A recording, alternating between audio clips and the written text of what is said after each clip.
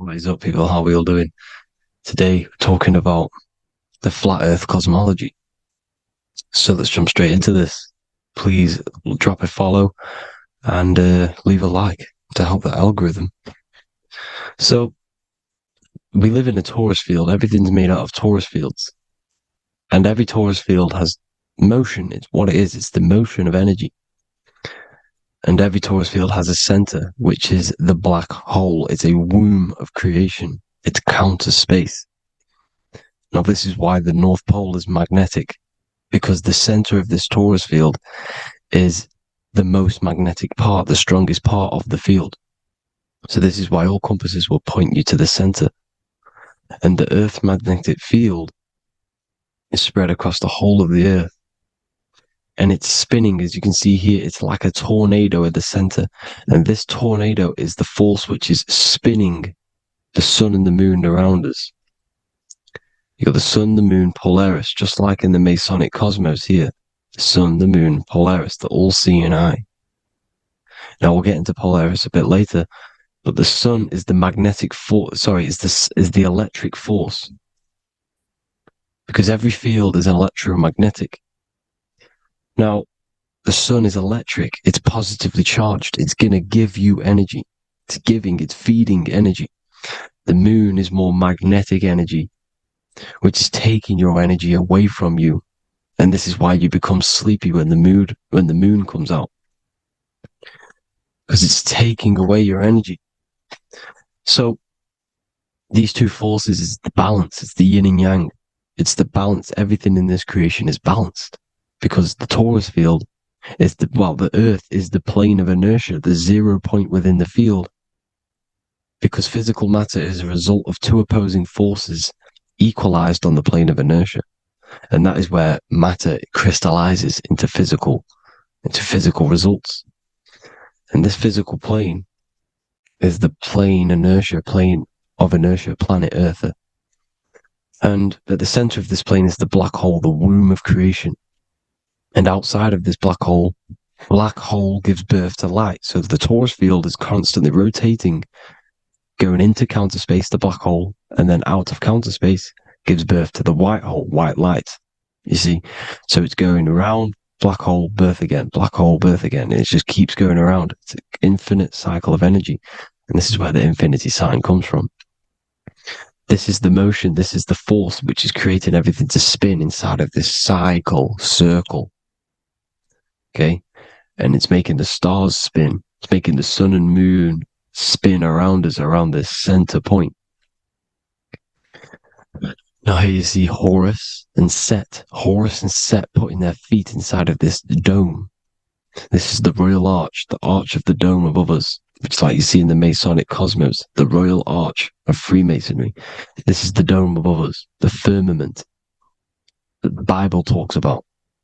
You see, they're putting their feet in because Set symbolizes the moon and Horus is the sun. Horizon, Horus. Horus is rising, the sun.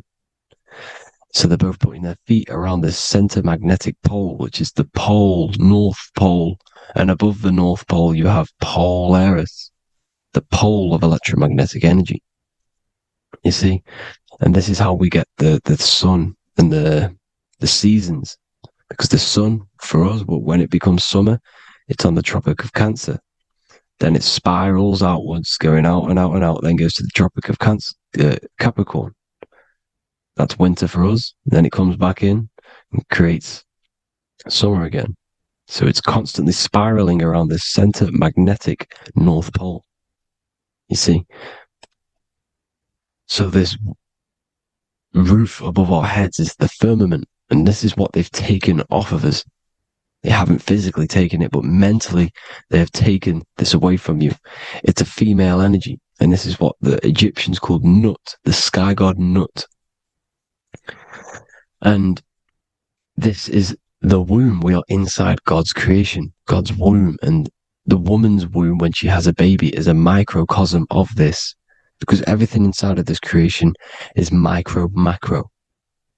It's a reflection of the bigger things, as above, so below. So the dome above our heads is the dome we are in when we are a baby.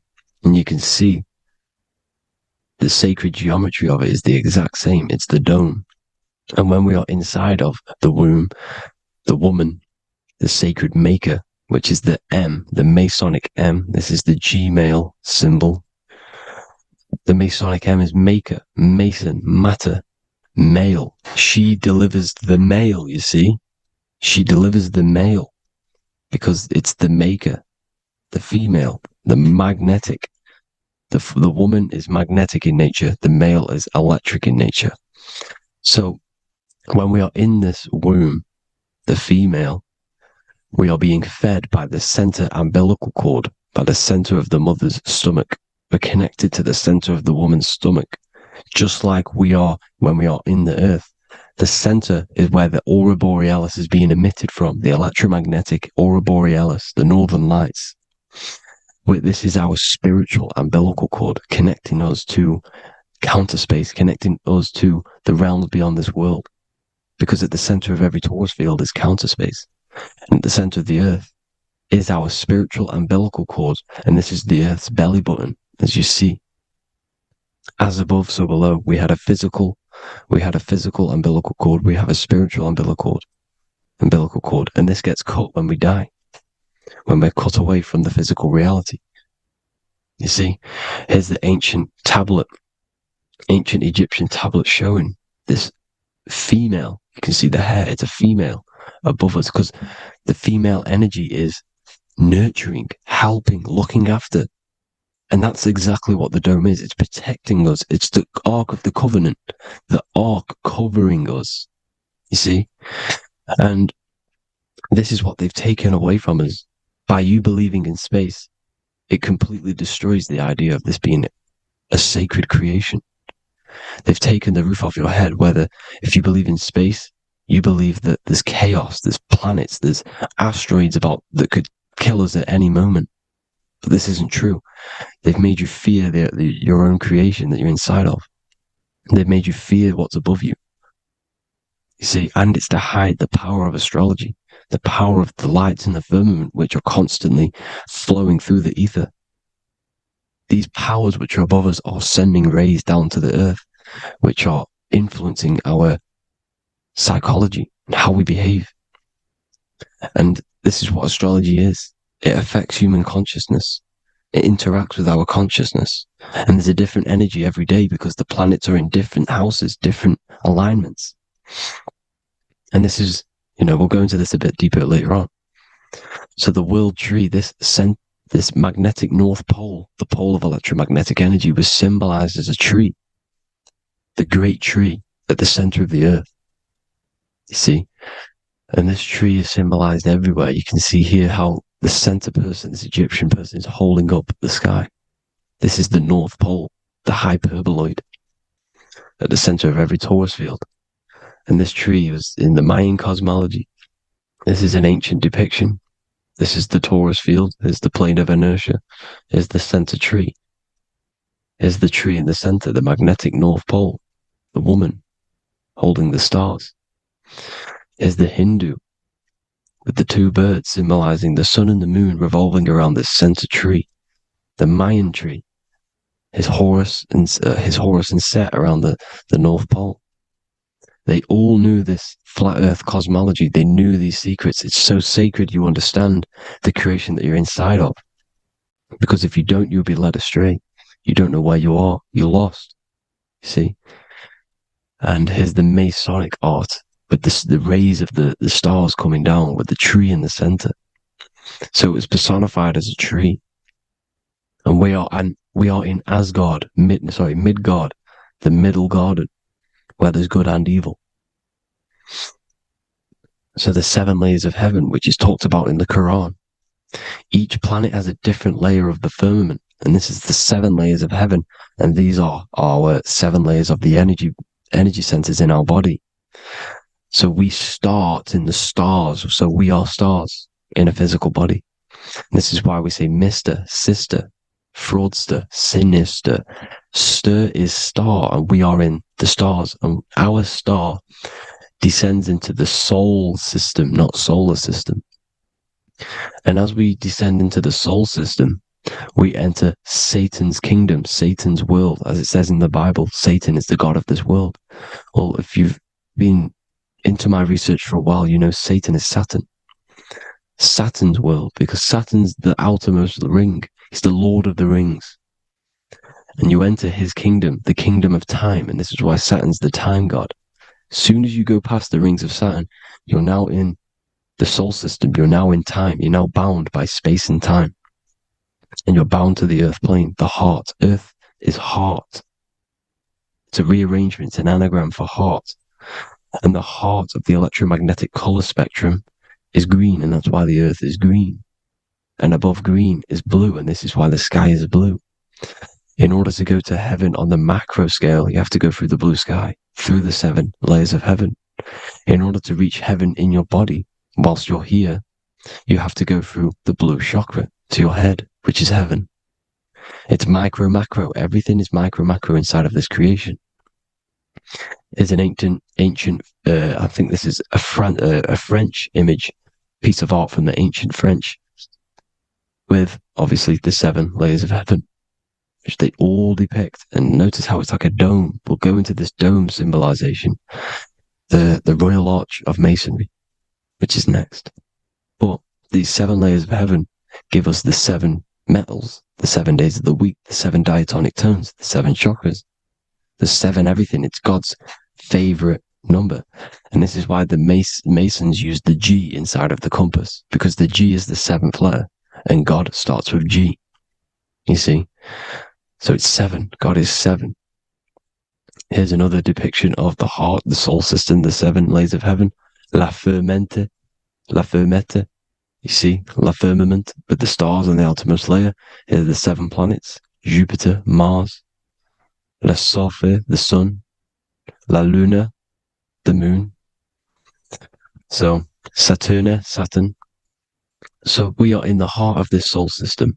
In order to ascend, we need to ascend up our chakra system, reach 144,000 hertz, God consciousness, the God man. You have to unfold God man, master of the mind, mastery of the mind. So, what are the stars? The stars make everything unique. The stars are constantly rotating around the center, magnetic North Pole, the tornado at the center, which is stirring everything. It's stirring the ether. The center is the ether, and the 4 elements are born out of this ether. There's 5 elements: ether, spirit, water, air, and earth. The ether gives birth to the 4 other physical elements, which the whole of creation are made out of. About them 4 elements. 4 is the number of stability. You know, a chair, a table has 4 legs.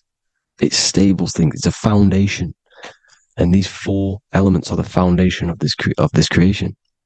You see, and this magnetic North Pole is stirring this, and the 4 vibrational states of the ether are the 4 elements.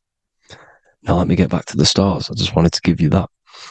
The stars are being stirred around this center point. Center. It's stirring everything.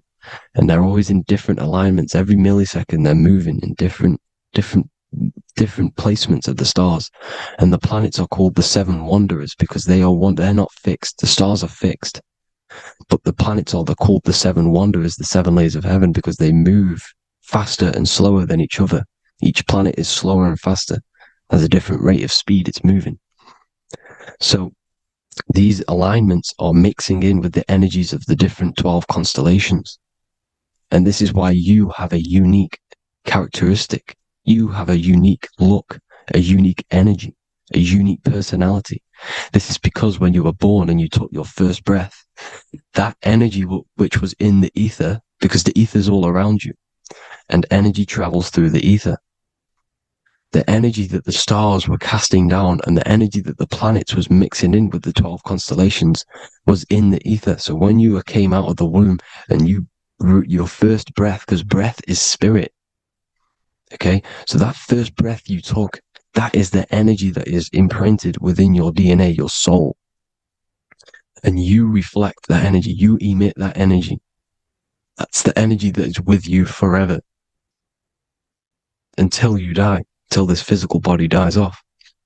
And that's what the stars are. The stars are giving a unique energy, characteristic, personality to every living thing.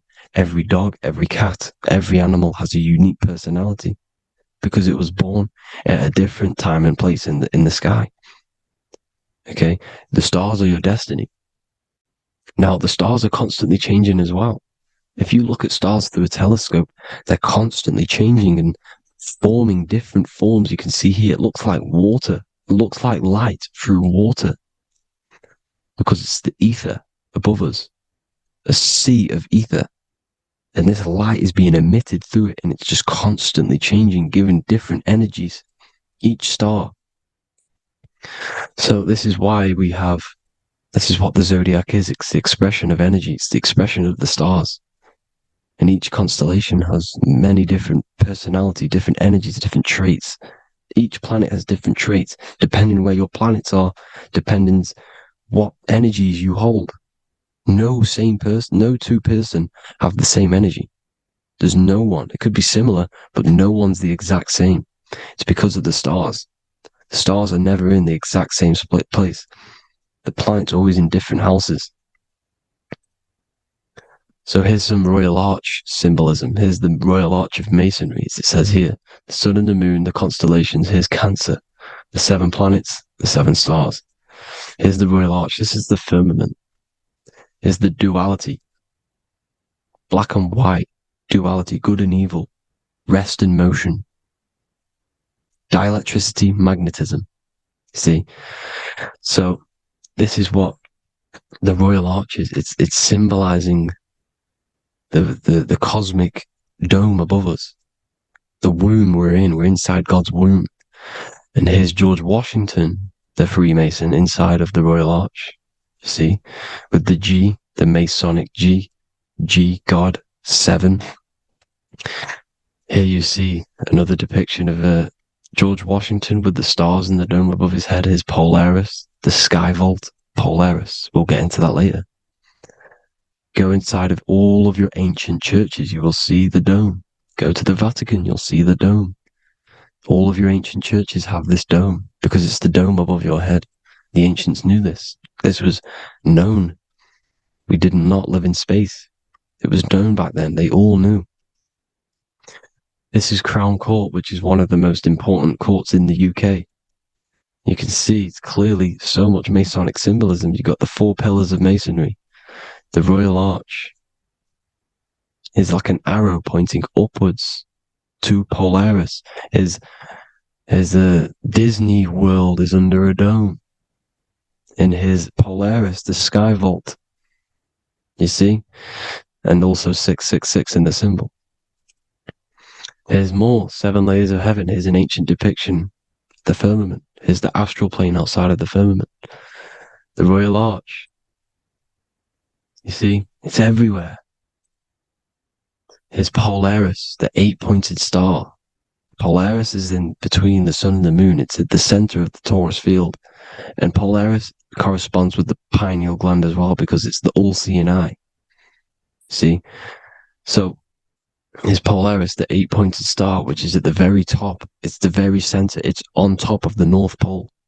And it's an 8-pointed star that's always symbolized as an 8-pointed star. Here you see the Vatican. The Vatican is a giant key with an 8-pointed star. See, it's a key. Here's the dome. Here's the Space Delta, the USA Space Delta logos. Here you see the Egyptian god looking from the center of the North Pole, looking upward to an 8-pointed star, Polaris. An arrow pointing up to Polaris. Here's another, the bear holding a key with an arrow up to Polaris, 7. Holds the key to Polaris. Here's an eagle holding a key above the North Pole to Polaris. Polaris, and here's another one. There's another bird, like a dragon, holding a key to Polaris. Because Polaris is definitely something to do with leaving this creation. Okay, maybe, I can't say for sure, but maybe it's to do with Ascension, and this is why the Vatican hold the key to the 8-pointed star. And this is why the space, well, we all know space is a lie, but they're showing Polaris and it's sacred symbology. Maybe it's to do with something leaving this creation, going to another. Here's some North Pole symbolism. As above, so below. You see the four seasons of the Big Dipper constellation going around Polaris. This is Polaris, this is the Big Dipper constellation, and this is the swastika. This image gives us the swastika, because all the symbols we use are created in nature. They're created somehow in nature. This is how we get them. As above, so below. This is the map of the North Pole with the four rivers looking like the Big Dipper constellation. It's the Masonic, here's the ancient cosmology with the four, you see the four islands, Mayan cosmology, four islands. This is the alchemical symbol for Earth, four sections. The windows, because the center of the North Pole is a window to another dimension. The four lucky four-leaf clover, which is supposed to be lucky. It's truth in plain sight. And here's Hitler looking at two flat Earth maps. So this swastika has been used for thousands of years, thousands and thousands of years. And it's symbolic for the most sacred land on this plane, the North Pole. Shambhala. Do some research on Shambhala, people. It's a it's a Hindu mythology about the sacred lands at the center of the earth. And it's known to be full of enlightened beings. And it's all symbolized at the center. You can see their paintings of Shambhala. It's all at the center, the North Pole.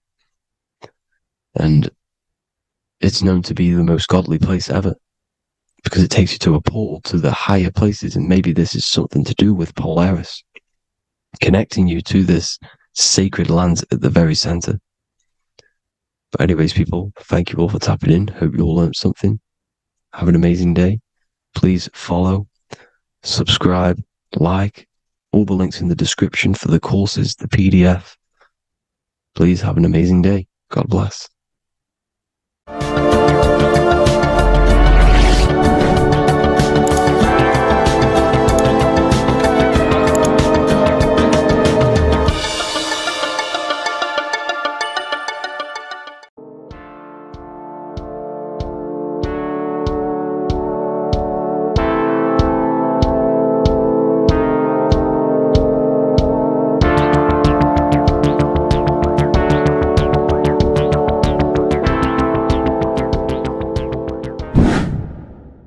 Hello and welcome to another video, people.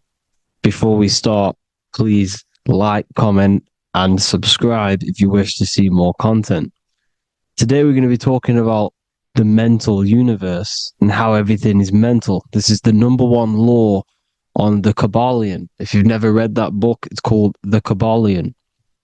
A very good book. It's the first law, because this is the most important thing you need to understand. Is how everything exists within the mind. Behind every single one of these eyes is the same consciousness expressed in different bodies. The mind is what gives perception to what you're experiencing. Behind every single one of these eyes is the exact same consciousness, but the brain that they inhabit is giving them a different perception, a different being, a different body. Now, this is the difference between humans and animals. Humans possess a advanced consciousness, an advanced mind that gives us the ability to be aware of ourselves mentally, physically, and spiritually. We can reflect on ourselves. When a dog looks in the mirror or an animal looks in the mirror, it doesn't know what it's looking at. It doesn't realize it has a consciousness. It can't reflect on itself. It can't say, I want to improve in this area. It doesn't have that consciousness. We have a divine consciousness. Take away the N for divine, and you get with a D, put it with a D, you get divide, because we have a divided two-way consciousness. An animal only has one. However, it's still the same mind. We're all mind. We're all mental. We all exist within the mental plane. Look at this person walking. The body, the brain, is sending electrical signals through the 12 cranial nerves, which the 12 disciples that spread the gospel of Jesus, right? You have 12 cranial nerves in your brain. There are 12 disciples which spread the gospel of Jesus. Jesus represents the mind, the intelligence, the invisible intelligence that we all are, the same intelligence, the same exact consciousness, which then sends a command into the brain. Then the brain sends these 12 electrical signals through the 12 cranial nerves to control the rest of the body through the nervous system. This person walking is not, the body is not walking. The mind is telling it to walk. And the brain is it's a supercomputer which is decoding these demands given to it by the mind. Because the pineal gland will have something to do with the ether, because the ether is physical and non-physical. The mind is sending the commands through the ether to the pineal gland, which is then getting broken down into electrical codes within the brain and sent throughout the nervous system to control the body. And this is why in the Sims simulation, because the body's the simulation, it's a false reality. It's the fake reality. It's not the real you. You are formless. There is no form. But the third dimension is a dimension within your mind. Matter, mind, light is all a product of your mind. It's all in the mind. Now, this is why the Sims has this green little diamond on top of the head. Because this is you. This is your invisible intelligence controlling the character. Okay? It's controlling the character. And this character is in the world. Your consciousness isn't in the world. The world exists within you, but the body is a vehicle for that realm that you land in. When you have a dream, your mind transcends this body into another body, duplicates your body into another universe, unite, unite is one. We're all one. It's all one universe, expressed in many different ways, infinitely. And the vehicle that you land in is the body to operate in that realm. This is the all-seeing eye, as you see here. The eye, this is all the intelligence. This is the ball of consciousness, God,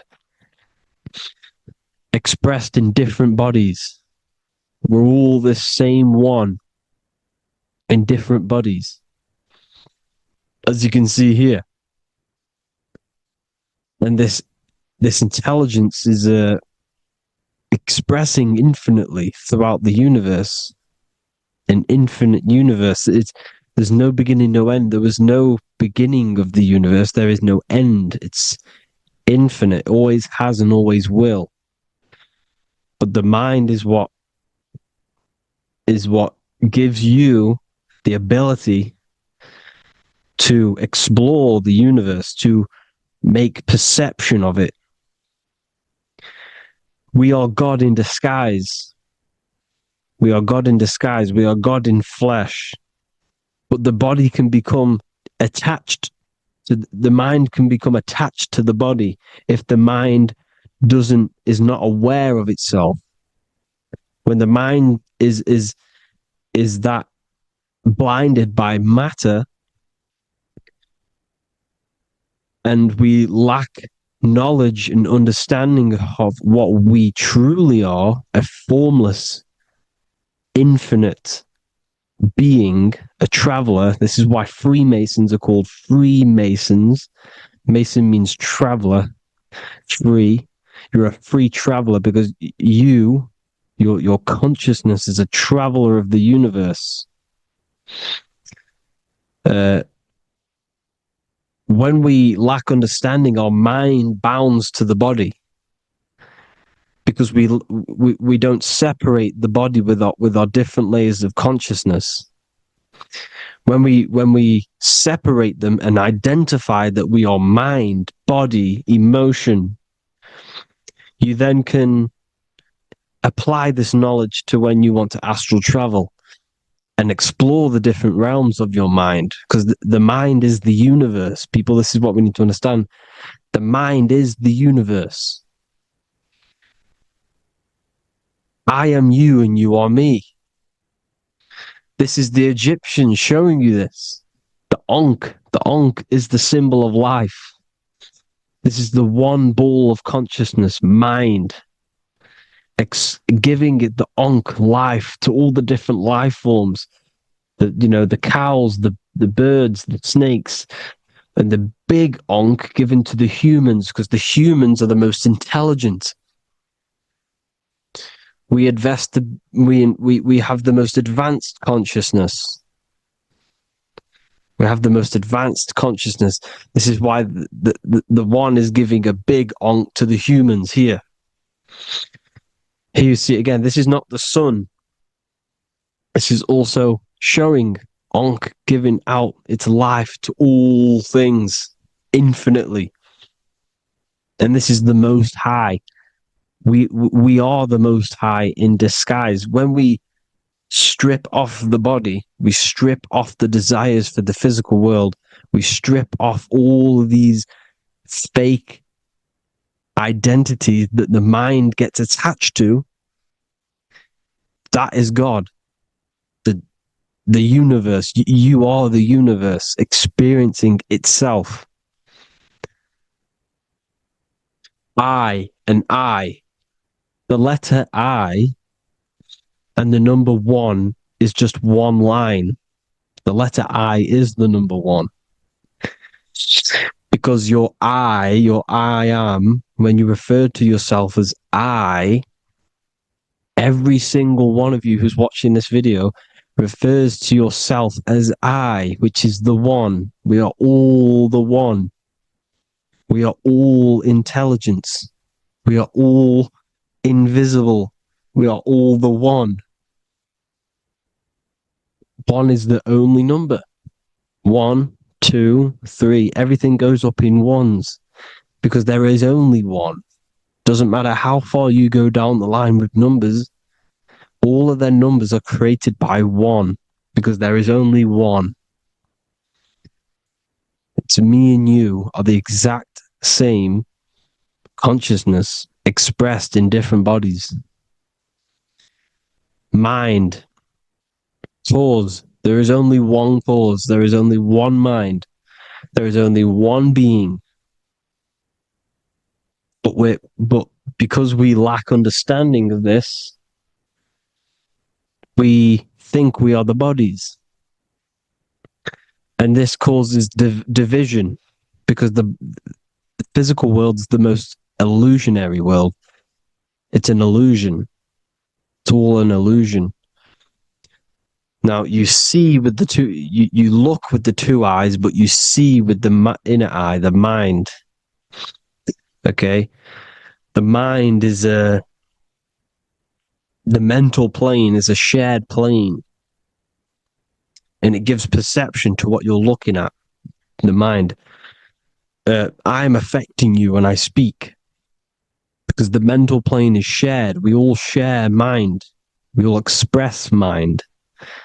When I'm speaking to you, I'm affecting you because we are mind.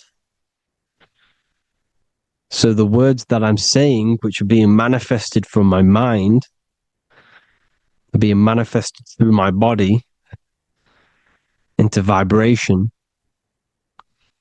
is affecting you. I'm affecting you with what I'm saying. And these words are having an effect on your mind because we're all mind. This is why you need to be careful what you're listening to, music and all sorts. Because music can also create thought loops within your mind. Because the chorus, we shouldn't be listening to choruses Choruses are loops. And what they're saying in the chorus is being looped. And this can create thought loops within your mind. Go and listen to an old song that you used to listen to about 5 years ago, 10 years ago, 20 years ago. Go and listen to an old song, and you guess what? You will get nostalgia. Why will you get nostalgia? Because that song will trigger the thoughts that you were thinking in that time of listening to that song. So songs with choruses create thought loops, and they reprogram your subconscious mind. It's important why music is very powerful. Mind and mind, same word. See, language is the truth, people. This is why I use language in all of my presentations, especially the English language. It's riddled with occult truth. I is my me, I, you, and me, or I, one.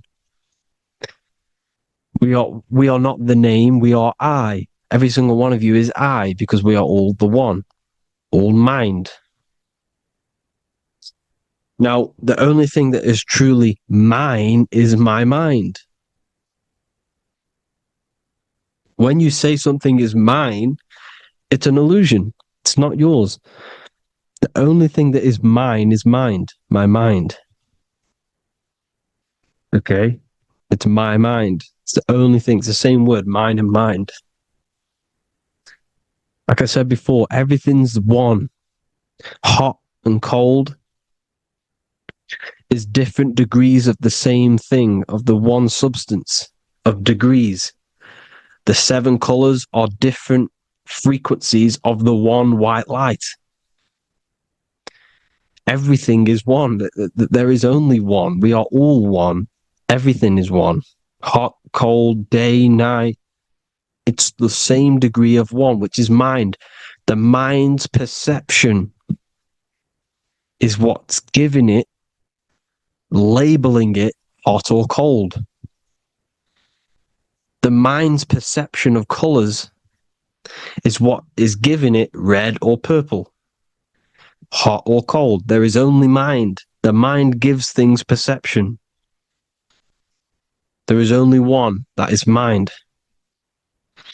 The conscious and the subconscious mind.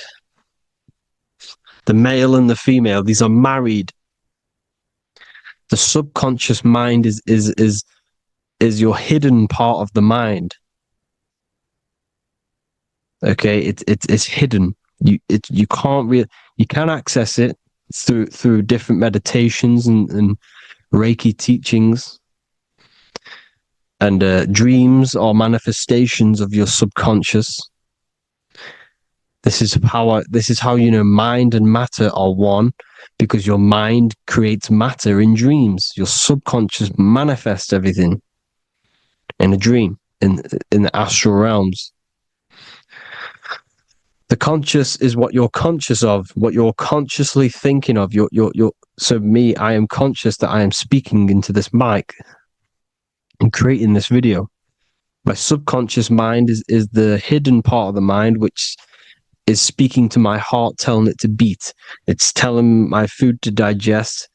It's regulating all my blood. It's doing everything in my body without me being conscious of it. Without me being conscious.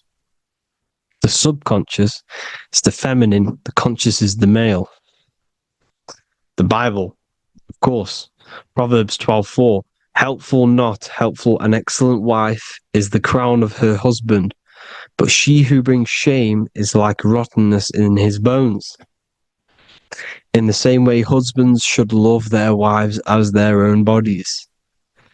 He who loves his wife loves himself. You can take that physically, you can take that literally, or you can take it metaphysically. See, the Bible's written in such a way where you can take it as your level of realization. He who loves his wife loves himself. If you love your subconscious, if you love yourself, you speak good about yourself, because your subconscious takes everything literally. If you say, I hate you to someone, your subconscious does not know the difference between me and someone else. It only thinks me, me, me. Why? Because mind is the only thing that exists. You are mind, I am mind. If I say, I hate you, you're saying that to yourself. Your subconscious picks that up and says, I hate myself. And that's telling your subconscious that's what you want. Because your subconscious manifests 90% of your behavior. The programs within your subconscious, tying your shoelace is a program. You don't need to be conscious of it. You can just do it because it's a program. It's deeply interwoven in the subconscious. Driving your car, texting on your phone, you don't have to think about what letter. You just do it because you know where the letters are. It's a program. Therefore, if you look after your subconscious, they are a married couple. It's your wife. Your subconscious is your wife. And it manifests 90% of your daily basis thought patterns, actions, behaviors, emotions, all the things that you all the trauma that you've experienced is stored within your subconscious, which is affecting you. So let's say you were in a car crash 10 years ago and you had a really traumatic event, you really hurt yourself, and you had a very, very, very strong emotion that you felt of pain. That will still affect you today. And why? Because it will manifest into your behavior. How? Well, you'll be cautious of what cars to go in and who. You'll be cautious because of that event that stored within your subconscious, because of that feeling you felt was so painful and so strong. It's still manifesting into your behavior today. For example, you won't go in certain cars, you won't go with certain drivers. The subconscious stores everything, all your memories, the programs, and everything. So if you trick your subconscious, that's how you manifest your life. If you trick the subconscious, you already have something. And therefore it will manifest into your life, into your behavior, thoughts, and actions. This is why the golden rule is to treat others like you want to be treated. Because I am you and you are me. We are all subconscious. We all have subconscious. Whatever I do to you, I do to me. Because my subconscious picks that up and thinks I'm speaking to me. Mind is very powerful. Whatever I do to you, I do to me. Treat others like you want to be treated. The golden rule. That is the only rule we need in this realm, in the universe. If everyone understood this rule and how the subconscious works and how karma works, we'd live in heaven on earth, the Garden of Eden, the golden age. As a man thinketh in his heart, so is he. Proverbs 23:7. Where your heart is, there will be your treasure. Your heart's the emotions. This is the storehouse of emotions. It is where you feel emotions. You have to let your emotions move through you, not become you. You can't let your emotions become you. But except be like the sky and let them pass through you. Be like the clouds and the stars passing over. Let them pass through you. Do not let them become you. And this is how emotions can take over your mind. We are driven by, when a man is driven by emotions, he has no self to control. You must control the mind, because the mind can be corrupted. Because your thoughts are electrical in the brain. Your thoughts come from the mental plane. So how the mind works is that you place your attentions on something in the mind, and infinite information just flows in. Think about it. When you think of a certain topic, as soon as you think of that topic, information comes flying into your mind. Different ideas, ping, ping, ping. It's all connected. It's why we call it a mindset, because your mind sets sets itself to frequencies.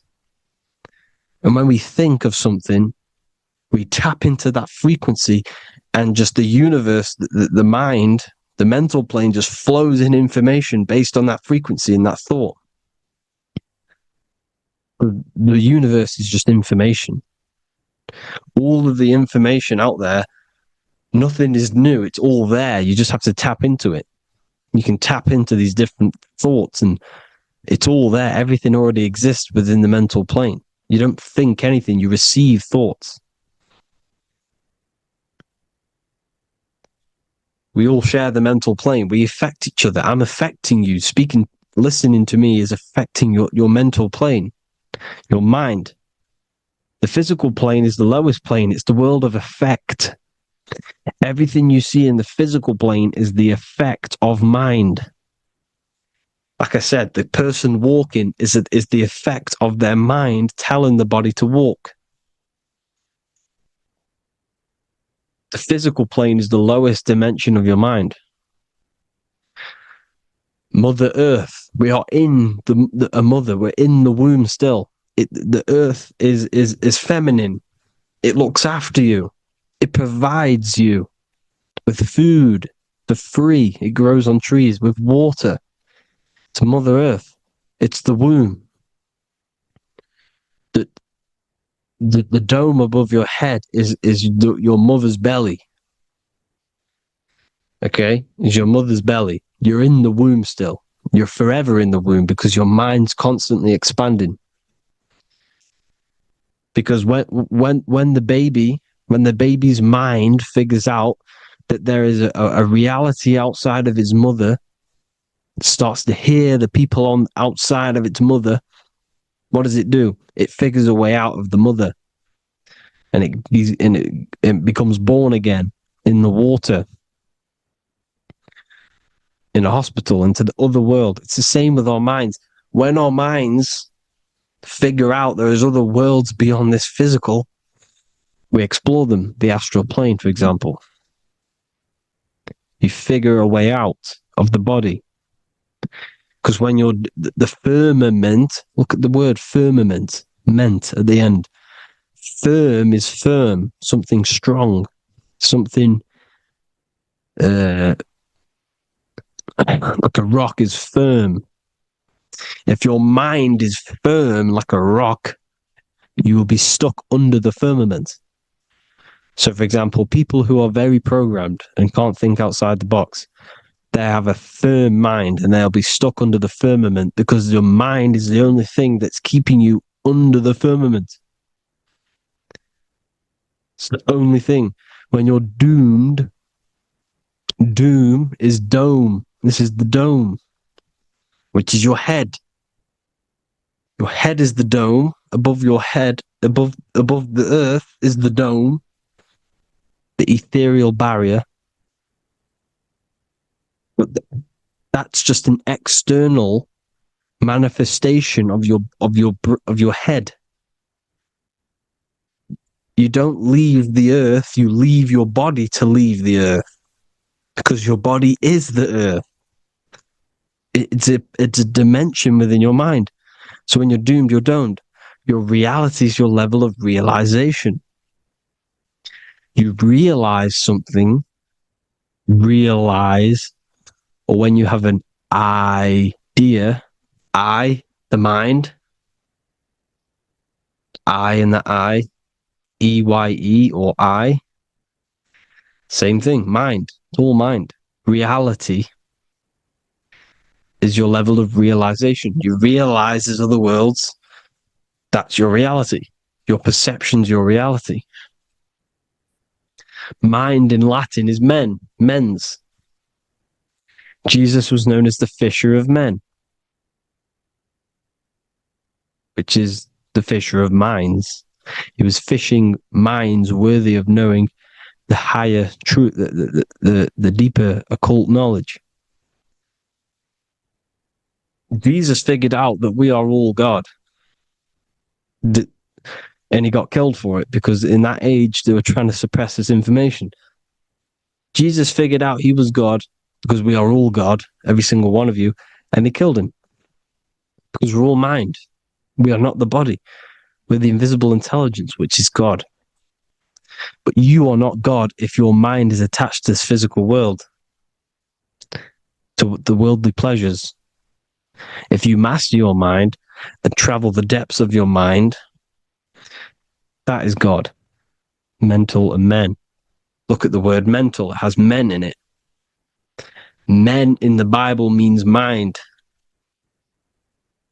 Here you see Masonic, the Masonic symbol with the eye, the mind. Looking over everything is the one. Everything comes from the one. All the lines coming off it, giving its life to all of the life forms. Down here on the bottom, you have duality, black and white. Up here, you have singularity. One and the two. Unification and division. The lower self is divided into the left and the right. So the Bible even says, I forgot what verse it is, but it says, it's better to go through life with one eye than to have two and be cast into the fiery abyss of hell. I'm not sure what verse it is, but you can research it yourself. It's better to go through life with one eye, to be unified. Unified consciousness. Dimension. No-brainer. No-brainer. The language tells you the truth, people. Dimension. The dimensions are in your mind. Entertainment. Entertain the mind. Disappointment. It's all in the mind. Environment. The environment that you are in is a product of your mind. Within, rearranged spells high twin. Within is your mind, and your external world is mirrored from the decisions you make in your mind. Advertisement, commitment, it's all meant, it's all mind. Everything is mind. Everything. So, this is important. The collective thoughts and collective beliefs. The collective, because we all share the mental plane. And because of this is why we are in a weakened state of consciousness at the moment. Because the collective thoughts and the collective minds overall are asleep. And they don't believe in anything. You see, everything is true within the mind. You think of something, it is there instantly. You think of a chair, it's there in your mind. You think of anything, it's there instantly. So everything's true within the mind. Anything can happen in the mind. Anything can happen on the physical plane if the collective consciousness, the collective minds, believe it to be true. This is why back in the days, in the ancient days, you look at all the old world stuff, you see all this crazy technology, and it's because as a collective, as humanity back then, they believed that they had much more open minds. Therefore, the things manifested in the physical world were a lot more out of the box, so to say, compared to today. For example, magic is not as powerful today because the masses don't believe in it. It's still powerful, don't get me wrong, but if the masses believed, or if everyone knew magic could be real, because it is, anything's real in the mind, it would be a lot more powerful. You see? So and what they're trying to do is create a hive mind worldwide. They're trying to make one religion, an external God. What happens when you worship something external? You give energy to it, because where attention goes, energy flows. Where your mind gives attention to, energy goes there. And when we all believe in external gods and give our worship and our power to these external things, We all give energy to it, which will manifest as a demon in the astral planes.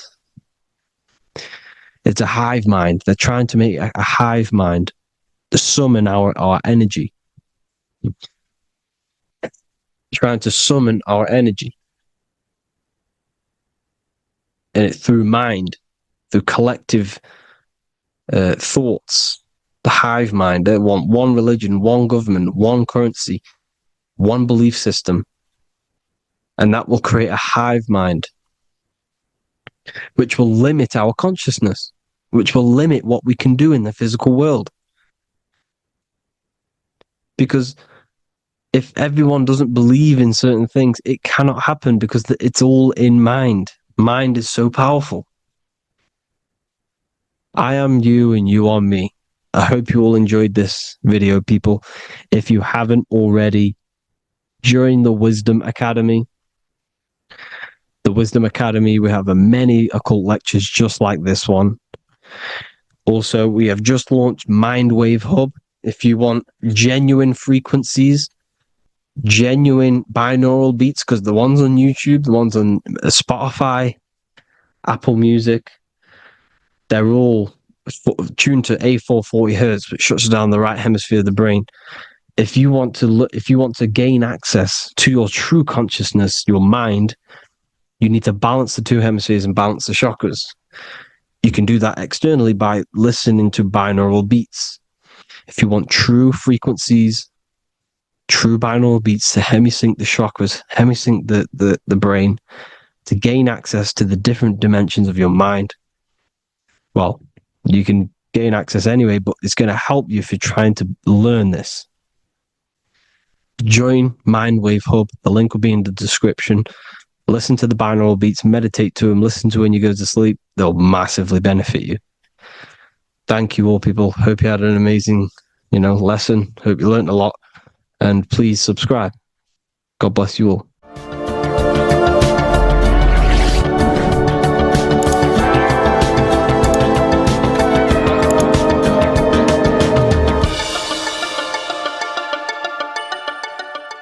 Welcome to Revival of Wisdom. Welcome people. We're back with another video. Please make sure to hit the like, the subscribe button, and turn on notifications to never miss a video. The Vatican is a giant key from a bird's eye view, and it also contains an 8-pointed star. The Anunnaki Sumerian gods also depicted this 8-pointed star. The sky god Anu from the Anunnaki also uses the 8-pointed star for his symbol. And even Freemasons depict an 8-pointed luminary with a ladder and a key. This is symbolizing the key to ascension up to the 8-pointed star, which is Polaris. Polaris is always depicted as an 8-pointed star. Polaris is the standstill star at the very center of our realm, which is perfectly aligned with the North Pole. The Earth is a giant torus field, and at the center is where the most electromagnetic energy is stored. This is why all compasses point to the north. Hence why a compass is an 8-pointed star, because it points you to Polaris, which is the North Pole, the center of this realm. The 8 points of the 8-pointed star symbolize the 8 points in space and time. So yes, Polaris is the portal which you ascend through if you outgrow this consciousness by aligning your chakras. Our earthly realm is a macrocosmic reflection of us, and we as humans are the micro reflection, with the earth containing its 7 chakras as well as us. The North Pole is the 7th chakra, which is the crown chakra. So the key to ascension is held by the Vatican, hence why it's a giant key, because they mislead the masses through their religions which teaches the masses to look outside of themselves. As stated in the 20,000-year-old emerald tablets written by the Egyptian god Thoth, on earth man is in bondage, bound by space and time to the earth plane. Encircling each planet, a wave of vibration binds him to his plane of unfoldment. Yet within man is the key to releasement. Within man may freedom be found. So the 7 planets are associated with each 7 chakras. The lowest chakra being the root chakra, which is associated with Saturn. This is why the elites love Saturn and reflect it in all of their symbols. Because the chakras are an ascension of spiritual principles, starting from the material and ascending up to the spiritual, the crown chakra. However, evil love bondage, and they are trapping souls in the physical realm by stopping and provoking the ascension process. They do this by abusing the energy of Saturn, and Saturn is associated with the lowest chakra. The lower 3 chakras are associated with survival mode, which keeps the consciousness in a constant state of fear and only aware of its surroundings. Once you start to ascend up your chakras, you become more consciously aware of spiritual deeds. And this is the process of returning back to your true spiritual form. Going back to Polaris and its connection to Ascension, Kanye West symbolizes this on his music video 24. As you see him rise up into the sky, you see an 8-pointed shape around him, which symbolizes the 8-pointed star, as you see the beam of light. And even NASA symbolize this in their Space Delta logos, a bear holding a key with an arrow up to Polaris, the 8-pointed star. Here's another NASA logo of an arrow from the Earth to Polaris. The series Lock and Key on Netflix is all about portals and doorways, and they have the Kundalini energy as one of their keys. Kundalini energy is the energy which rises up the spine, the 33 vertebrae, and activates the third eye. The third eye is the spiritual gland, which connects humans to other spiritual realms. We are not the body. Our spirit, our soul inhabits the body. We exist physically, spiritually, and mentally. Therefore, we are multidimensional. The intellectual and spiritual inhabit the body. Therefore, this is just an avatar within this timeline. However, within each and every one of us, we all have the key to releasement, as says in the Emerald Tablets. This releasement is ascension, up until higher states of consciousness. As stated in the Emerald Tablets, man is in process of changing to forms that are not of this world. Grows he in time to the formless, a plane on a cycle above, and another one saying, man is a flame bound to a mountain, but we in our cycle shall ever be free. Know ye, O man, that when ye have progressed into the cycle that lengthen above, life itself will pass to the darkness, and only the essence of the soul shall remain. That's it for this video. I hope you all enjoyed. Please feel free to leave a like, subscribe, and comment any subjects you want me to talk about. God bless you all.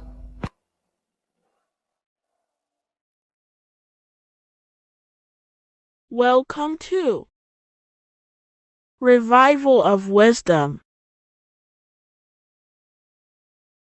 Today, we're going to be talking about portals, portal symbolism, what portals are, okay, and how they show them to us, because they have to tell you the truth, guys. This is the thing with the universal law. They have to tell you the truth. And they tell you through symbols, they tell you through movies, and different things like that. But let's jump straight into this. So first I want to talk about the Freemasonry symbols. Okay, so first we got, obviously this is some Freemasonry art, but notice how you've got the ladder with a key. Okay, so this is ladder symbolism with a key. So maybe this is talking about ascending. Okay, because look, because this is ascending into the heavens, because it's a ladder with humans going up it with a key. In order to ascend, you must have the key. Okay, so what else do we have with a key? Well, the Netflix show Lock and Key, which is all about portals and keys. Because what the keys do, they open doors, gateways. Okay. So what's interesting about this is that they've got this key here, which represents the Kundalini energy rising up the spine. Okay. But we'll come back to this. But it's that same portal key symbolism. We've also got the Vatican. The Vatican is in the shape of a key. Okay, so you can see the start of it here and the end. So this is key symbolisms. Keys open doors. And notice how it's got the 8-pointed star. Okay, what is the 8-pointed star? Okay, we'll come back to this. This all ties in, guys. I'll break it all down for you. But then you've also got the god Janus. Janus, okay, is known as the god of the doorways. He's an ancient god of Rome, and they worshipped him. However, he's not a god, he's more like a high-level ranked demon. Because he is the god of the doorways. And notice how he's got two faces. Because doorways always have two sides. You're going into somewhere, there's always two sides of a door. And he's always depicted with two sides of a face and a key. Because he holds the key to the doorways, to the portals, to other worlds and realms. Okay, as you can see, he's always got two faces and a key. Okay, so now we have the Sumerians, the Anunnaki, and they are always depicted with the two faces. Why do they have the two faces? Because they're symbolizing doorways, and the Anunnaki come to Earth through doorways and portals. So these are what these gods are symbolizing in their artwork. But they always have the 8-pointed star. Okay, what is the 8-pointed star? You see how they always have, look, let me try to find another one. It's the 8-pointed star.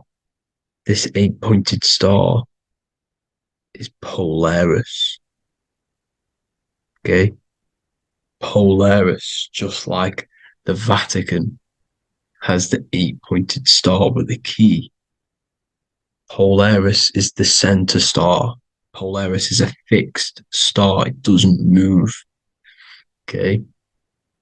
So the Anunnaki's symbol is also the 8-pointed star. So this is symbolizing the portals and doorways that they come through in order to get to the earth. But Polaris is that center star which does not move. It's always symbolized with the 8-pointed star, just like a compass. Why is a compass the 8-pointed star? Because at the center of our realm is where the most electromagnetic energy is stored. As you can see, we have an aura field, an electromagnetic aura field.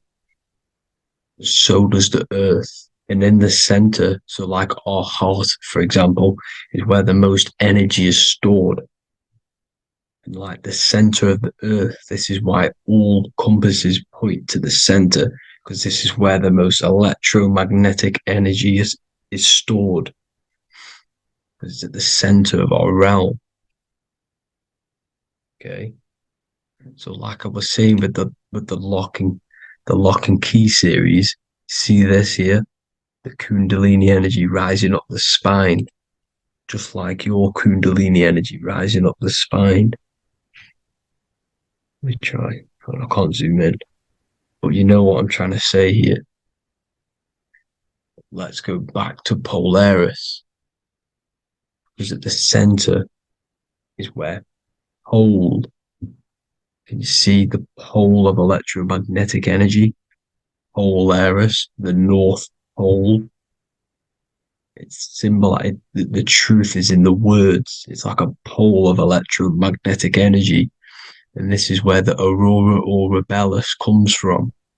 Notice how it's got the word aura in it, because it's the Earth's aura, electromagnetic field. Just like you have an aura, also known as the northern lights, because it's coming out of this center hole in the center of our realm, where the black sun is. And this is where the electromagnetic energy is coming up from. And this is what the aurora borealis is, or the northern lights. It's just electromagnetic energy. And it's symbolized through our symbols, the original O. Okay, because it's like a pole through the middle. Polaris. So this Polaris is the sky vault. It's the portal into this realm. Because this is what the Anunnaki are always talking about. Always symbolize it with the 8-pointed star. And just like a compass is the 8-pointed star pointed to the center, to Polaris. Okay. See here on the Sumerian tablets with the 8-pointed star again. And how we know it's talking about portals with this 8-pointed star. CERN 666 are opening up portals to the underworld, letting in demonic entities into this realm. How do we know it's a portal? Because their Hydra Collider has 8 points, just like the 8-pointed star. So they are creating synthetic portals to the underworld to let these demonic entities into our realm. But what is the key? Because if we're talking about ascending through Polaris, notice how here on the Masonry art, this luminary here, so this is the sun, that's the moon. This is Polaris because it's a luminary with what? 1, 2, 3, 4, 5, 6, 7, 8 beams coming off the luminary, just like the 8-pointed star. So you see the ladder with the key going up to Polaris. It's symbolizing ascending out of Earth. So what is this key that they're keeping from us? Because it's a human holding a key going up the ladder to Polaris. Well, chakras. We have 7 chakras. Okay, so this is what they are telling us in the lock and key symbolism. The Kundalini energy rising up the spine. Okay, just like they have 33 vertebrae on the back of your spine. Okay, this represents the Kundalini energy going up your 33 vertebrae, just like in Masonry has 33rd degrees. Okay, so what is the key? Your chakras. Your chakras have to be unlocked. Okay, you have to unlock your chakras. And you can't unlock this one without going through this one. You have to go through them all. It's like a ladder, just like Jacob's ladder. You can't go from the bottom to the top. You have to unlock each one. Okay, just like you have 7 chakras, you have 7 layers of your aura. Okay, you have to unlock your chakras to the highest point in order to reach Christ consciousness. And this is the key that they're talking about. They're symbolizing the organic portal within each and every one of us to ascend out of this realm. Okay, so this is the key that they're talking about, and they're holding back this knowledge to keep us trapped in this 3D realm.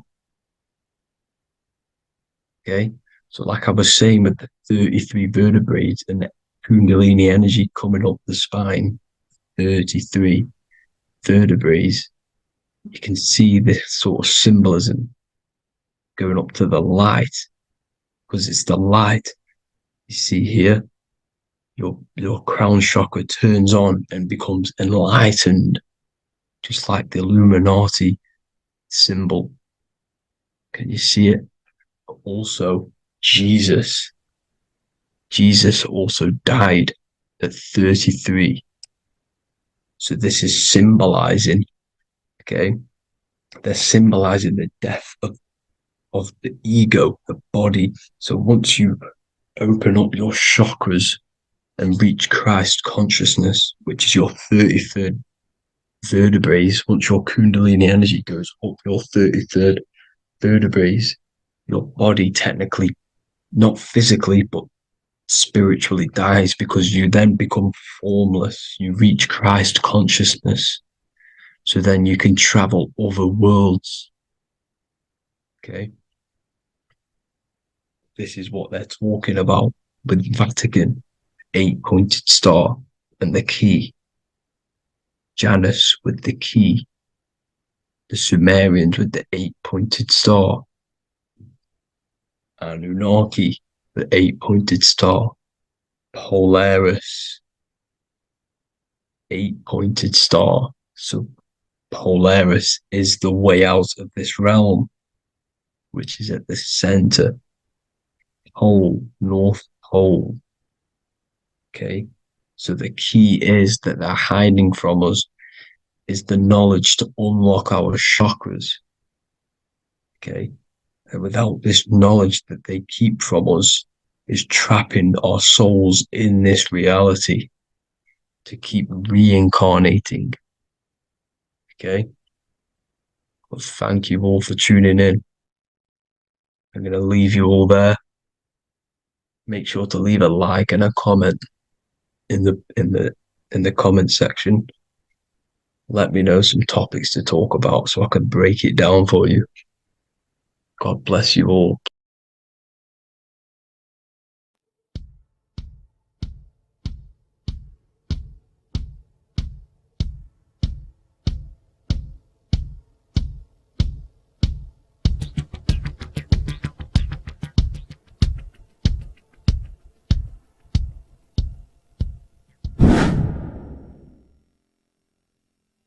What is good, people? How are we all doing? Today we're going to be talking about the different planes of existence, the occult side of the world, the things they don't teach you in school.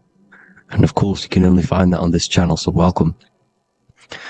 So you need to understand is that your consciousness moves through these different planes of existence, these different states of consciousness, which make up all of you. Okay? They are all interlocked planes. They are all interpenetrated into each other. They are all one. They melt into the plane above and below. You see, each plane is a product of each plane. As above, so below. Now, the higher you go, the more fluid, the more dreamy, the less dense it becomes. The lower you go, the more denser it becomes, the more solid it becomes. The lowest plane is the physical plane, which you are obviously aware of. You are inside of the physical plane now. But while you are in this inside of this physical plane, you are indeed inside of all these other bodies which you have not awakened yet. You have to awaken these different bodies. You have these bodies. Okay? It's like a ripple effect. And the center is the most dense. the most solid. This is earth, heart, the heart of the ripple.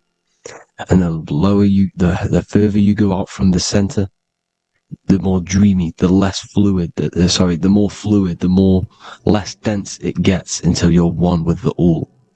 You see? And this is what it's like. This is what this system is. It's like a ripple effect. Now, let's jump straight into the planes. First, you have the physical plane, made out of 4 elements. 5 elements. The ether is the mother of the elements. It's the womb of the elements. It's the 5th element. And it gives birth to the 4 other elements. 4 is stability. Tables have 4 legs, and this is why the ether gives birth to 4, because it's the foundation of the physical world.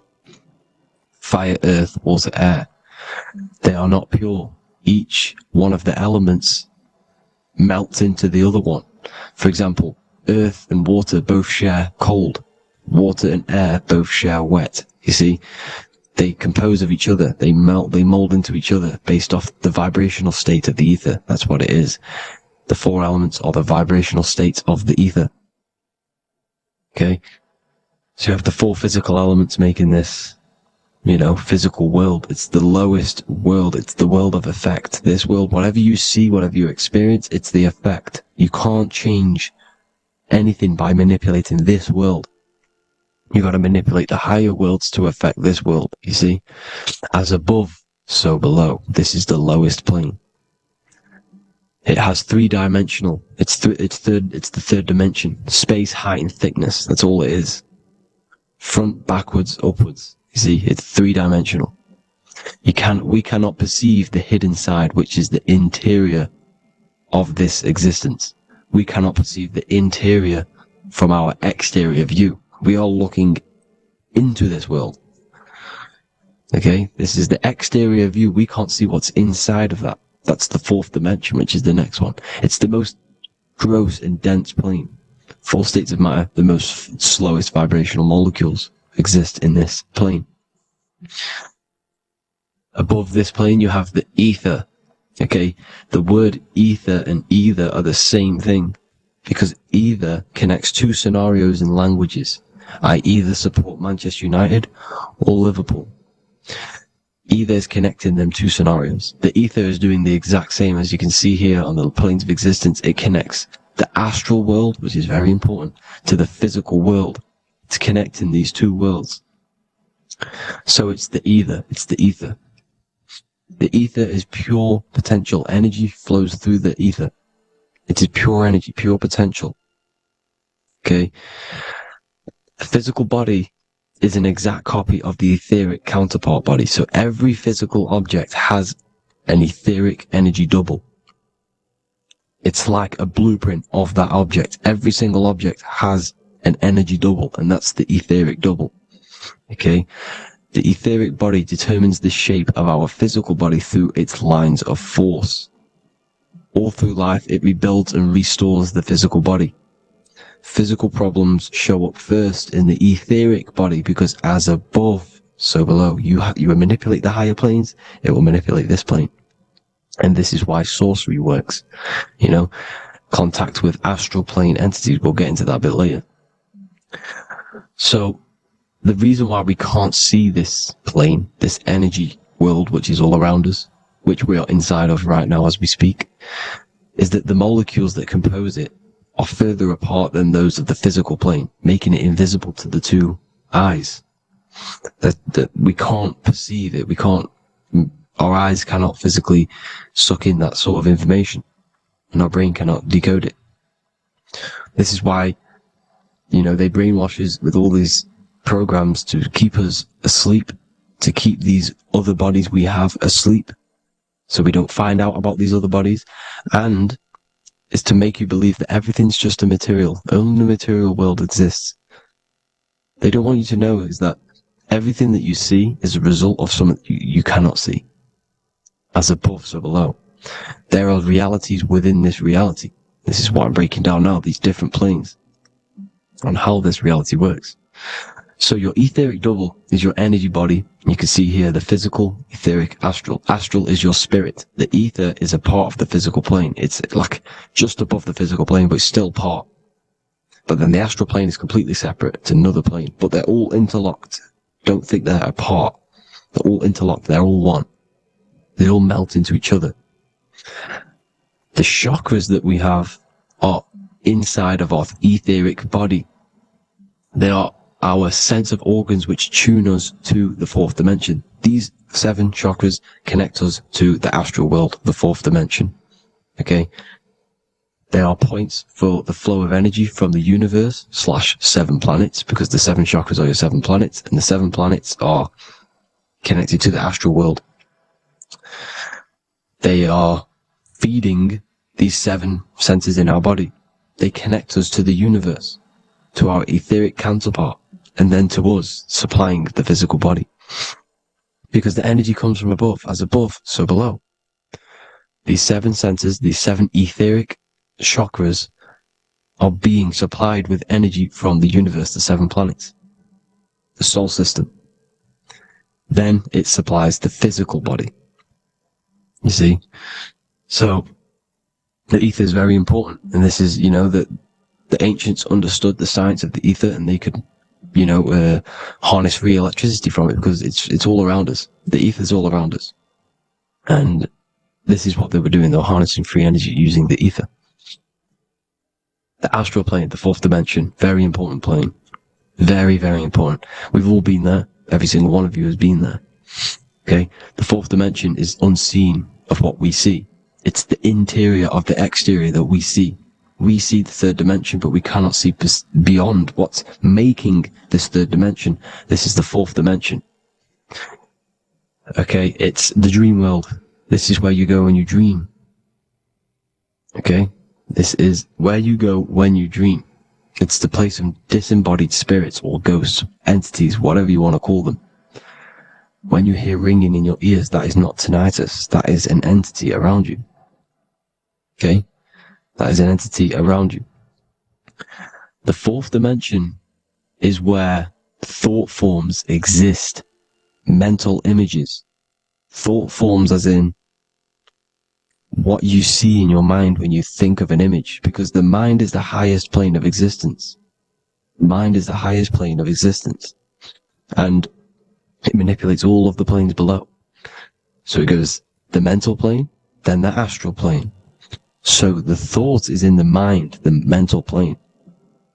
Just the thought alone, no image, but then the form depiction, the thought form exists. It manifests in the astral plane as a sort of image, an entity, a living conscious being. So this is why thoughts are things. You see, thought forms exist within the fourth dimension. So when you imagine something, when you are, for example, right now, look into your hand and imagine there's an apple in your hand. If you can see that, you are seeing into this fourth dimension. You can only see into this fourth dimension using the mind's eye, not the 2 eyes, the mind's eye. When you shut off the 2 eyes into darkness, the third eye opens. The mind's eye is open. And you can see, this is astral travel. You got to work on astral travel. And you will see this astral plane, this fourth dimension. And there are 3 different sections to this astral plane. Higher, middle, or lower. So yes, there is a kind of a heaven and hell, and a mid-God. Heaven being the higher vibrational entities manifesting higher vibrational thought forms existing there, the lower vibrational thought forms existing in the astral plane. But these thought forms are beings. You can create these beings. They're called elementals. Okay? If you entertain specific thoughts for long enough, this will plant a seed and it will grow. If so for example, you have a bad feeling or whatever, what's a good example? Unforgiving someone. You keep that energy inside of you for long enough, it will manifest in the fourth dimension. You entertain that thought long enough, it will manifest. And it will create an etheric body, and it will be an entity which will harm you, that will feed off you, this low vibrational energy. Your mind is so powerful. It creates thought forms, and these thought forms can take consciousness, can take bodies, etheric bodies. Now, That's why it's very important that you master your mind, master your thought patterns. So this fourth dimension is the astral world. So when you have a nightmare, this is the lower astral plane. You're in the lower astral plane. Whilst this physical body rests at night, your consciousness, while you awaken this other body, your consciousness goes inside of this other body, whilst the physical body lays asleep. You see? So it's all inside of you. This is what you need to understand. You just haven't awakened these bodies yet. You can awaken them. You just got to awaken them. Okay? The next is the mental plane. This is the mind, the source, pure cause, pure motion, the most less dense, the most fluid. No form. There's no form to the mind. Astral plane is the first plane where a form takes existence, pretty much. The mental world has no form. It's pure mind, pure intelligence. Thoughts alone exist here without any images or manifestation. The most fluid, the most dreamy, the most causal plane. All of the rest take the effects of this plane. That's why it's mind over matter. Your thoughts they create vibrations. Each vibration is vibrating on a specific frequency, which creates mental images, creates effects down here on this physical plane. This is why it's so important to master your mind. Master what you think. Master your mind. It's the hardest thing to master. You could conquer the world, but it's probably harder to conquer your own mind than to conquer the whole world. I can promise you that, because the mind can play tricks on you. You got to listen to that inner guide within you that will constantly manifest the good things. So anyways, people, hope you learned a lot from this. Please work on trying to activate these other bodies. I will maybe do another video on trying to activate these bodies if you wish. Please comment down below if you would like to see that. And have an amazing day. Please like, subscribe, comment down below any video ideas you want me to do, any information you want me to spit. Thank you all. Have an amazing day.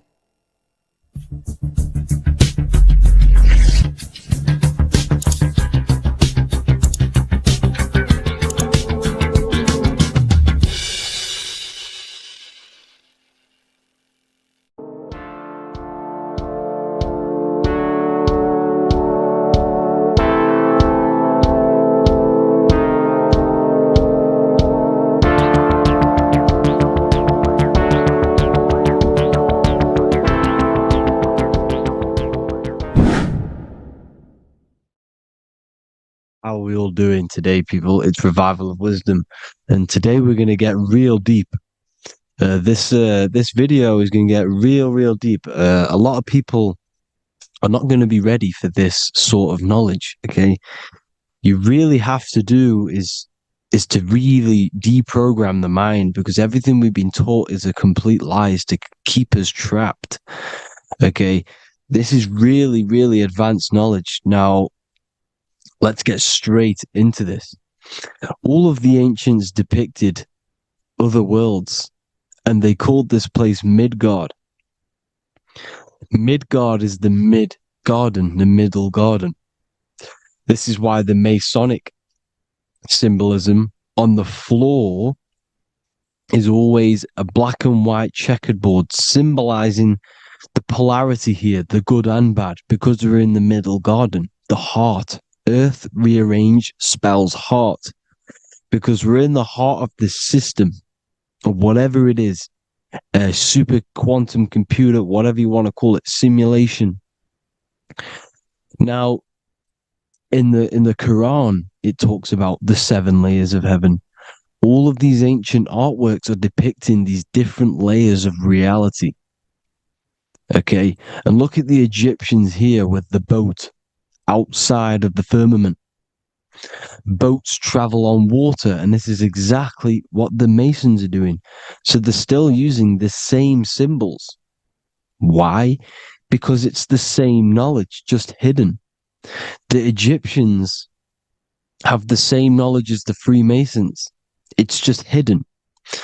Now, this cosmology that they're showing here, which was probably made maybe 100 years ago, this painting or artwork, is the exact same as the one we see here with the arch, the boat.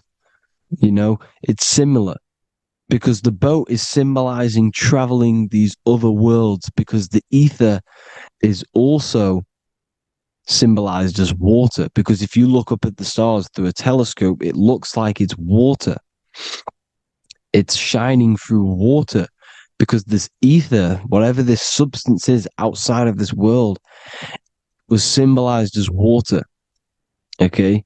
And look at all these ancient depictions showing these different layers of reality. Now, we are being trapped within this 3D dimensional world, which is the cube, the Saturn cube, because there are 6 sides to everything in this world. Front, back, left, right, up and down. 6, which is the cube, because we're in the Saturn's world. Okay? Now, always been depicted as a tree of life, the tree of the universe has always been depicted as this tree. Because let's get a bit deeper. Now, the cosmology of this reality is the sun, the moon, and Polaris, always in the Masonic art. The sun, the moon, and Polaris, the all-seeing eye. If you go inside of the temples, of the Masonic temples, they always have this star in the middle, shining light beams. Okay? Look here.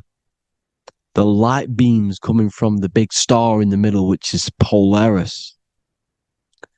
This eye is God. It's God's light shining down from his abundance. Now, when you astral travel, you will see this big ball of light above you, and this big ball of light is God. But you cannot travel towards it until you are pure. It doesn't work like that. You have to become formless. You have to become pure before you can become one with the light. In all these Masonic artworks, it's all depicting the star in the center. This star is Polaris, because Polaris is the way out of this place. And this is why you see the stairway to heaven all the way up to the light beam, the light source. What does it say in the Bible? God is light, because everything is made out of one substance, and that substance is light. And it symbolizes the eye, because God is an eye. All things that are alive have an eye. And we all say, I am. We all see these realities through eyes. God is an eye. He's the all-seeing eye. He sees all things at all times. And he is projecting this light. And this light comes down to create all the different levels of the worlds. And this is what the 2 pillars symbolize the number 11. 11, the number 1, is just a vertical line. It's the 1. It's a 1 point.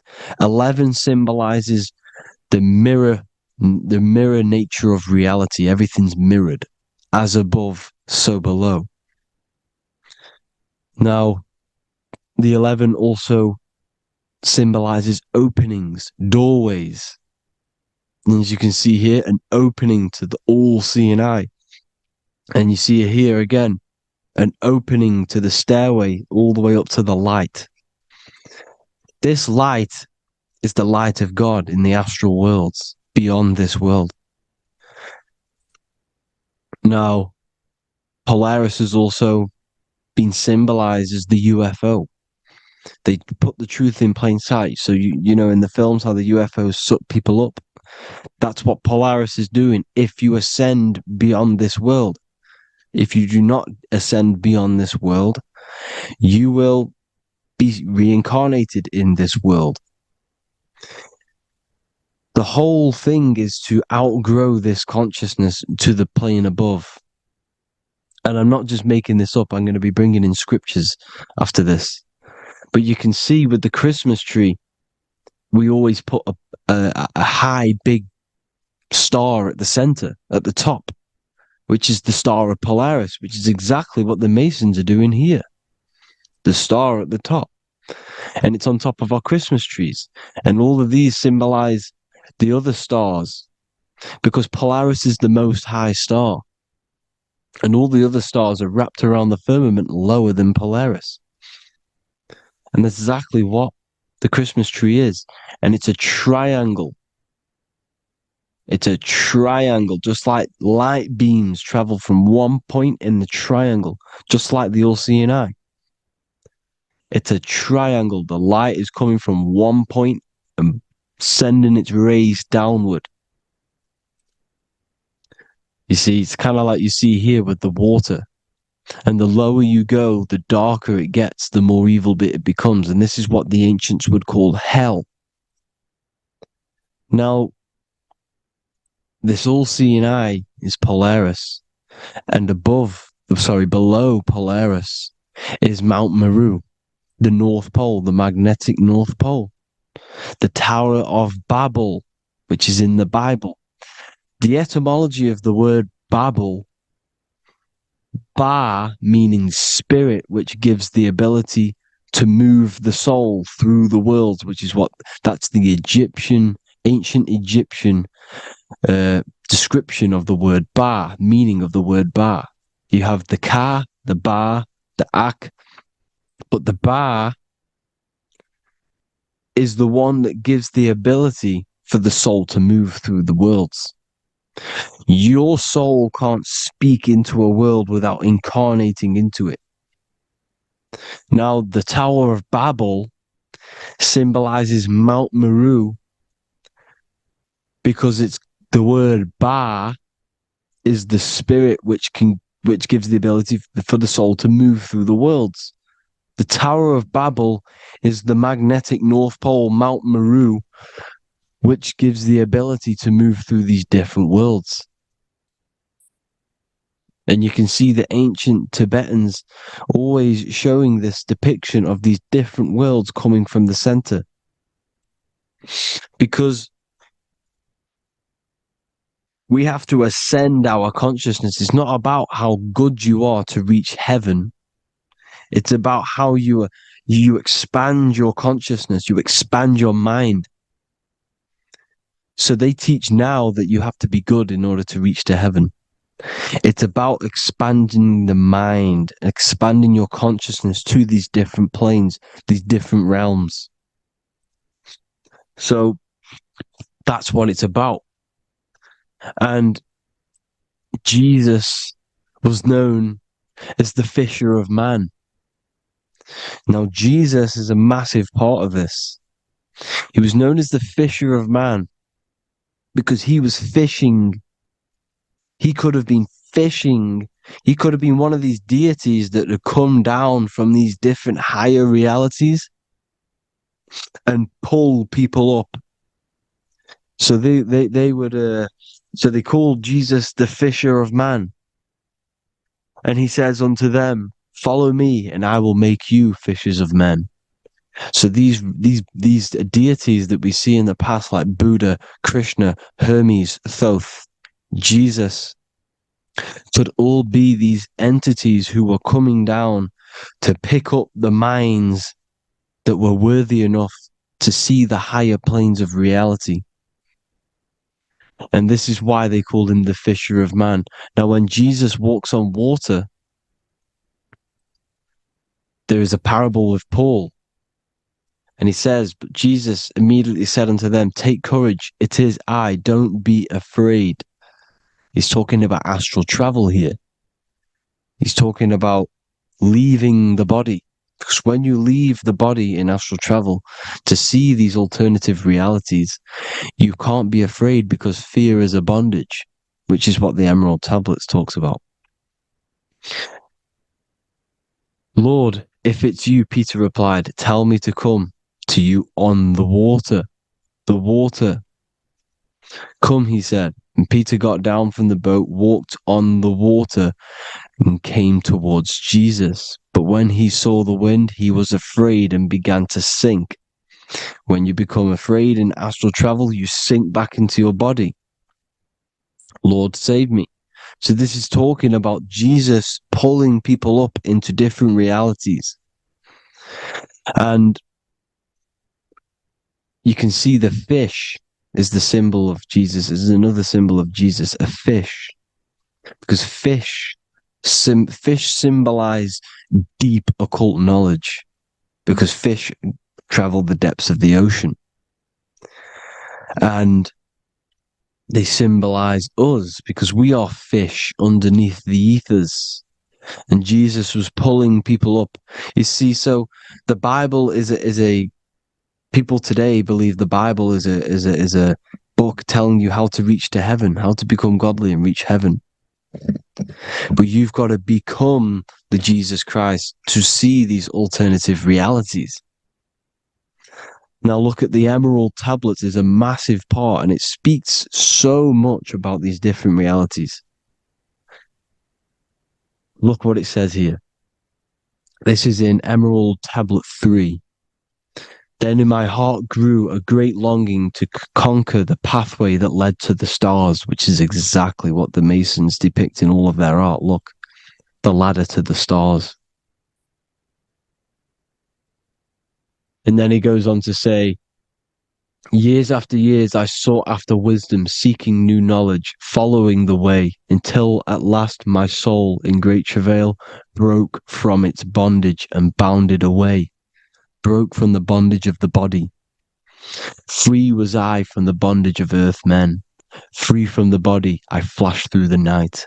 The stars. The stars are a massive part in the astral world. Each star is a different reality. And the true astrology is the star that you came from. You came through a star to reach this, to reach here. There is a reason why you are here. There's a reason why you have the personality traits, because your soul came from a specific star. This is why we call them stargates, because they are gates in and out of this reality. And Polaris is the way out to the higher worlds. Now look, far into space, my soul traveled freely into the infinite circles of light. Beyond knowledge were some planets and great gigantic beyond dreams of men. Then he goes to say, lift up your flame from out of the darkness, fly from the night and ye shall be free. Lift up your flame. Your flame is your soul, because it has to be lifted up out of the darkness. This is the darkness, this world, this body is the darkness. Because it's a bondage. You need to break free. You need to learn how to astral travel, people. You have to learn this. If you want to get out of this world, you have to learn how to astral travel and see the other realities. Traveled I through space-time, knowing my soul at last was set free, knowing that now I must pursue wisdom until at last I pass to a plane hidden from knowledge, known not to wisdom, extension beyond all that we know. So he's talking about he went to a place where we cannot even comprehend here, a place that is not even known to earthmen. He's telling you he's ascended out of this world to the planes that are beyond.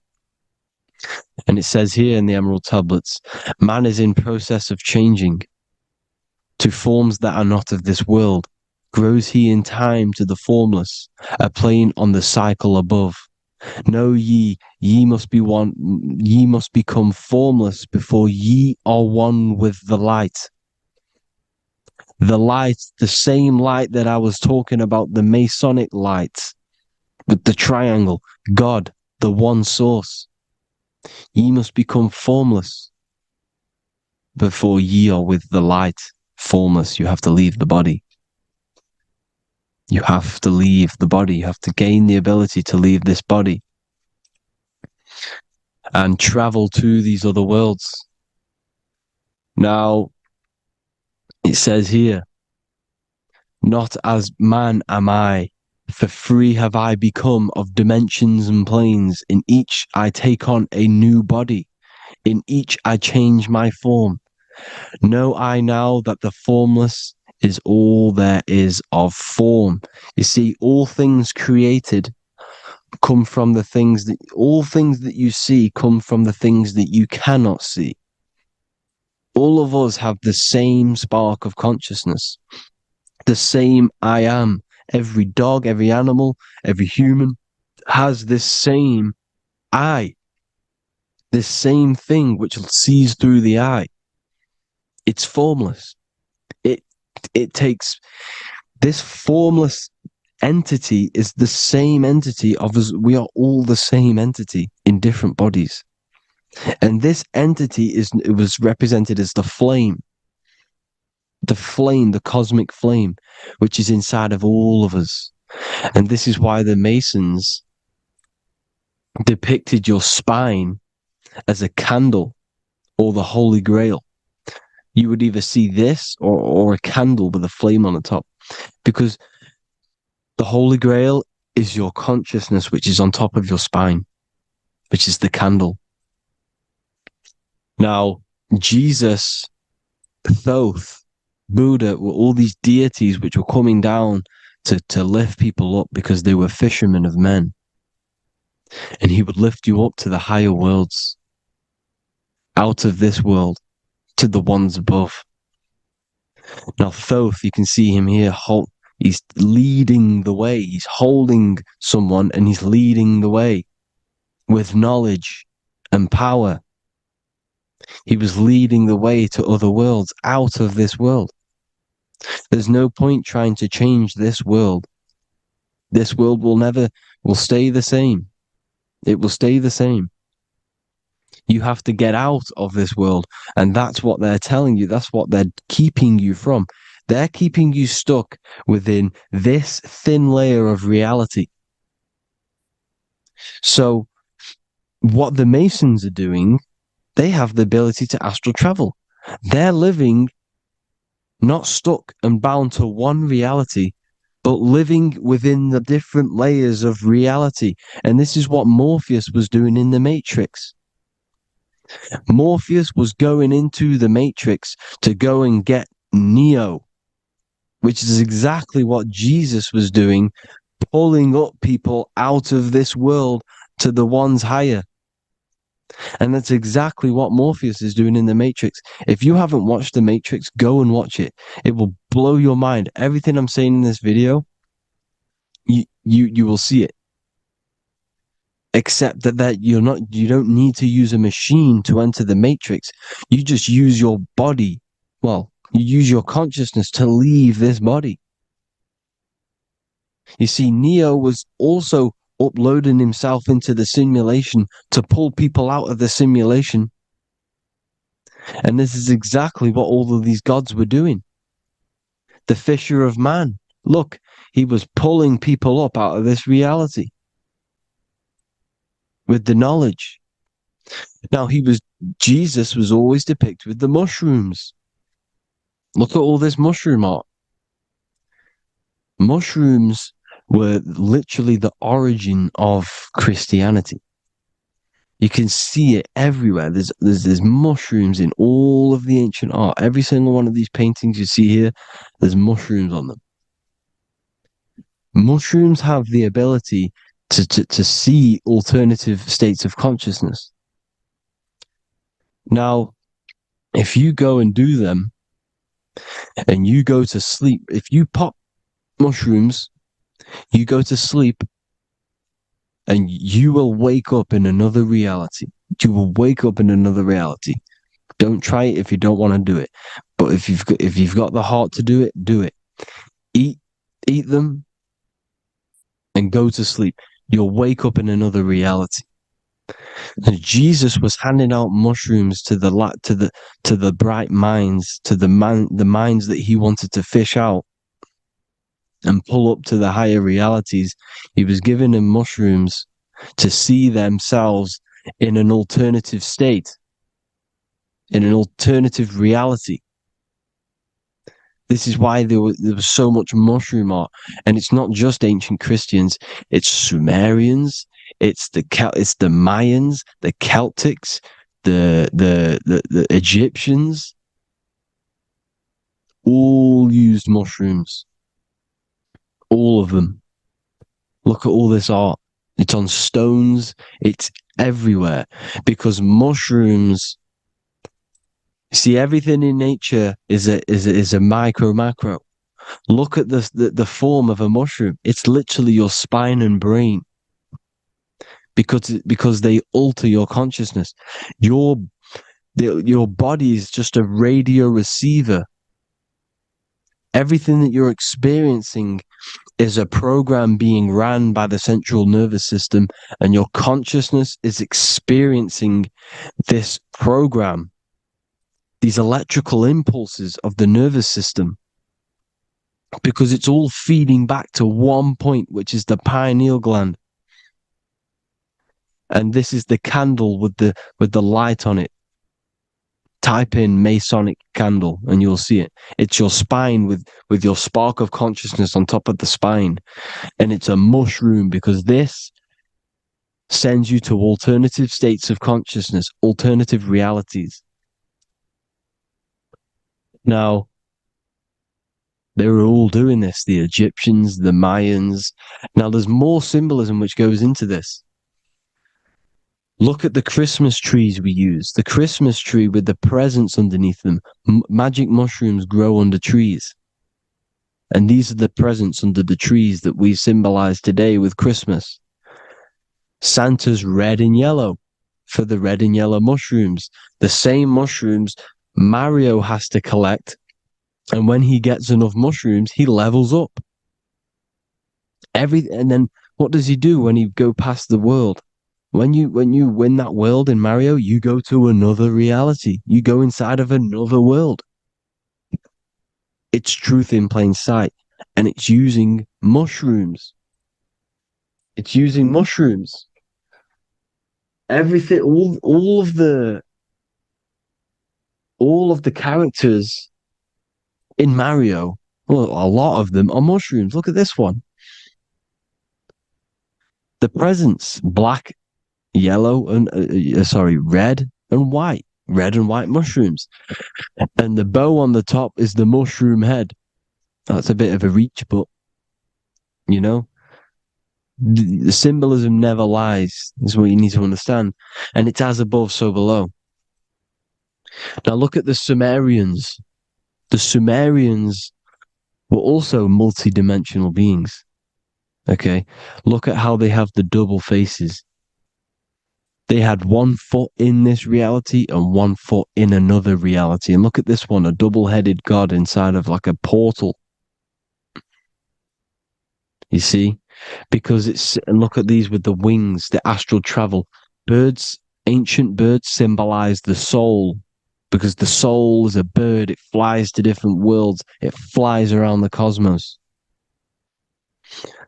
And mushrooms gave you the ability to see these alternative states of consciousness, these alternate realities. Because you exist in infinite realities. You exist in infinite realities. Now look at the 33rd degree Ordo Ab Chao badge. You get this badge when you become a 33rd degree Freemason. And it's a double-headed eagle. A double-headed eagle. And you can see this in Sumeria first. Sumeria have the same symbol. A double-headed, bird. You can see it here as well. And the Masons are still using this symbol today. And when you become a 33rd degree, 33 vertebrae on the back of your spine, above the vertebrae is your consciousness, and it's a double-headed eagle. One reality in one, you become a multi-dimensional being in the 33rd degree. And I've heard many interviews of Masons say it becomes Luciferian. You see, they speak in code. These Masons can't tell you about what they learn about, but they will speak in code. They said it becomes Luciferian. The word Luciferian is lucid. The root word of Luciferian is lucid, and lucid is lucid dreaming alternative realities, dream worlds. You become a god. Luciferian means you're becoming your own god, pretty much. Because you are becoming a multi-dimensional being living in between the different layers of reality at the 33rd degree of Freemasonry. And look at the double-headed eagle, because the birds symbolize the soul. And they reach high, they fly high, just like the soul wants to fly high to the light, to become one with the light, like the Emerald Tablet says. Now look at Janus. Janus was another god, and he's known as the god of doorways. Janus always depicted with a double head. Janus is why we say janitor or January. And January is entering a new year. Janus is known as the god of doorways with keys, always got a key, because keys open doors. That's why the janitor holds all the keys. And Janus always has double heads, because he had one foot in this reality, one foot in another. He was a multi-dimensional being, a Luciferian, living between the different layers of reality, instead of being stuck in one like we are. Well, a lot of people. And that's the whole point. You see, all of this stuff is about like changing the world and stuff like that. This world will probably never ever change. It's probably been like this forever. Well, forever, for a long time. But it's about moving out of this reality to the higher states. And the Masons always depict the ladder to the luminaries, the stars, with a key, the same key of Janus. The Vatican is a key, and it's in charge of all the religions. Why is it a key? Because they're holding back the key. They're keeping you stuck within this reality, keeping you stuck as identifying yourself with the body, identifying yourself with this world.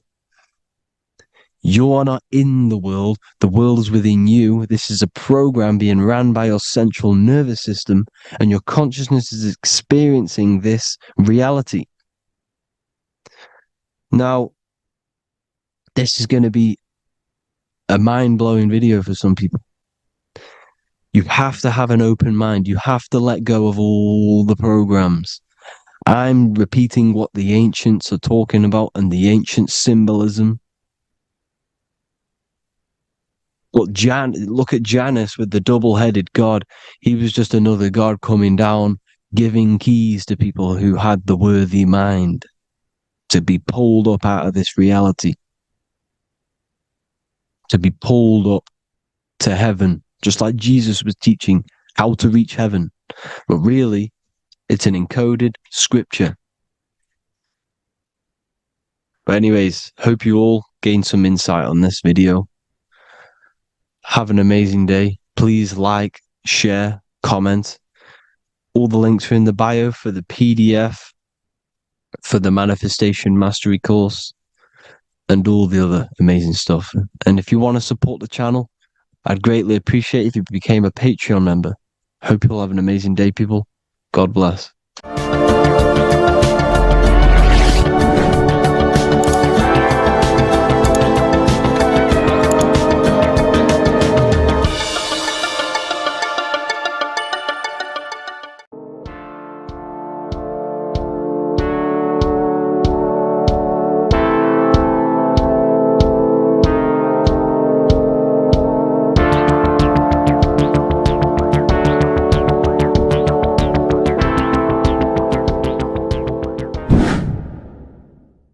Earth has become a realm in order to trap souls within so that they can harness our electricity, our energy. Even the Bible is talking about how this realm is controlled by the wicked one in John 5:19. We know that we are the children of God and that the whole world is under the control of the evil one. Ephesians 6:12. For our struggle is not against flesh and blood, but against the rulers, against the authorities, against the powers of this dark world, and against the spiritual forces of evil in the heavenly realms. So the Bible is telling us that this is not the only world. There are other worlds, there are other realms that we can go to, considered as heaven. Heaven being a higher realm where there is no evil, no darkness. This is a midpoint realm where there is good and evil. Now, we're going to explain how the soul trap is how it's working, and how your soul is being harnessed for its energy, and how you are tricked to come back to this realm after death. What you need to understand is first is that you are the invisible intelligence behind the physical body. You are the mind and soul. The soul is the true you, the good you. It is pure love, pure bliss, eternal, never dies. The mind can be corrupted though. The mind is the intelligence of the soul. It is invisible. It has no true form. The intelligence inhabits the brain. The brain is the computer to control the electrical machine called the nervous system, which is choice, program, and action. You are the invisible intelligence behind the body, and this will prove it even more. You do not even see into the external world. You are seeing an image produced by the brain, because the light is being sucked through the retinas of the eyes. The image is produced in the visual cortex at the back of the brain. What does this mean? This means that we are the consciousness in the center of the brain, in the pineal gland, that is experiencing the program being ran by the central nervous system in the brain. This is the sigil of Lucifer. Lucifer in Latin is Lucy. Lucy is light in Latin. Lucifer is known as the light bearer. This is how the eyes work, people. It's not a demon or a devil. The sigil for Lucifer is how the eyes work, and how the left eye is controlled by the right brain. The right eye is controlled by the left brain. There is a crossover. It's the same with the body. The left side of the body is controlled by the right brain. The right side of the body is controlled by the left brain. There's a crossover with our hemispheres in the brain. Now, this empty chamber in the center of the brain is where this universal cosmic intelligence is held, known as the most holy place in the Bible, the throne of God. Okay, this is above the 33 vertebrae on the spine. As you can see here, you are the being in the center of this point. All of the nerves are being sent back to this one particular point, which is the seat of our invisible intelligence. You can see it's an empty chamber. Our consciousness, our intelligence is not a physical thing. This intelligence is the true voice inside of your head. This is why your head is heaven, your heart is earth, your heel is hell.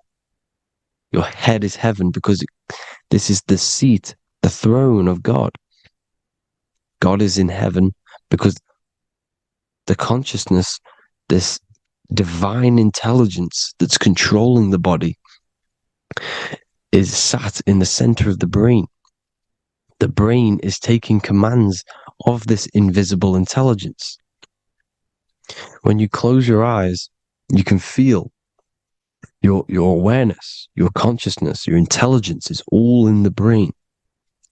Your awareness is not in the feet, the heart, the legs, the arms.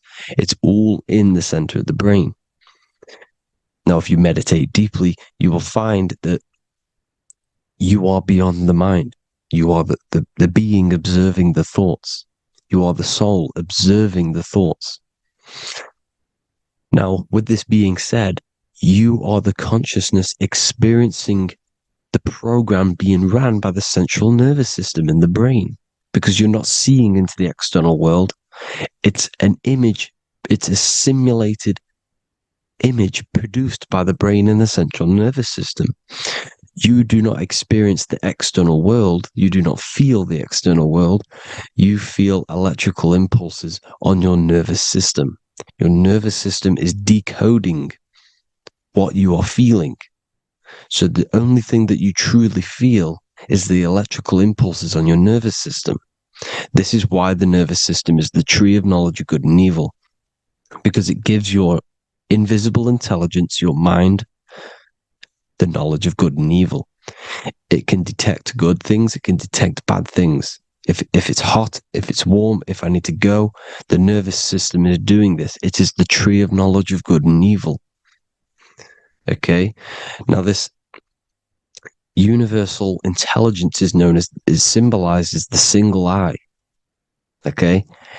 Matthew 18:9. It is better for you to enter life with one eye than to have two eyes and to be thrown into the fire of hell. What does this mean? It's symbolic, it's metaphorical, people. It is metaphoric. Your universal intelligence is the single eye, the one eye.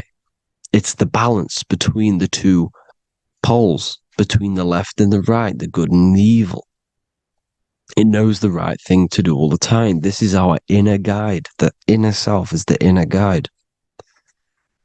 And when you are operating your life off duality, using your two eyes, you'll be thrown into the fire of hell, lower states of consciousness. Because you're split. You need to live in oneness, even, balance. Matthew 6:22, the light of the body is the eye.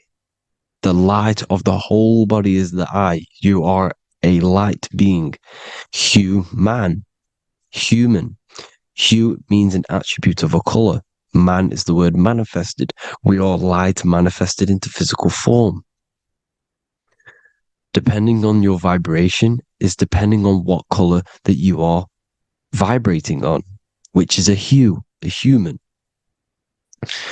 If therefore thine eye be single, thy whole body should be full of light. Again, it's talking about the single eye, oneness, completeness.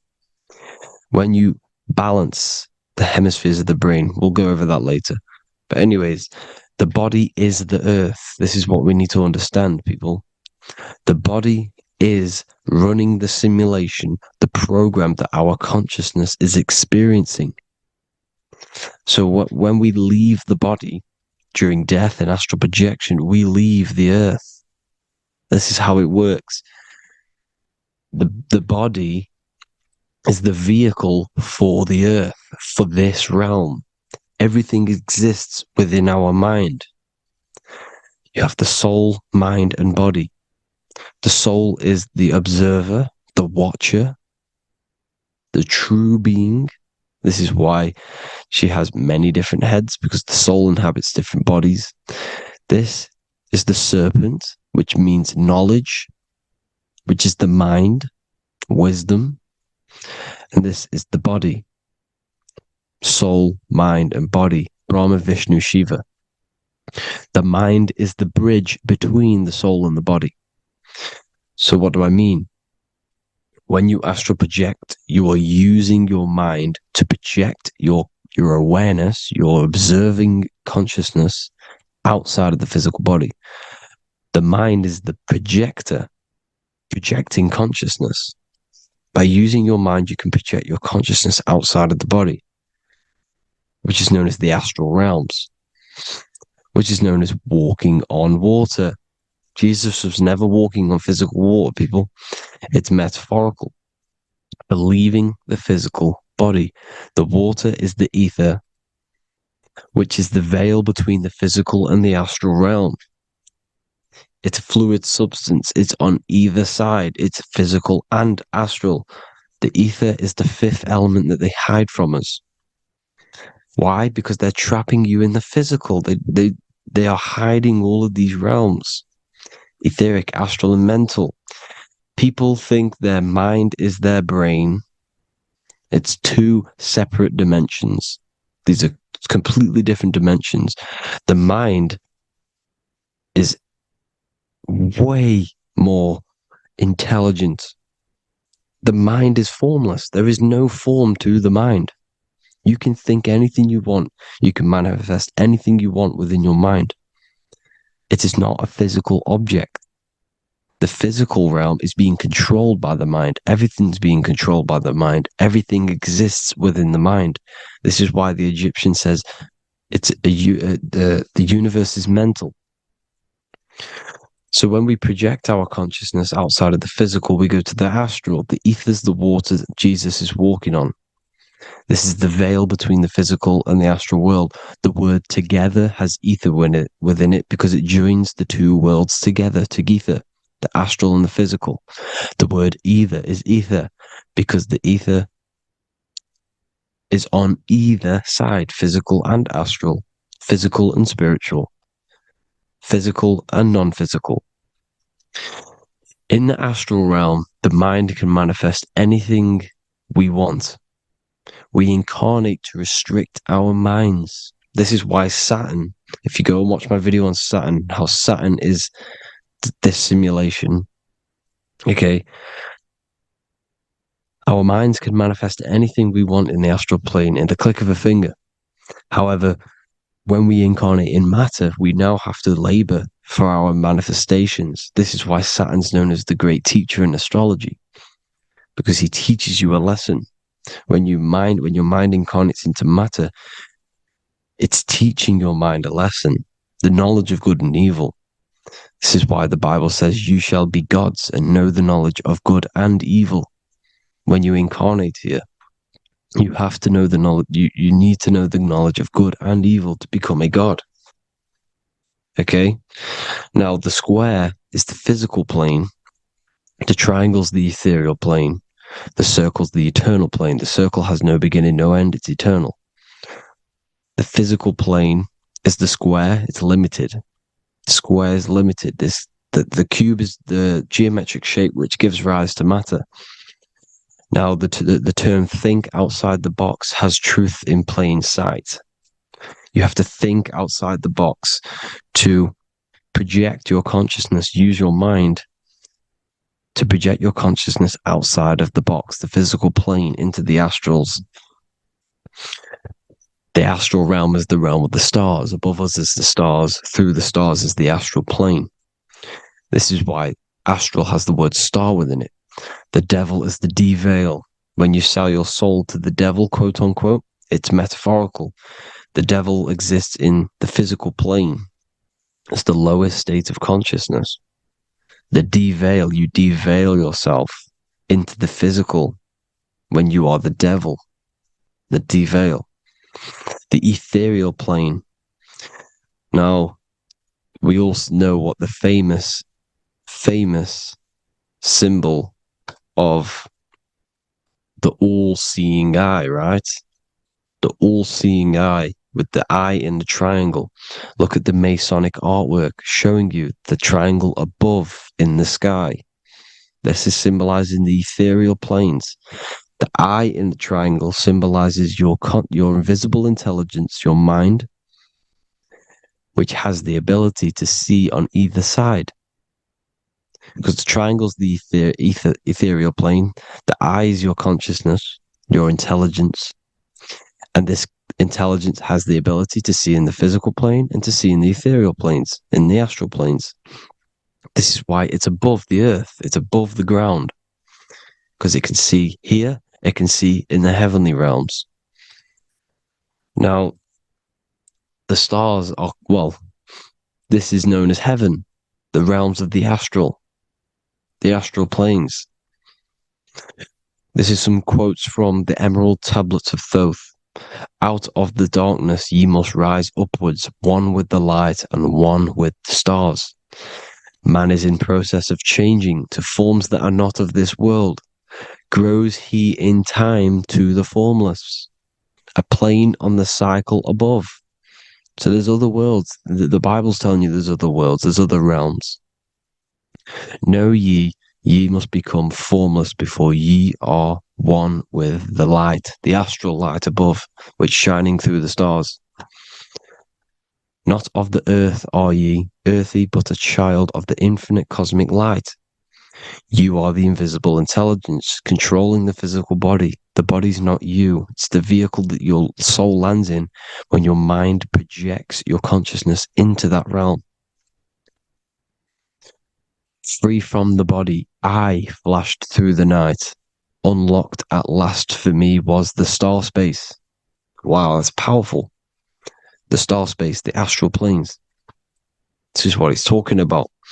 We are all a star. We descended from the astrals, which is the star.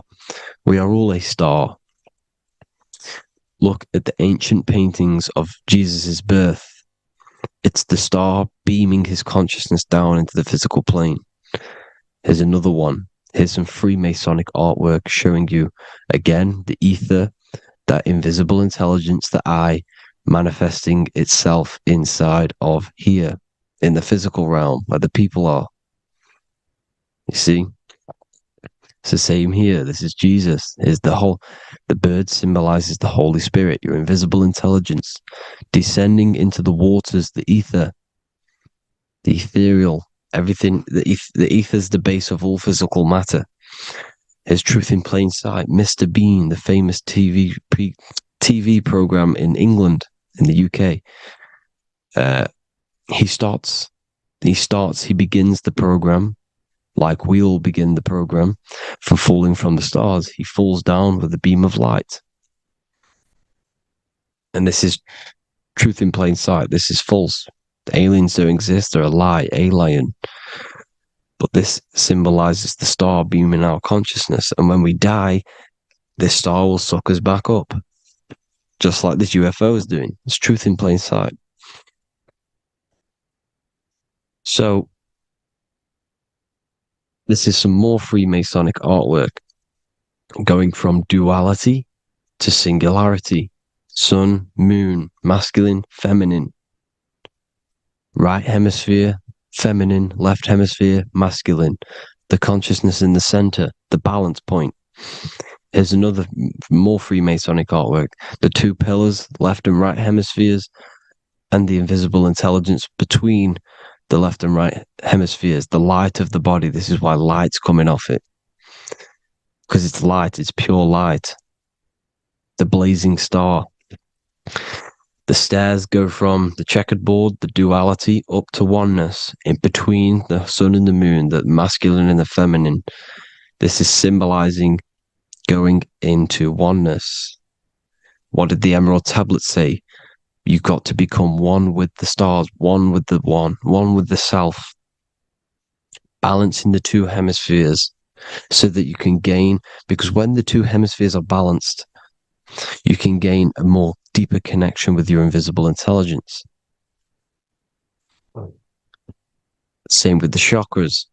When the chakras, the 7 seals in the Bible, these are 7 seals because when you conquer the 7 chakras, when you balance the 7 chakras, you then gain a more deeper connection with your internal self, because your mind is not filled, it's not being ran, it's not being dominated by these 7 deadly sins, the 7 seals, the 7 chakras. These are 7 energy centers which are concealing our true form. Balance makes us have a stronger connection with our true cosmic intelligence. Heaven is even. This is why Jesus is pointing at the heart. The even point is the heart. You got to balance the chakras and live from the heart, because the heart is the earth. You're in good and evil. The body manifests the lower and the higher self. The higher self is in the higher parts of the body. Wisdom, intuition, expression. The lower self is in the lower parts of the body. Sex, food, and power. This is how they are trapping your soul, people. Like I said, the mind is the bridge between the soul and the body. So by tricking the mind, not giving it the right knowledge, and keeping the mind stuck in the lower 3 centers, thinking about power, food, and sex, this is low vibrating energy.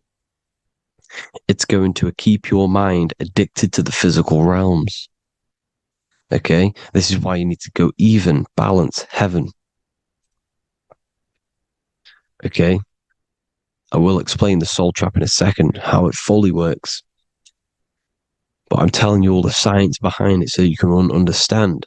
When you are doomed, you are domed. This is the dome, the firmament, the mind. Ment is mind, firm is firm. A firm ment is doomed under the firmament. You must have a loose mind, an open mind to expand your consciousness beyond the stars, beyond the ethereal barrier. You have to vibrate higher than this world.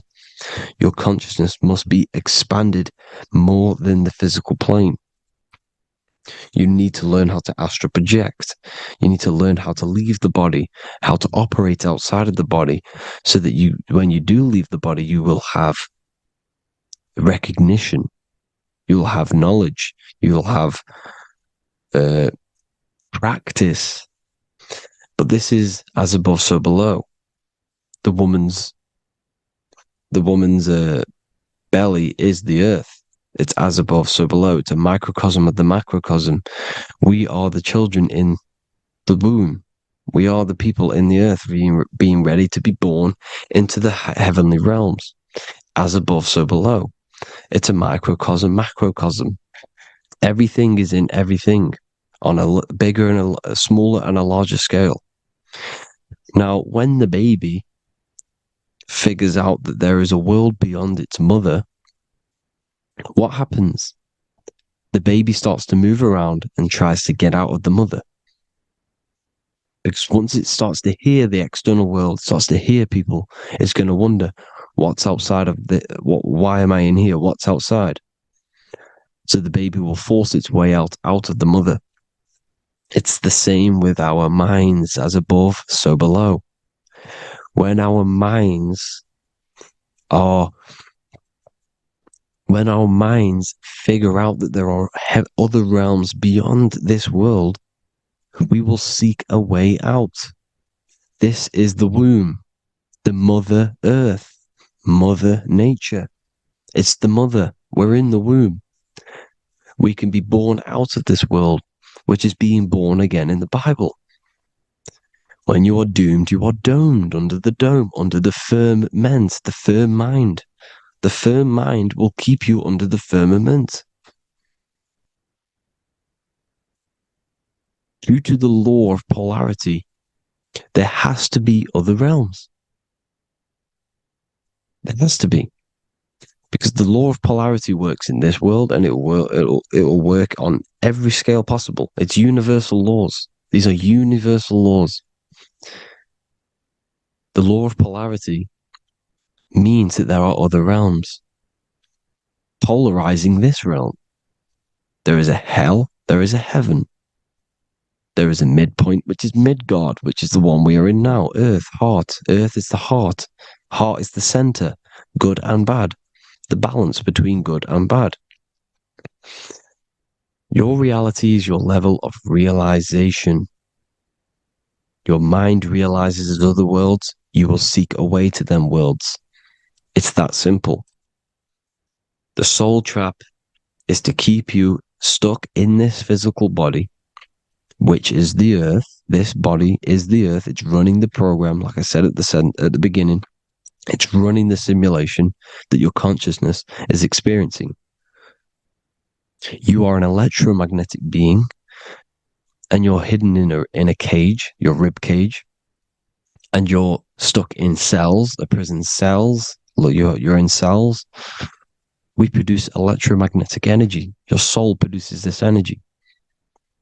And by trapping your consciousness inside of this physical realm, they harness this energy within the astral realms. They're using you to manifest demons, because your mind creates demons through emotions and mental thought energy, which is a whole nother video. I can make a video on that. You're manifesting everything for them because they're trying to create a hive mind. This is why they want everyone to believe in one belief system, one government, one belief system, one religion, because they're creating a hive mind. This hive mind will manifest and be summoned within the astral planes, because the mind manifests the astral plane. The astral plane is the realm of imagination. The mental plane is the realm of just thought alone. The etheric plane is the energy. The physical plane is the matter. So all of our minds together are manifesting these demons within these subconscious realms, the astral. Now, how are they keeping you stuck to this realm? Well, when you die and you're stuck in your lower three chakras, okay, when your mind and soul detaches from the body, which is the earth, when you leave the earth, you're still going to have these mental addictions to the food, the sex, the materialism, the phone, the cigarettes, everything. This is why they get you addicted to everything possible. The TikTok, the YouTube, they get you addicted to as many things possible. Because when your mind is addicted to these things, and when this mind leaves the physical body, you're still going to have these addictions. Okay? You're still going to have these thoughts. And you will be manifested into the lower astral realms because you're thinking materialistic, you're thinking negative, because your level of realization was your reality. You were manifesting hell on the earth. When you leave the body, you're going to manifest hell in the astral planes, which means you'll be vibrating on the very low, which will put you in the lower astral realms. So guess what? You're going to come back. You're going to come back into materialism. You're going to reincarnate. Because you haven't prepared for life after death. You must detach from the external world. Okay? Moon is mind. The sun is the soul. The earth is the body. The moon is the mind. This is why we say lunatic. In your mind, you have a specific mood. Moon. Money, M-O-N, is the moon. Money exists in the mind. They get you addicted to the money. The Bible's telling you this. Do not conform to the pattern of this world, but be transformed by the renewing of your mind. It's telling you. Of this world, but be transformed by the renewing of your mind. Who knew that the Bible was this deep? Matthew 16:26, what good will it be for someone to gain the whole world yet forfeit their soul? James 4:4, don't you know that friendship with this world means enmity against God? Therefore, anyone who chooses to be a friend of this world, of the world, becomes an enemy of God. John 4:4, dear children are from God and have overcome them, because the one who is in you is greater than the one who is in the world. It's talking about the invisible intelligence. It's greater than the physical world. John 2:15, do not love this world, nor the things it offers you. Because this world will create you to, if your mind has attachments to what this world offers, sex, money, and power, pretty much, you will reincarnate here. You will come back here. Because when you leave the body, your mind will still have these addictions. Do not love the world, nor the things it has to offer you. All of this is in my newly published book. The paperback versions are now available. Finally, for all the people who have been waiting, the Book of Wisdom. All of this knowledge is inside of the Book of Wisdom. The paperbacks are available. There's worldwide shipping. You can get it anywhere, pretty much, any country. My new website, it's amazing. There's going to be some amazing products coming on the new website. But I thank you all for the support. Before I leave, I need to explain what is going on with the soul trap. Like I said at the beginning, the mind's the bridge between the soul and the body. The body's the realm. By tricking your mind with false knowledge, they are keeping your soul stuck to this realm. They get you addicted to all the physical things, And that is it. As soon as you're addicted and you die, you're going to come back. So by tricking your mind, which is the bridge between the realms, they keep your mind stuck within this body. They keep you in physicality. They deveil you, the devil, the deveil. Thank you all for the support, people. If you do want to join the Academy, all the links will be posted below this video for the book, The Academy. Thank you all for the support and have an amazing day.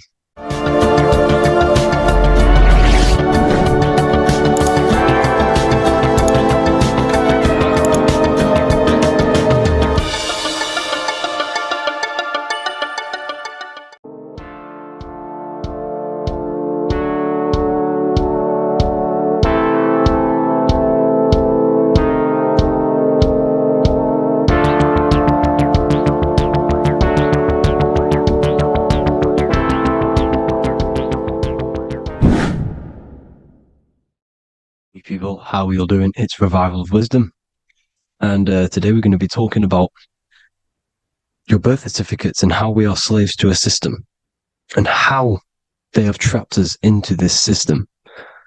Okay, so the first thing you need to understand about this system is there are two types of laws. You have the law of water, which is Admiralty law, and the law of the land. So the Admiralty law is the law of water, and this is what money is. Money is water. This is why we say liquidity, currency, the current. A current is water, something moving through something. Cash flow. And this is why banks are called banks, because a river bank is on either side of the water, and it directs the currency. You see? So money is water. And as you can see here, Ripple, the cryptocurrency, Ripple, water Ripple, and they're building a bridge over water, overseas, international banking with cryptocurrency.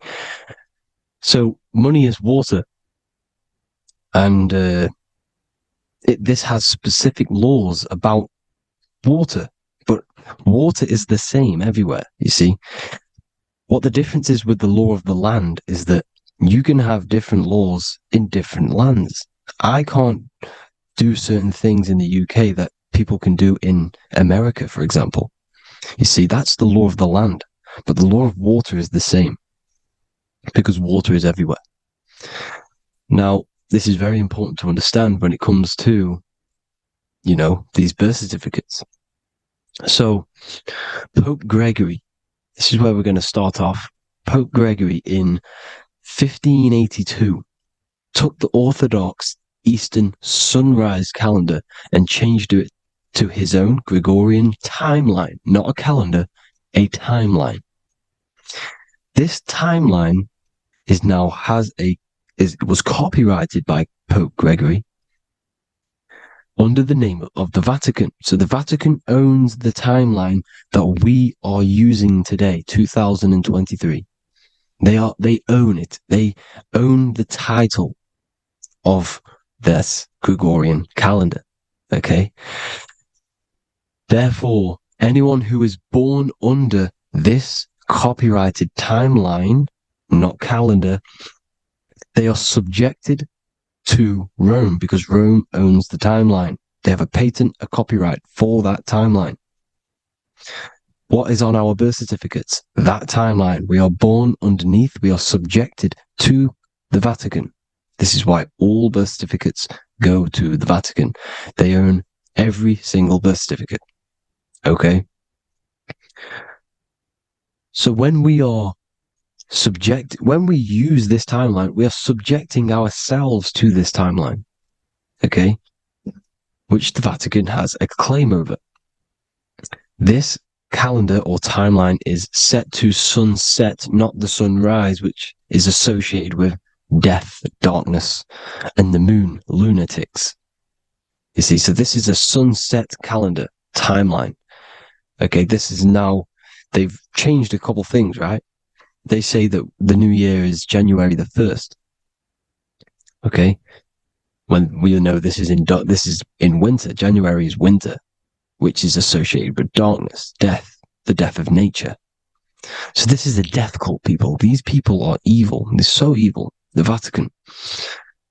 And this is why we use April Fool's Day, because April is in Aries, and Aries is always the start of the zodiac. This is why Aries rules the head region. 12 zodiacs, 12 systems of the body. Each zodiac is associated with each part of the body, and this is why Aries is the head. Cerebrum.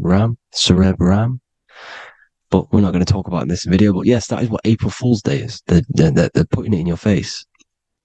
April Fool's Day is the real start of the year, when the sun starts to rise again, when the risen Savior is resurrected, when it's born again. This is when the Jews celebrate the Passover. This is when the Christians celebrate the resurrection of Jesus, and they eat lamb. The Jews eat lamb because we're in Aries, the new year. The sun is now born again, our risen Savior, the light of the world. So yes, this is what April Fool's Day is. It's the first day of the year, which they changed. Pope Gregory changed. So you need to understand is that you are in the womb. You are inside of a ship, because every ship, literally a ship, every ship is female. This is why they say she delivers the product, because she does deliver the product, you, the baby. Same thing with a ship, they deliver products. They are a she. And when they pull up to the bay, like you can see on this picture, they're pulling up to the bay. This is now called the birth canal. The ship is now in birth. On paper. Okay, this is law. And when they pull up, they tie up to the bay, and now they get a certificate of manifest certifying all of the products which are on the ship and what they are bringing into that nation. Okay, so you're bringing in this many of that, everything's on the certificate of manifest. And this certificate of manifest is also your birth certificate, because you are traveling through water when you are in the birth canal of your mother, because you are in water when you are in the womb. And you travel through the birth canal, and when you arrive, you get a certificate of manifest with the name, how many, the quantity, that's your birth certificate. Okay. And this is what it is. We are a we're not a corporation, but we represent a corporation, which is your name in full capital letters. That is your corporation. You cannot physically tax a body, but you can tax a corporation. This is why we get charged. This is why we get taxed, because it all goes down to the corporation, which our name represents, which we are subjecting ourselves to. We are my name, I am subjecting myself to this name, and that name has a corporation which I represent, which I subject myself to. You see, this is how we are attached to this straw man, this character that they have built on paper. So it's a character which is on paper. This is what we represent. So when the woman gives birth, she delivers the baby, and then she has another substance. Now I'm going to break down how they attach this name to us, how they do it. Okay. Our mother is carrying us the product in the womb, the water. And it goes from the United Kingdom into a state-owned, corporate, federal-owned hospital, which is government-owned. She does not declare the package when she enters the building. So keep that in mind. When she delivers the package in the federal territory, she does not declare the package either when she leaves. Therefore, there is no evidence that we exist when we arrive. On paper. On paper, there is no evidence that we came into the building or left the building. We have not been declared. So we do not exist on paper at this point. When the woman gives birth, she delivers the baby, and then she has another substance, which is called the afterbirth material. Okay? This afterbirth material has the same DNA as our physical body, with the body, mind, and spirit. Okay? This is how they get this corporation. Hold on.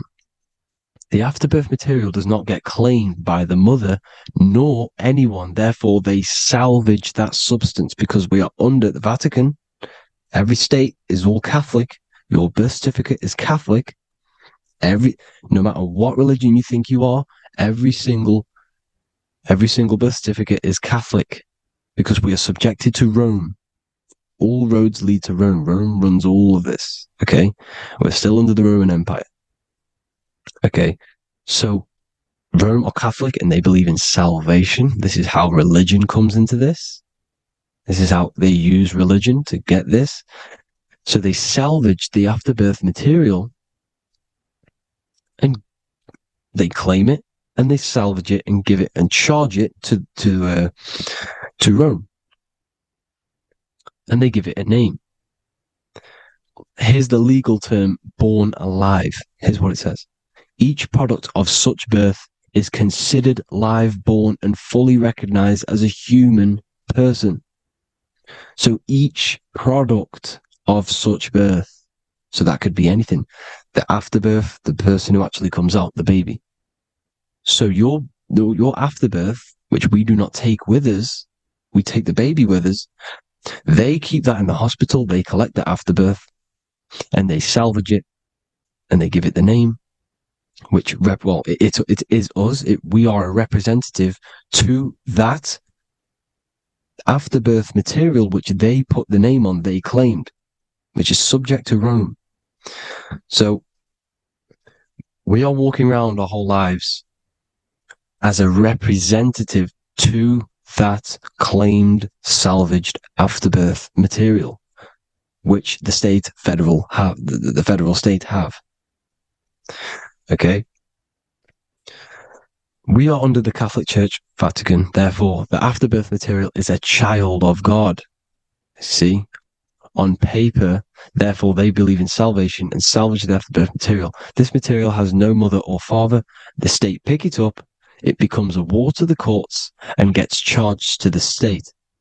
So we are a representative to that character they salvaged because it is the exact same DNA as you. Subject is the name or the title, and the matter is the physical aspect left behind in the hospital, which represents us. You see? So now we're moving on to Unum Sanctum. Unum Sanctum was in 1302, a very, very important year. Very important year. Unum Sanctum says this is basically how they claim everyone in the world. So the Vatican had all this power, all this gold, all these people under them. They need to get a claim for them so then they can rule over them and make them slaves. So what they did, they created Unum Sanctum. Pope Boniface VIII did this.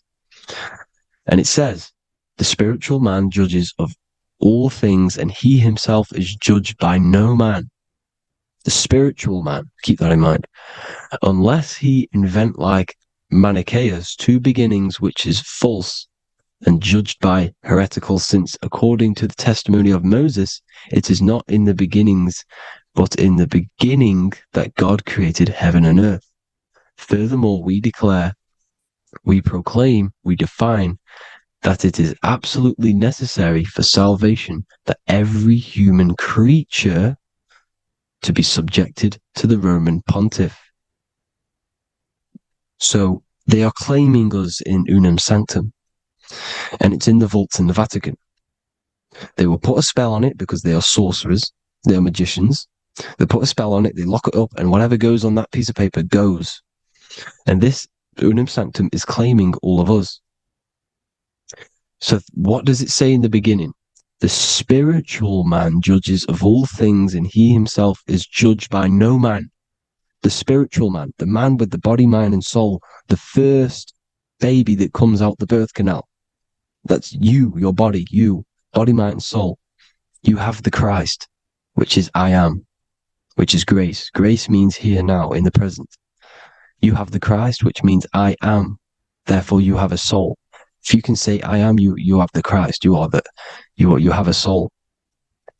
But a creature can be anything with no soul. You see? So no man can judge the man with soul. However, as it says in the second part, we proclaim, we define that it's absolutely necessary for salvation that every human creature to be subject to the Roman pontiff. So they are subjecting the afterbirth, not the man with the body, mind, and soul, but the afterbirth to the Roman pontiff, to the Roman Catholic Church. We are the ones who are claiming to be the afterbirth material, which is our birth certificate, which is our representative. We represent that because it is our DNA. This is how we are stuck. We are stuck because we represent this DNA, which is on paper, recorded. You see? So we, being untaught, uneducated in these subjects, we are subjecting ourselves to this system, to this slavery. Because we just want to live. We just want to live happily. Just peaceful. Think about it. Where's all this coming from? Where's all this war, all this killing, deaths coming from? We just want to live.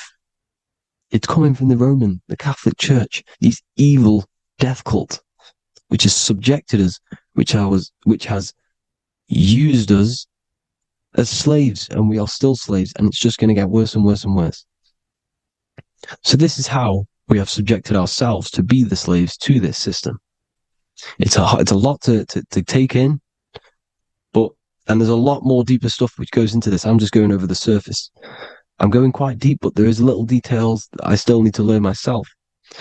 But this is the general how that we've been stuck to this slave system. So we are batteries, okay? This is why we get charged. When you go in a court, you get charged, okay? Because you're a biological battery. This is why cities look like motherboards, because we are feeding energy to this matrix. Okay, when we look outside of ourselves, when we give power to so-called Jesus Christ, worshipping idols outside of ourselves, where attention goes, energy flows.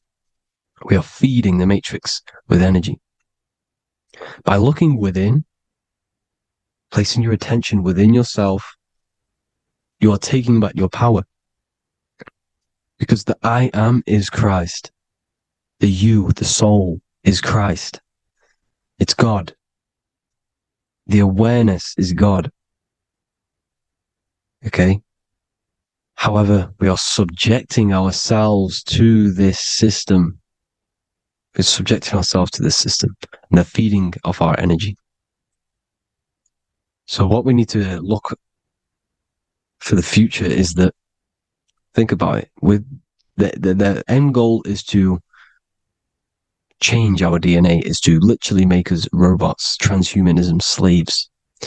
This is why we have smart cars, smartphones, smart watches, smart meters, smart cities. And all of this is going to be connected by the smart grid, which is 5G. This is why 5G is rolling out. 5G is going to connect all of these technologies to one. It's like a big net system. And you know why they're doing this? It's because all of this is going to be connected through AI, through this 5G, and that 5G is going to be controlled by the elites. So you say anything wrong, you do something wrong, you say the wrong thing online, they'll turn off your car, they'll turn off your phone, they'll turn off your smartwatch, they'll turn off your TV, because it's all going to be connected and controlled by the smart grid. And this is what the Great Reset is, people. But they're going to trap us inside of these 15-minute smart cities, so we can't leave the area, because they're going to use climate change as a tool to enslave us, to not travel because of so-called climate change and the fumes that we are putting into the air, which is all BS. They're doing this to push these new cities, to push all of it. But listen, they're trying to get inside of your body. The only way they can do that is to get you addicted and using this technology. First, they got on the body with the smartphone. Well, first of all, we use the technology. We get used to it with it in our hand. The next step for them was to get on the body, which is the Apple Watch, as you see down here. They have now successfully got onto the body. The next thing is to get inside of the body. This is the brain chip. You see how they've slowly lured their way in, slowly got you addicted to this technology, got you dependent on this technology. And what they're going to do is that they're going to mold society to be dependent on the brain chip. So in order, for example, if you want to go and pay for food, you're going to have to get a chip to pay for the food, because it's all going to be digital money. And that digital money will be connected to the chip, and you'll need the chip to pay for things. You see? So this is how they're slowly transhumanizing us. These phones, these apps, these things which are all we are all using, was created by Freemasons. Mason means traveler, because they travel the depths of the mind. They understand human consciousness. They understand the brain. They understand the mind. By the deepest root cause, they understand it. This is what Masonry is. It's the occult. So these technologies is designed by these people. This is why they're so addictive, because they understand how it works. They understand how to get people addicted, because they understand human consciousness, the brain, the body, and the mind. So this is the advantage Freemasons have over us. And these secret societies, which have gone through the orders of Freemasonry and progressed onto these secret societies, which are the evil side, because I'm not saying Freemasonry is evil, okay? But the societies which they go beyond Freemasonry, because you can go beyond the 33rd degree into these secret societies, and they use this knowledge for the bad, to enslave people. And this is what's going to happen. Transhumanism. So I hope you all learned some insight for today. Please do a bit more research on, the birth certificate and stuff like that, the straw man. And have an amazing day, people. Please like, comment, and subscribe. Peace.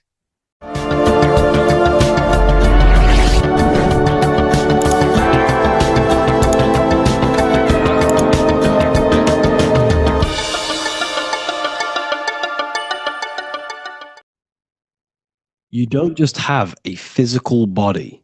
You have a physical, mental, spiritual, and emotional body. Each one of these aspects are a body of its own. Body does not just refer to a physical substance. You have a mental body for thinking, an emotional body for your emotions, a spiritual body for your energy in your astral form, and a physical body to encapsulate all of these. Each four of these aspects are essential for the human experience and essential to balance. Now, today we're going to be syncing the four aspects of your consciousness with the four seasons and the four elements, and how this ties into the Bible. So we have four physical elements. We have 5 elements in total, spirit being the most important, but spirit is pure invisible. We have 4 physical elements. We have air, fire, earth, water. Earth and water are feminine. Air and fire are masculine. Air and fire are active. Water and earth are passive. The air corresponds with the mental body of consciousness. This is where your intellect, this is where your communication, this is where your thoughts, intuition all comes from. This is the mental body of consciousness that allows you to think, allows you to process, figure things out, and have intellect and gain knowledge. This is your intellectual aspect of your consciousness, located in the head region. We have a fire nature, a spiritual nature. This is our astral body. Our astral body is all to do with the subconscious realms, the higher realms of consciousness. This is the body that allows us to be free from the physical body. Our spirit is more of our energy. Water is our emotional body. This is what allows us to feel things, that allows us to gain intuitive feelings of conscience. So emotion allows us to understand what is right and what is wrong. When we feel something bad, we know that this is wrong. When we feel something good, we know that we are doing good. Emotions are a creational force that allows us to feel certain things to bring them into existence. Our emotional body is a creational force and should not be reactive, and it should be controlled. Most actions are stemmed from emotions. Actions bring thought into physical existence. Emotions are the driving power. They are what drives your actions. The thought, then the emotion, then the action. Earth is your physical body. This is your physical state that allows you to take mind and emotion into action, into fruition, into physical matter.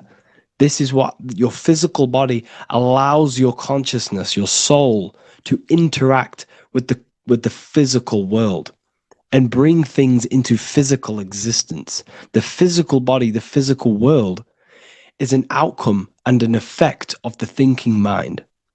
All physical substance comes from the thinking mind. The pen, the phone you're holding, the microphone I'm speaking into, all began as a thought in the thinking mind, then it was brought into physical reality.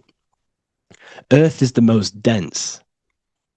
So it goes in this order: body, emotions, spirit, mind. The higher you go up, the more lucid and fluidic it becomes. The lower you go down, the more dense and dull it becomes. Air is the mind, fire is the spirit, water is the emotion, earth is the physical body. So this is why you are a microcosm. You have these four things within you. You contain of these four elements, which correspond to the four bodies of your consciousness, the four bodies of the soul. You are the soul. You are the spirit.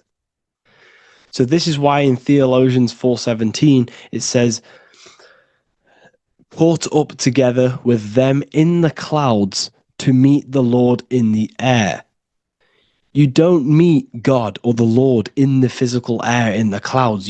This is clearly a parable. A human being cannot go up to the clouds and meet a mystical man in the clouds.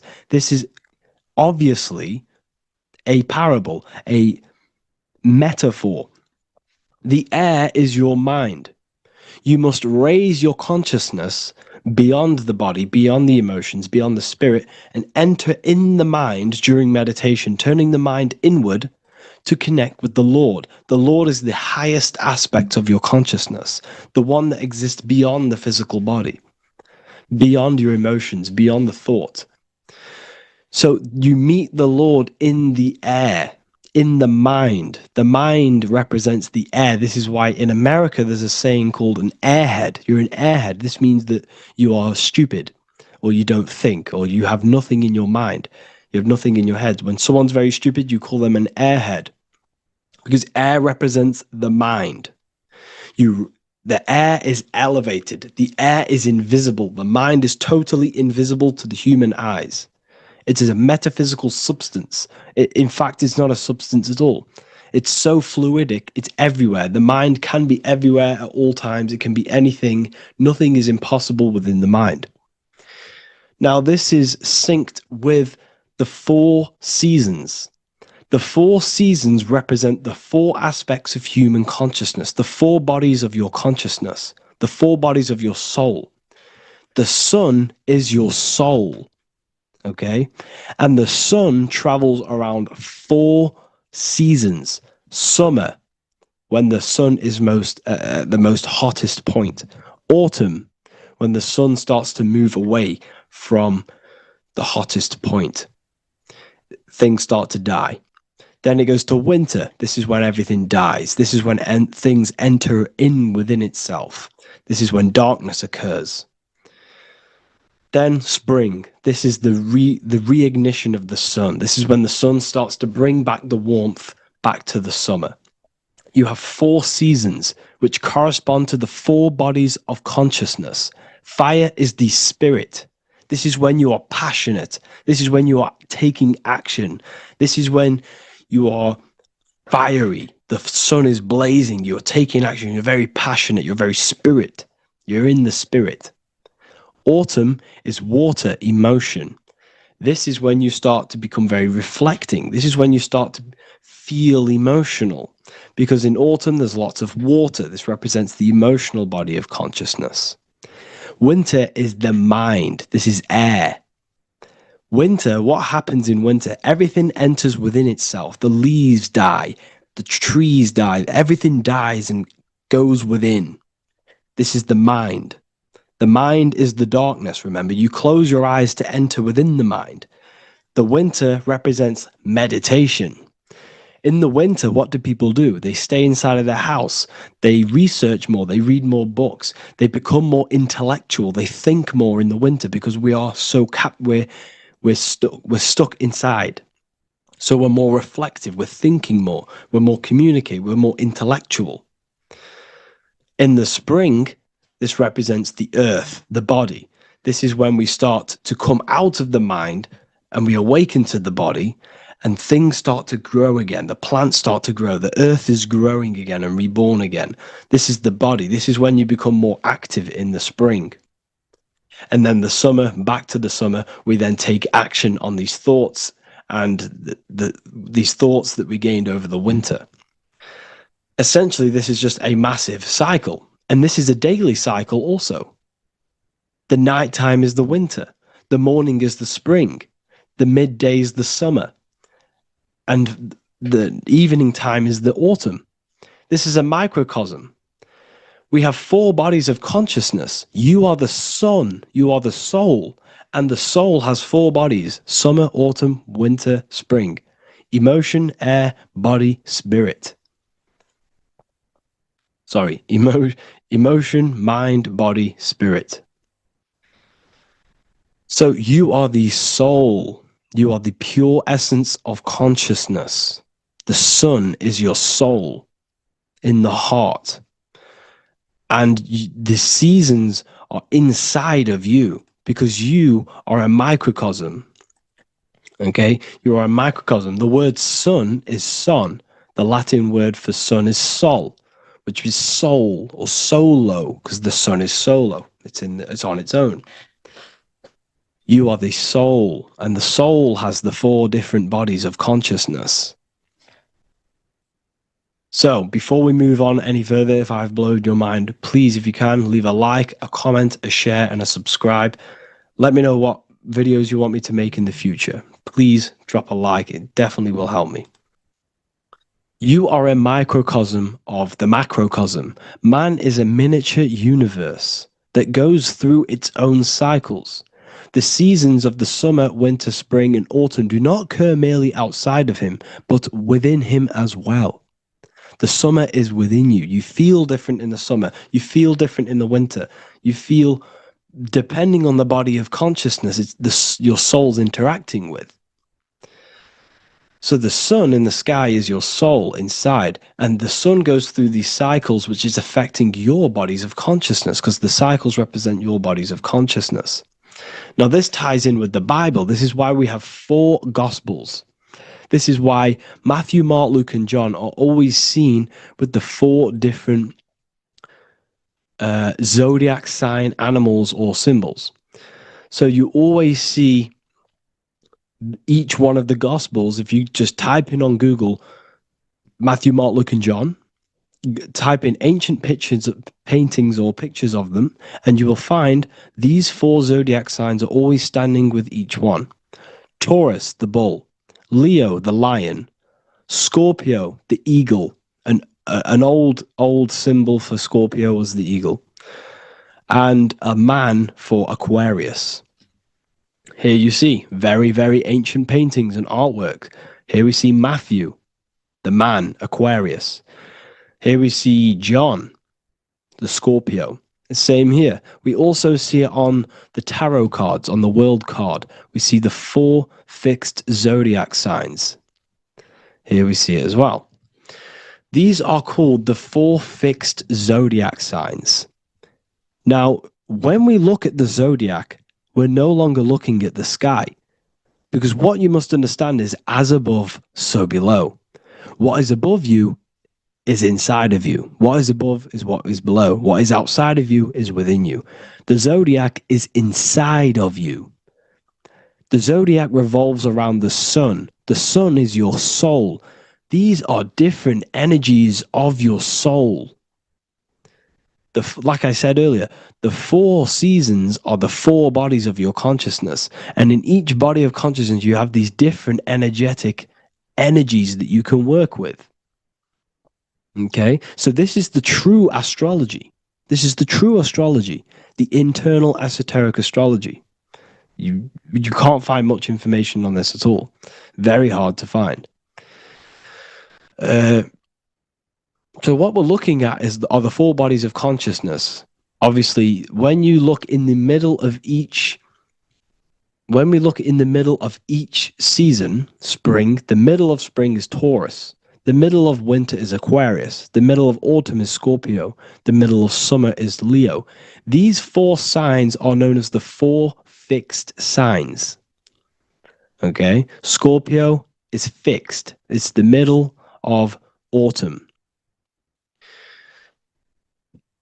Scorpio is a water sign, emotion.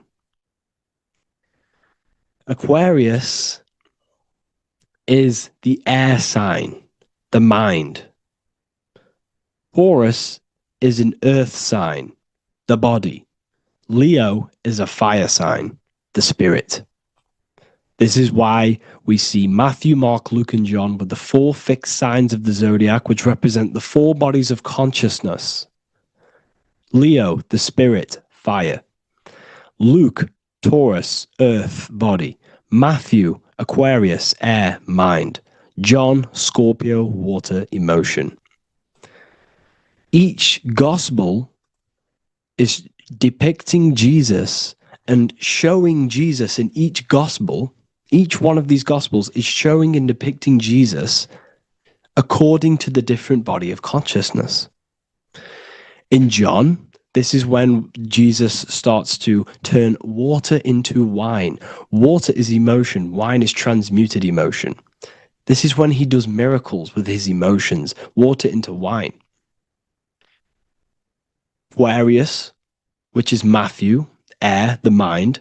Inside of the Gospel of Matthew, this depicts Jesus as an intellectual person, a person who's communicating and using his mind, his mental body a lot inside of the Gospel of Matthew. Go and read it, and you will see this.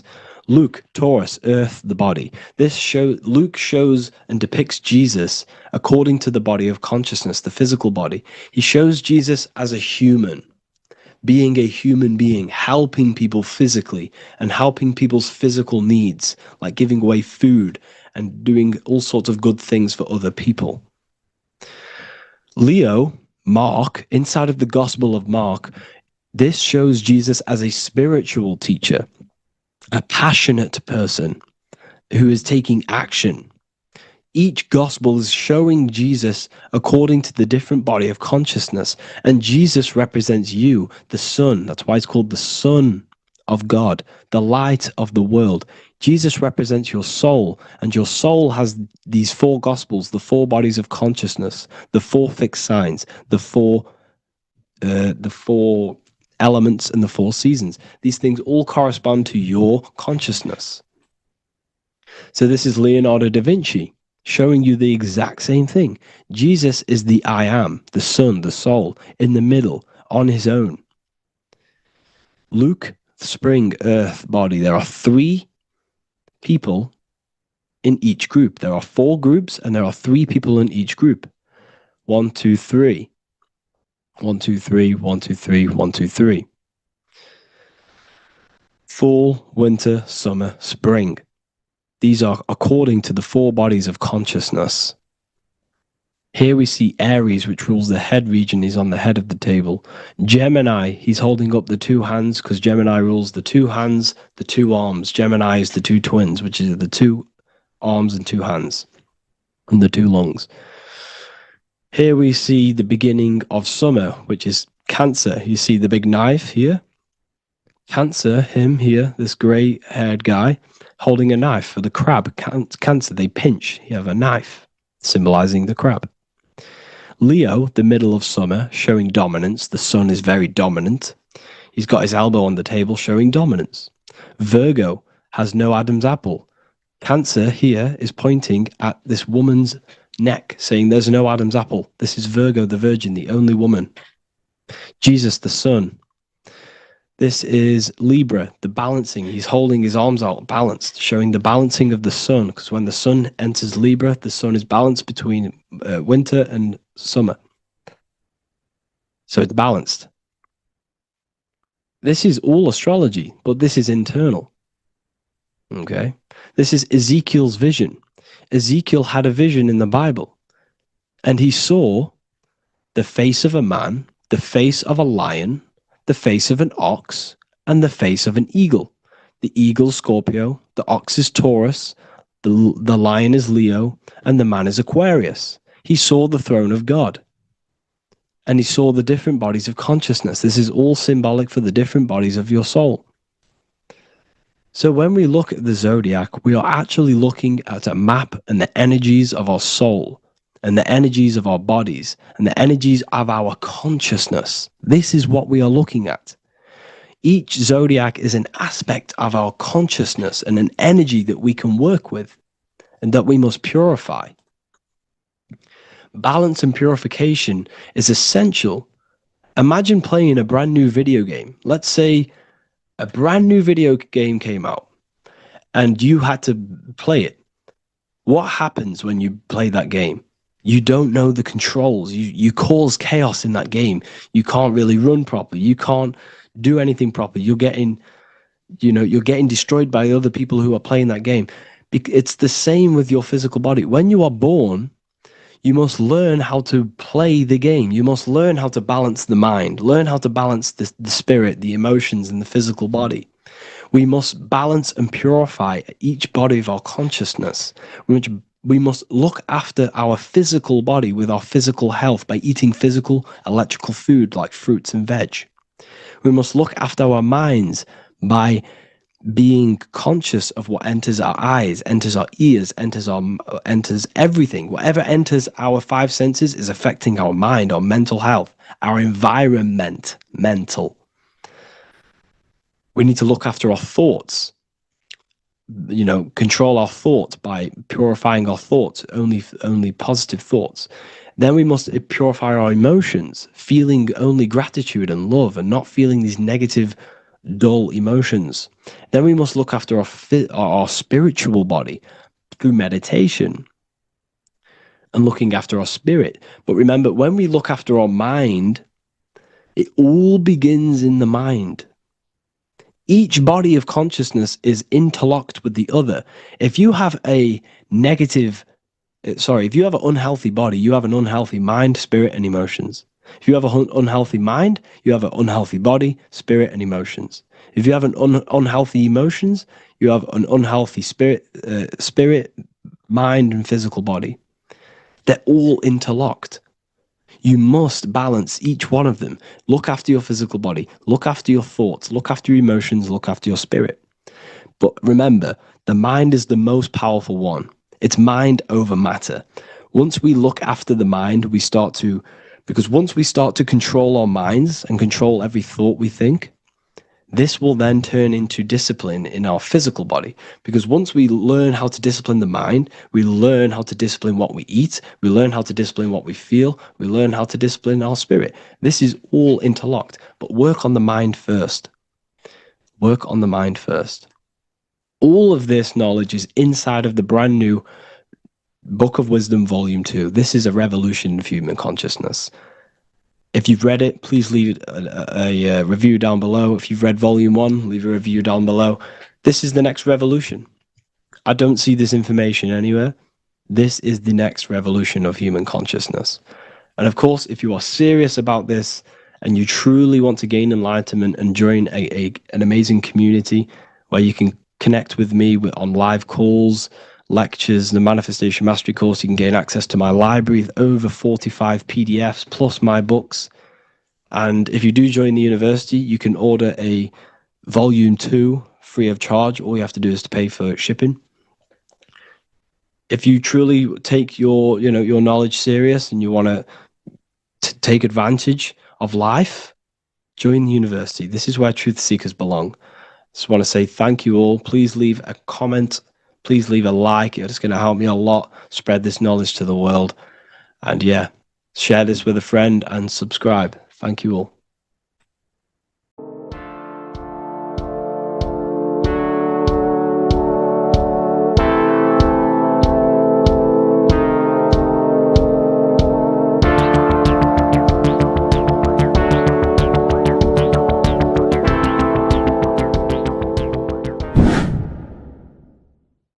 What is good, people? It's Revival of Wisdom. Today we're going to be talking about Saturn. I've done this video in the past. However, this video is going to contain a lot more in-depth explanation of Saturn. So the 33rd degree Mason, Manly P. Hall, said, Saturn is the key to crystallization, physical matter. Light is matter, matter is light. They are interchangeable. Low vibrating light turns into matter, high vibrating matter turns into light. And Saturn is the god of this world, this physical world. He crystallizes light into matter. This is symbolized as the Masonic checkerboard, matter and spirit, matter and light, light and matter. He's also the god of time, destruction, justice. He creates and destroys, because all things in time die. He creates and destroys you. So, because we live in this physical world, which is the electric world, this is why we say electricity, because it comes from the root word of El, Saturn. They used to call Saturn El, E-L. This is why we used to say Elohim is God. The real God of this world is Saturn, but it's being hid. This is being hid. Jesus is Saturn. All of this is Saturn. It's all Saturn worship. It's the real God of this world, So, physical matter is a result of two opposing forces equalized on the plane of inertia, because everything is created out of electromagnetic toroidal fields. And these two poles equalize on the plane of inertia, which gives you planet Earth, plane of inertia. The plane of inertia is what Saturn is. It's the ring around the center of the plane of inertia. Thank you to Walter Russell saying, physical matter is a result of two opposing forces on the plane of inertia. This is what Walter Russell says, so please check out his work. He's got many books, many books on light and electromagnetism and stuff like that. So I advise you to check him out. So the torus field gives you the binary code 0 and 1, the female vagina and the male phallus. This is the code for this world. Saturn crystallizes physical matter. Now Saturn is the most outermost layer of the 7 layers of heaven, where it says in the Quran, it says, Allah, it is He who created the 7 layers of heaven. Saturn is the outermost layer. He's the top. He's the most high. So when we say the most high, we're referring to Saturn. He's the most high before the firmament, before the stars. So Saturn is the god of this world. He's the Lord of the Rings. He wears the crown. The crown is the rings. Crown, Chronos. So the planets are luminaries. They are lights. They are beings. They are energy, conscious energy. And We're in the heart of the solar system. Saturn is the outermost layer. He is the one of this world. He's the god of this world. Now, on the North Pole of Saturn, you have the hexagon. Add up all the sides. It creates the six-pointed star. Or it can be created as a cube. The cube is very important. The six-pointed star is very important. 6 points, 6 triangles, 6 side, 6, 6, 6. Black cube adds up to 6 in gematria. Now, what did I say in the beginning? Saturn crystallizes the physical world. He creates physical things out of light. You are a light being. This is why we say human. Hue means the light spectrum. Hue, man, we are light manifested into physical forms. Human. And we are incarnated through Saturn. Satan, same thing. The number of the beast is 666, and the 666 comes from the 6.6 triangle, 6 sides of Saturn, 666. We are all known as carbon-based life forms. Carbon, the atomic structure of carbon, is 666, 6 protons, 6 electrons, 6 neutrons. We are materialized into our physical bodies through Saturn, through the number of the beast. These bodies are the beast, it's the animal. The divine, the Christ, is the consciousness within, because you are a physical, spiritual being combined into one, hexed into one. Hexagram. This is a hexagram. You're hexed into physical matter, spirit and matter, light and dark, combined into one. Now you contain of the mark of the beast, the mark of your body. Your body's the beast. It says in the Bible, Satan, who is the god of this world. This world. There are many different worlds, but this world is run by Saturn, and it says that in the Bible. Saturn is Satan. It's the same thing. And look at the crown of thorns are wrapped around the heart. The soul is in the heart. The mind is in the brain. The soul is wrapped around the rings of Saturn. You're wrapped in physical matter. This is what it's showing you. This is symbolizing the rings of Saturn wrapping you. And the cross on top is the cross of the cube. The cube, the black cube of Saturn, unfolds into a cross. So Satan, who is the god of this world, Corinthians 4:4 in the Bible, Satan, who is the god of this world, has blinded the minds of those who don't believe.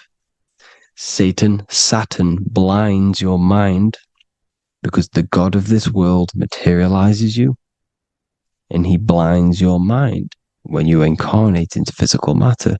When you enter this soul system, not the solar system, you hit Saturn first. He materializes you. And look at the symbol for Saturn. This is the symbol for Saturn. All of the planet symbols are created out of the Holy Trinity.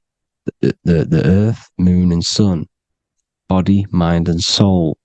The sun is your soul, the moon is your mind, the earth is your body. Your body's made out of the 5 elements. The sun is your soul, because the sun is life force. Gives life to everything. Your sun is a soul. Your soul is the sun of your body. The moon is the mind. The moon is the moon of your body, the mind of your body. Intelligence. So all of the symbol of the planets are created out of these. The Saturn symbol is created out of the Earth cross, matter, and the moon crescent, moon, mind, matter over mind. This is why Satan, who is the god of this world, has blinded the minds of those who don't believe. He blinds your mind. Look at the symbol, it's showing you. The Saturn symbol is matter over mind, when it should be mind over matter. So we descend into a soul system, into our 666 Saturn carbon suit bodies, and we are matter over mind. Then we have to move up the spine to go back up to spirit, to mind over matter, where you manipulate your own reality.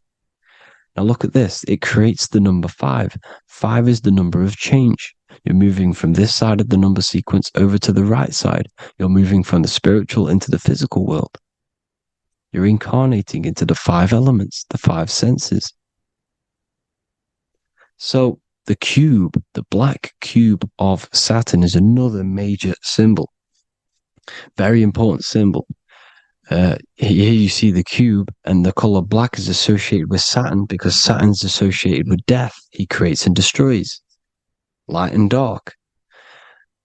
Death is associated with black, spirit, because you can't see spirit, which is blackness. So the black cube is black because Saturn rules the nighttime, which is dark, blackness, and he rules the winter, which is death, blackness. So Saturn is the black cube. Cubes have 6 sides: up, down, right, left, back, and forward. Cubes are 6-sided. Everything is 6-sided inside of this creation because you're incarnating, you're materializing, crystallizing into the cube, the world of the cube. Everything's a cube. Everything's got 6 sides. Here's Leonardo da Vinci showing you that you're in the cube. Leonardo da Vinci did this famous painting. You're in the cube, you're hexed into physical matter, or you're incarnated into the 3rd dimension, the 3-dimensional world, which is a cube, 3D. And black cube adds up to 6 sides of the black cube. The Kabbalah means cube god in Arabic. And look at what they do. They worship the cube, the black cube, and they stand in rings like the rings of Saturn. Australia, Denmark, Manhattan, Santana all have these black cubes. You go to New York, you will see the black cube there as well. These black cubes are everywhere because it is the real God of this world, So look at the cross. The cross unfolds into the cube. Xbox, Nintendo GameCube, Sega Saturn, anything to do with a simulated gaming reality, they put Saturn in it because we're in the simulation of Saturn. This is a simulation. And this is why they reflect this through the Xbox, GameCube, Sega Saturn, anything to do with gaming, simulations, is all Saturn. Because we're in the cube of Saturn, the black cube. We're in the GameCube, the Xbox, the Sega Saturn. As above, so below. So they reflect it through the simulations that they create inside of this simulation. Cubes have 8 points for the 8 points of time and space. 8 is the number of time. Everything's cycling, infinity. So look at the cube. The cube is symbolized as in Judaism. The Judees have the black cube. They wrap themselves in a black band and they cover their eyes into blackness. The black cube for the black cube of Saturn. They use the star of Saturn and they worship their god on Saturn Day because it's all Saturn worship. And look how the Saturn god is wrapped around with these thorns or leaves, just like Jesus is wrapped around his heart.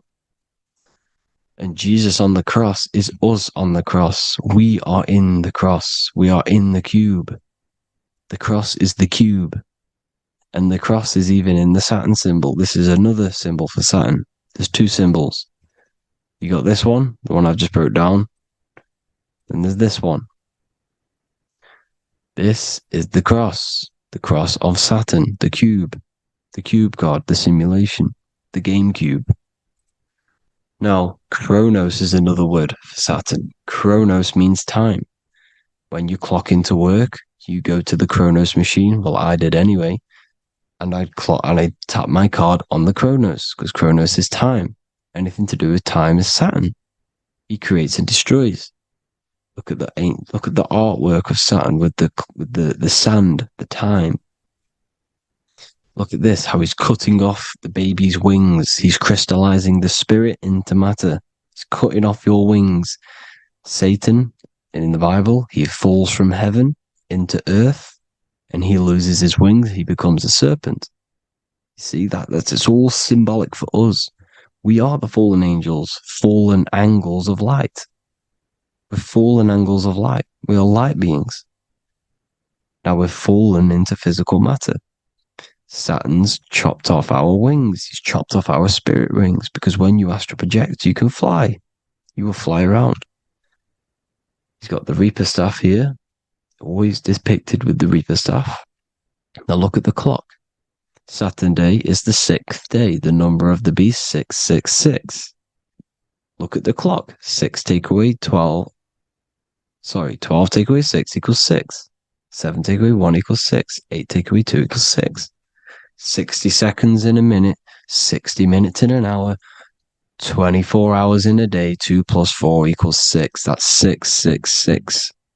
Everything's 666 because it's time. Saturn. All goes to Saturn. He's the god of time. We're in time now.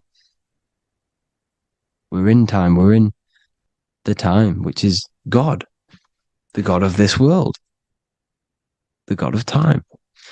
Now look at this. The Reaper is also depicted as the Reaper with the staff, the black cloak, black symbolizing death, spirit. Judges wear black because Saturn is the law. He's the god of this world. He's the law. This is why they wear black cloaks. When you graduate from university, you wear a black cloak and a black cube on your head. You've been hexed. Funerals, you wear black because it's all to do with Saturn, Father Time, Father Crystallization. Now, Saturn, here's another one of him cutting off the wings of a child. Because he cuts off the wings. He creates and destroys your body. We're in the electrical world. Everything that is electrical vibrates. All vibrations have to come back to a standstill point, which is death. This is why your body dies. Your atoms stop vibrating. Corona. Look at the crown. The crown is the corona. Corona means crown. And look at this is an alcohol brand for beer. You can see the staff of Saturn in the symbol with the moon crescent. Corona, which is the crown. Saturn, the crown on Saturn, the rings. And then you've got the staff. It's all Saturn worship.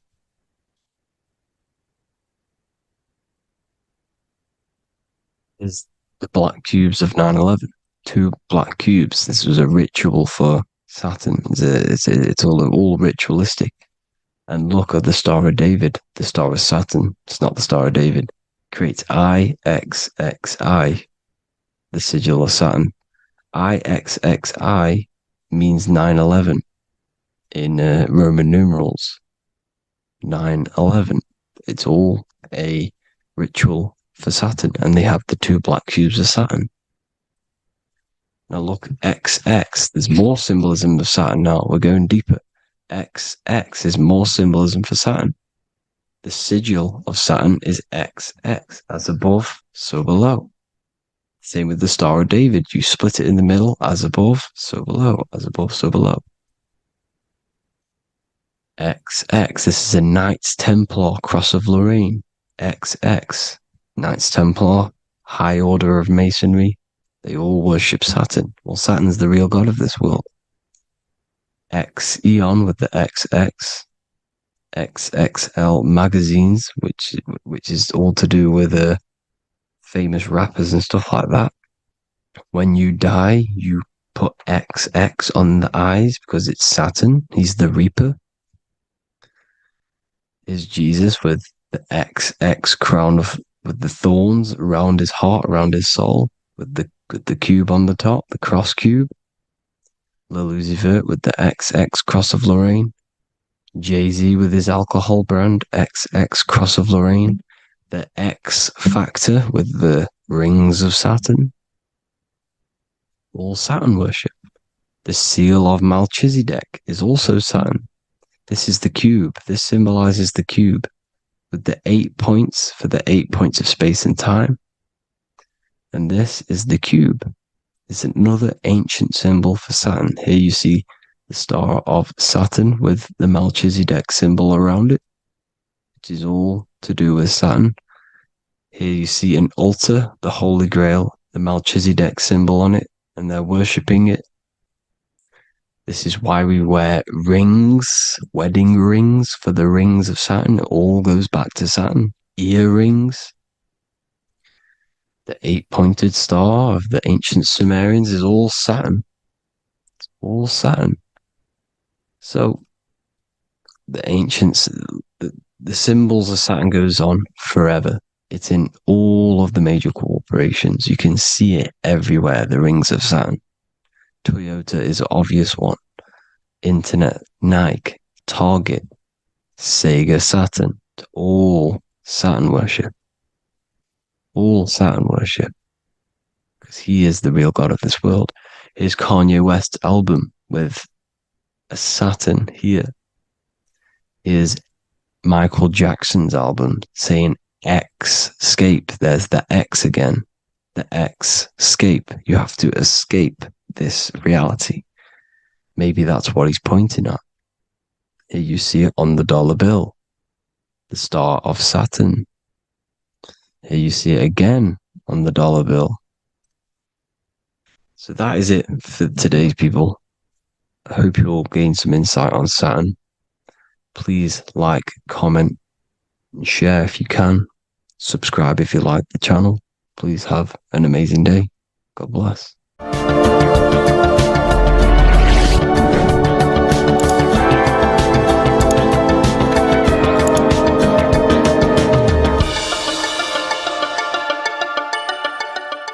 Welcome to Revival of Wisdom.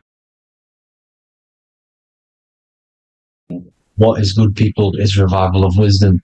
We're back with another video. Today we're going to be talking about the importance of Saturn and the occult. Let's jump straight into this. So Saturn is the god of the earth, right? It's the time of God, change, destruction, physical matter. He creates and destroys because the energy of Saturn is the key to crystallization. It wraps things in physical matter, right? He creates everything, all life forms, and he takes things back because the day that you're born, that's the day that your expiry date is coming. The time is ticking until Saturn takes your life. This is why he's known as the Reaper. Okay?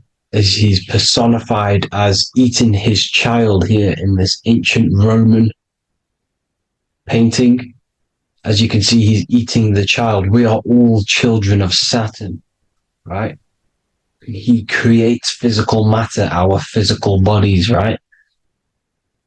He's the god of time because he's the slowest moving celestial body.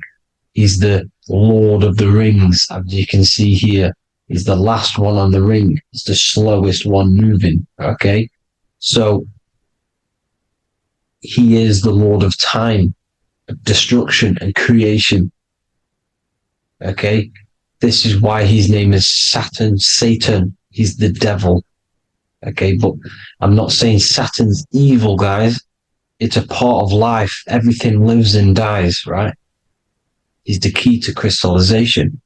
Now, as we have the clock here, our god Saturn, or Chronos in Greek, just means time. He's also the god of time, as I've already said. 60 seconds in a minute, 60 minutes in an hour, 24 hours in a day. Add 2 plus 4 equals 6. 60 seconds, 60 minutes, 2 plus 4 equals 6. That's 666. Okay? And as you see on the clock, 6 take away 12 equals 6. 7 take away 1 equals 6. 9 take away 3 equals 6. 6 is the number of Saturn. It's associated with Saturn, right? He's the god of time, of justice, everything. goes back to the Reaper in the end. Everything lives and dies.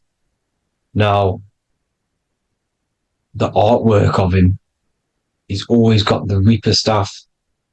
You see, it's personifying death.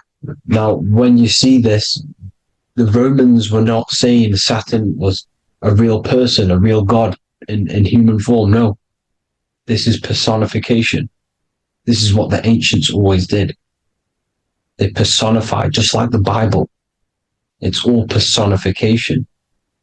So the personifying Saturn eating its children because it eats, it's the Reaper. No one can escape the Reaper. No one can escape death. Now, Saturn is 666, which is in the Bible, the number of the beast, right? The number of the beast, Satan, 666, right? So on the North Pole of Saturn, you have a hexagon which makes a cube, right? Now this hexagon, when you join up all the corners, creates the six-pointed star known as the Star of David, right? In the Jewish religion. Now, as you can see, the six-pointed star has 6 points, 6 mini triangles, and a 6-sided hexagon. That makes 666. And also, you have Saturday is named after Saturn, the 6th planet, the 6th day of the week, and has a 6-sided polygon on its north pole. That's also 666. Now, this Star of David, this symbol goes back thousands of years, and it originates from Saturn. It's not the Star of David, right? It originates from Saturn. It symbolizes the physical and spiritual aspect combined into one, which makes us humans, right? Also symbolizes the male and female combined into one. These two sacred energies create the human. We consist of both male and female energy, also known as the Seal of Solomon. And we all know if Solomon was a real person, he talks about communicating with 72 demons.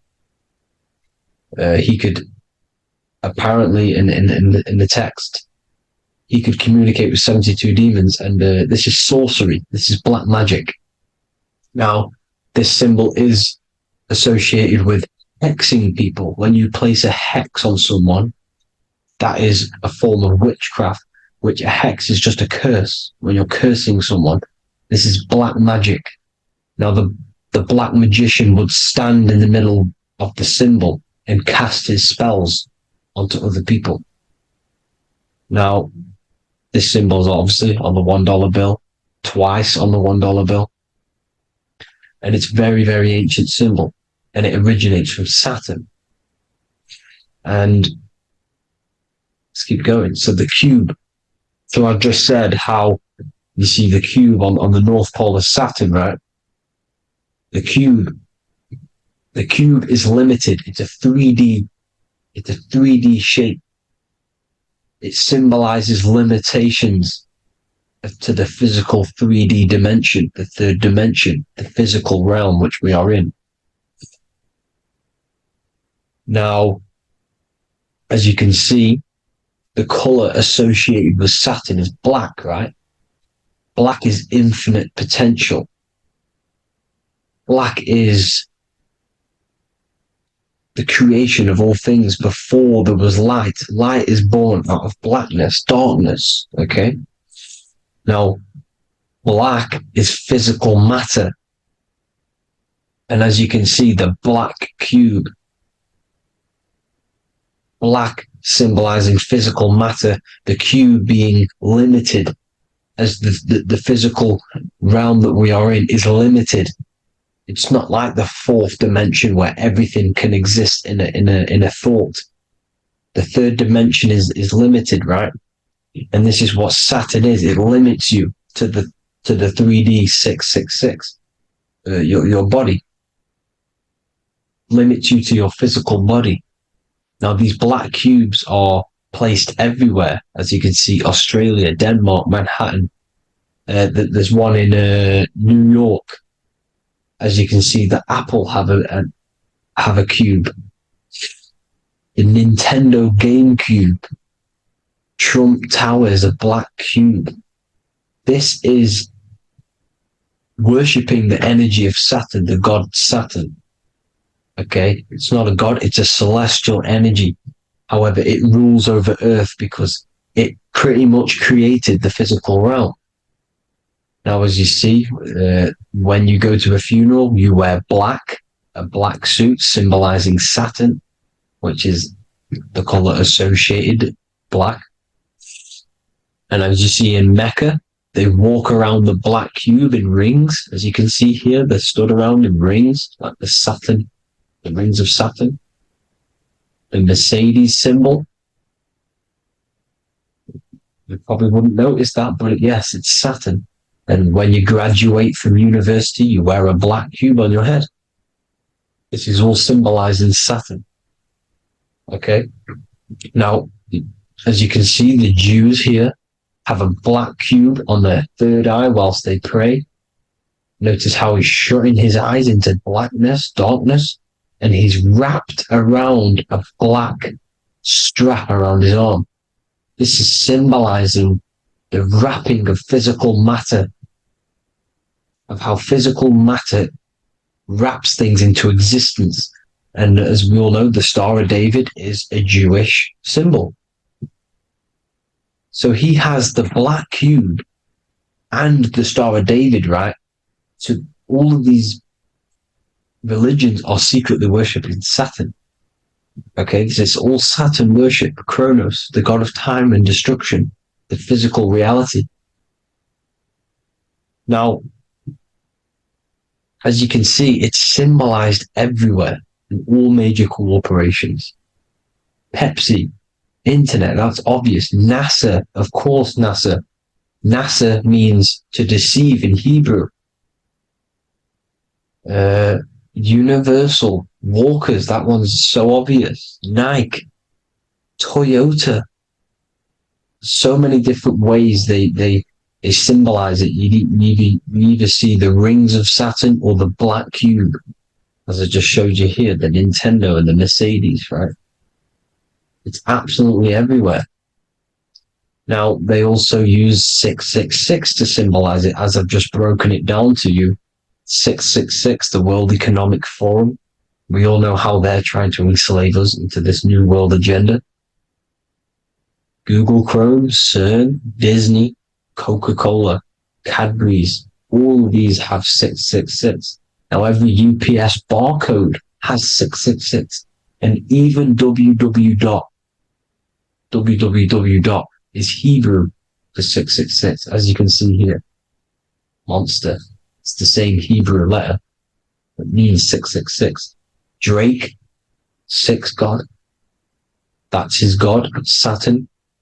Why? Because they love physical realm. They love the physical dimension, the third dimension.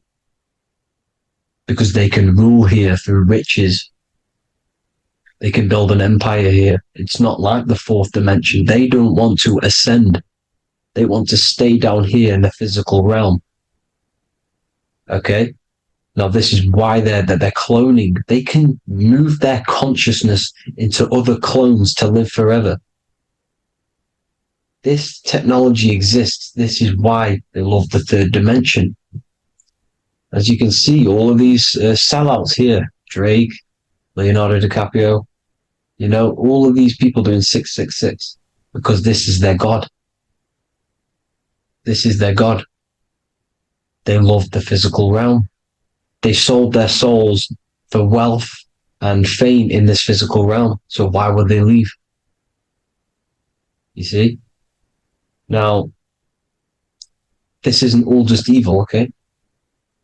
So you have 7 chakras, right?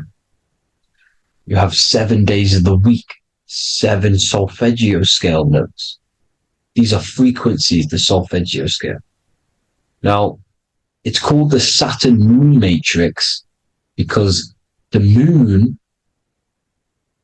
symbolizes your mind, because you're created out of the Holy Trinity, which is body, mind, and spirit, right? That's the triangle, the equal triangle. body, mind, and spirit. Now, the three main celestial bodies are Earth, Moon, and Sun. The Earth being your physical body, the Moon being your mind, and the Sun is your soul, hence why it's called solar. It's a solar soul. Now, these symbols are alchemical symbols. So when you're doing alchemy, you use these symbols to obviously symbolize what we're talking about. Now, as you can see, these are all the symbols of the planets. Of Saturn is created out of the moon on top, the moon on the bottom and the earth on top, as you can see here. You see? And this creates the number 5.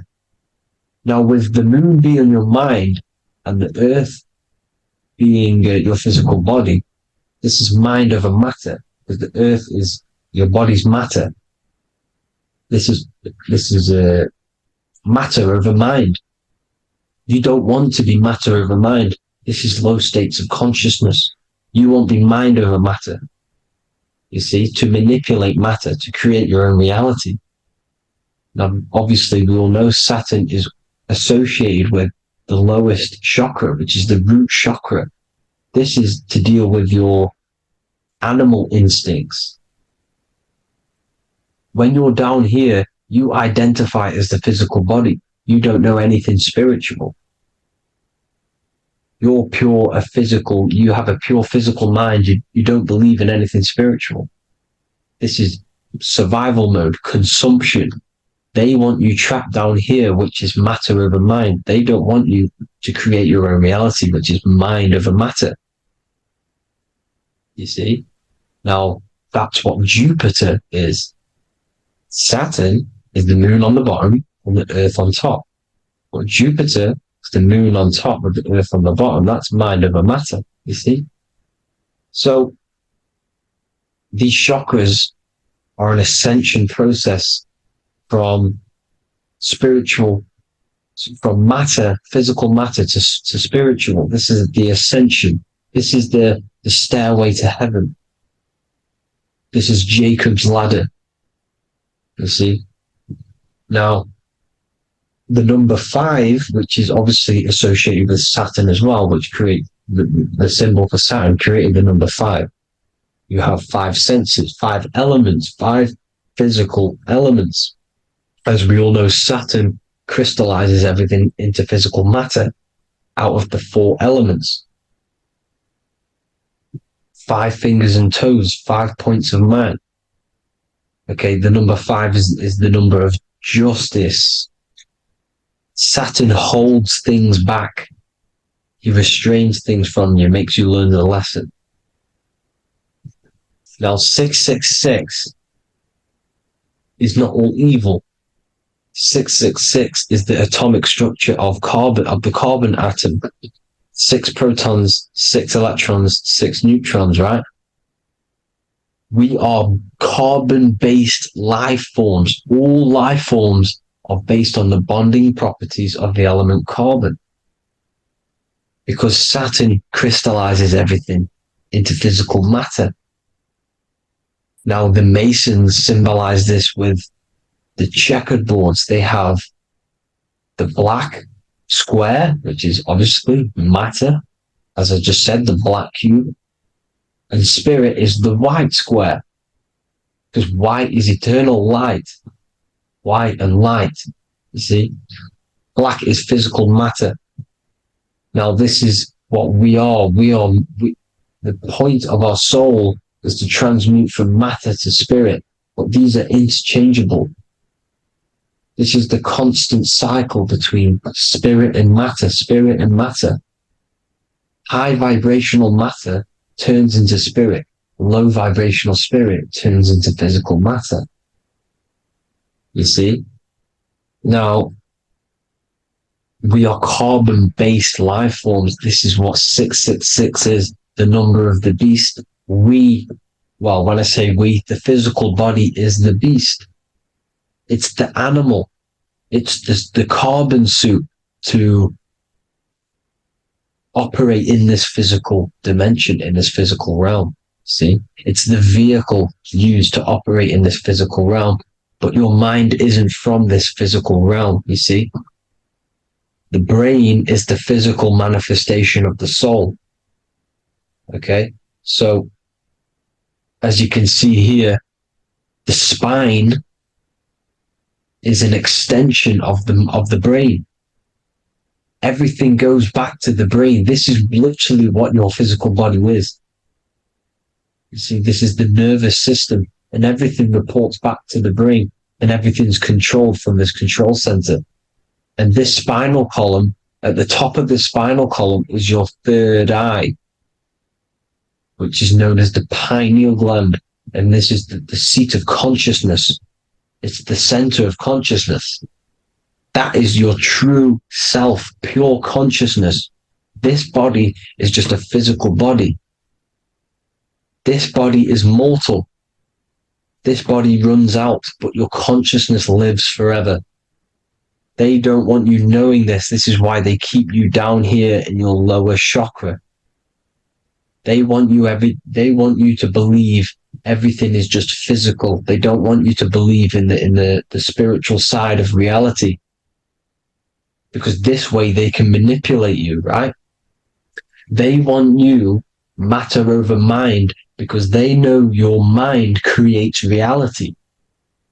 They know your mind is the root cause of reality. You manifest your own reality from the inside out. So this is why they control your perception of reality. They control your information in order to manifest their new world order. You, who are ignorant to knowledge and wisdom, you who are ignorant are manifesting their agenda because you accept their information and their perception of this reality. Now, this is why they tell you the globe model, the heliocentric model, to trap you into physical matter. Now, if you understood about this true form of this realm, you'd understand that there's a spiritual side behind everything. The spiritual side, something has to exist. The root cause of reality is higher planes of existence. It happens in the mind before it happens on the physical plane. You see? They don't want you knowing this. They want you matter over mind, which is the symbol for Saturn. Moon over Earth. The Holy Trinity.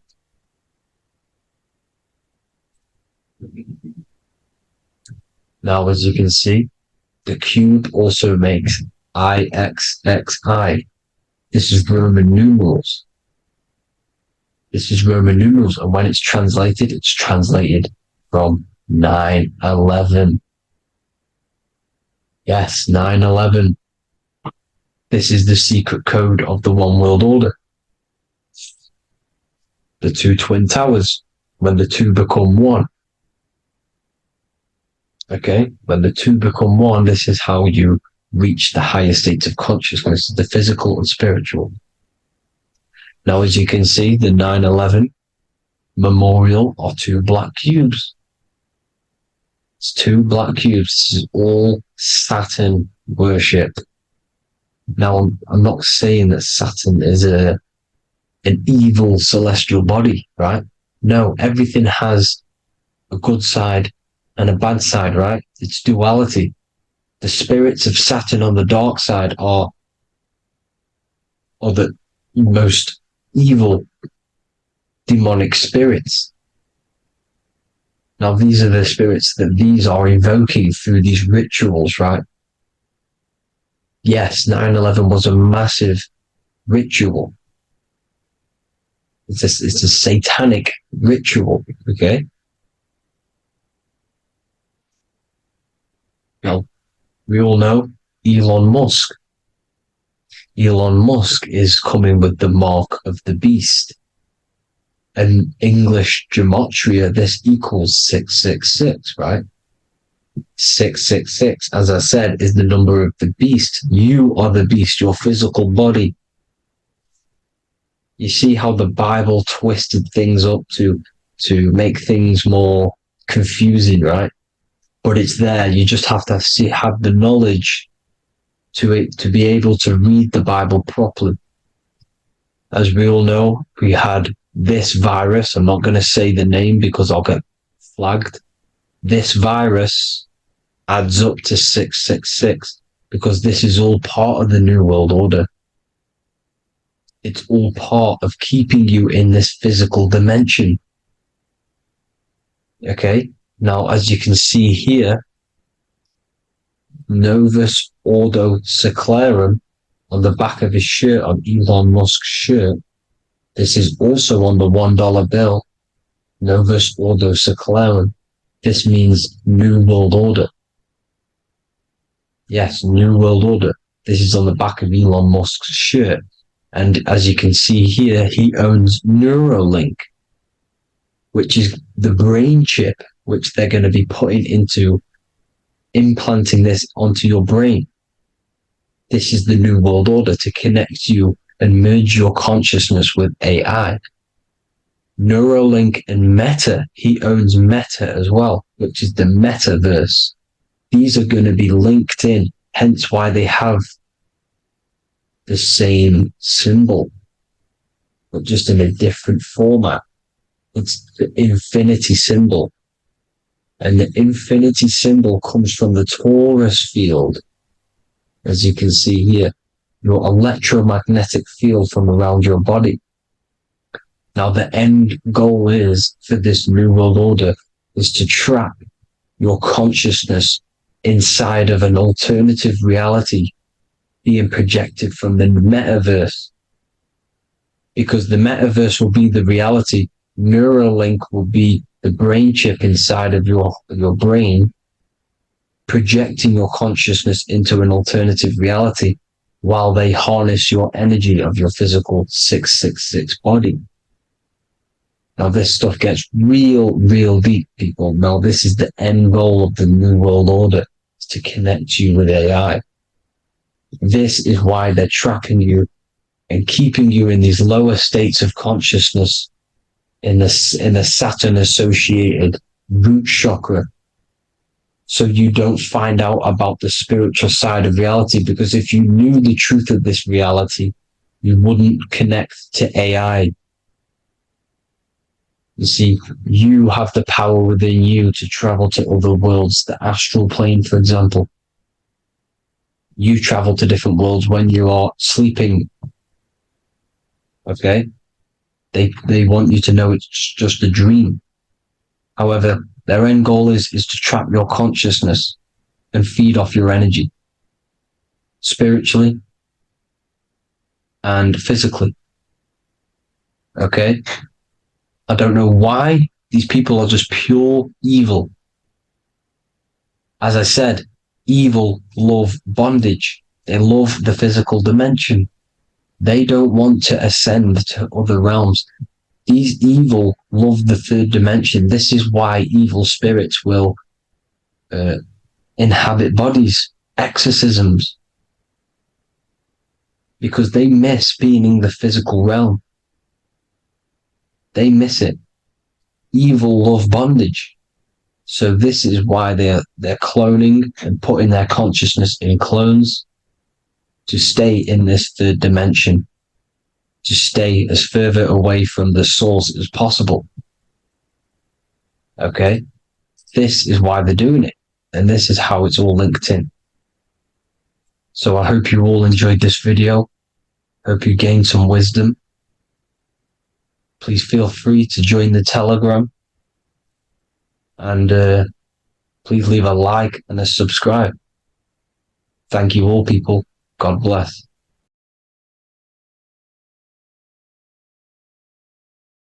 Welcome to Revival of Wisdom.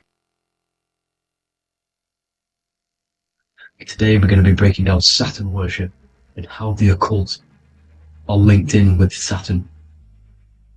Okay, so first of all, let's start with the celebrities. All these celebrities are doing 666. Okay, covering the one eye, which also symbolizes the all-seeing eye, which is another occult symbol. But we're focusing on the 666, the 6 with the 3 fingers. Also, we have CERN with the 666 within their logo. Also Disney, okay? As you can see here, 666 within their logo, Pepsi, Coca-Cola, and even Cadbury's. Monster Energy with the 666 in Hebrew numerals, unleash the beast. So what is 666 to do with Saturn? Because on Saturn, there is on their north pole of Saturn, there is a six-sided hexagon, okay? So Saturday is named after Saturn Day, the sixth planet. It is also the sixth day of the week, and has a six-sided polygon on its north pole, 666. Not only that, when you create a star out of the hexagon, you will create a six-pointed star, okay, with 6 triangles within the star, and a six-sided hexagon, which all adds up to 666. Okay, so this is why all these symbols contain 666. So why do they worship 666? Saturn. Because Saturn is the god of time and death, okay, and order and lessons. Okay, Saturn is a very cold and dry being. That is the 6th planet from the sun. Okay, Saturn represents the winter, which symbolizes death. Okay, because all nature dies within winter because the sun's not there. So it represents darkness and death. It rules the zodiac sign of Capricorn. Okay, so in the celestial cycle, Saturn is always opposite the sun. So it's the opposite of the sun. So they're worshipping this energy which is death-like. Okay, this god which is death and does not bring life. Okay, also is the god of time. Okay, also in the Roman and in Greek it's called Chronos. Okay, which is just a translation for time. It's also known as the Father Time, aka the Grim Reaper. Okay, the Grim Reaper. Keep that in mind. We'll come back to this. Here are some more logos with Saturn. Okay, NAG, Internet, Wi-Fi. Okay, all these occult logos all worship Saturn. They are a satanic occult. They worship this death god, this evil god. Okay, this is where the cube now comes in. Okay, because what colour is associated with Saturn?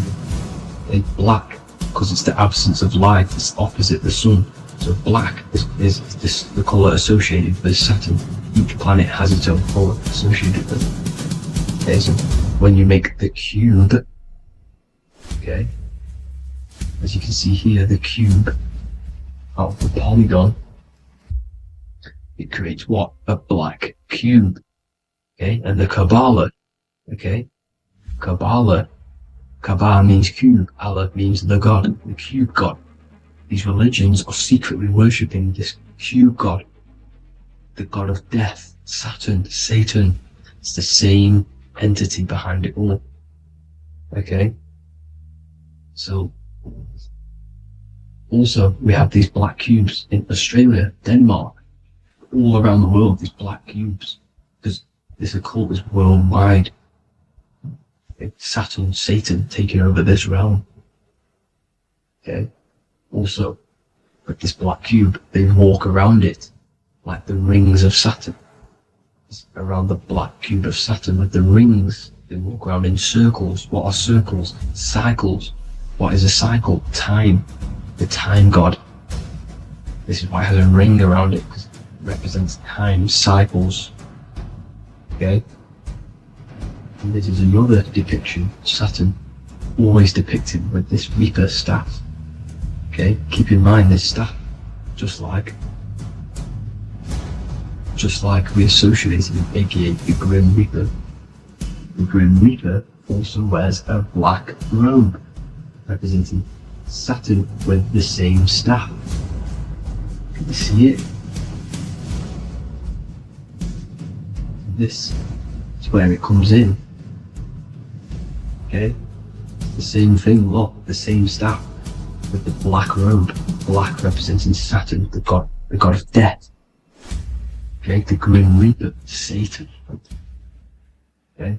Also, when you graduate from university, what do? You wear a cube on your head, a black cube with a black robe. This is Saturn worship. See, this is how Saturn, Satan, has tricked the world into worshipping him, not God, the sun, which represents God. So what is a corona? Because a corona is a crown, a circle, okay? A set of concentric circles of light seen around a luminous body. So Saturn, so this is why they used to worship Saturn by wearing crowns in ancient days, and we still do to this day. The king or queen has a crown, a corona. Also, corona, the drink. Corona adds up to 666, just like Saturn is 666. But like you see in the corona, you see the staff. You see this staff, just like the staff of Saturn, the Saturn god, like the Grim Reaper, with the black robe and the staff, just like the Saturn god. What is the Grim Reaper? It's a killer. It represents death, just like Saturn, the god of death and time. So all these occults and secret societies all worship the 666 god, which is Saturn, Satan.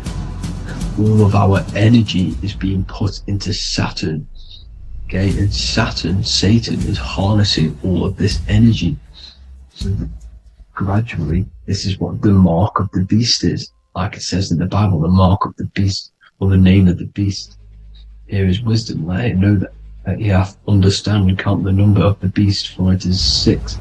It is the number 6 of a man, and is 600, 3 score is 6, 666. So this is what the mark of the beast is.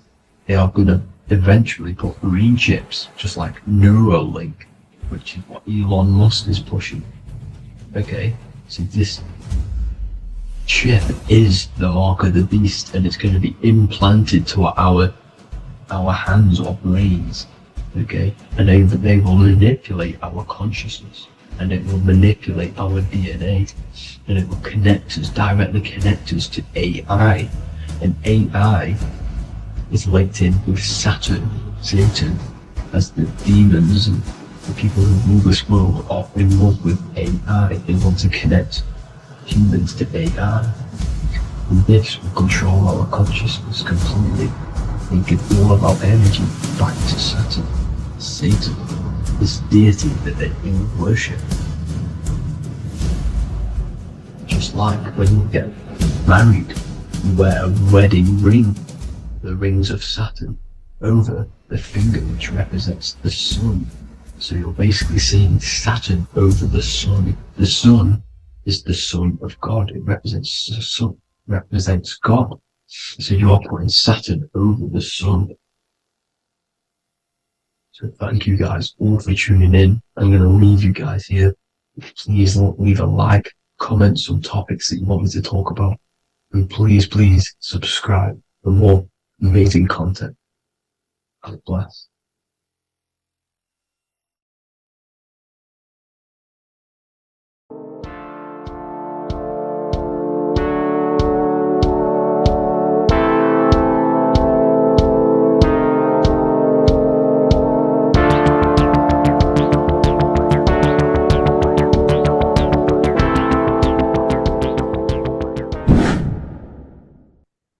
Left and right hemisphere, and what are they doing? How does it contribute towards your perception in this world? And this is what we're going to be talking about in today's video. We're going to be breaking down the two hemispheres of the brain and how they function in your life. So first, we have the left hemisphere. This is the logical hemisphere. This is the analytical, divided, scientific, or verbal hemisphere. The right hemisphere is creative, wholeness, artistic, symbolic, and metaphorical. The right hemisphere does with non-verbal things. It produces a holistic perception. It is more to do with creativity.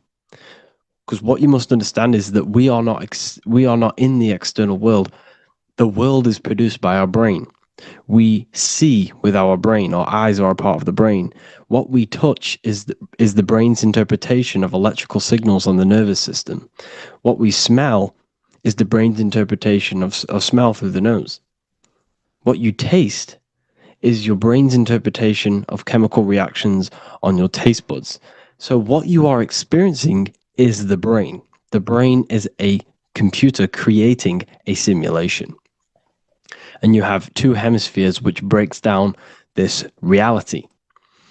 So essentially the brain is the perception creator. It creates perception. So if the brain is creating this, who is the one experiencing the brain? Well, that is you, the consciousness, the mind, the all-seeing eye. You are the all-seeing eye experiencing the brain, the observer behind the brain, behind reality, behind the emotions. So if you're walking through a woods, this left brain sees individual trees. The right brain sees the whole woods. It sees the biome. It sees the bigger picture. So when you are walking through this woods, the right brain picks up a holistic perception of reality. It creates the woods as one unified woods. The left brain's job is to break this down and analyze it so that we can see individual things. And this is also necessary for humans to have the ability to break things down and manipulate things in this world. So without this left hemisphere, we could not manipulate things and break things down. So this right hemisphere is important because it sees the whole woods. It sees humanity as one unified consciousness.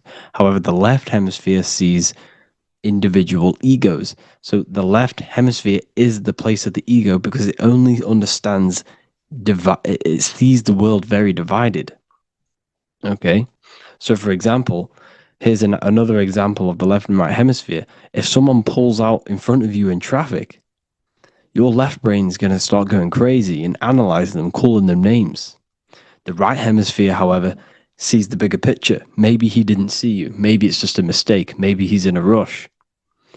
You see how the two brains are very different. They do the same thing, but they function in different ways. The right hemisphere is feminine. The left hemisphere is masculine. So, like I said, this person pulls out in front of you. You start to think with the left. If you start to perceive that in the left brain, you're going to start analyzing them. You're going to start going crazy and calling them names because you're analyzing it. You're not seeing the bigger picture behind it. You're not seeing it from his perspective. So there is a crossover. So the left hemisphere of the brain controls the right side of the body, the right ear, the right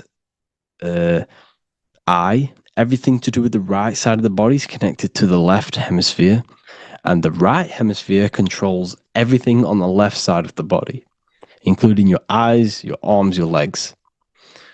So everything is crossed over, and even your visual field is crossed over. So this is your visual field, as you can see here, and even the left side of your visual field goes to the right brain. There's a crossover.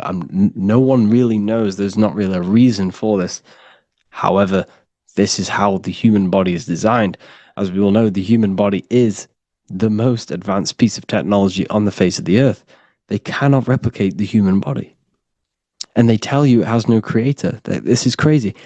People are that brainwashed, they can't even understand that their body is the most advanced piece of technology.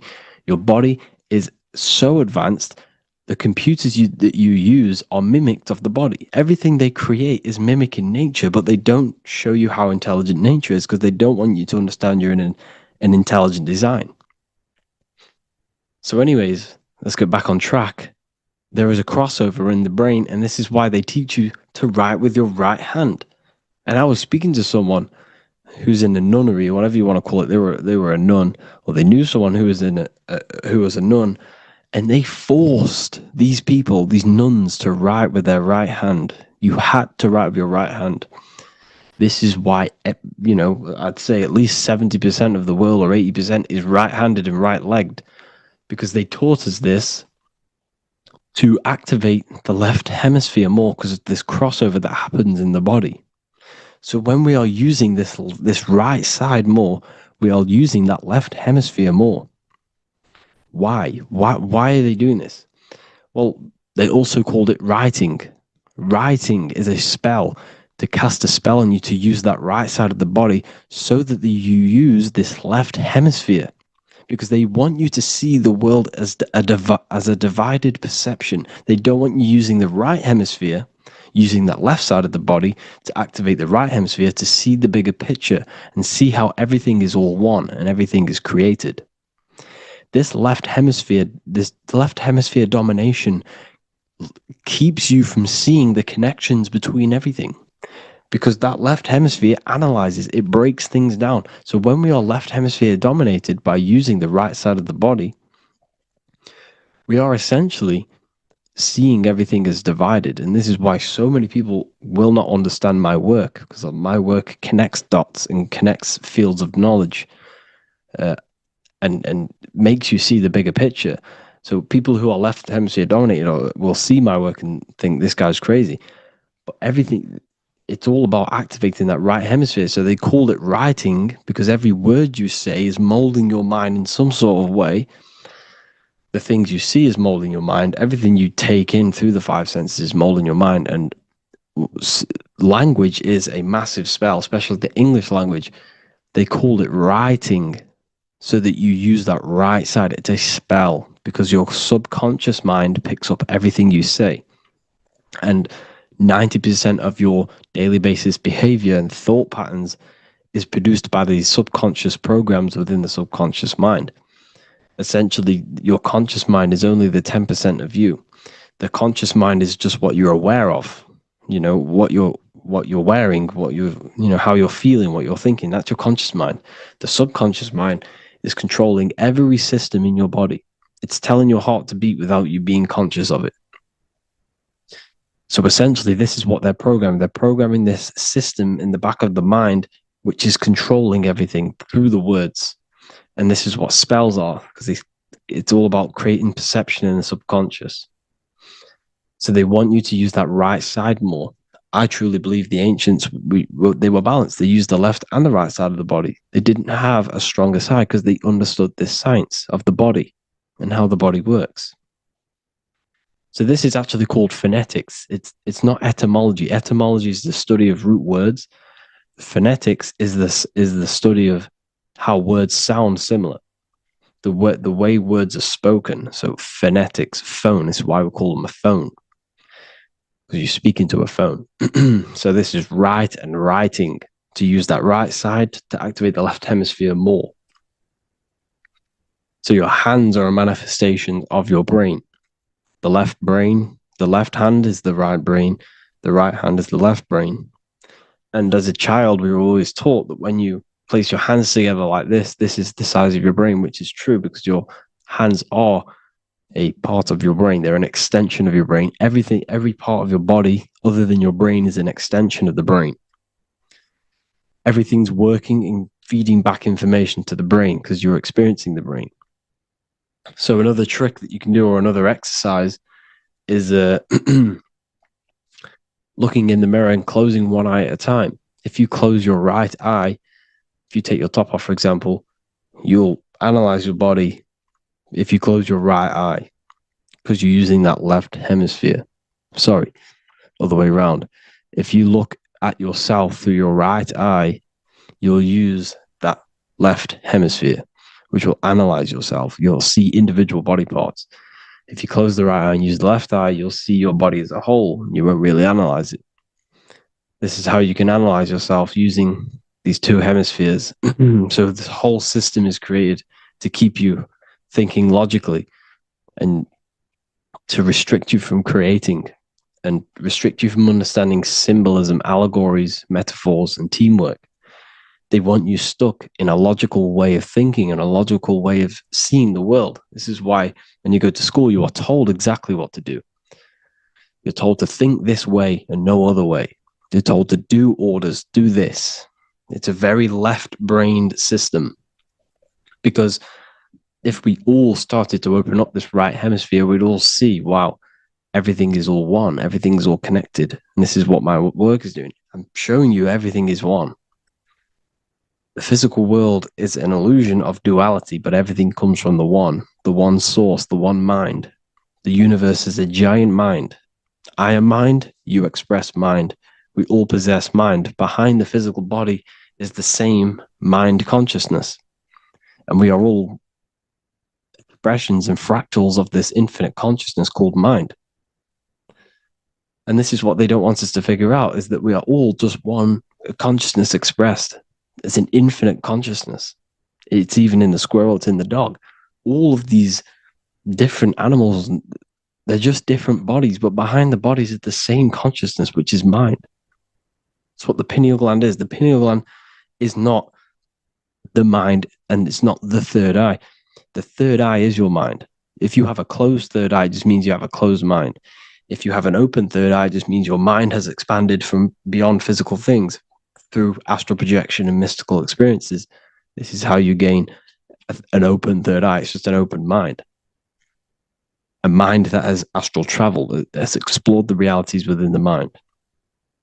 So everything they do is to keep us in a divided state. Divide and conquer, right? That's their motto. All to keep you thinking how everything is divided. Everything they've done is division. Postcodes, countries, everything is divided. Like football teams and all this stuff. It's also a natural process when you grow up, because as you grow up, your brain is constantly analyzing the world. So this is sort of a natural process of how you become more left hemisphere dominated, because your brain is always analyzing. And unless something awakens you, you can awaken that right hemisphere where you can start to see the bigger picture. Even the music, it's all tuned to 440 hertz, shuts down the right hemisphere of the brain. 440 hertz, Spotify, Apple Music, the radio. Every time you turn on the radio, it's tuned to 440 hertz. This was specifically tuned. It never used to be tuned to this. It was in the 1950s.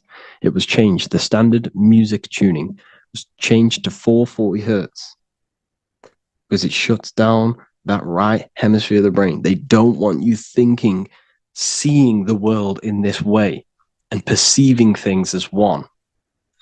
And I'm going to show you. It tells you this in the Bible. Cast the net onto the right-hand side of the boat and you will find the fish. What was Jesus saying? This is, you see, people read the Bible and they don't understand it. If the Bible is not talking about you, then it has no meaning. The Bible, everything you read in the Bible is about you and how it can better your life. It occurs to you.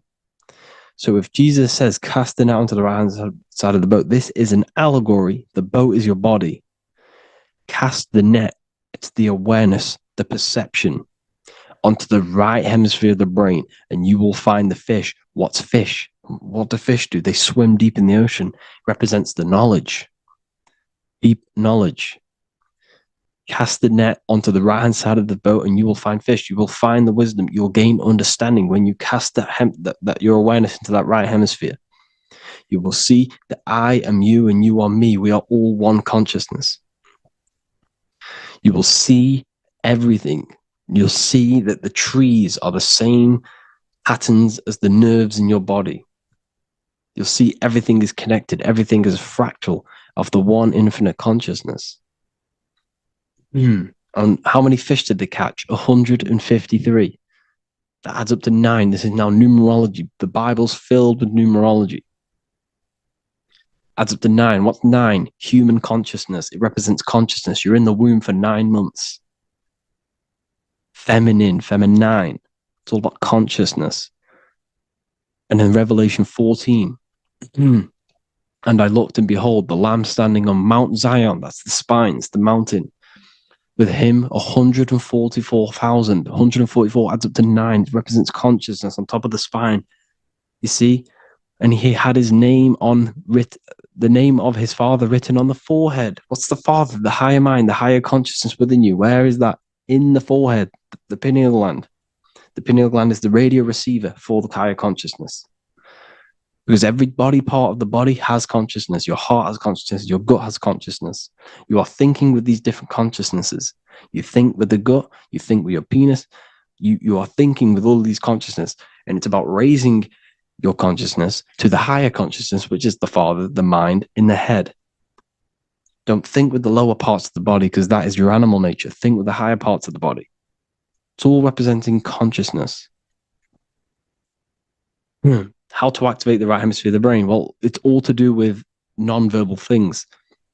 So music will activate the right hemisphere. Make sure it's tuned to the right frequency, though. 432 hertz, 528 hertz. Any frequency that adds up to 3, 6, or 9 is good for you. Meditation, turning off the thoughts, and you raise yourself to the higher brain. Symbolism. Symbolism is all right hemisphere. Reading between lines, metaphors, determining the Bible, it's all right hemisphere. Seeing the bigger picture, it's reading between the lines. So tithing in the Bible. These people in the churches are giving 10% of their money to the church. It's nothing but a scam. What these people have done is they have externalized the Bible. They have taken the Bible and literalized it so that they can make a business out of it. So what they're doing is a tenth of the produce of what it says in the Bible, a tenth of the produce of the land, whether grain or fruit, is the Lord's and is holy. So what's that saying? The tenth of, it's basically saying give the 10% to the Lord, to God. What does that mean? Well, what's the land and the fruit? This represents physical things, the physical things that you have. The tenth of the physical things that you have, what's that? That's your ego. All the physical things that you have is all to do with your ego. That's the lower self. The ego, what is the ego? It's the mind's perception of the physical self. You had no ego when you were a child. Okay, when you were a child, you had no ego. As you grew older, you created the ego. But the ego is the full self. It's the echo. Ego, echo. It's the echo of the full self. So it's saying, give the ego over. Take away the animal self. In that left hemisphere, that's all to do with the left hemisphere. That left hemisphere sees the ego. It sees individuality. It's divided. So it's saying, give that 10%. Give that 10% of you over to the right hemisphere. The 90%. The 90% of you is in that right hemisphere. The higher self. Now, I'm not saying the left hemisphere is bad. Okay, I'm not saying that at all. But it sees it sees things divided. It's like I said, the left, the hands are manifestations of the brain.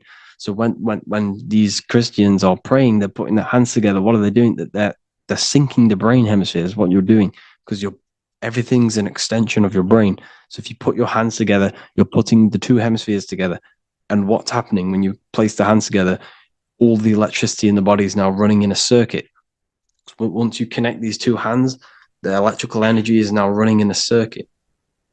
And energy can move around the body quicker and more efficiently. So when you pray, when these people are praying, they don't realize that they're engaging in ancient forms of meditation, of balancing the two hemispheres. So now we're talking about balancing the hemispheres, not the right hemisphere. This is what Israel is. Look at the symbol for Israel, the up triangle and the downward triangle. What's that? The up triangle represents male. The downward triangle represents female. Okay? This is talking about the brains. Israel is Ra. Isis, which is female, the Egyptian god. Ra, El. El means God. Electricity. That's the force of the physical world. It's the force that runs this world, electricity. It's the force of God.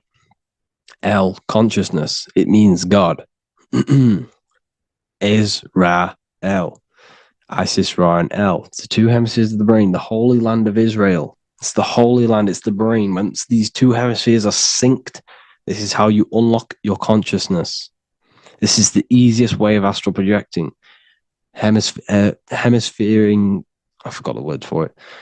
Hemisphere syncretization, something like that. It's about syncing the hemispheres. This is how you unlock your consciousness. Once the brain is running as one electrical system, this is how you balance the two masculine and male opposing energies. Once these opposing energies are no longer in war with each other, the brain, they come together to work as one. You unlock your consciousness. You are born again. What happens when a male and female have sex? It creates a new child. It becomes one. You are born again. Once the two hemispheres of the brain, you are born again. You can then have an out-of-body experiences. So this is why the symbol of the Holy Land, Israel, is the up and down triangle back combined together, because it represents unification of the male and female, unification of the hemispheres. You're born again. You unlock consciousness. And you can get this for free. It's called the Gateway Tapes on my website. Basically, it's a audio track from the government, and they did this in the Gateway Experience. It's a CIA document, and what they do is there are different forms of meditations you go through. I think there's about 5 waves of meditations you do, half an hour each one. And it will teach you, it will sync your hemisphere, because what does it do? They understood that playing one frequency into one ear and another frequency into the other, they understood that the right ear is connected to the left hemisphere, the left ear is connected to the right hemisphere. So when you play 2 different frequencies into both ears, what happens? The brain picks this up, the 2 hemispheres of the brain picks this up, and it syncs it. It syncs these 2 hemispheres, these 2 frequencies together. So now the brain is working as one to sync this frequency. So this is how you can sync your hemispheres, through listening to these frequencies. Okay, you can get them for free and do the meditations yourself. This will definitely help you. This is an easy way to astral project. So it's all about syncing the hemisphere and seeing reality from a unified perception. We should all aim to get out of that left hemisphere. I'm not saying don't use it, but we should now start to we should now start to read between the lines of the Bible, read between the lines of the symbolism they're showing. Study symbolism, study allegories and myths. What are they trying to tell us through these allegories? And, this is how we start seeing things in a better way. Once we understand that we are all microcosms of an infinite consciousness, we can all come to one, because love is the unifying force of this infinite consciousness.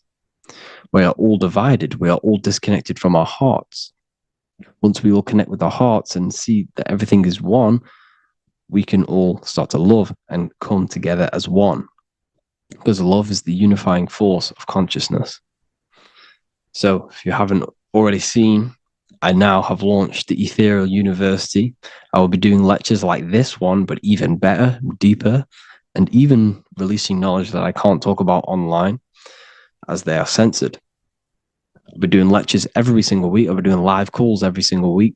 You also gain access to my library, which is filled with over 45 occult books, filled with knowledge.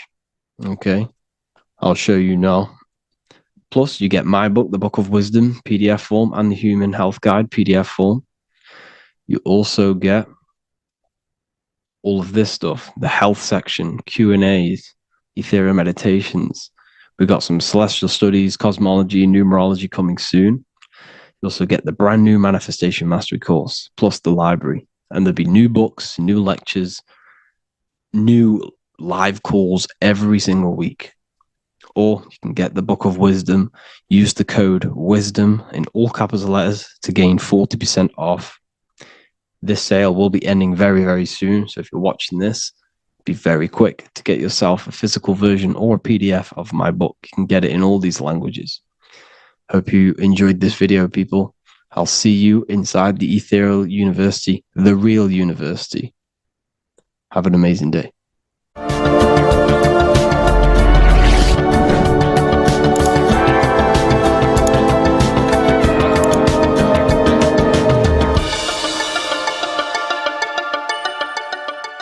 Neo is plugged in on the back of the neck, which is the reptilian brain stem. The reptilian brain is all to do with survival mode, survival state. It's always scanning the environment for safety, whether that's physically, emotionally, or mentally. It does not think. It is instant. For example, do I smack the guy or run off? If something happens to you, like a car's coming really quick to you, you do not think about this. The reptilian brain is the animal instinct that will instantly move your body on the instant reactions. Hence why it's the closest brain to the rest of the body. It has instant access to the electrical nervous system to control the body at instant reactions. Now, Neo is plugged in on the back of the neck, which is the reptilian brain. Therefore, the matrix is the body itself. It is the lowest state of consciousness. This is what it represents. The word matrix means womb. It translates to womb because your body is a womb. Your body is a vessel for universal consciousness, for God consciousness. And the body is also a womb where you can be born again outside of this body by raising your consciousness, by awakening the neocortex. This is why Neo is called Neo, because it represents the neocortex. This is the higher aspect of our brain. This is all to do with new things, higher reasoning, higher thinking, new learning. You see, the brain is a receiver for universal consciousness. Now, what do I mean? It is a radio receiver. Think of it like this. You have a radio tower which emits frequencies. And each little frequency, 00.1, 00.2, 00.3, each 00 point is a different person. We are all the same universal consciousness encapsulated inside of a different vessel. This is why our body is the temple of God inside of the Bible. Your body is a sacred temple of the divine essence of the universe. However, consciousness is controlling this physical body. And I'll show you this diagram here. Consciousness consists of imagination, emotions, thought, and memory. All of these things are not physical. They're not made out of atoms. You cannot think with atoms. If I split open your brain while you are thinking of a cheesecake, I would not see a cheesecake. It's because these things exist metaphysically within consciousness. They are not physical. The body is physical. It's part of matter. It's part of time. You see the Leonardo da Vinci, the circle and the square. The square represents limitation, beginning and end, because when you draw a square, there is a beginning and end. It represents the body, the mortal self, the ego, the echo. Then you have the spirit raised above, which represents spirit over matter, mind over matter. Invisible forces create physical forces. Everything physical exists in non-physical. This is also the Freemasonic square and compass, why the square is below the compass, because the compass creates the circle, which is spirit or mind. Then you have the square, which is matter. Mind and matter are the same substance. Mind creates matter through thought. Everything in this physical universe manifested through thought. Everything began as thought. So you are spirit and matter. You have a material body and a spiritual body. And you are right in the middle. This is why humans are very, very important. Because we have an animal nature, the reptilian brain, and a higher consciousness, the neocortex. And we must awaken out of the matrix, which means womb, which is the body. And Neo is waken up from the lower self, the reptilian brain, and moves into the neocortex. Because the brain is a radio receiver for consciousness. Now, what do I mean? I went over this before. Your consciousness is controlling the brain. The brain is a computer.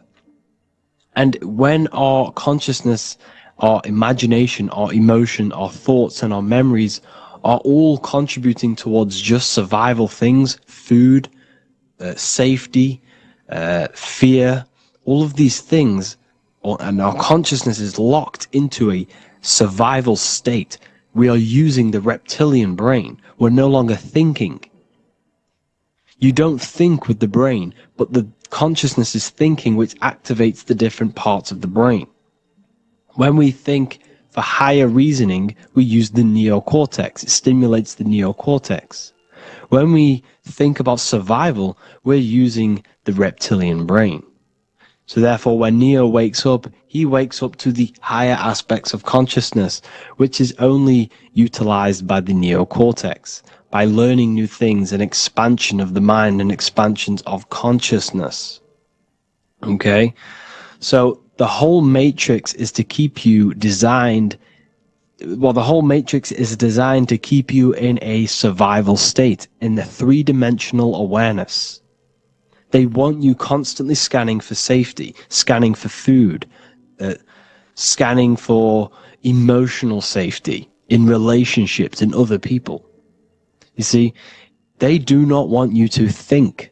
They want you stuck in that reptile, that animal state, that beastly state that most people are in. Most people, all they do is eat, listen to music, consume, have sex, lust, desire. This is all the reptilian brain. So when we say the world's being ran by reptilians, it's symbolic. There is no physical reptilian humanoid beings controlling, manipulating human consciousness. We are all the same consciousness. However, there is a corrupted state of consciousness running this world. And this consciousness worships the physical plane. And they control the physical plane. So by doing that, they keep you stuck in a reptilian way of thinking, the animal state, to keep you stuck in the lowest state of consciousness. Now this is the god Osiris, which represents the reptilian brain. None of the Egyptian gods ever existed. They are all symbolic for the brain and anatomy of the human body. Osiris represents the reptilian brain. As you can see, this anatomy compare to the brain stem and Osiris statue found in Egypt. And we also see an ancient artwork of Osiris with green skin and two reptile crocodile alligators next to him, which also symbolizes the reptilian survival state of human consciousness and the activation of the reptilian brain. This is what it symbolizes. Now, this is what the Matrix is all talking about. It's talking about the awakening, the expansion of consciousness. The word divine is dive in because you connect with the divine by diving inward. There is no man in the sky going to save you. You must connect with the self. Know thyself. Truth comes from within. All of these things I'm telling you comes from within you. I'm just pointing it out. All of this is self-realization. A lot of people say, well, what are my sources? My sources is knowing thyself, observing thyself, using the neocortex of critically thinking, sitting down and thinking about yourself and having deep realization of yourself. You can realize that your thoughts are not of this physical world. It's quite simple. The brain does not think. The brain does not imagine. The brain does not hold memory. All of these things exist in consciousness, the one consciousness, but we are all fractal, infinite parts of. This is the eye on the triangle, consciousness being given down to the rest. This is separate. Consciousness is separate from the rest of the pyramid. The pyramid is your body. Neo is the one consciousness. This is the Egyptians symbolizing the one consciousness giving Ankh, which is life, to all the different life forms. However, you can see that the central sphere is giving a big Ankh to the humans, because humans, like I said, possess the advanced consciousness, an advanced brain that allows us to turn above our reptilian animal self. For example, we can go against our reptilian lower animal nature and turn to our godly nature. Animals cannot do that. They are stuck in instinct. They are stuck in a reptilian animal way of thinking and operating. Everything they create is to survive. We can turn against our lower nature and create for amazing things like buildings, architecture, technology. We can use our creative consciousness for anything we wish, not just survival needs. And it's the same with your spiritual journey. You can raise your consciousness beyond this animal state that they try to keep you in through fear, consumption, food, and the reptilian brain. We must awaken, start to think critically, and awaken to our divinity. Because the mind, the consciousness within you has infinite potential to expand. There are infinite fields of knowledge that you can explore. The mind can never be filled. It can never ever be full of knowledge. It always expands, and that's why you are alive. That's why you are part of this universe. That's why the science always says the universe is always expanding, because the universe exists in your mind, and the mind is always expanding into new fields of thought, new fields of knowledge and information. And that is your whole soul purpose, of expansion of mind and expansion of consciousness, and the exploration of the mind of God. We are living in the mind of God. You are a thought in the mind of God. You must awaken out of this body. This is why Jesus says you must be born again to see the kingdom of God. You must be born again. You must raise your consciousness beyond physical limitation and awaken to your divinity. And this is pretty much it for this video. I hope you all understand this, that this is all symbolic for consciousness.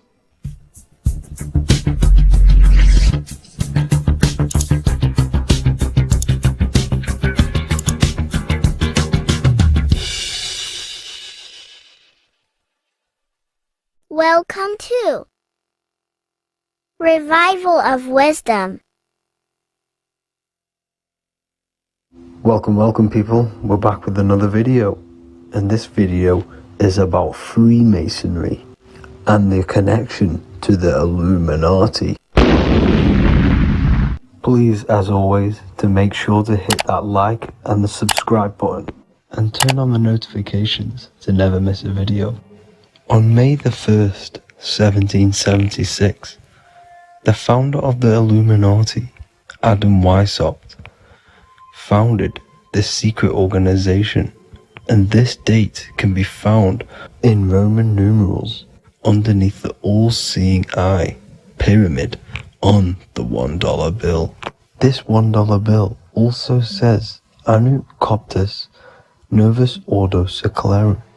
This is Latin for announcing the birth of the New World Order. This New World Order will be headed by Lucifer, the all-seeing eye, and followed by the 13 layers of bricks for the 13 elite bloodlines. So your Orsini's, Rockefellers, Rothschilds, Soroses, and the other 9 elite families. So when Adam Weishaupt created the Illuminati, he made it consisting of high-level degree Masons, French and Latin philosophers, and many more powerful people to all become one society. So this is why you see Masons using the same symbol of the all-seeing eye inside the pyramid. But not all Freemasons are part of this Illuminati secret society. As the 33rd degree Freemason Manly P. Hall said in his book The Secret Teachings of All Ages, Freemasonry is a fraternity within a fraternity, an outer organization concealing an inner brotherhood of the elect. So what he's saying here is that Freemasons have to go up the degrees of Freemasonry, and once they hit the top, they either get elected or not into these secret societies like the Illuminati, Skull and Bones, and Knights Templar. So when you see celebrities doing this one-eye symbolism, either covering one eye, doing the triangle, or doing 666 over one eye, This is showing and reflecting the symbolism of Freemasonry. They have taken the oath to never speak on anything they learn about Freemasonry. Duncan's Ritual of Freemasonry book states the oath they have to take. Quote, I ... of my own free will and accord, that I will ever conceal and never reveal any of the secrets, arts, points of Master Mason's degree to any person whomsoever. All this most solemnly, sincerely promise and swear. Now, this is what happens when they break the oath, stated in this book, quote, myself severed in two, my bowels taken from thence, and burnt to ashes. So this states that Freemasonry comes first, before any law of the land. It has the right to kill you if you break your oath. This is the hand gesture they have to do every time they enter the ritual room inside the Masonic lodge. This is the cutthroat symbol, showing you and reminding you of the oath and what will happen if you break it. Now in this book, Richardson's Monitor of Freemasonry, it states, if you break your oath, binding myself under no less penalty than to have my throat cut across, my tongue torn out by the roots, and my body buried in the rough sands of the sea. If they do not decide to kill you, this book states this by pointing him out to the world as an unworthy vagabond, by opposing his interest, by dearranging his business. In other words, they have the power to frame you and destroy your reputation to the world and destroy your business if you break this oath. So yes, they do kill to keep this truth hidden, because this truth of this reality is what keeps them in power. They have the ability to manipulate people, because people do not know what manipulates them.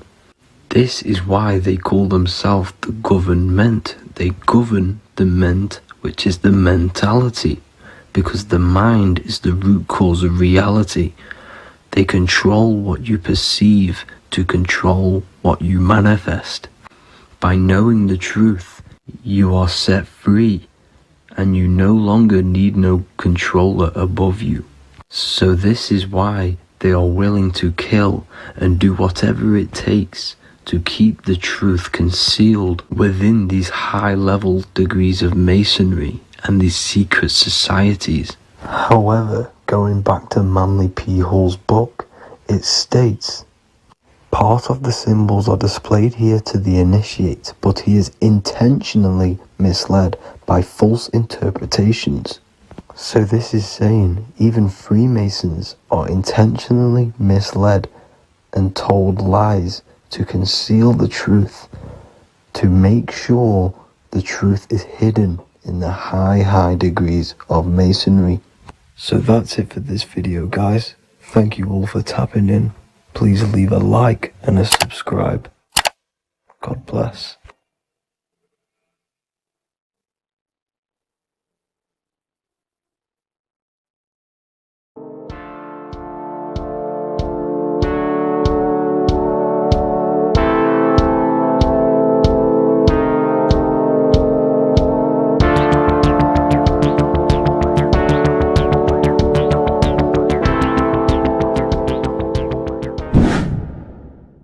Welcome back, people, to another occult lecture by Revival of Wisdom.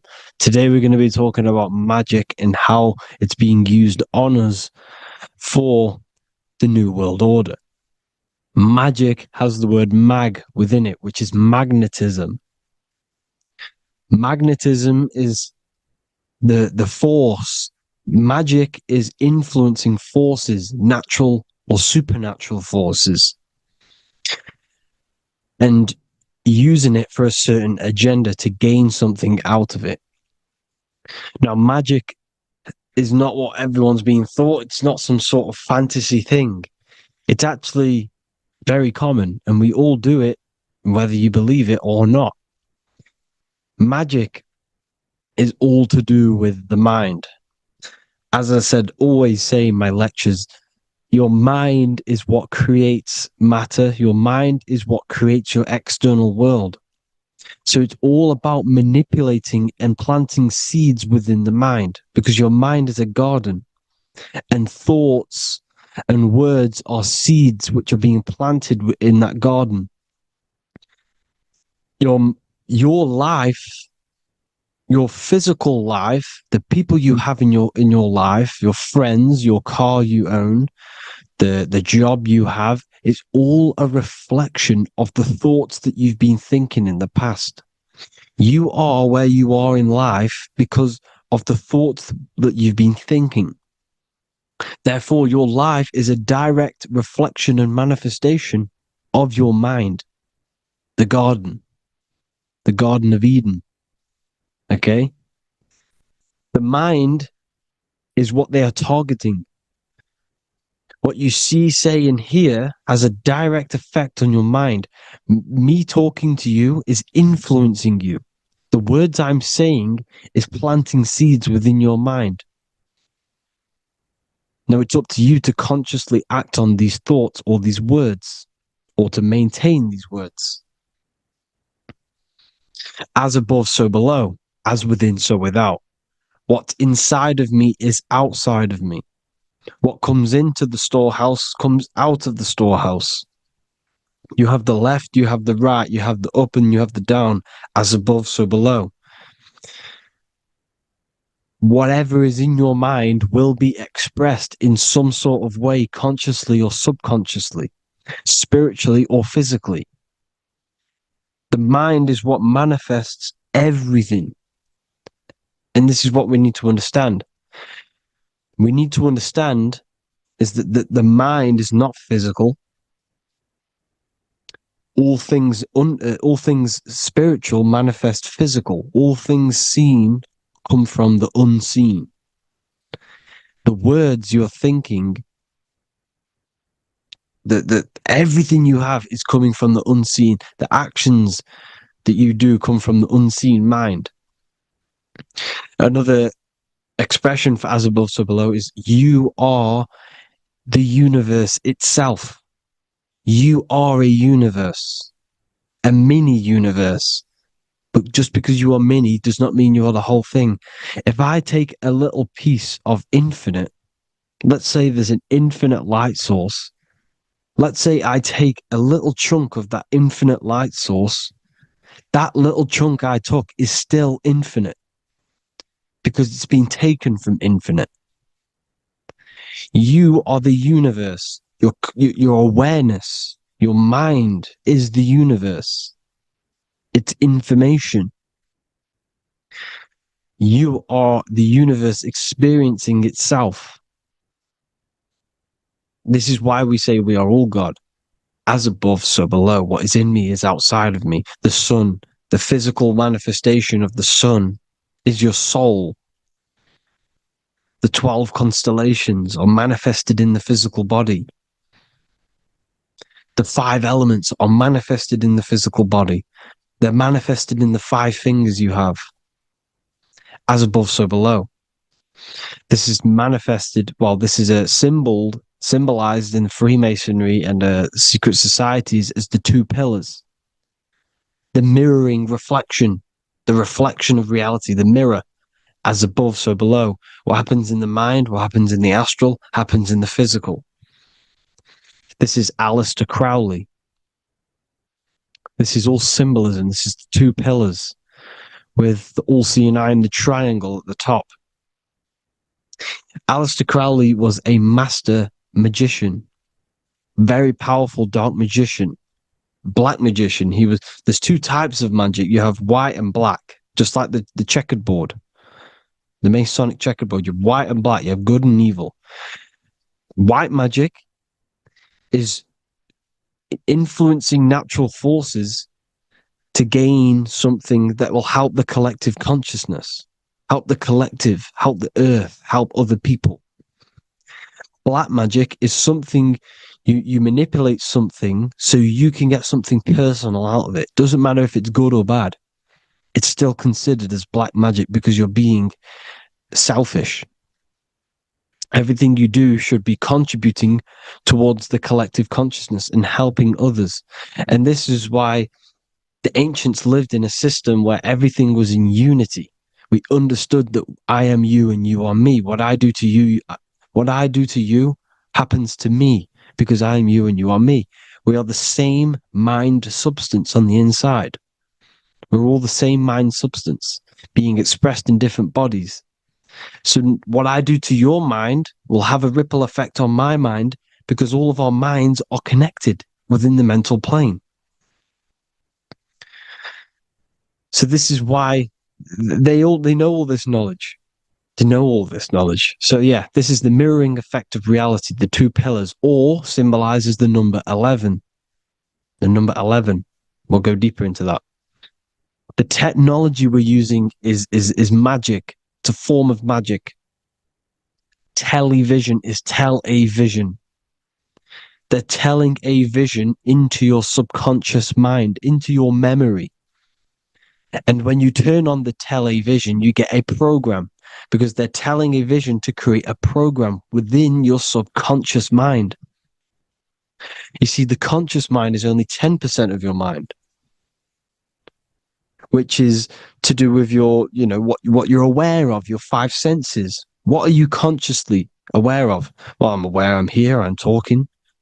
I'm aware of what I'm wearing, the five senses, what I can hear, taste, smell, hear. What I'm wearing, I'm aware of what I think of. But the subconscious mind is the 90% of your mind. It's the hidden part of the mind, which is telling your heart to beat, telling your body to breathe. It's storing all of your emotions. It's storing everything you see, storing all the belief systems that you have. It has everything. It stores all of the habits you have, the values. It stores everyone's name that you know. All the words that I'm speaking right now is all coming out of the subconscious. Everything is subconscious. And it literally manipulates 90% of your daily basis behavior. Most people don't know this. What you did yesterday is what you will do today because of these beliefs and mental programs within the subconscious, stored within the subconscious. So the subconscious is what they're aiming at. They're trying to create programs within the subconscious because the subconscious manifests 90% of your thought patterns, 90% of your actions and words. They know all this stuff. So the subconscious mind is the most powerful part of the mind. Another way the subconscious manifests and influences your life is, let's say you were in a car crash years and years ago, 10 years ago. Let's say you're in this car crash, right? And you really hurt yourself. The emotion you felt in that time when you were injured in that car crash had a great impression on your subconscious mind. You see, the stronger you feel something emotionally, the stronger impact it has on the subconscious. You can remember and recall that moment and very vividly because of the impact it had on the subconscious. For example, you become that terrified of cars that it manifests into your life today, that you are wary to go in certain cars. You don't want to go in cars at all, maybe, because of that moment that stored within the subconscious. And it will manifest into anxiety. It will manifest into not going into cars. It will manifest into depression, maybe. These things, these emotional, very emotional, traumatic events have a great impression on our subconscious and they control your life. This is why you need to meditate and let go deep within yourself and let go of these internal deep emotions that you may have repressed and keep pressing down and ignoring. But you need to address it and let go of these subconscious impressions you have, which are controlling your life, like anxiety, depression.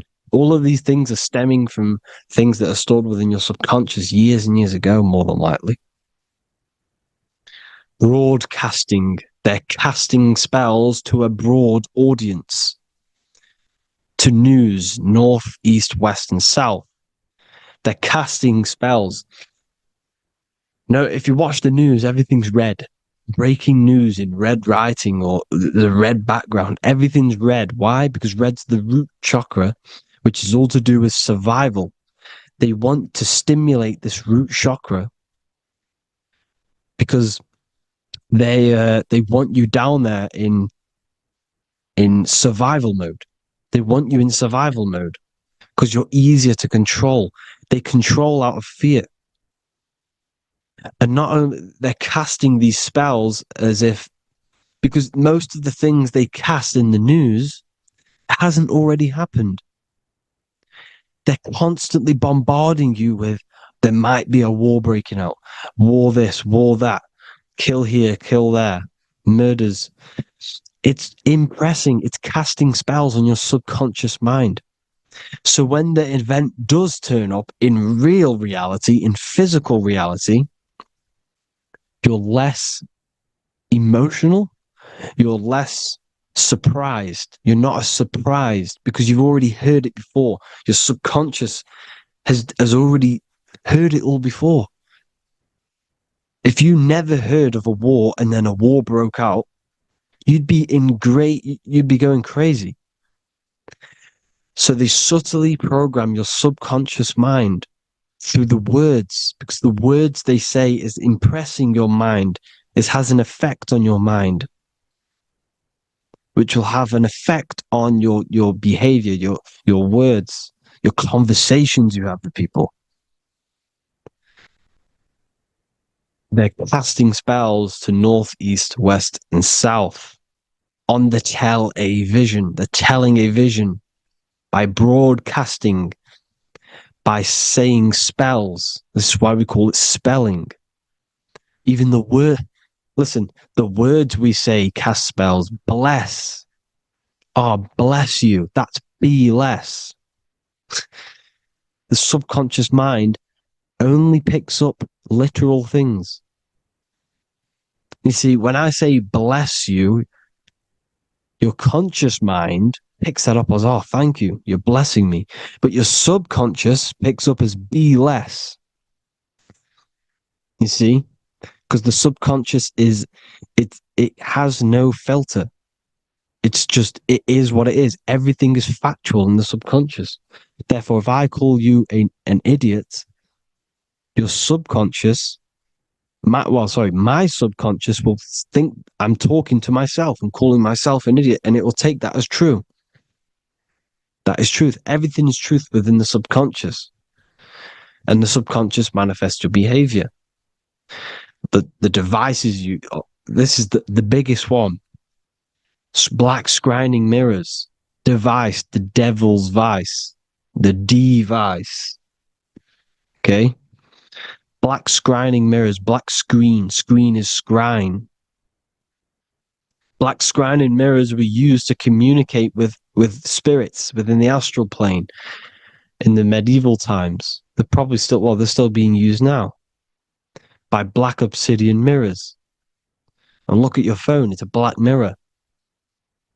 And there's some sort of, I'm not saying this is fact, but personally I believe these are portals for spirits and ethereal entities to come into your life, to come into your surroundings. So this is the next big thing. The TVs, your iPhone, your iPod, all black mirrors. And mirrors are very, very powerful. Even just a normal mirror. Mirrors have an effect. Whatever you say into a mirror, what you say is energy. And when you say something into a mirror, you're saying it into yourself. It's an infinite cycle of words, of energy, because it's being reflected infinite times.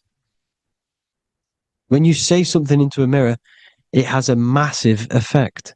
You're saying it directly into your eyes, into your mind.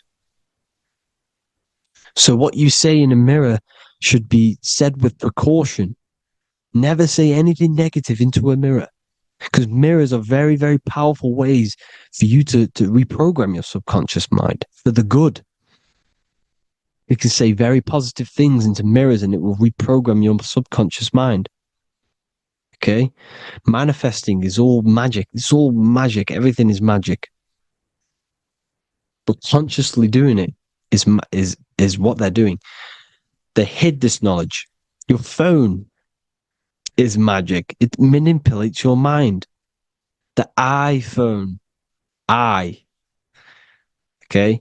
See, magic isn't all of this with wands. See, Harry Potter. Okay, that was created to give you this perception of a mystical and amazing form of magic with magic wands and all sorts of stuff like that. Yes, that stuff was true when the collective conscious minds were on a higher level and our belief systems believed in these things, because the universal mind, all of our minds contribute to reality. If the masses don't believe in magic, if the masses don't believe in a certain thing, it's going to have an effect on physical reality. So when the collective minds are higher and have more open minds, things like Harry Potter can come true. See, it's all in the mind. The iPhone, the eye is the symbol for the mind, the invisible intelligence. The triangle is the ethereal plane. Okay, so the eye in the triangle is the eye that sees into the beyond the ethereal planes. The square is the physical plane. So the iPhone, your phone, is a black box, just like the Saturn black cube. It's a black mirror. It's taking photos of you every 2 seconds, and it's your mind. Your mind is in that phone. Everything you like, everything you text, everything you type in Google, everything you say to someone, every conversation is all recorded on the phone. Therefore, it is a direct reflection of your mind. Your mind is imprinted into your phone because your mind, everything you think in your mind, you're manifesting into typing, saying, taking pictures into the phone, and it's collecting it and storing it. And what they're doing, and this is for all forms of magic, it's manipulating the mind. It's all manipulating the mind. Reels, Instagram, TikTok, this is all dopamine. It's all controlling the mind. Every like you get, every follow you get, every share that you get is dopamine within your brain. They're literally targeting your brain and mind. It's all manipulating, because what they're pushing through the phones, through the media, through the news, through the televisions is visions and programs. You are the one manifesting the New World Order.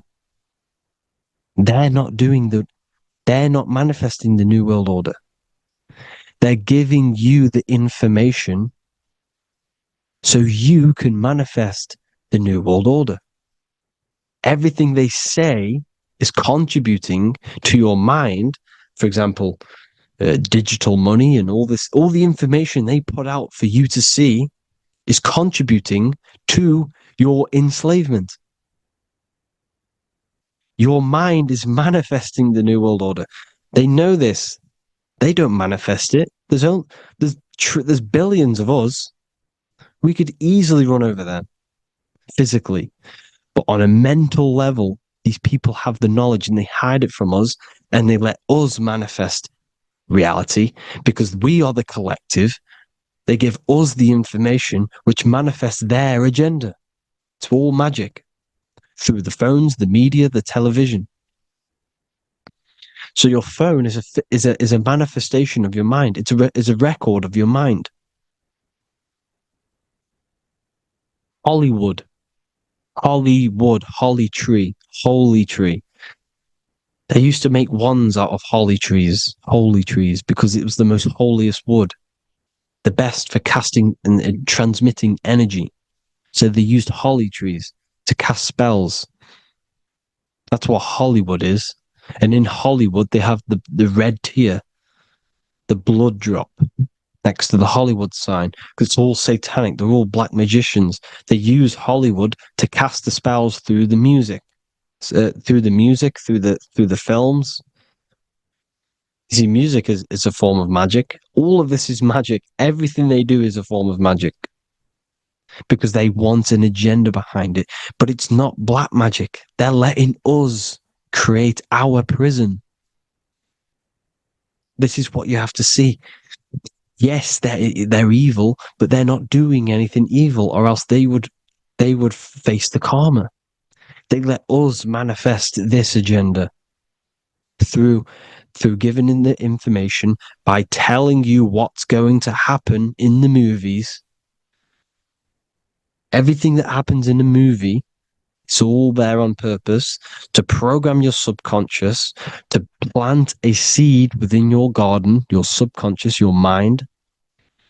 Because when the mind has already seen something, when it comes up and turns up in physical reality, you will be less shocked and you won't rebel. So they lure you slowly. They make you aware of these things over time. They make you gradually think it's okay. Like the technology, we never used to use these phones. How did we become so addicted and reliant on them? Well, because first they gave you a little flick phone. Well, no, sorry, they gave you a phone in your house. And then once you got used to that, they say, oh, here's the newest version of a little flick phone. You started texting your friends. Everyone was loving it in high school. They could now meet up without saying, let's meet on the weekend at this point at this time, like your parents probably did. Or maybe some of you watching this, you probably had to tell your friend to meet on the weekend at a certain time because you had no way of communicating. So everyone got these phones and got addicted to them. Then they slowly got addicted to the new iPod with the touch screen. Now they invented touchscreen. Then everyone got addicted to touchscreens. Then because all of this is producing dopamine in the brain, which creates you to become mentally addicted to things, and physically addicted, chemically addicted. Because dopamine's a chemical.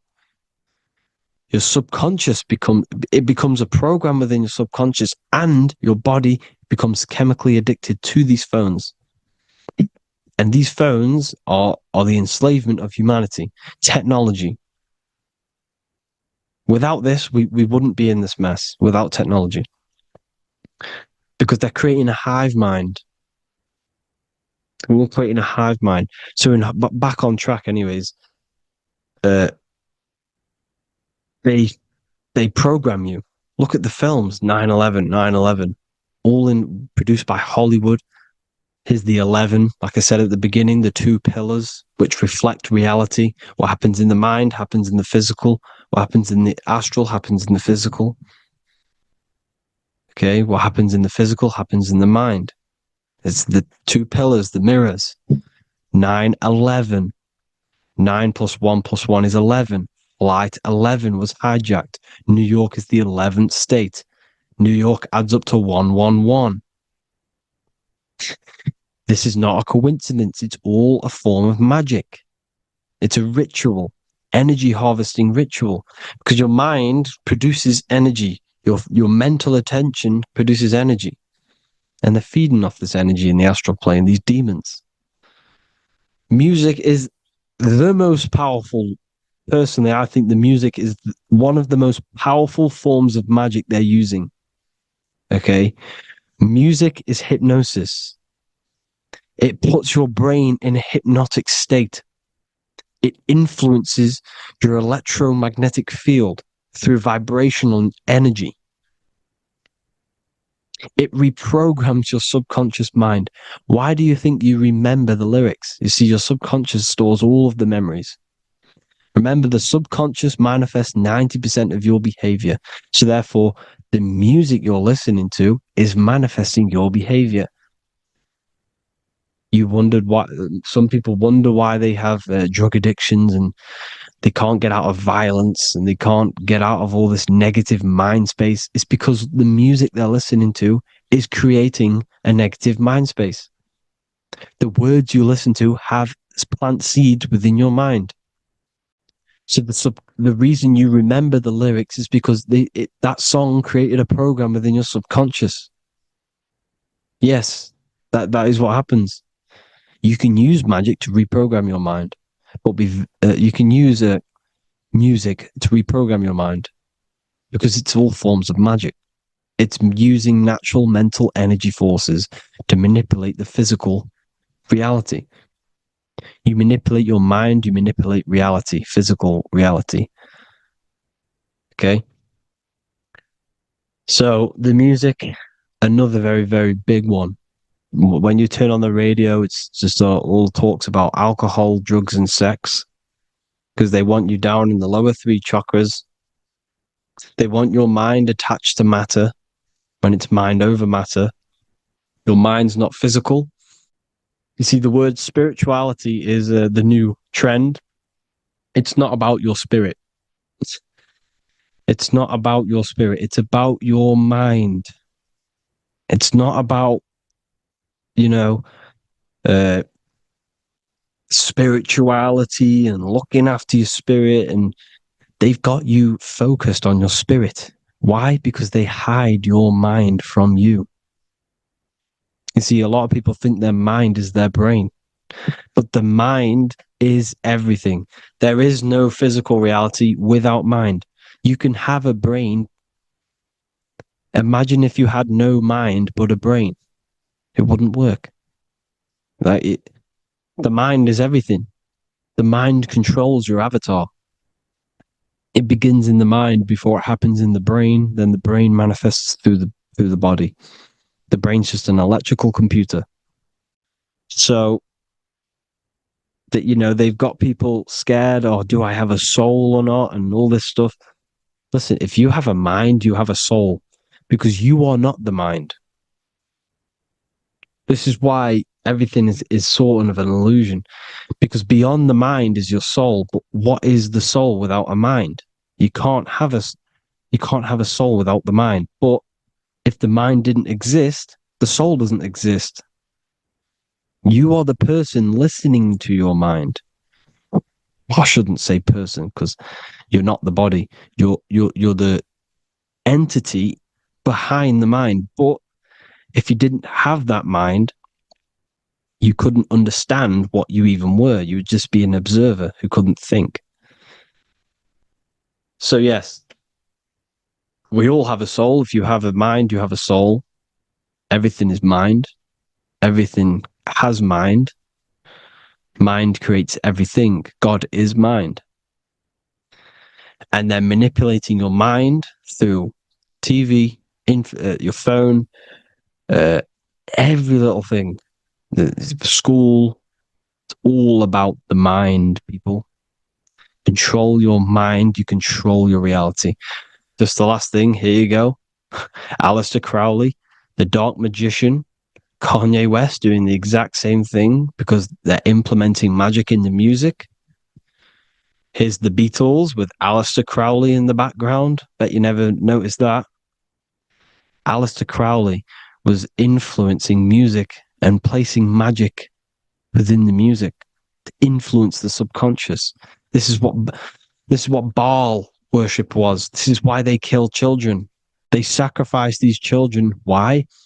Well, because in order to ascend, in order to raise your consciousness internally, godly, by being good, God, or being in order to be good and raise your consciousness and to get something in the physical world, you have to sacrifice yourself. And what do I mean by that?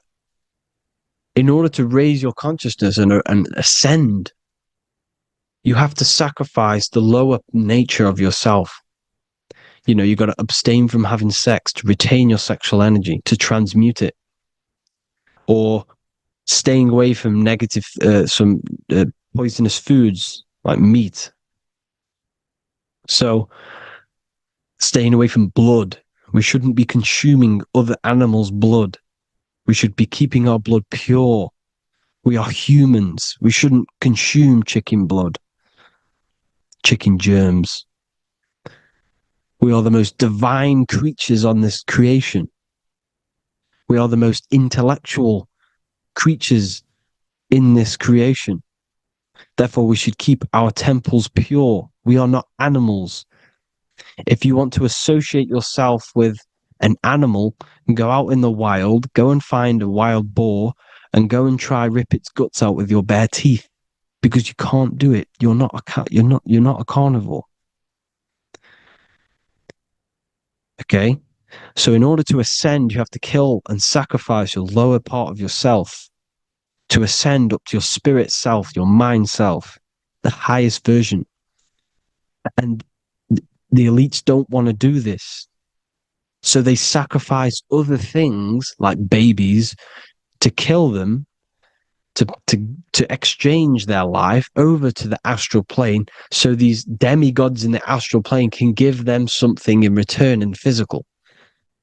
They don't want to sacrifice their lower self, so they sacrifice other things for exchange, for physical pleasure.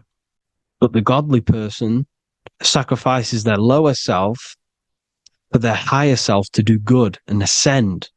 So this is what all the Baal worship is, people, and this is why they're doing it. Hope you all had an amazing lecture. If you haven't already, go and get the Book of Wisdom for more information. You know, I don't go into dark stuff in this book, because all I do is enlighten people in this book. You can get it in Spanish, English, German, Italian, and French. Worldwide shipping. You can get the PDF or paperback. Or there is also a new one called the Human Health Guide 2.0. It gives you a list of all the foods, grains, oils, nuts, you know, everything that's alkaline and positive for the body and not man-made and hybrid. It tells you all the products to stay away from, how to fast, how to improve vision, how to improve everything, literally. So the Human Health Guide has been released. If you want that, I'll put all the links in the bottom of the description. Hope you all enjoyed the lecture, people. God bless you all.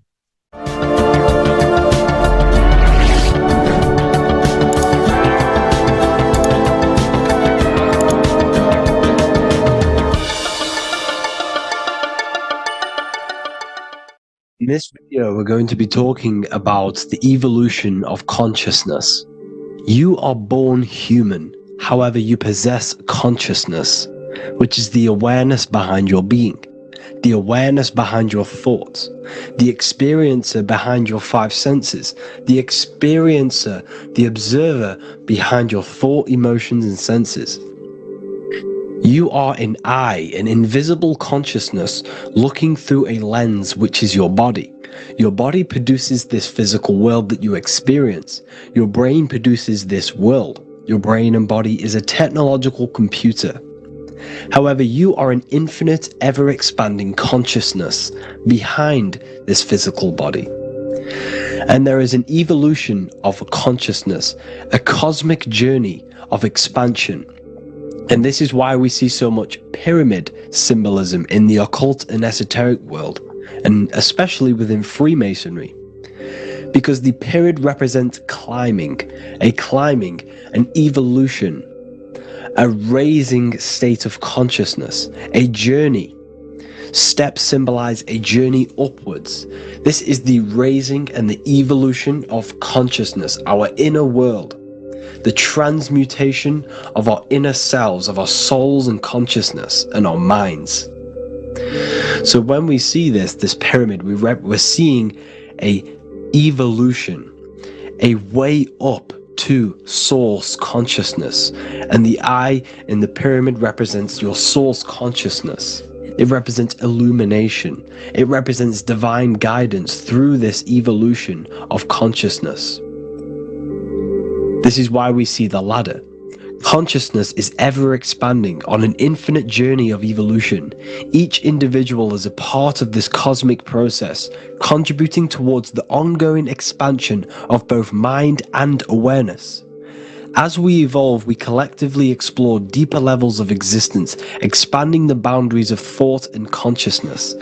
The mind has the ability to expand infinitely into new realms of thought, into new dimensions of mind. The mind cannot be filled up. It is not a physical substance. The body can be filled up because it is a physical thing, but you cannot fill the mind. Therefore, the mind is constantly expanding, ever expanding into new fields of thought. So what we see in Freemasonry, the ladder, is again a journey, an elevation of consciousness. When we are born with an infant consciousness, and as we gain older, we gain an adult consciousness. Our inner world, our inner mind, and our emotional intellect changes and evolves.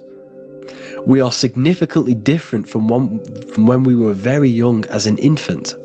It's because our consciousness evolutes, it changes, it alters like water. So, just like this evolution of your own consciousness as growing up, there is consciousness of beings existing in cycles beyond our own. And their consciousness is unimaginably different from ours. They operate on a higher level of understanding and knowing, experiencing reality in ways that transcend our current comprehension. Our minds right now cannot comprehend the highest states of consciousness.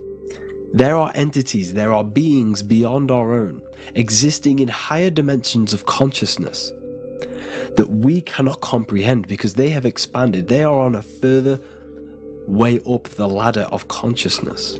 However, we are all on the same journey. None of us can take the same journey. There is one ultimate goal, reaching source consciousness. However, this is always ever expanding. However, we are all on a different journey. There is one truth, one source, one goal. However, there are billions in different ways of reaching it, and we are all on these different paths to source consciousness, to this ladder, this evolution of universal evolution. Okay? Their awareness is attuned to new dimensions of existence, reflecting a more advanced stage in the cosmic journey of consciousness evolution. So when you take DMT, you are shot into these higher realms of consciousness where you meet these beings who look similar to these images. They are not speaking to you physically. They don't speak to you three-dimensionally through vibration and words. They speak to you mentally. If you have done DMT, then you know this. And if you have met these beings, then you know this. You might have even met some of these types of beings on mushrooms or any psychedelic drugs. Because ultimately, when you take these mind-altering substances, it's altering your consciousness. It's merging your consciousness with the spirit of that substance. And you are essentially attuning your mind to higher dimensions of consciousness. That's why we say we're getting high when we take these substances. Therefore, when you meet these beings on DMT, you are essentially meeting beings who are attuned to higher dimensions of consciousness, and they speak to you mentally. They speak to you telepathically through thought, because the universe is mental. Everything exists within the mind. The way you are now, your physical existence, is a state of mind. Mind, thought creates matter. Spirit and matter are two opposing ways of thinking. If we have a very spiritual mind, we have an expanded mind, we are a spiritual person through the mind. However, if we have a very low state of consciousness where we think about food, sex, lust, and all physical things, then we have a physical consciousness. Matter and spirit are two opposing forces, two ways of thinking. The mind attunes itself to different levels of understanding in different dimensions. So, essentially, this is what we're looking at. The body is a vessel for the fluidic, formless consciousness, a temple that houses the essence of our awareness. While the five senses are limited to perceiving only the physical plane, the mind transcends these limitations, capable of perceiving the full scope of reality. It is through the mind that we access deeper truths beyond the material, tapping into boundless nature of existence. Physical existence is a thin band, a thin layer of reality. It's like 0.001% of reality. And your five senses are only tuned into this layer of reality. But the five senses are, by design, only allowed to perceive physicality. But the mind has the power to expand beyond this physical five sense state. The mind has the power to expand and evolute. It is a conscious decision whether you want to take this path or not. You can stay in a three-dimensional way of thinking, or you can expand your consciousness from within. It's not an external journey. There is no God going to save you. You must save yourself. Therefore, behind every single one of these eyes is the same source consciousness. However, we are all different cells in a different journey. The organs in your body, the cells in your body are all alive. They all possess same consciousness, universal consciousness. However, we are all on a different journey of evolution. As above, so below. As the baby is in the mother's womb, when the baby becomes conscious there is a world outside of its mother, what does it do? It presses and seeks a way out to be born in the other world outside of its mother. It is the same with your consciousness, your mind. When your mind becomes aware that there is realities beyond the immediate surroundings, it seeks a way out. And this is exactly what I'm doing to you now. I am now expanding your mind and telling you there is other ways of reality. There is other dimensions of consciousness which you can access through inner transmutation, through different ways of thinking, spiritualism and meditating and connecting with yourself and detaching from external things. We can upgrade our consciousness. Your body is a womb. Why Jesus says you must be born again to see the kingdom of God, because you are born physically and then you must be born again spiritually, awakening your inner consciousness. So like I said, as the baby is in the womb, it's the same principle. As above, so below. You were a baby, you were in your mother's womb, and you figured out there is a world outside of your mother, so you seek to weigh out your mother to be born in another world. It's the same now. You must do this now. This is your spiritual evolution. This is the evolution of consciousness. It's ever expanding. When you die, this is a transition. You must learn to not fear death. This is another part of your spiritual journey. You must master death. Therefore, like I said before, the mind has limitless capacity to expand into new realms of thought, continuously exploring uncharted ideas and concepts without boundaries. The mind can ever expand. It can never be filled. It can never ever know everything. There is infinite fields of knowledge, infinite fields of thought. Your current state is just one stage on an infinite pathway. You won't remain human forever. The human experience is a crucial phase where we learn to balance polarities, master the fundamental laws of the cosmos. It is a period of growth and transformation, preparing us for the next stages in our cosmic evolution. The goal is to strive for perfection, yet the true perfection is unattainable. It's like a tunnel, and there is a light at the end of the tunnel. And as you walk through this tunnel, the light is ever moving backwards. You should forever seek to meet that light, but you will never meet that light because consciousness is ever expanding. You should strive for perfection, yet knowing that perfection is forever unattainable. The journey is endless. with each step revealing deeper layers of understanding and experience. The pursuit of growth and expansion is itself the essence of our evolution. You can find all of this knowledge in the amazing book that I have read for years. I have read this book, The Emerald Tablets of Thoth, the Atlantean, by M. Dorial, translated by M. Dorial. I'm telling you now, this book, now that I've told you this, you have some context on the book. The whole book is about evolution of consciousness.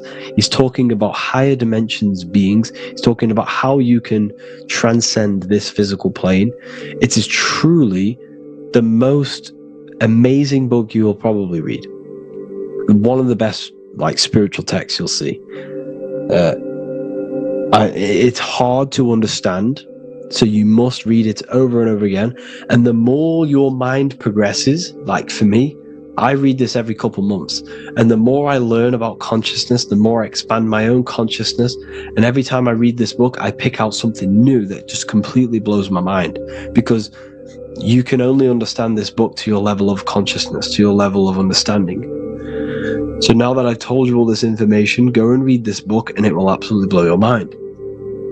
And so will the Book of Wisdom Volume 2, which is now available. I released it the other day. I'm just going to read a page out now. This page is called Spirit and Matter. The Earth is not merely a dense, lifeless rock drifting through space. It possesses spirit, a living essence that animates its form. But what do we mean by spirit? Spirit in esoteric terms refers to the energy, the life force, animating the principles infused in matter. So essentially, what this page is talking about is how everything has spirit, consciousness within it. You are the middle, you are spirit and matter. You have the ability to expand your mind to the God self and raise above our animal instinct, our material self, and know the divine and expand. Animals cannot do this.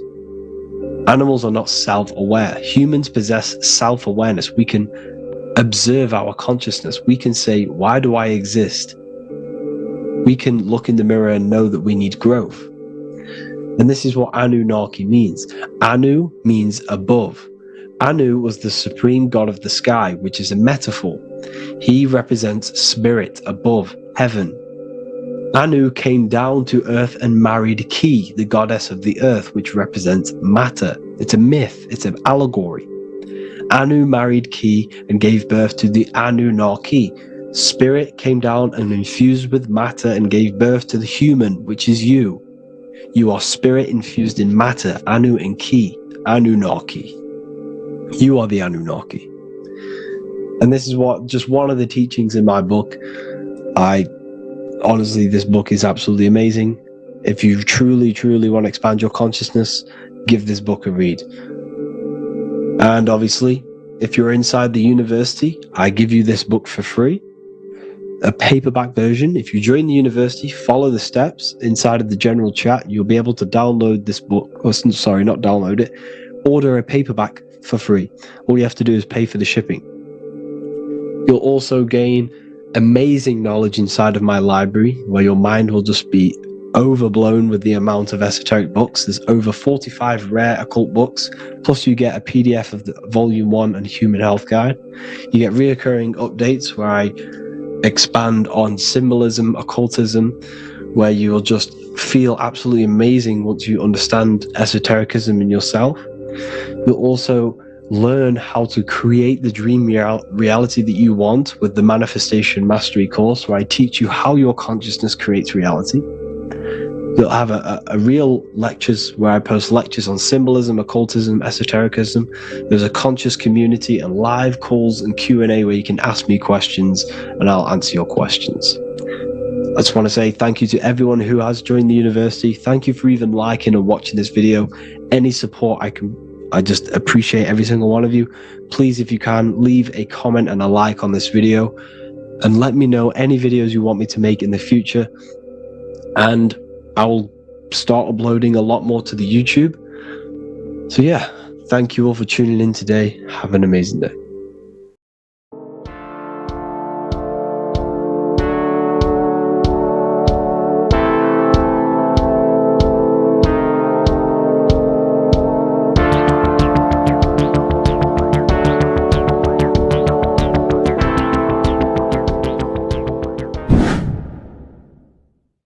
What is good, YouTube? Today we're going to be talking about the astral plane and how the cosmology fits into the astral plane. Okay, so first let's go over the astral plane and go over the different layers of reality so that you can understand reality more.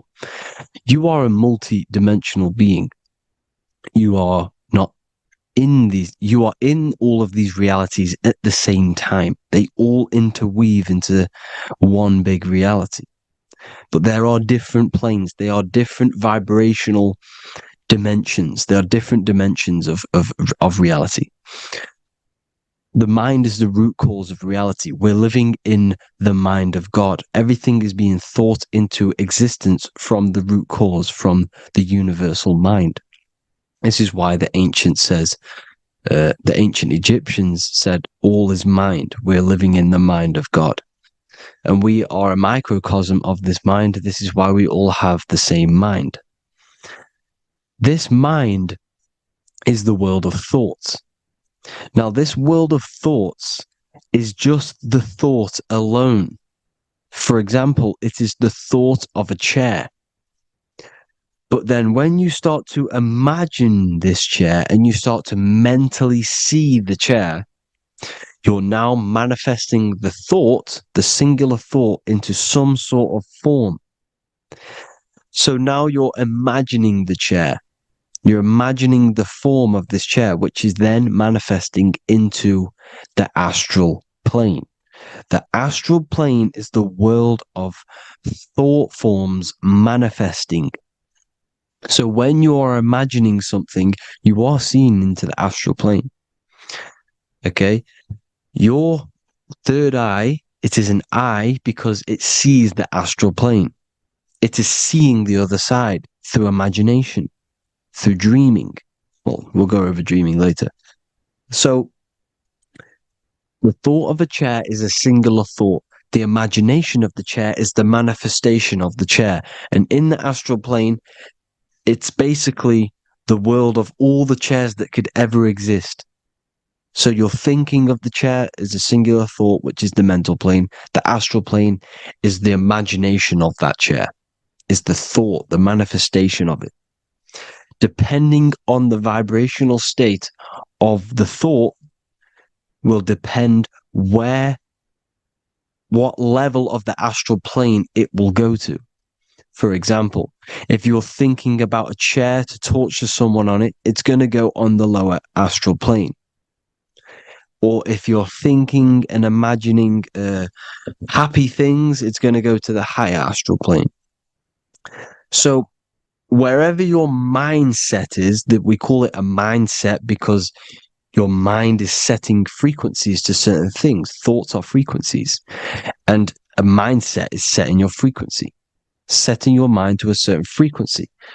So when you set your mind to a certain frequency and you imagine something in that frequency, you're going to match everything in the astral plane that are on that similar frequency, just like you would in the physical world.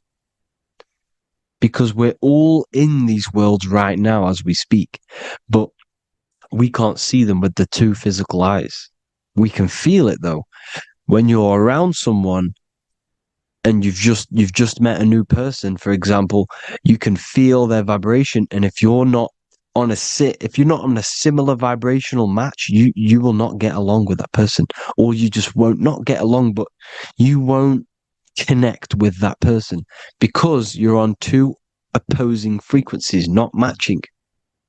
And this is something you can't see, you can only feel, because it's the astral plane.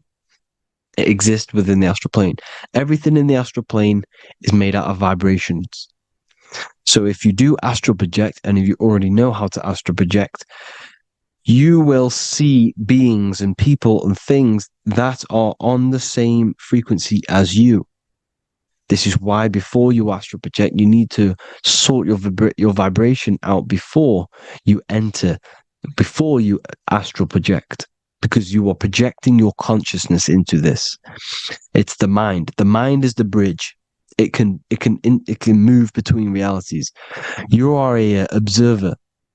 You are a observing soul which observes different realities. And the mind is the bridge between all of these different realities. The mind can choose. If you want to project into the astral, you set your mind to it, you can. Okay? So let's not get off track. The lower astral plane is where demons are. The higher astral plane is where heavenly beings are. Heaven and hell are kind of a real thing. The etheric plane is a powerful substance, the ether, the fifth element that they don't tell us about. If you type in on Google the 5 elements, they will try to remove it with wood or metal because they don't want you knowing about the ether. Ether is the energy double behind all physical objects. So the ether is very important. It is the 5th element. It is part of the physical world, but it's also part of the astral world. It is on either side. You see how they're showing you the truth in the language? Ether and either are the same word. The ether has 1 foot in the astral and 1 foot in the physical world. It's a substance that connects the physical to the astral world. It is the either. It's on either side of reality. It's on the other side. Other, either, same word. Ether is connecting the physical to the astral plane. It's the world of frequency. Frequencies, EMFs, torus fields are in the etheric plane. It is the energy plane. It's where energy moves through the ether. Okay? So then you have the physical world, the world of effect. Everything you see in the physical world is the effect of the higher planes. Each plane is a product of the plane above. So, and it melts into each plane. The physical plane is the lowest plane, it's the most densest, and the highest is the most fluid. This is the most fluid, this is the most dense. This is where we get the saying, as above, so below from. As above, so below comes from the different planes of reality. And magicians understand this. This is why magicians always say as above, so below.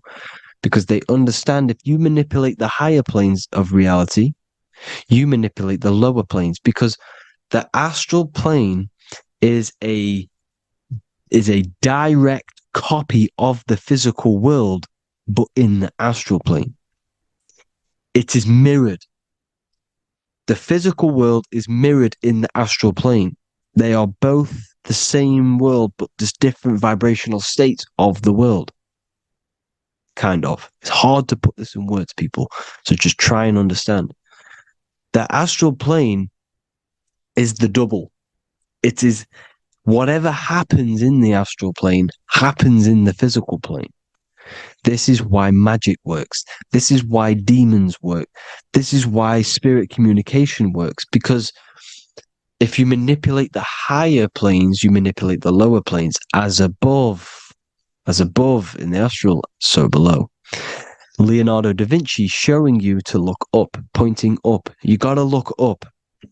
He's telling you to change the mind, you change the physical world. You change your emotions, you're on the astral plane, you change the physical world. You change your reality by changing the higher planes. This is the Masonic 11. The 2 pillars. This is the 11, also symbolizing the 2 hemispheres of the brain here.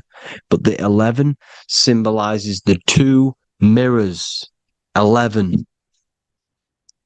11. 9, 11. 9, 11 adds to 11. 9 plus 1 plus 1 equals 11. The Twin Towers were an 11. Flight 11 was hijacked. Because it's a mass ritual within the astral plane. Now, we're going to go deep into that later, and I'll show you these rituals they do in order to manipulate the astral plane. So, this is what the 11 is. It's the mirroring of reality. If you contact spirits and conjure spirits, you can either summon or attract demons and spirits. Summoning is creating a spirit. You create demons. Okay? like I said here, the mind is the root cause of reality. If you think of if you think of a traumatic event that happened in your life over and over and over and over again for years and years and years, where attention goes, energy flows. The mind is the director of energy. If you are directing energy into the specific emotion, the specific thing that is torturing you in your mind, that will manifest as some sort of being in the astral plane, which is called an elemental. And this elemental being that you have created through your thought forms and emotions will latch onto you and feed off this energy. So it's important that you get your mind right. Okay, it's important you sort that you file the mind and you discipline the mind. Make sure it's only entertaining positive things, because you are quite literally creating your own demons. Creating the word demon has the word mon in it, and if you've watched my videos to know mon means moon. The moon is your mind, the sun is your soul, the earth is your physical body. Demon is mon means mind, moon is mind. You create demons with your mind, summoning. Now, this is where the rituals come in. 9/11 was a ritual because everyone was thinking about this big fearing, the death of 9/11. Everyone was thinking about it. And all of their minds thinking about this horrific thing will manifest and summon a negative energy spirit elemental within the astral plane. That's how all of this works. This is why it was a mass ritual. Okay, Chris Brown, new album name 11/11, release date on the 11/11. This will be my 11th album and contain 11 songs. All of these people know the occult. This is Hermes Trismegistus with the star of Saturn, the six-pointed star, as above, so below. The mirroring of reality, physical and astral, the two Masonic pillars. So as above, so below. What's above us? The stars. The stars are connected to the astral plane. This is why we call them stargates. When we dream, we are experiencing these different realities. And what are stars? They tell in the Bible, it says Genesis 1:14. And God said, "Let there be lights in the firmament of the heaven to divide the day from the night, and let them be for signs." Signs translates to things to come. Why things to come? The stars tell the future. Why? And why do we say as above, so below? As above us is the astral plane and the etheric plane. As above, so below. Whatever happens in the stars happens on Earth. The stars are connected to the astral plane. Above us is the astral plane. We are a star in a physical body. This is why we say Mr., Sister, stir equals star. The E and the A are interchangeable. We are stars, and the stars are the start of our incarnation. We start in the stars, same root word, and we descend through the seven energies, which are our seven chakras. Then we enter the heart of the soul system. The heart rearranged spells earth. And this is the true cosmology. Here's the Masonic cosmology. This is Masonic now. Here's the firmament. Let there be a firmament in the midst of the waters to divide the waters from above, from the waters that below. Genesis 1:6. The firmament, firmament comes from the word firma, Latin, I'm pretty sure, which means firm. When something is firm, meaning it's stable, it does not move, it is firm. The firmament is firm. So, is the firmament Genesis 1:6. What does it say? Genesis 1:3, sorry. Let there be light. This is before the sun and the moon was created. Let there be light. Before the sun and the moon was created, light was appeared. So what's that tell you? This is a holographic projection from some sort of light being, some sort of projector. And that projector is the all-seeing eye you see in the Masonic cosmology. This is the all-seeing eye projecting the light beams. Let there be light. Everything is made out of light. The universe is created out of light waves. The torus field is one unit of light. The light projecting this reality is Polaris. Okay, the famous all-seeing eye. Now, what else? Then we have after let there be light in Genesis 1:16, and God made the two great lights. This is the sun and the moon, electric, magnetic, male and female. Then we have the Masonic checkerboard, the black and white symbolizing dualities within the dualistic reality we're in, spirit and matter, light and matter, rest and motion, positive and negative, good and evil. Everything's dualistic here. Okay? And it's a dance. The universe is a dance between flickering of white and black light, which is the torus field.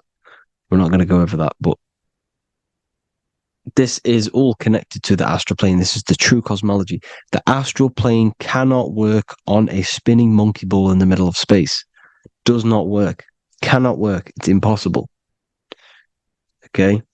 Impossible. So, even in the Quran, it says, Allah has made the earth for you as a carpet, flat. Quran 15:19. And the earth we have spread out like a carpet, set there on mountains, firm and immovable. It is immovable. In the Quran, it also says 65:12, it is Allah who has created the seven heavens of the earth. The seven heavens, meaning the seven layers of heaven, the seven planets. And Psalms 104:5, he set the earth on its foundations and it can never be moved. Never. So here you see in Isaiah 40:22, he sits enthroned above the circle of the earth and its people are like grasshoppers. He stretches out the heavens like a canopy and spreads them out like a tent to live in. We live in a tent. This is the tent. The projection of light. Here you see an ancient picture here. Here you see the ethereal barrier, meaning the firmament, the etheric barrier. And here you see his head popping out. Why is his head popping out? Because your head is heaven. Your heel is hell. Your head has access to the astral plane. This is why your head is heaven. The pineal gland, when stimulated, has access to project itself, project consciousness into the astral plane. Here you see another ancient picture here with the Masonic Royal Arch, with the zodiac here, the zodiac on the top, arching, because there's a firmament above us. Here's God in the brain. Consciousness is God. Here you see the Masonic Royal Arch, symbolizing the firmament. George Washington above the Masonic Royal Arch. These are the stars. This is Polaris projecting reality. Here's ancient churches with the dome. Polaris projecting reality with Jesus. Disney World is under the dome. The seven layers of heaven, ancient paintings, all depict if you go and look at the ancient paintings, they'll all depict the firmament, the arch above us. This is where we get interesting. The Masonic Royal Arch has the 6-9, which is Cancer. The constellation Cancer, which is 6-9 is associated with portals because CERN is the 6-9. Okay, CERN is opening portals. They're trying to create a portal to the other side. Cancer has the word CERN within it, so there is a link between Cancer and the opening, the firmament opening above us to Ascension. Here you see the Masonic art with the Royal Arch and the light and the opening. Here you see the light and the opening. This is the opening of the firmament. Here's the Hebrew cosmology with Sheol, the underworld, and the opening. So Cancer is definitely some sort of portal in and out of this reality. I'm just connecting dots here. Now, we're going to go change a bit now. These celebrities that you are seeing they have not sold their soul to Satan, okay? They have not sold their soul to Satan. Satan is a demonic, low vibrational energy that has been summoned over the thousands and thousands and thousands of years of evil occult arts. So since Babylon was summoning this demonic energy, and this demonic energy in the astral plane will grow and grow and grow. It has no form.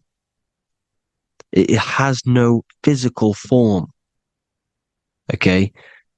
But you can see it in the rappers.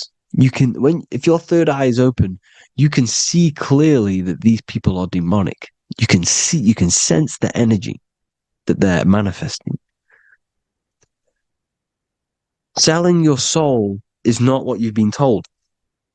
It is gaining, because your soul is pure love, okay? Your soul does not want to do anything bad.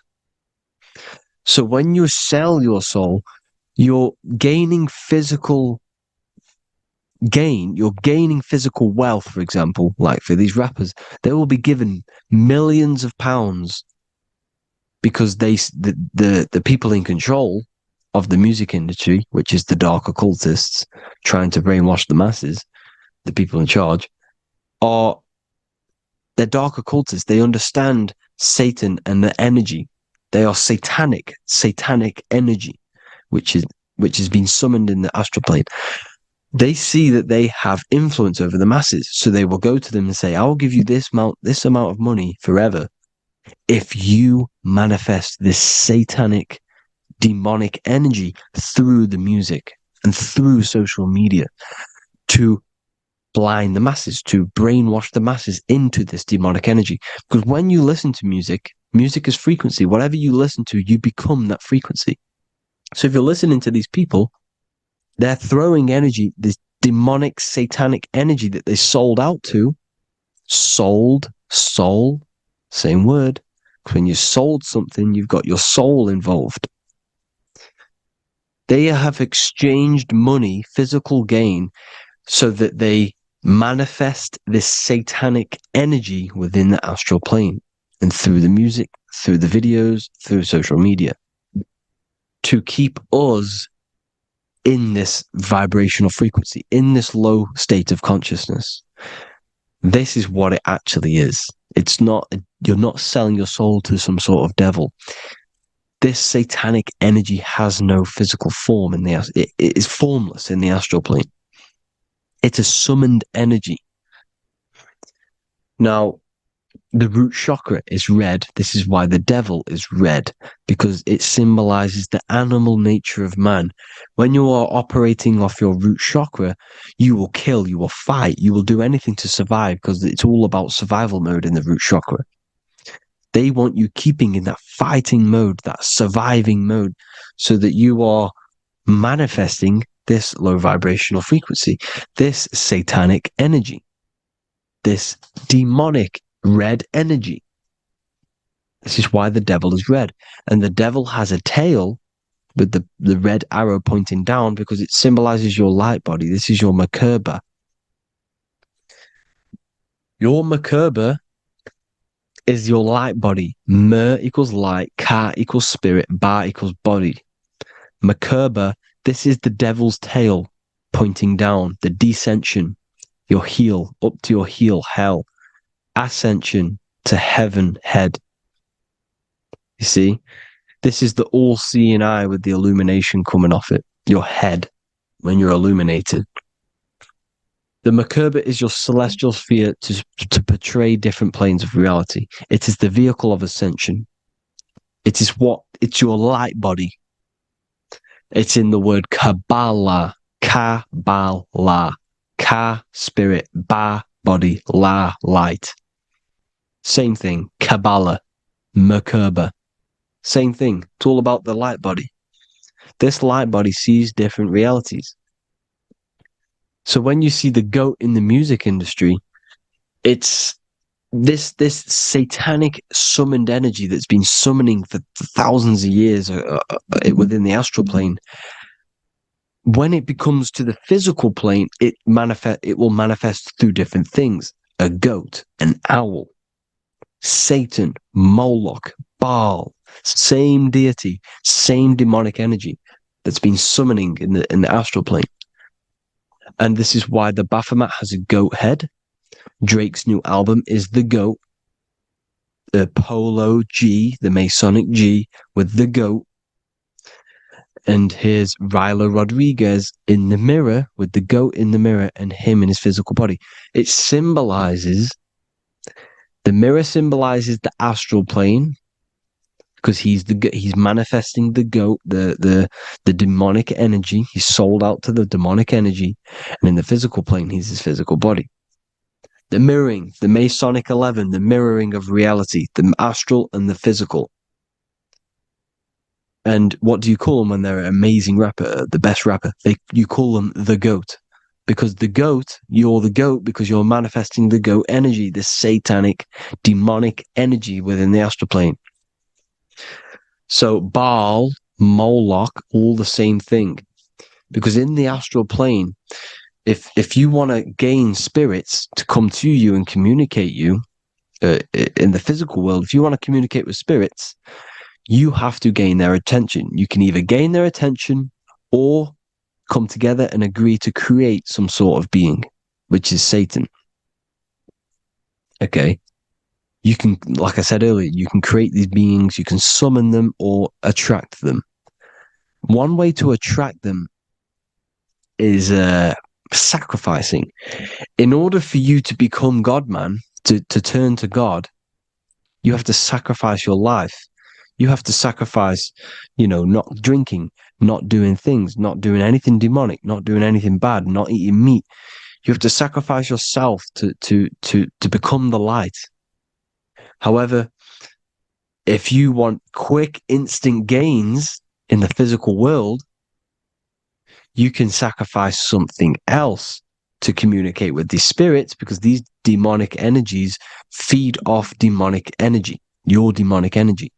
So these dark occultists will give away babies, they'll sacrifice, torture babies so that they gain, so that they can communicate with these spirits for physical exchange. Yes, you can do this. These powerful spirits, these powerful demons can give you powers. They can give you certain things. And this is what they are doing. They're summoning and attracting these demonic energy. This is why, trafficking is one of the most, Balenciaga. Baal is the demonic energy in the astral plane, which requires child sacrifice for his presence.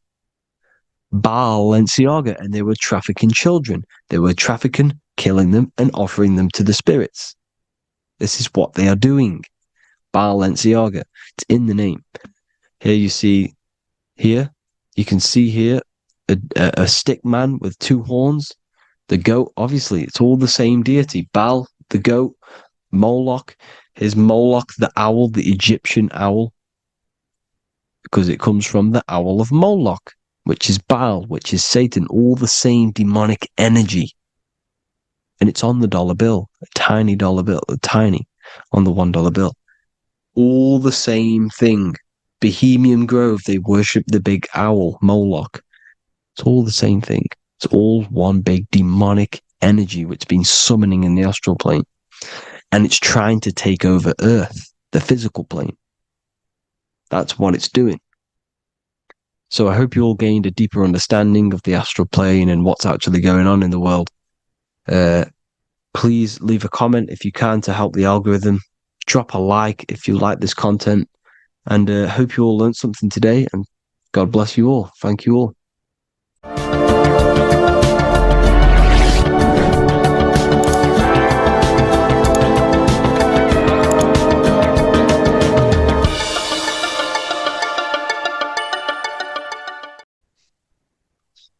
Matthew 21:1, Jesus went into the temple of God.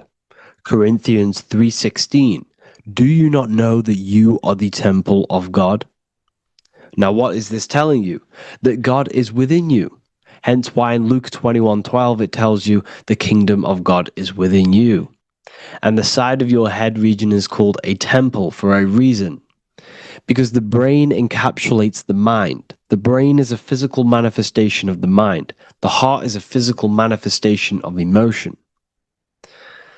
So we have these different layers of our consciousness. We have an intellectual, communicative aspect of our consciousness, which we would call the mind.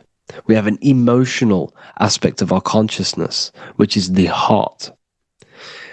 And to communicate with the divine, it's all to do with the mind. Hence why the ancients always symbolize the mind being God. This is why Michelangelo always placed God inside of the brain on top of Sistine Chapel in the middle of the Vatican. He understood that God is in the brain. God is within you, not outside of you. The church tells you that God is in the sky because they are creating a externalization of the truth to create a business and a distraction so that you don't find the divinity within you, so that you don't find your power. Now you have Adam, the physical man, the physical body, the ego, the lower self. And he is resting. He's not trying to reach to God, but God is reaching because the higher consciousness within you is always trying to communicate with you. It's always trying to wake you up to your divinity. But the lower mind, the lower self, Adam, the physical self, is always in ignorance of truth, always in ignorance, and stays in a materialistic way of thinking, which is the lower animal self. And this is what we call a sleep or an NPC. This is the lower mind of man. But all you have to do is to move your finger to touch God. You have to look within yourself, within the brain, meditate, and you can find God. This is why in the Bible we see many references to the human body and anatomy to truly connect with God. Kings 6:8, the door to the middle chamber was in the right side of the house, which is the right hemisphere of the brain. The middle chamber is the pineal gland, where the seat of your consciousness is, where the seat of your higher consciousness is, the mind. And they went up the winding stairs, which is your spinal column, into the middle chamber, and out of the middle chamber into the third. So they went up the winding stairs. This represents raising your consciousness up the winding stairs. Your spinal column acts as a stairway of consciousness. Depending on what sort of consciousness you are operating in, depends on what part of the spinal column you are using.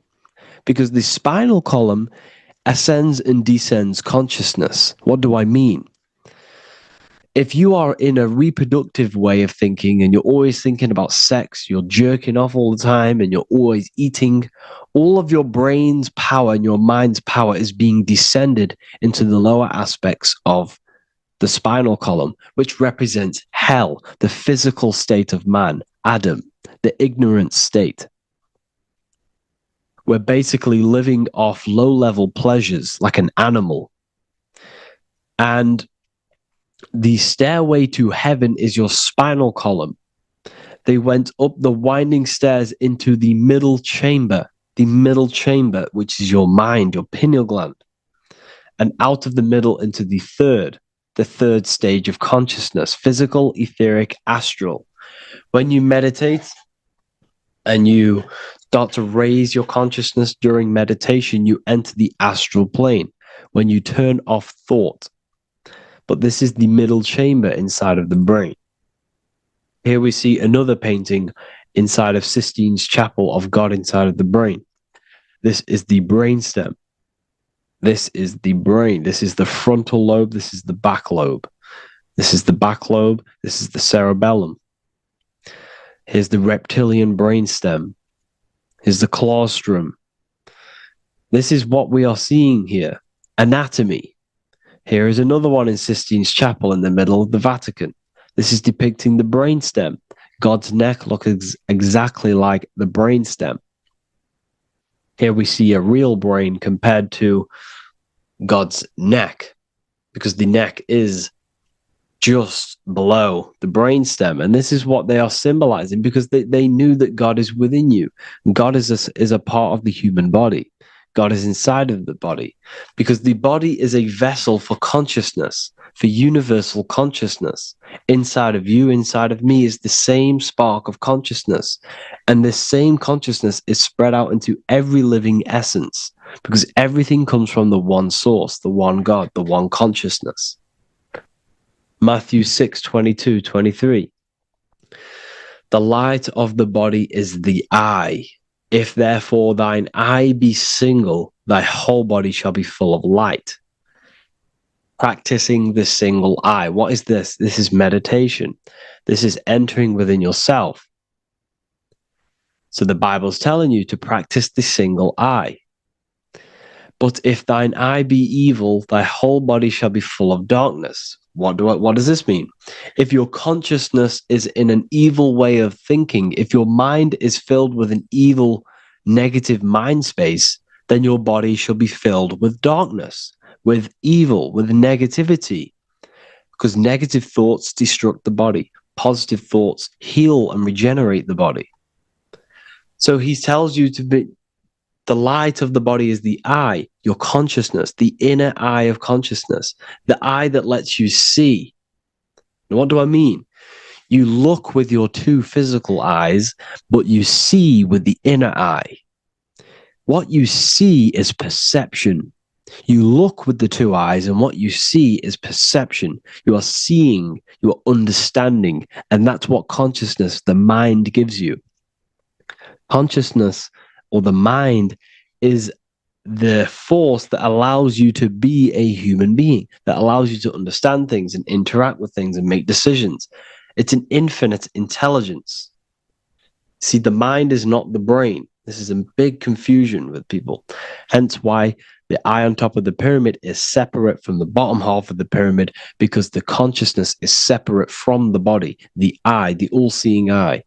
It represents the observer, the eye that sees into this body, into this world, into this. You are the perceiver. You are the invisible spirit within the body. Theologians 4:17. After that, we are still alive, and our left will be caught up together with them in the clouds to meet the Lord in the air. You don't meet the Lord in the physical air. Okay? This symbolism of the ancient Christian artwork is showing you this is symbolic. These things never happened. There's no man in the sky. Moses didn't go on a mountain to meet with God. The air represents the mind. This is why you say you're an airhead when someone's very stupid. Earth is your body. Water is your emotions. Fire is your spirit. Air is your mind, the invisible mind. So Anton Mengs, an ancient Christian art worker, is showing you anatomy of God in the clouds. But this is the anatomy of the human body. Raising yourself to the mind and turning the mind inwards on itself during meditation. And that's how you meet the Lord in the air. You meet the Lord in an elevated state of consciousness. The air represents an elevated state of consciousness because the air is up. You have to raise your consciousness to meet the Lord in the air. This is why Moses went on a mountain to meet with God. The mountain represents elevation of consciousness, raising the mind up the spinal column, taking all of the mind's attention away from the reproduction and the physical aspects of self and raising it to the brain and turning off the brain and going inward into the air. It's talking about raising consciousness. It's allegorical. It's a spiritual, metaphorical text. The side of your head's called a temple because inside that where that temple is, right in the middle of where you call the temple, is the inner chamber, the open room, the holies of holies in the Bible, or the land flowing with milk and honey, or Mount Zion. There's so many different names for the brain, or the upper room where Jesus meets his 12 disciples, the 12 cranial nerves in your brain. This is the temple of God.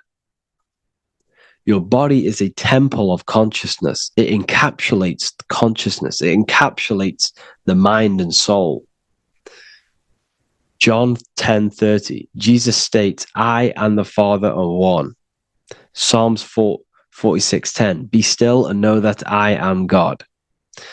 He's talking about the I am within you, not within Jesus. Everyone refers to ourselves as I. I am God. When you say I, you're referring to the highest aspect of yourself. The aspect that is above all thought, above all emotion, and above all things. When you say I, you're referring to your pure awareness, your pure consciousness, the highest aspect of yourself. And anything after I is egotistical. I is God. The letter I is the Roman numerals for one, because there is one God, one consciousness. The letter I is one line, just like the number one. Matthew 6:3-4, take no thought. Therefore, take no thought. Take no thought. He says this 5 times because you must turn off the 5 senses and take no thought to connect with God. Be still. This is telling you to meditate and know that I am God. The I am within you. I and the Father are one. I and God are one. You, who you think you are, is a completely wrong. The body is matter. Your name isn't you. Your job isn't you. Your reputation, your trauma, your memories, your friends, family, worries, bills, interests, dislikes, goals, passions. Anything to do with the thinking mind is not you. Who you think you are is a part of your thinking aspect of consciousness. But once you remove thought, you are no longer your name. You are no longer your body. You're no longer your reputation. You are the I. You are pure awareness, pure consciousness. Pure consciousness. And this pure consciousness has latched on to this name, this job, the body, and your traumas. Your pure consciousness has attached itself to this character who you're playing in the physical world. And this is essentially who you think you are, but you are not. You are the I, you are the self, you are pure awareness. So, in order for you to detach from these things, you must learn how to detach from your name, your job, your reputation. And you do this through meditation by turning off the thinking mind. Turning off the thinking mind allows other aspects of your consciousness to open up. What do I mean? Your whole life you've been thinking, and all of these thoughts has attached you to this physical body. You haven't allowed your consciousness to open up. And you can only do this by taking no thought. That's why Jesus tells you, take no thought.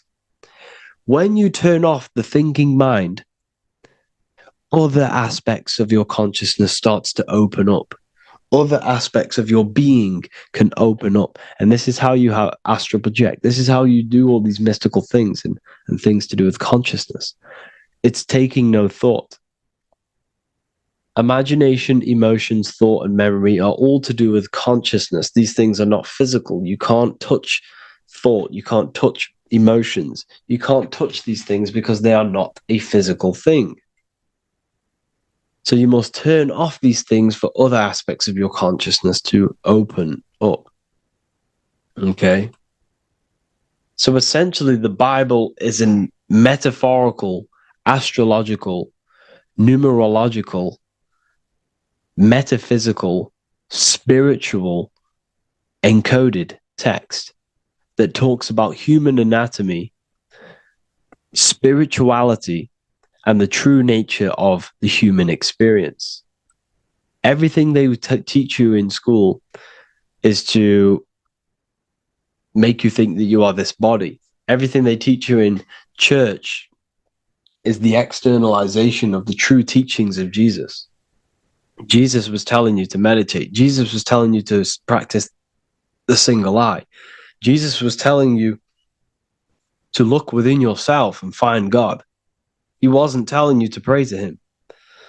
Mark 16:19, he was taken up to heaven and sat at the right hand of God, the right hemisphere of your brain. John 21:6, cast the net onto the right hand side of the boat and ye shall find fish. Fish is understanding. The boat is your body, your brain. Cast your awareness into the right side of your brain and you will find understanding, because the right side of your brain is all to do with the creative aspect and the intuition and the spiritual sides of your consciousness. This is why God is here. This is why Michelangelo depicted God in the right hemisphere of your brain, because this is all human anatomy. And I speak about all of this in the brand new Book of Wisdom, Volume 2, which is now available. The start of the revolution has begun. This book is truly going to change the way people see the world. It's got so many more topics than the last one. It's truly a revolution. It's written in so much detail. It's very practical. I cannot wait to share this one with you. I just want to say thank you for the opportunity for me to create this book, because without you, I couldn't have created this. And I just love sharing my work with you. And I thank every single one of you for the support, the watch, like the views and the likes, everything, especially the people who have joined the university and stuff like that. And for people who have joined the university, you do get a free Book of Wisdom paperback if you just go to the general chat and follow the description, follow what the instructions that I gave you in the chat, and you'll be able to order a free Book of Wisdom if you are inside of the university. Plus, you get all of my other books, 2 books, and over 45 occult books on occult and esoteric things. You get lectures, live calls, a community, a manifestation mastery course, and a whole library and reoccurring updates every month, every week. So yeah, I hope you all enjoyed this video. Thank you all. Please leave a comment to help the algorithm, and leave a comment on what videos I should make. And yeah, I'll get to uploading on the YouTube a lot more now the second book is now released. I have a lot more time on my hands. No longer using my energy to create the book. I am now going to redirect this mental energy into the YouTube.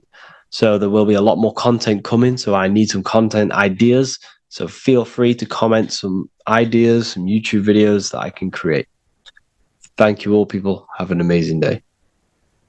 Welcome to Revival of Wisdom. Welcome people. We're back with another video. In this video, we're talking about how Jesus Christ and Christianity is all sun worship. The Holy Bible of Christianity is not meant to be taken literal for history. It is a story and has lots of metaphors. Starting with the symbol of the cross of Jesus. This cross originates from this ancient cross of the sun. This symbol has been used for thousands of years, way before Jesus was a thing, in Europe, America, Asia, and all around the world. In fact, this symbol is still being used by Christians today, not knowing it represents the sun. This is a 4,500-year-old artifact, a golden plate with an equal-armed cross found in England. The gold to symbolize the sun, and the equal-armed cross for the 4 equal seasons of the year. So this is why in the Bible you have Matthew, Mark, Luke, and John, symbolizing the yearly cycle of the sun and the 4 equal seasons. Also in the Bible, Jesus is referred to as the light of the world. So yes, Jesus represents the sun. He is a metaphor for the sun. Hence why in all of these pictures and images and paintings of Jesus, there's always a sun behind his head, and some even with the sun cross behind his head. Jesus also has 12 disciples, which represent the 12 zodiac signs and the 12 months of the year. This is the Last Supper by Leonardo da Vinci. As you can see, the sun, being Jesus, is in the center, because the sun is in the center of the zodiac signs. There are 4 groups which symbolize the 4 equal seasons. Each group contains 3 people symbolizing the 3 months and the 3 zodiac signs in that season. There is only 1 female in the painting, which is Virgin Mary, who symbolizes Virgo, the astrological sign. So yes, Jesus symbolizes the sun with his 12 zodiac signs and 4 gospels for the 4 seasons of the year. However, there is another phenomenon. The 25th of December is known as the birth of Jesus Christ, which is known as Christmas today. Jesus symbolizing the sun and is born on December 25th.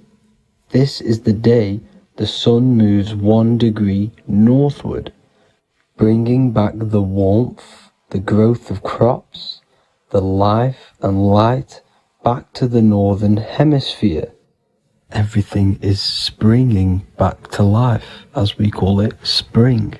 So it is said that the sun is born again on the 25th of December, and Jesus is known as the risen Saviour, because the sun is our risen Saviour, because it gives life to the whole of this realm, the warmth, the crops, and without the sun rising in the morning, we'd all die in about 2 weeks.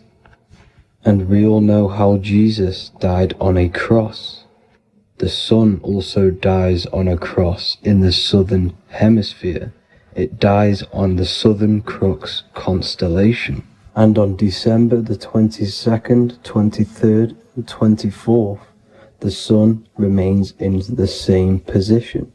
So the sun dies for 3 days, and it is born again on December 25th, when it moves 1 degree northward.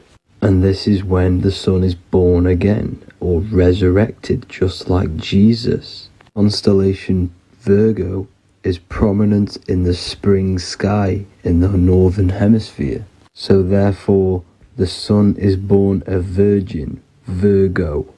And as you see in this image, you see Virgin Mary holding the sun. Us as humans do not own the sun, so therefore God owns the sun. So yes, the sun is the Son of God, and this is what Jesus is symbolizing. And just how Jesus sacrifices himself for humanity, that's what the sun does. The sun gives out all of its energy so we can live.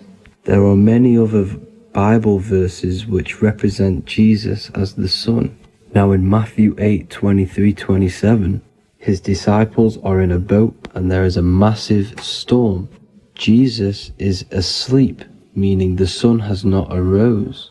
And the disciples say, "Save us, Lord, we are perishing." Quote, "Then he rose and rebuked the winds and the sea, and there was a great calm." End quote. Now this is a metaphor for the sun rising and calming the storm, because in the ocean, when the sun is down, that's when there are great storms. The worship of celestial bodies go back thousands of years, and it's called astrotheology, and it can pretty much be traced back to all ancient civilizations. Now going back to the ancient Egyptians, the god Horus, the god of war, and he symbolized the sun in the morning.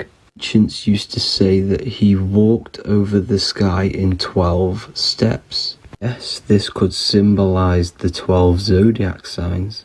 It also symbolizes the 12 hours of daylight. So we have 12 hours of Horus, but now they've rearranged the word to hours. Horus and hours. And when the sun rises, Horus rises, we say horizon, which is Horus is rising. That's the etymology of horizon. Another Egyptian god called Amun-Ra was known as the god of all creation. He was the first god of them all. Amun was also a sun god. Therefore, after every Christian's prayer, they say Amen, sending their prayer through the sun to God. So this all goes back to the worshipping of the sun. Sun worship was around way before the Romans. However, in the Roman times, their sun god was called Mithra. Mithraism was the main religion before Christianity came into play. Mithra was the son of God. He died on a cross, and he was dead for 3 days and resurrected, just like Jesus. So the Catholic Church was not made in heaven. It was made by the Roman Empire. They mixed all the sun religions of Judaism, Mithraism, and other Arabic religions and combined it into one, so Caesar, the Roman emperor, could gain his own religion. So yes, Christianity was a political move to gain more control over the masses, because it was a worldwide government at this point in time. So here is a Sumerian helmet with the rising sun symbol. And then the Romans also used this rising sun symbol on their armor. So sun worship has been going on for thousands of years, and it still goes on today. However, with all the programming and the low IQs, today we do not get the full interpretation of the Bible and these stories from the past. And Christians and other religions are all brainwashed to not question their religion and not realize their true origins and where they come from. I do advise you all to do your own research and come to your own conclusions. However, I'm just pointing out the facts and connecting dots for you all to see. That's it for this video, guys and girls. Thank you all for tapping in. God bless.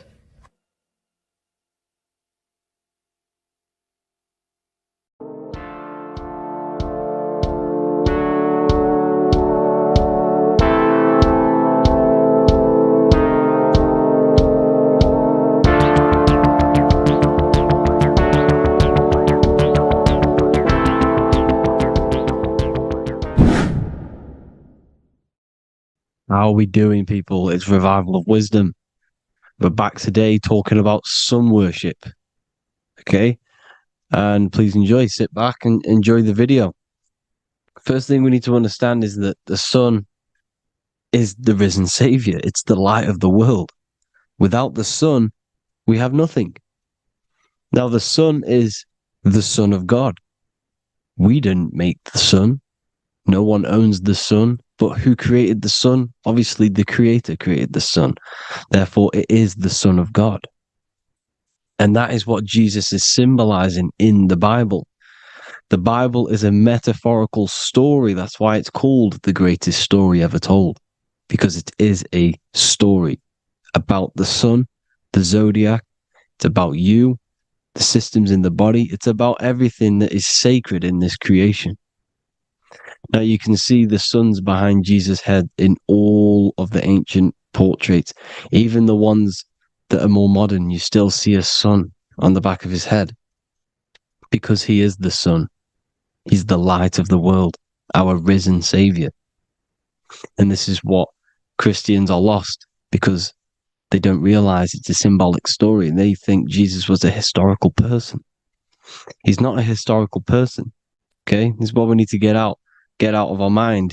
This wasn't a historical person. It's the sun, our risen savior. The sun is the soul. It's the soul of this creation. Because what is a soul? A soul is pure life force, pure energy. Whatever a soul inhabits, it gives life to. Like our soul feeds our body. The sun feeds the earth, because the sun is a soul, and that's why the ancients called it Sol. Because it's the soul, and it's in you, and it's the light of the world. It's the light of everything. It gives life to all things. Here's Jesus and his 12 disciples. The 12 disciples symbolize the 12 zodiac signs. Aries, it rules the head region because the 12 zodiac constellations rule specific regions of your body. Aries, the ram, you have a cerebrum in your head. This is Aries on the head of the table. His Gemini rules the arms and the lungs. The two twins, Gemini. He's holding up two hands for the two hands and arms. The twins. Cancer has a knife in his hand. It's not so clear, but he has a knife in his hand. Cancer is the crab. Crabs have claws.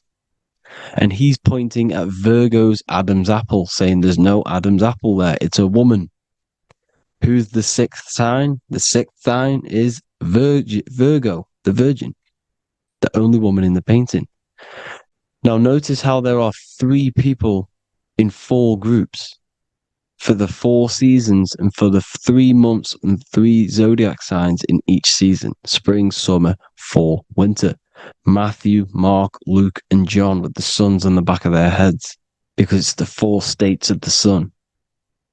The 4 states of the sun.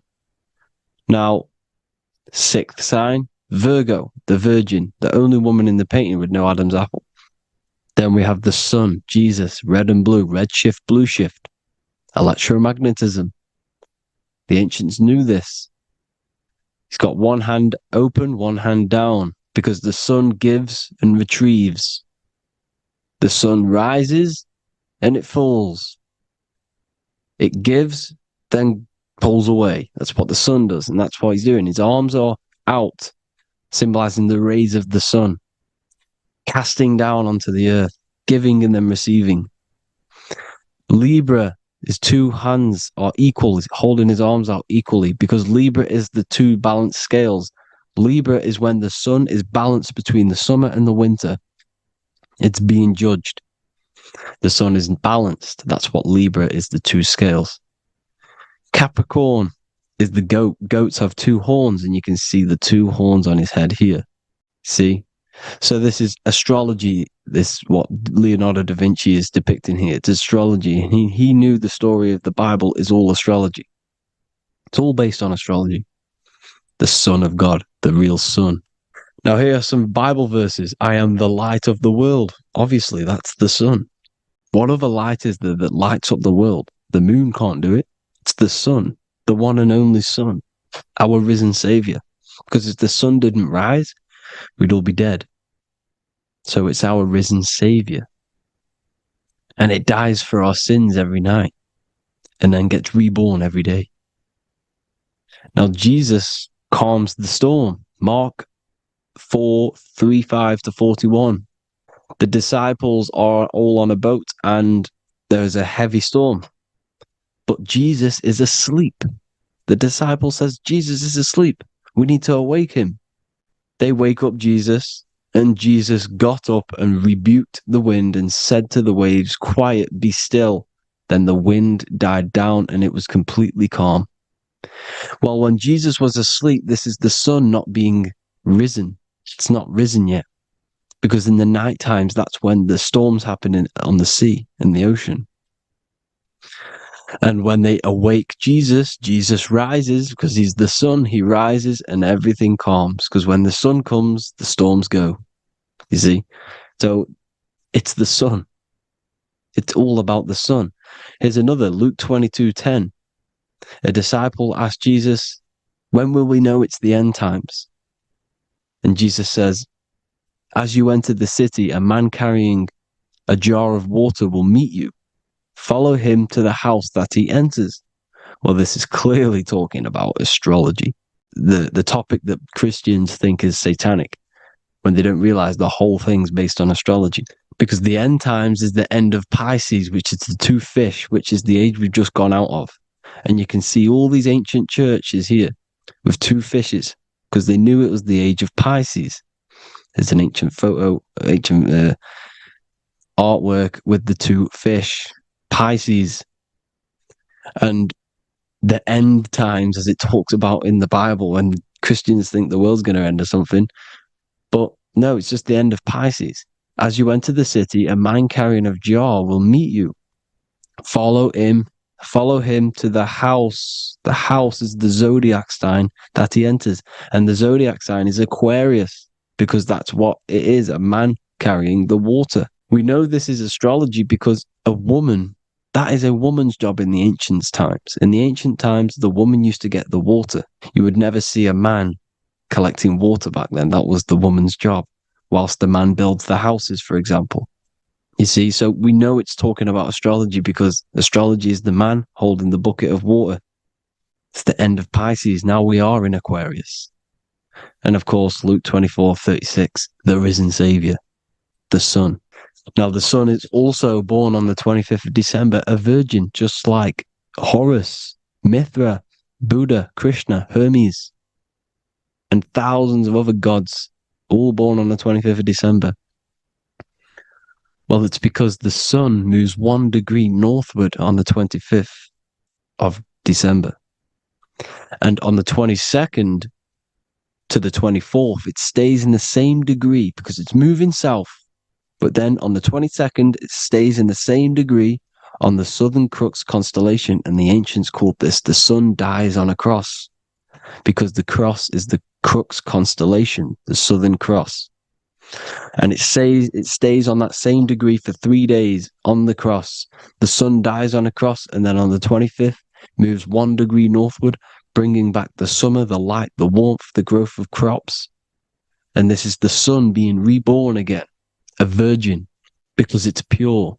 And here's Mithra, another sun god before Jesus was around, before Christianity. It was Mithraism, and Mithra, Ra is Ra, the sun god, Egypt. It's all about Ra, the sun. You can see the crown of thorns on Jesus's head, symbolizing the rays of the sun. And here are the rays of the sun on the back of Mithra's head. Krishna, the sun. Buddha, the sun. Horus, horizon. All born virgins, all did miracles, all resurrected.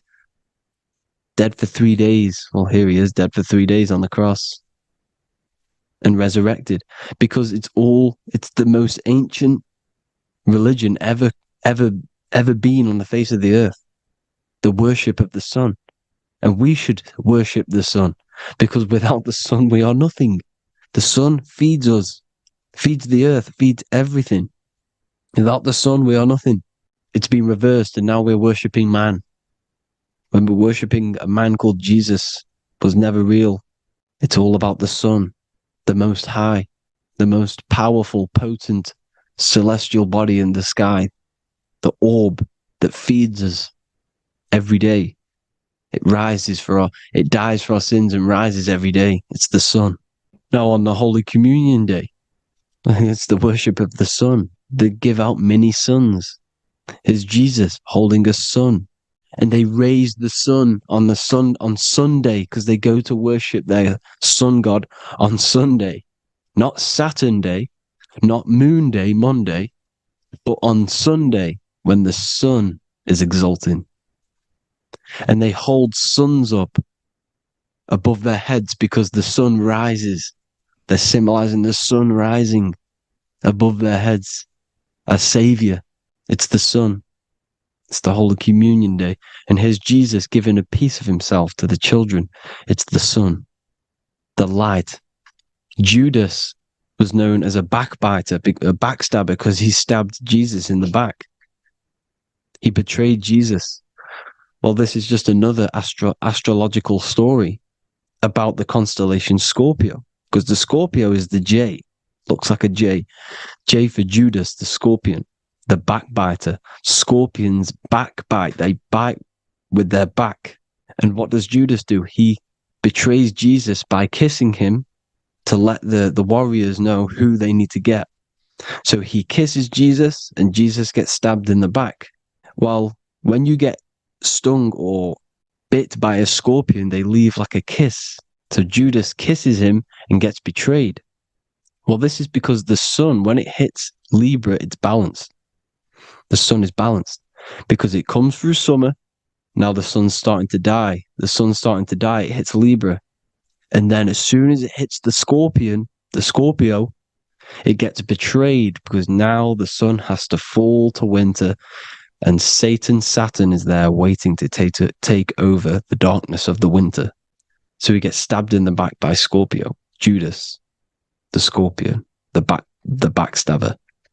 You see, it's an astrological story. Here's Mary. Mary means marry, which means pure. The sun is pure. No one gave birth to the sun but the God. And it's born every day. It's born every day on every year. It's born pure. There was no controversy. There was no, activity for the sun to be born. It's pure. Now, the 7 metals come from the 7 planets. The sun gives you gold, and this is why the sun is golden. It looks gold. And this is why the banks are backed by gold, because gold is the most valuable metal, because it's the sun, the most valuable celestial orb in the sky, in the heavens. Well, here's Jesus, another ancient symbol of him being crucified on the cross with the big sun, the Southern Crux constellation. The sun dies on the cross constellation. And if you go to the old etymology dictionaries, you will see sun and son is the same word. They come from the same etymology roots. You can use them for no matter what, but they've been confused today. But if you go back to the old dictionaries of etymology, they are interchangeable. You can use them. Son, sun, sol, it's all the same thing. The 12 disciples, 12 brothers of Joseph, 12 tribes of Israel, 12 breastplates on the stones, because it's all the 12 astrological signs. They could have used any other number, but there's 12. Because 12 is the mind, which is God. 7 is the number of matter, which is man. 7 energy centers in the body. 12 cranial nerves in the brain, because it's the mind. 12 is the 12ness. The zodiac is literally the mind of God, the signs of God. Now here we see here, Job 38, 31 to 33. Can you lead forth a constellation in the season? He's asking you, can you read the sky? Can you read the heavens? Canst thou bring forth the Mazzaroth in its season? Mazzaroth means 12 signs, the zodiac. Why did they translated every single Hebrew word in the Bible into English, but they decided to leave out Mazzaroth? Why? It's because if that said zodiac, Christians would have a different view on the Bible, but they leave that out. But Mazzaroth actually means the 12 signs, the zodiac, and the stars means sign. The word stars means sign because the stars are signs, things to come, which is off in Hebrew, which means sign, things to come. You see a sign on the road, it's something coming. But God is saying, what does he say? To qualify as a director, a judge of man's life on earth, one must be able to govern the heavenly bodies that rule the earth. It's telling you to read the heavens. We need to read the heavens. Astrology, the 12 zodiac signs, the mind of God. It's telling you, read the Mazzaroth, read the zodiac, because they are things to come in your life. They are signs. It's not satanic, it's made by God. God said, let there be lights in the firmament of the heavens to divide the day from the night, and let them be for signs. Signs are things to come. The 12 zodiac signs. It's all about astrology. Here's Mary holding the sun. His son, her son. It's the sun in the sky. The one and only, the most high. The soul, the solo because it's on its own. The most powerful, Ra, radiance. Here's the Pope holding the sun. All 3 popes holding the sun, because they're sun worshippers and they know the true meaning and origins behind Christianity. Sun worship. Here's the Vatican is a sundial. Yes, this is literally a clock. Your watch is a sundial. It's got 12 sections on it for the 12 zodiac signs. 12 hours, 12 Horuses. Now here you see Jesus walking on water. Well, it's the sun, and here's the beard of the sun. Here's the pyramid of the sun, the illuminated one, the all-seeing eye, the sun. Here's the Ankh. The sun creates these symbols. The ancients knew this. Now, when you see these headdresses, these are actually the days of procession of the sun. Aries, Cancer, Libra. It's all about the sun. Here's some more sun worship going back to Egypt. Ra, Horus, Osiris, and Set. Jesus and Satan is Horus and Set. The sun and Saturn. Saturn rules the winter, Satan. Jesus, the sun, the light of the world, rules the summer, rules the day. Satan's the night. Saturn's the night. The sun is the day. The evil brother, Satan. Well, Horus comes, well, this is where we get the word hours from. There are 12 Horuses. The sun moves in 12 Horuses, 12 hours. Where's Horus? What hour is it? Where's Horus? His Ra, 12 noon, Ra, radiates, powerful, the most high sun. That's why he has a sun on the top of his head. These are the four states of the sun. Set, sunset. This is why we say sunset, because the sun is setting. His sunset, his Horus, horizon. The Horus is rising, Ra radiating, and the sunset. Then midnight is Osiris. Here's another ancient symbol for the sun, the scarab. Ra, the sun, scarab. It's got the word Ra in it because it's the sun. And here's the sun on top of the scarab with the wings. Because scarabs roll dung up hills, and then they'll let it fall down the hill to gain more matter. To gain more bigger, like a snowball effect. And this is, the ancients saw this as a process of the sun, because the sun climbs up the hill and then it falls.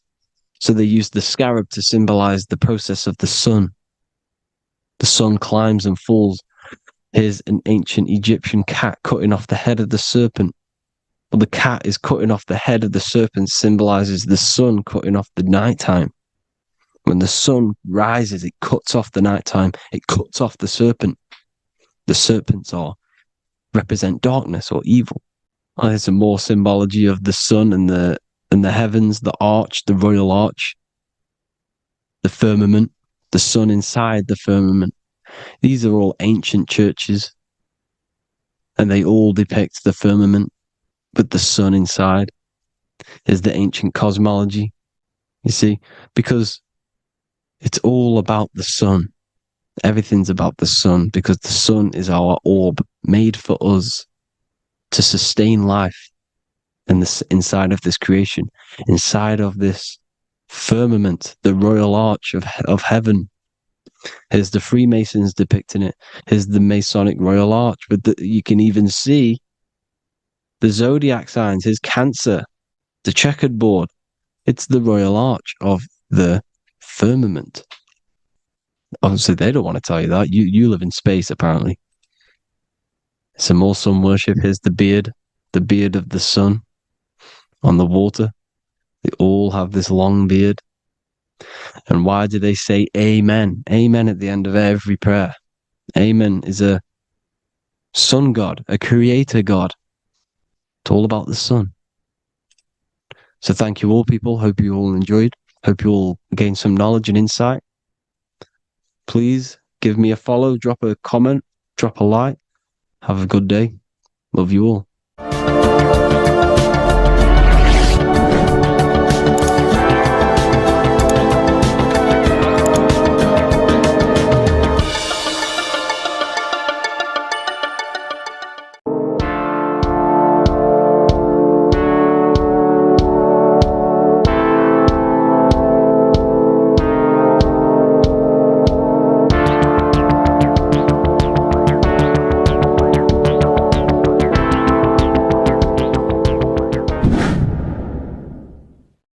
What is good, people? We're back with another video, and today we're talking about the chakras.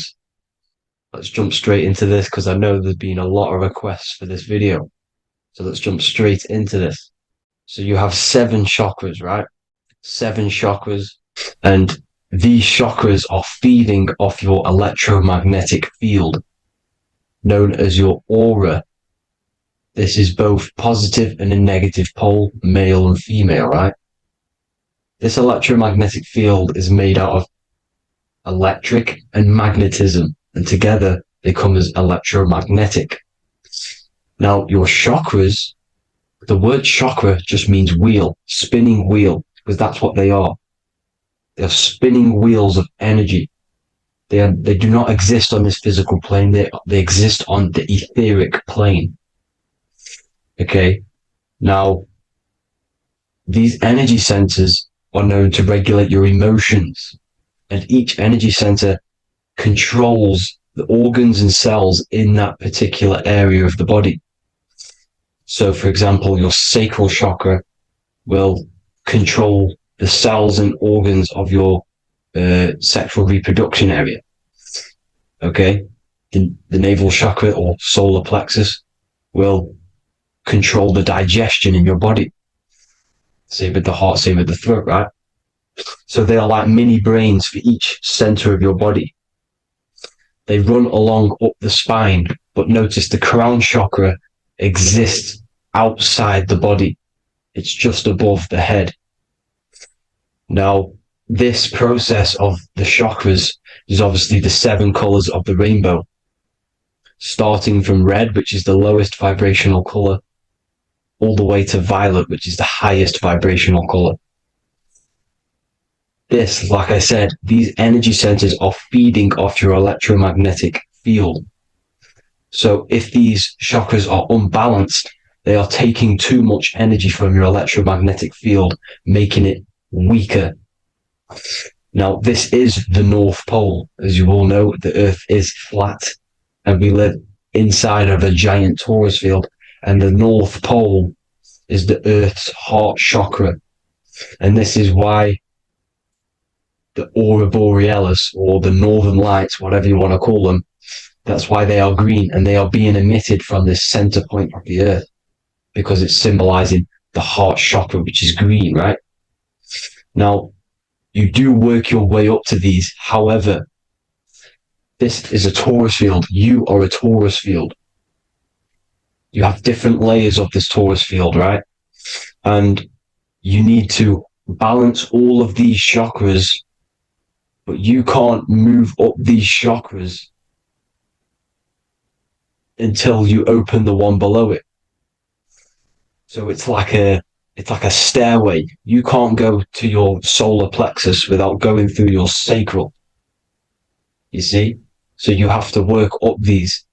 However, you have to work up these and then live from the heart, because the heart is the center of the torus field. It's the balance between male and female poles, positive and negative poles. So you have to balance all of these chakras and then bring them all into one, which is the heart chakra. Now, they exist on the etheric plane. They exist on the etheric plane, and the etheric plane is a layer of the material plane. It's the one higher than the material plane. And then after the etheric plane, it melts into the astral plane. So they exist just between the physical and the astral aspect. Now, this is the yin and yang matter, which is the lowest root chakra, physical matter, and then to spirit, because high vibrational matter turns into spirit, low vibrational spirit turns into matter. So they're interchangeable. This is the yin and yang. Now, when you see ancient paintings with the halos, you see this is like a toroidal field coming up the top of his head, you see, with a halo. This was symbolizing in the old days, in the ancient days, that they've aligned their chakra, they've reached Christ consciousness, which is God consciousness, right? Now, this electromagnetic field is the apple that we bit out of in the Bible, because you see that apple is a torus field. So they were metaphorically or personifying the torus field. That's what the Bible is. It's a massive personification. It's all metaphors. You have to read it properly. It's got a greater meaning behind it. Now, when we bit from the apple, we ate from the tree of knowledge, which is good and evil. Our lower mind took over, so we materialized to feed our physical bodies. We materialized through Saturn. That's what Saturn does. Now, if you don't understand that, go and watch the video previous to this one, called Occult Secrets of Saturn. And that will show you how Saturn is the materializer. Now, this is one of the secrets behind the Masonic compass, electric and magnetic, male and female, duality, positive and negative. Now, like I said, they teach you about the Taurus field, about a magnet in school, but they don't teach you about your electromagnetic field. Everything alive has a Taurus field. It is the building block of this creation. Absolutely everything has a Taurus field. There's not one thing without it. And as you can see here at the center of the apple, that's where the seed is. That's where the life is. The reproduction of that organism. As you see, this is where the most electromagnetic energy is stored, in the center, because this is where the two duality, this is where the field meets at the very center. This is why the seed is at the very center. Now, your spine is a elongation of the brain. The brain is heaven, and the bottom of the spine is hell. So this is Saturn, which is the root chakra. The 7 planets are associated with each chakra. Moon equals mind. Okay. Now Saturn is physical matter, as I've just explained. This is the lowest vibrational color. And they want you trapped down here, which is your hell state, your animal nature, your physical nature. They want you to identify as the physical body. They don't want you to reach these higher states of consciousness. Okay? Now, in the brain, you have 12 convolutions. Now, this is what they were symbolizing in the Bible with the 12 disciples. And obviously in the Bible, it says the upper room where Jesus met with his disciples. This is heaven, the brain, the higher states of consciousness. Now, this is your North Pole. This is Jacob's ladder. Okay. This is why you have 33 levels of Freemasonry, because it's symbolizing the 33 vertebrae, which are these little things here on the back of your spine. Because once the Kundalini energy from the bottom of your spine rises to the top, this is when you get enlightenment and opens your third eye. Spiritual enlightenment. As you can see here, this is Jacob's ladder. This is the Kundalini symbol, right? And they're even showing you this in the medical symbol. They're putting it in your face. The serpents are wrapped around the spine. Now, the serpents symbolize how the energy moves around the spine, because it's a Taurus field, you see? At the center of the Taurus field, it wraps around the center pole. It wraps around it, and this is how the energy moves up. So they're symbolizing it with the serpents. Okay? Now, every religion has a sacred river. For the Egyptians, it's the River Nile. For Christianity, it's the Jordan River, right? This river is the canal, the energy canal at the center of your spine, all the way leading to heaven, to the Holy Land. This is the chamber which the energy rises up, right? Now, they used to say the gods descended from heaven to man. This is just heaven. This is the mind state. And they said the gods were connected by a rainbow bridge. That's the chakra system, the rainbow bridge. Okay. Now, the ancients called this place Midgard, Earth, where both evil and good live, right? Midgard. But you can go to heaven, which is a pure mind state, because once you're in heaven, nothing negative can ever bother you.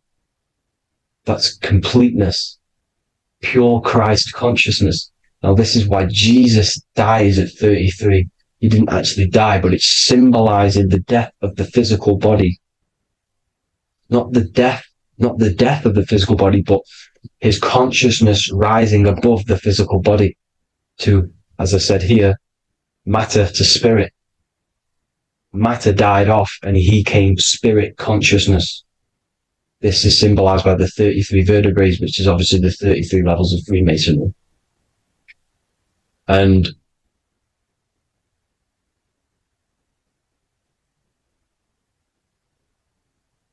Now, the pineal gland, which is at the very top of this Jacob's ladder, or the River Jordan, the canal, your 33 vertebrae on your spine. This is where the pineal gland sits, right? At the very top, at the center of your brain. Now, there's multiple ways this was symbolized. The Eye of Ra, which is used by the Egyptians. Now, this pineal gland is the seat of consciousness. This is where your consciousness is stored, right? And the ancient Sumerians used the pine cone, hence why it's got the word pineal gland, the seat of the soul consciousness. It produces DMT, dimethyltryptamine, which is known as the spirit molecule. And the pineal gland is wrapped in microcrystals, and we all know crystals transfer frequency and energy. Now, radios use crystals. A radio is a frequency transmitter, turning a frequency into a frequency that we can hear with our ears, right? Because all the radios are actually playing right now in your ears. However, our ears can't pick it up, so the radio transmits it into a frequency that we can hear using crystals. So this is the power of crystals, and this is what our third eye is wrapped in, crystals. Now, this third eye is not actually your third eye, it's your first eye. When you're being materialized in your mother's womb, this is the first gland that is produced, and everything's built around it, because it is the consciousness. It is your consciousness. Your consciousness never dies, ever. It's an eternal essence. It lives forever. You never actually die. Only the mortal body dies. Now, that's what we call life. Life is abided by time, and time is change, and change is what we call life, because everything's constantly moving and transforming into different things, right? Now, let's not get off track. The pine cone is obviously, this is in the Vatican here.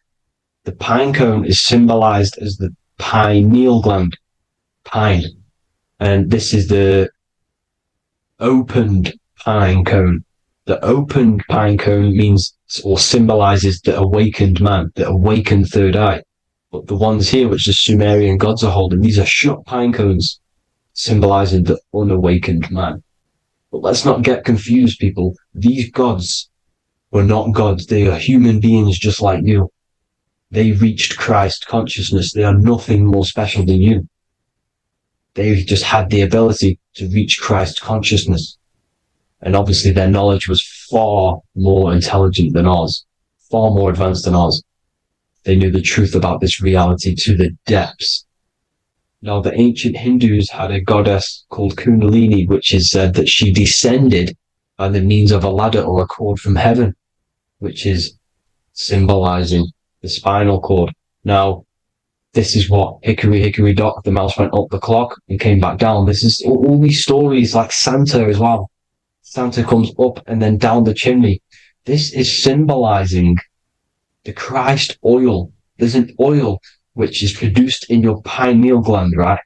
And this oil travels down the spine. And once it's down on the spine, you must have to raise your consciousness, just like I said with the chakras. You have to raise your consciousness, raise your vibration to heat up this oil and turn it into a gas. And it travels back up the spine through like the serpents up the spine, and this awakens the third eye once it's coming back up the spine and hits the pineal gland.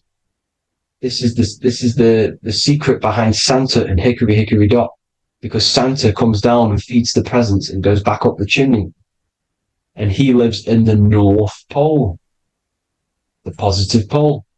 This is the North Pole, people, and the presence is your sacred oil. This oil, your physical body is the furnace. It's the spiritual furnace, which you have to heat up this oil by raising your frequency and turning it into a gas to rise up this chamber, the River Jordan. to your third eye, right? Now, this is an alchemical process. Your body is the alchemical furnace. It says in the Bible, if therefore thine eye be single, thy whole body shall be filled with light. I shouldn't have cut that out, but that's what it says. The light of the body is thine eye. If therefore thine eye be single, thy eye shall be filled, their body should be filled with light. This is symbolizing the pineal gland, enlightening the body, the spiritual body, filled with light. Now, as I said, they want you kept down here, which is the root chakra, which is your animal nature, which is obviously mind, matter over mind. This is the symbol of Saturn, right? As you say, we're built of body, mind, and spirit, the Holy Trinity. That is the sun, moon, and earth. The sun's your soul, solar. Moon is your mind. Earth, which is the cross, which is your physical body, the 5 elements, right? So body, mind, and spirit. So the Saturn symbol is actually made out of the cross on top, which is the earth, and the moon on the bottom, which is symbolizing matter over mind, because earth is physical matter. You don't want to be matter over mind. You need to be mind over matter. See, they want you identifying as your physical body. They don't want you to realize you're an eternal consciousness. You're an eternal essence of consciousness which never dies. They want you trapped in your animal nature. And this is why the Baphomet has a goat head, because it's symbolizing your animal nature, which is evil. Not evil, but you're more likely to do evil things, right? Which brings bad karma. That's your animal side. This is why the Baphomet has an animal goat head. As you can see here, he's got the Kundalini energy here. So when you see the inverted cross, the cross is your body, as you can see here. The inverted cross means your chakras downwards, down here. Your head's down here. Your mind is down here. But your mind needs to be up here, which is the upwards cross, which is Christ consciousness. And as we all know, 7 colors of the rainbow, 7 planets, 7 chakras. Red light is low frequency and long range. This is why Saturn is the slowest moving celestial body. And it's the lowest chakra, because it's low frequency, long range. The moon being the crown chakra, which is high frequency. This is why the moon moves around the quickest. The moon is your crown chakra, which moon in mind. See, so there are multiple ways of your chakras becoming blocked. Now, each chakra has a specific intelligence. It has a specific thing that it's doing for the body, right? Now, this can be overused. It can be abused. For example, masturbation. That keeps you down here in your sacral chakra, because you're abusing that energy center. You're abusing your sexual energy, which is then becoming unbalanced. So this is how energy, this is why these centers are pulling more energy out your electromagnetic field, because these centers are wheels. The chakras just mean spinning wheel of energy. So when you're abusing these certain centers, you're pulling energy out of your electromagnetic field, which is making your field weaker, which is making your frequency lower, which makes you prone to diseases, prone to lower negative energy, right? So you need to align these chakras. You need to unbalance them. And as you can see here, you can screenshot these to see how they're blocked. I'm not going to go over each one because it'll take me forever, but have a little read yourself. This is why they're blocked. Now, the ancients used to say Aum when they meditated. Now, these are the 7 vowels. There's not 5 vowels, there's actually 7.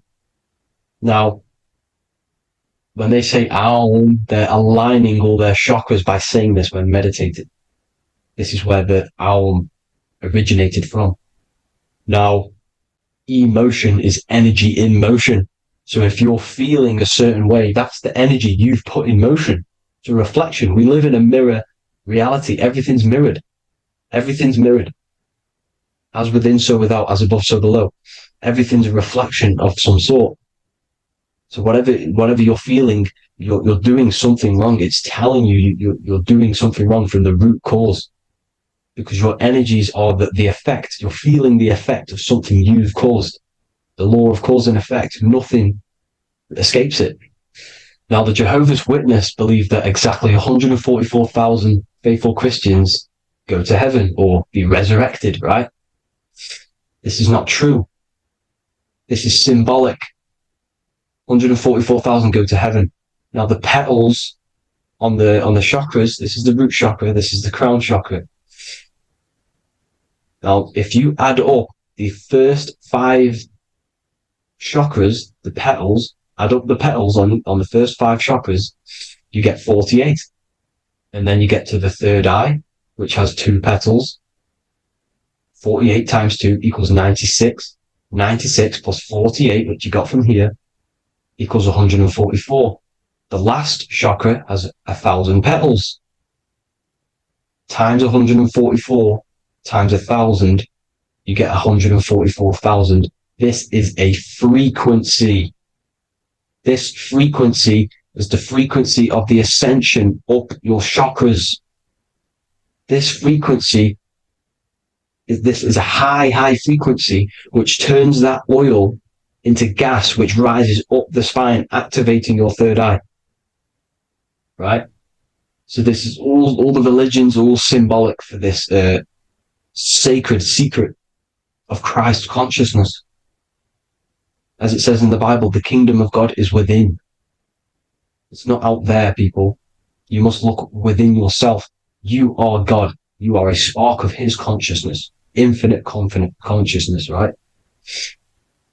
So 144,000 is a frequency, and you must achieve this. Like I said, these people in the past, they're not gods, people. These were just humans. Nothing special. They just reach Christ consciousness. Now, they keep you in these lower vibrational states with the food, right? And as you can see here, all of these fast food restaurants are mainly are red and yellow, which are these lower states, these lower 2 chakras, lower vibrational colors, because they want you trapped down here in matter. And these foods are so low vibrational, they will keep you down here, because your gut produces, I think it's like 80% of melatonin. Melatonin is your feel-good hormone. These foods will not make you feel good. This is very low vibrational. Meat. It's not meat, it's raw flesh. These animals are stripped from their family, put on a conveyor belt, watch their friends be tortured, and then get slaughtered in a slaughterhouse. Think of all the fear that's running through their blood. All the hormones, all the fear. And you're going to go and eat that very low vibrational energy. As you can see here, this is the light photons within fruit. You can see the life force in this fruit. You must think, feel, and do positive to raise your vibration. As you can see, earth equals heart. If you rearrange it, everything in nature is green, right? The aurora borealis is green. You must align all these chakras and then live from the heart, because the heart's the center of the Taurus field. You must become the consciousness in the center. So that's it for this video, people. Thank you all. God bless.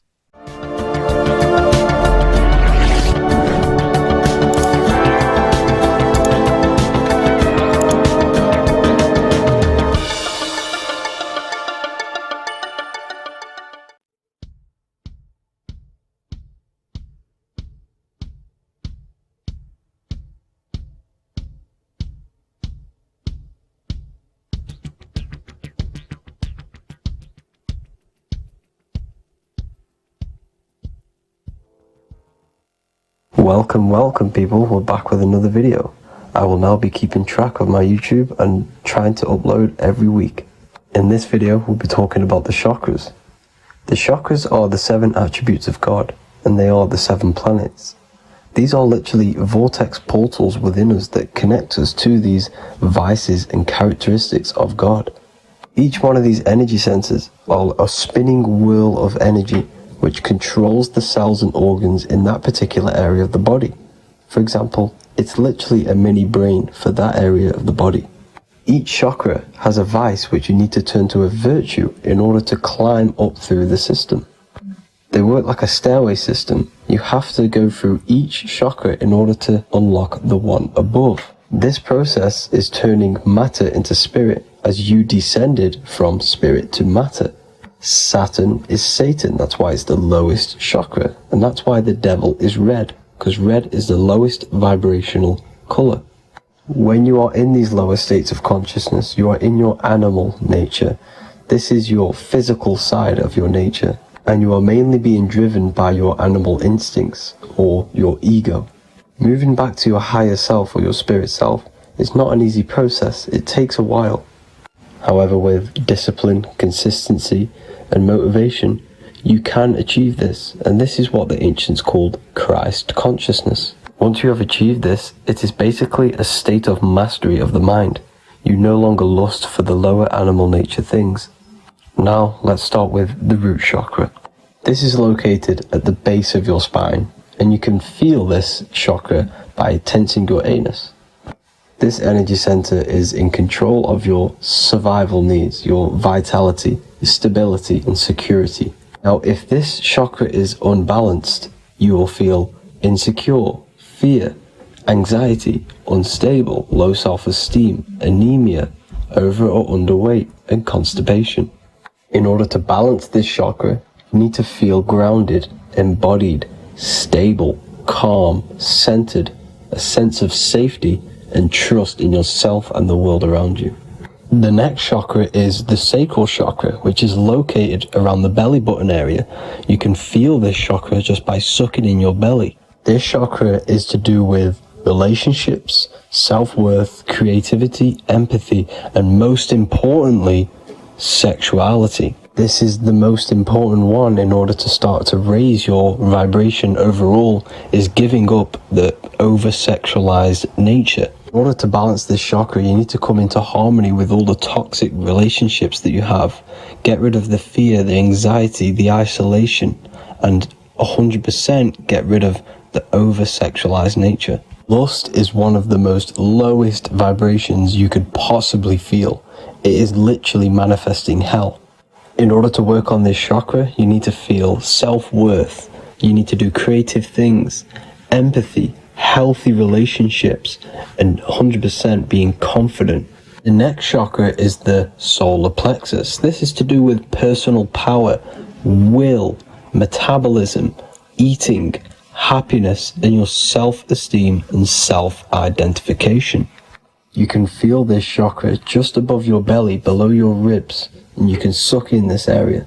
If this chakra is blocked, you will feel lack of confidence, difficulty in manifesting your desires, low self-esteem, misuse of power, misuse of dominance, weak will, and shame in yourself. Biggest one for this chakra is overeating, as it's to do with metabolism. If you are overeating, you are literally unbalancing a lot of your lower chakras, not just the solar plexus.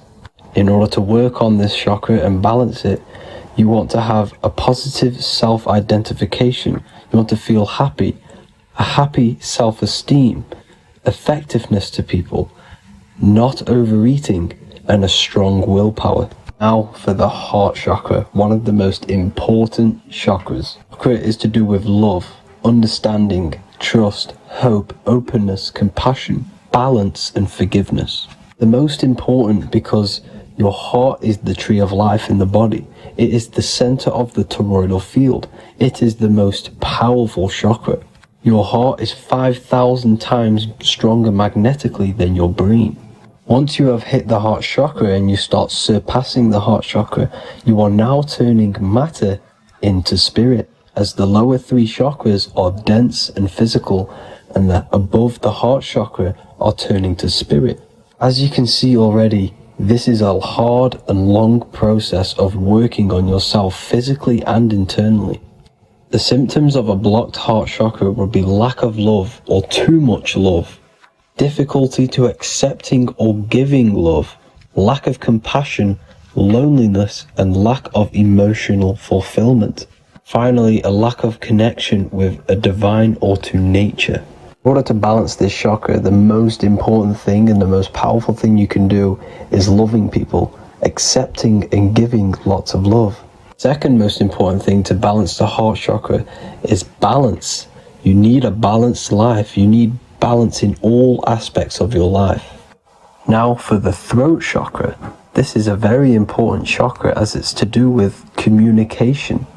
A symptom of this being unbalanced is a lack of self-expression and putting on a front all the time, acting with the ego. In order to balance this chakra, you need to constantly self-express yourself. You can't be putting on a front. That voice inside your head, you have to let it come outward. Don't just block it off with a wall. Self-expression will lead to you gaining friends who actually like you for being you and not these fake friends that you have to put on an ego for. In order to balance this chakra, you need to express yourself, express the word that's within you. Don't be lying to people, don't deceive or be deceptive. The next chakra is the third eye chakra. This is starting to get very advanced and you are coming very close to spirit. Just before we head on, I want to announce the PDF is now available, containing all the presentations I've ever made, all into a condensed 38-page PDF. The link will be below this video for you to access. And if you want to learn how to create reality using your mind, how to attract your desires, how to get out of the situation you are in, the link will also be there for the Manifestation Mastery course. Now for the third eye chakra. The third eye chakra controls the pineal gland, which is your first eye. It's to do with your psychic abilities, channeling, telepathy, astral travel, visions, and connection to the higher self. You need all of the chakras aligned to get the full potential out of your third eye or pineal gland chakra. For example, if you're astral traveling and you fear something, you will be instantly shot back to your body. So you need to master all of the chakras before you go on and try and do these higher spiritual activities. Symptoms of the third eye chakra being blocked is lack of imagination, lack of vision, lack of concentration, blocked or clouded intuition, can't see the big picture, and especially overly reliant on logic and intellectual thinking. A good way to work on this chakra is imagining things, vision things. Trust your intuition at all times. Always follow that inner voice. Cut out the tap water, which contains fluoride. Fluoride blocks the pineal gland. And cut out all junk food because all of this is affecting your pineal gland. When in meditation, you want to focus your eyes and your attention to the center of your head between the two eyebrows. This is where the pineal gland is located. This will help and awaken the pineal gland over time when you keep doing these meditations. Finally, for the crown chakra, this is to do with universal consciousness, all-knowing, enlightenment, cosmic connections, the God source. This chakra is blocked by being cut off from spirituality, plagued by the senses, being tricked into the five senses and being tricked into thinking you are the body. In order to work on this chakra, you need to feel grounded. You need to know yourself, your real self, the voice within you. Have common sense, have specific decisions that you're making, be very direct. Now we've got out of the way all of the chakras, I can now introduce methods and meditations which will help you unblock them spiritually. When meditating, you want to get into the present moment in a nice, comfortable position. Bring yourself to the present moment by saying, I am here right now, nothing else matters. Keep repeating this over and over with your eyes open or closed. After a couple minutes of bringing your attention to the present moment, you can now start to breathe in through the nose deeply and breathe out through the mouth slower than you breathed in. Place your attention on the chakra that you want to balance. Think of a high vibrational emotion like love and think of this while placing your attention on that chakra. You can do this exercise every day for 10 to 20 to 30 minutes. The longer the better. Another practice you can do is by chanting the Bijis for each chakra. They are here starting from the root chakra all the way to the crown chakra. Or you can chant the 7 vowels. There are not 5, there are actually 7. A, E, A, O, U, A,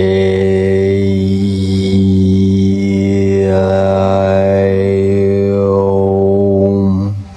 This is the proper way of pronouncing the 7 vowels. These are so powerful because these are the only things that exist. It is literally the sound of God. By pronouncing them right, you can actually create a lot of power within you and align your chakras. That's it for this video, people. I'd appreciate a comment and a like to help the algorithm. I appreciate you all. Love and light.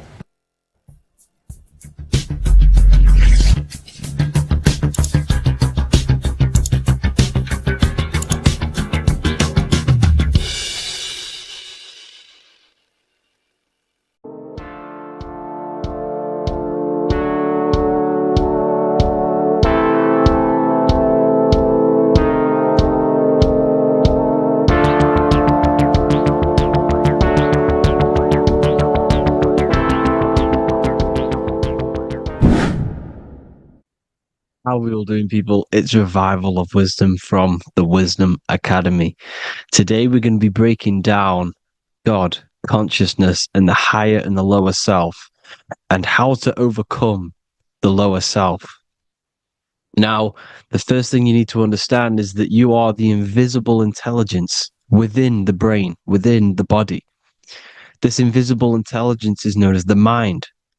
But you are not the mind. You are the observer of the mind, which is the soul, the invisible entity. The mind is your intellect, your intelligence. Now, the mind is, it's hard to put this in words, but the mind is something that gives you the ability to explore the universe. And this inner self is the I am. It's the quiet, the inner self, the voice you see in you hear in your head. This is why within spells high twin, inside, internal. The I is also the number 1, which is one line. Because the one and only, is the inner self, which is the I am. This is why you say, my name is Harry. You are not Harry, you are the I, the inner self, the intelligence. Okay, this is why Jesus in French is I am. You look with the 2 eyes and you see with the inner eye. I and I, the same thing. Okay, because the I inside is what gives you the perception of what you're looking at. So when someone's trying to explain something and then you catch on saying, I see now, it's because you're seeing with your inner eye, the one that gives you perception, gives you intelligence, gives you the ability to understand things. This is the internal eye, the invisible self, which the physical body is nowhere near as complicated as this inner self. Is in infinite potential. God, G-O-D, generator, operator, destroyer, soul, mind, and body. Brahma, Vishnu, Shiva, the Father, the Holy Spirit, and the Son. They're all, the reason why you see God is always a triad is because it represents yourself. Your invisible intelligence is God. Me and you are the same invisible intelligence. We are the invisible intelligence experiencing the program being ran by the central nervous system and the brain. I always say this in my videos, but I have to, in order for you to understand the things that I'm going to say later on in the video, you need to understand this concept, is that you are the consciousness experiencing the nervous system, the tree of knowledge of good and evil, which is you here. You would be in this invisible intelligence right here in the center of the brain. Now, this is why the ancient Christians show God is in the brain. This is the brain stem. This is the brain. This is also the brain stem and the brain. the brainstem and the brain. It's all depictions of the brain, because the brain's the computer, the electromagnetic computer, which decodes the demands created by the invisible intelligence, the I, the inner self, you, your true self.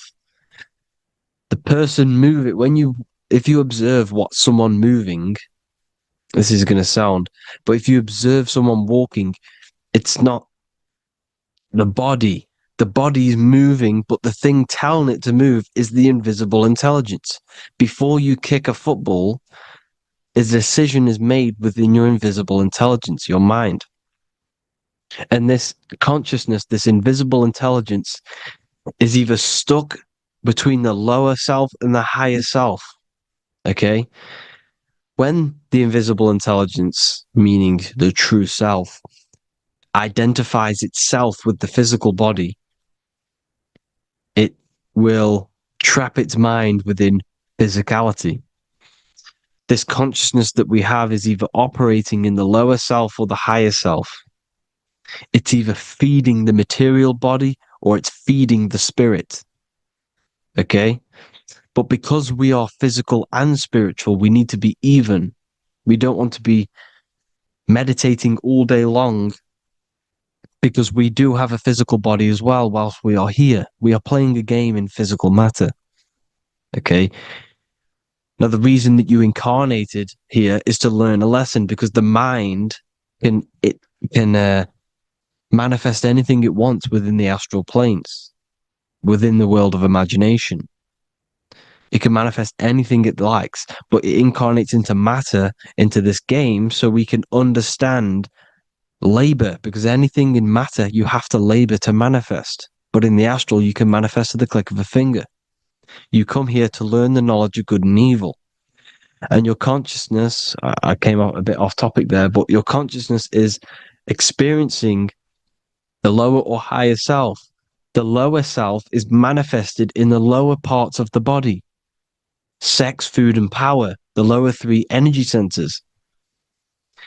These centers are like mini brains. You are literally thinking with these centers. And when your mind is stuck within these lower centers, you'll think, have you ever heard the term of thinking with your penis, or thinking with your, as a man? Even females maybe, but mainly this is a boy saying, you're thinking with your penis. This is a truth. It's truth in plain sight. You think with these energy centers. When you're living off the lower three centers, all you care about is sex, food, and power. Eating, sleeping, and greed. Power's kind of like greed. Now, when we move up to the higher parts of the body, when we live our life within the higher parts of the body, this is considered heaven. Love, expression, intuition, and wisdom. This is what we need to be aiming to do, moving out of the lower half of the body and living our life within the higher self, the higher parts of the body, thinking with the higher energy centers, thinking with love, expression, intuition, and wisdom, spreading love, expression, intuition, and wisdom to others. Heaven is even. This is why Jesus is pointing at the heart chakra, always pointing at the heart. Earth rearranged his heart, because in earth you're manifested as a physical being. You're in the heart, good and bad. You need to be balanced between the good and bad. Because love can be a demon too. That's a whole nother video, but love can be a demon. Now, the seven chakras are known as the seven seals in the Bible. When the Lamb opened the seventh seal, there was silence in the heaven for about half an hour. This is a verse from the Bible. The Lamb is Aries, which is the higher brain, the cerebrum, Ram, Aries. Because when the Ram opens the seven seals, you enter the kingdom of heaven. Because these chakras seal your invisible intelligence. They seal your true self. You are behind these seven seals, your true invisible self, your true consciousness. Because behind these seven seals, you do not think about anything materialistic. Your intelligence is not material. It's not physical. It's not from the physical world. It does not desire the physical world. The body is the beast. The body's the animal, the lower self, which can corrupt our intelligence. It can corrupt the intelligence. Okay? Now, we need to balance these chakras so that we gain a deeper connection between this intelligence and the brain.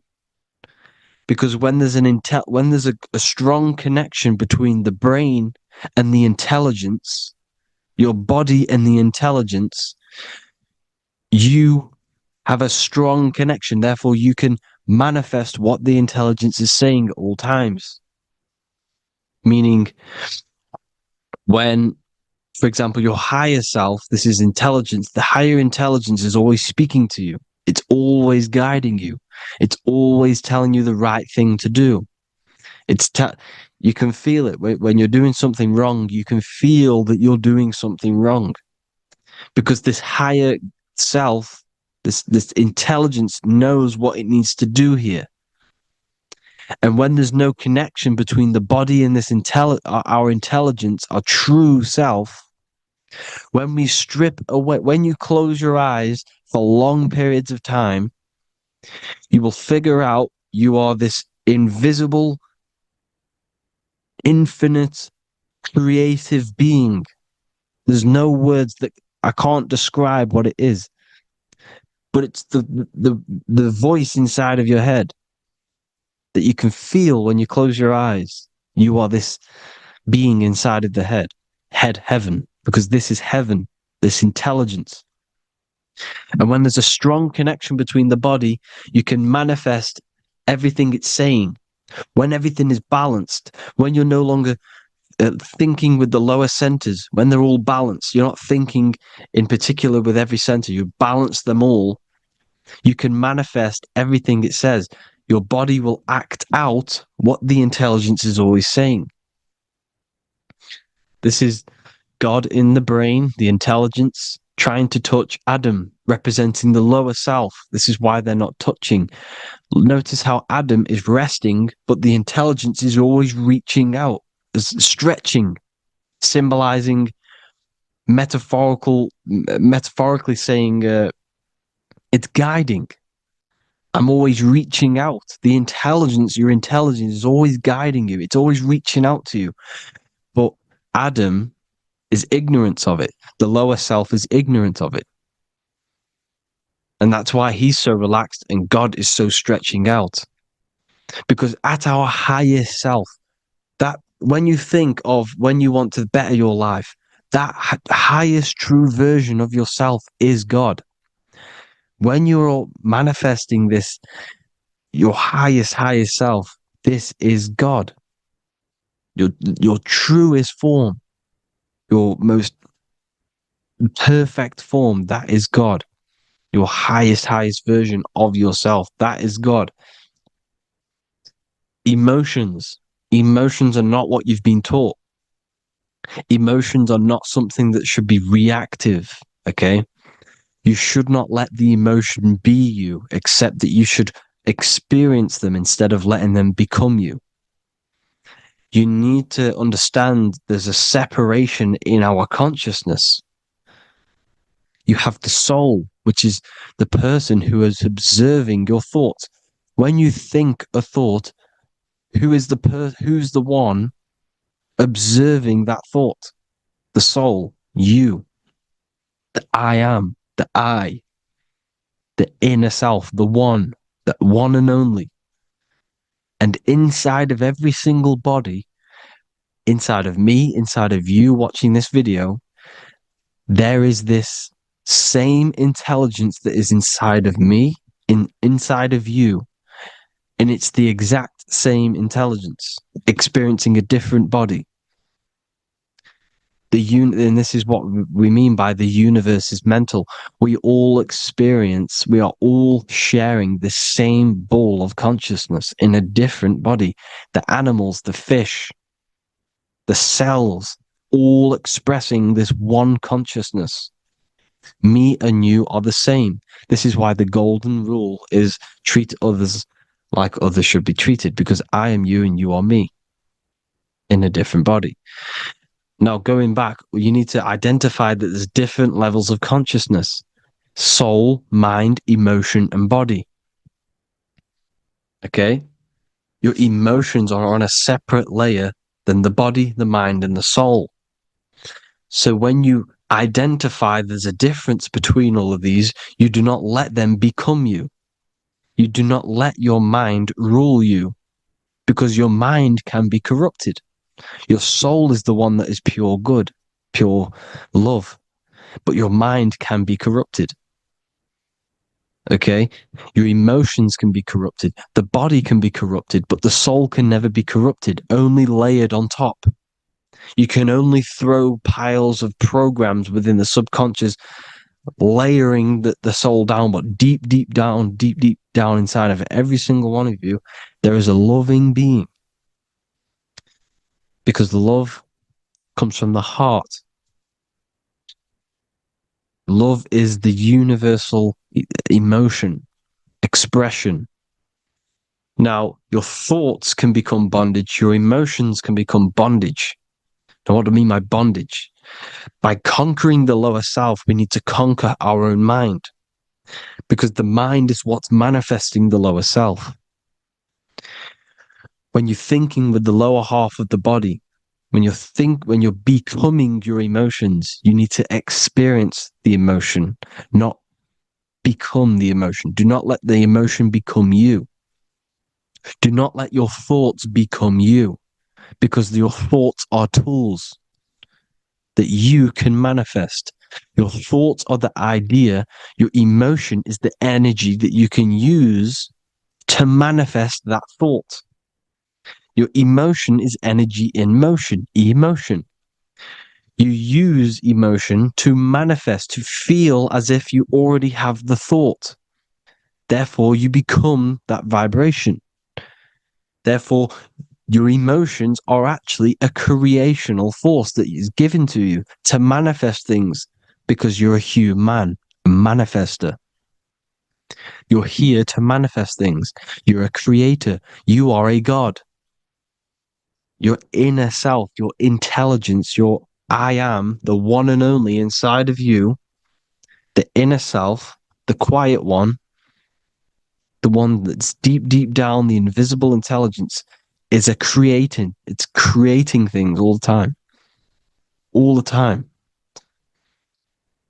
Speak no evil, see no evil, hear no evil. This is the astronauts, they're Freemasons, but they understand this, because thinking, seeing, and hearing can corrupt your mind.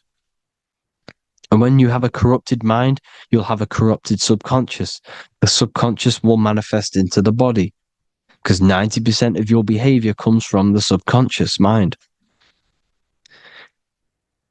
So you got to speak, see, and hear no evil.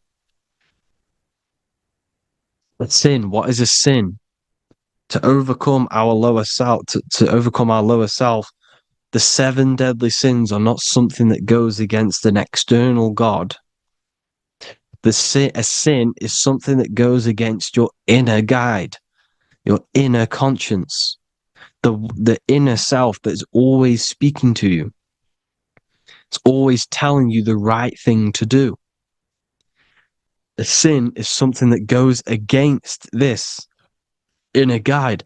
And this is why you can feel something where you can feel you're doing something wrong, because the inner guide is speaking constantly. And when you commit these 7 deadly sins, which are 7 internal states which keep your invisible intelligence bound to your physical body. Because evil, right? Evil love bondage. This is why they stay in this realm and they control this realm, because they love the bondage of the body. They like matter. They want to stay in matter for eternal life. They don't want to ascend back into the heavenly realms where you do not have a physical body. You can explore the universe within the astral planes. They stay bounded to the body, bounded to the 3D construct of the physical world. They have greed, lust, envy, gluttony, wrath, sloth, pride. They want all of this. And if you want that, that's okay. But deep, deep down, you don't want that because your soul is always telling you the right thing to do. Your soul knows what to do to get out of here. It needs to detach from the external world. Detach from all of these 7 internal states which bound you to your lower self, your lower centers. That's what a sin is. You know, you have a left and right brain. The left brain is always analytic. The right brain is metaphorical. So the right brain is producing a holistic view of reality. Now, what do I mean? And not view, perception. When you see, because your eyes are parts of the brain, when you look at something and you look, that image is produced in the back of the brain in the visual cortex. And then the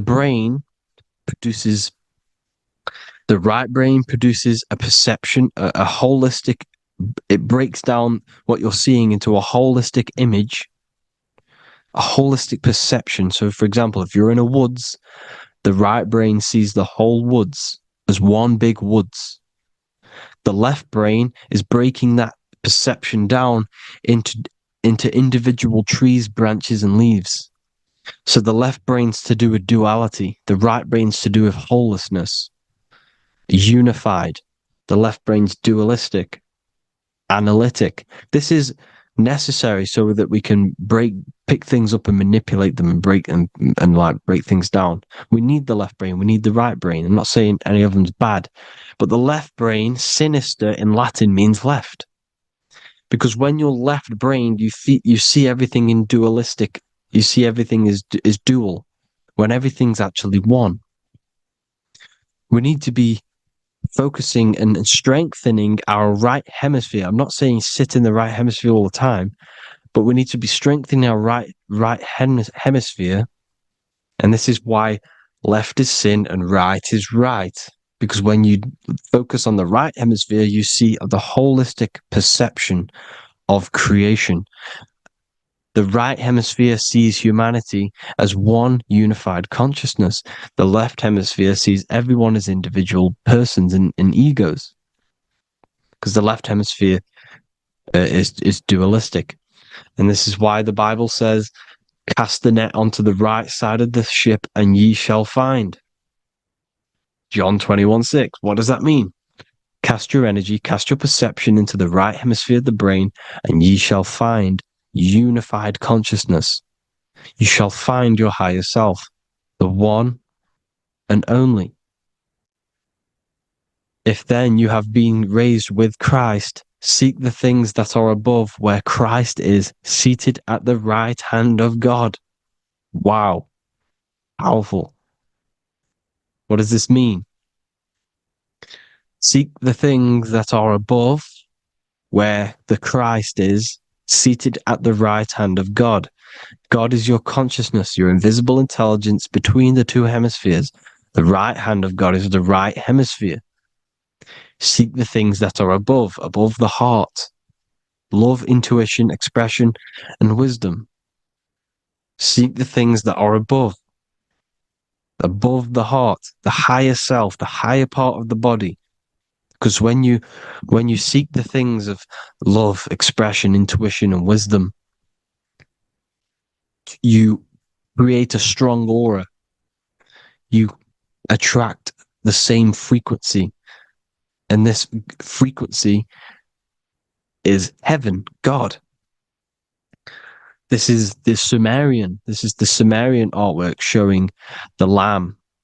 This is a step symbolizing stepping upwards, raising up. He's stepping over the Lamb up to the bird. His hand is going to the bird. The Lamb symbolizes the lower self. Okay? The bird with the wings is in the sky. It represents the higher self. This is why angels always have wings, because it represents the higher self in the sky. The lamb is a ground animal, symbolizing the lower self. He's stepping over the lamb to the bird, his higher self, his invisible intelligence. Horus and Set, Jesus and Satan. Look, Horus has an evil brother, Set, just like Jesus and Satan. Horus is a bird, higher self.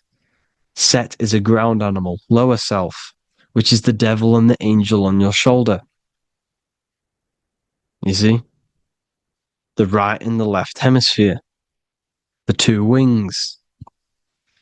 So, the devil and angels always speaking to you. The higher and the lower self. It's the battle between the higher and the lower self. Between the invisible intelligence and the physical body, because the body's the one that wants the sugar, it wants the pleasure, it wants the sex, it wants the porn, it wants all of the materialistic things, it wants the 7 deadly things. Okay, it wants this. There's a battle between the higher and the lower self, your intelligence and the body. This is why you need to become balanced, so that there's a deep connection between the body and the invisible intelligence that I am. You need to master your mind with discipline, and you gain a connection between the brain, the body and the intelligence.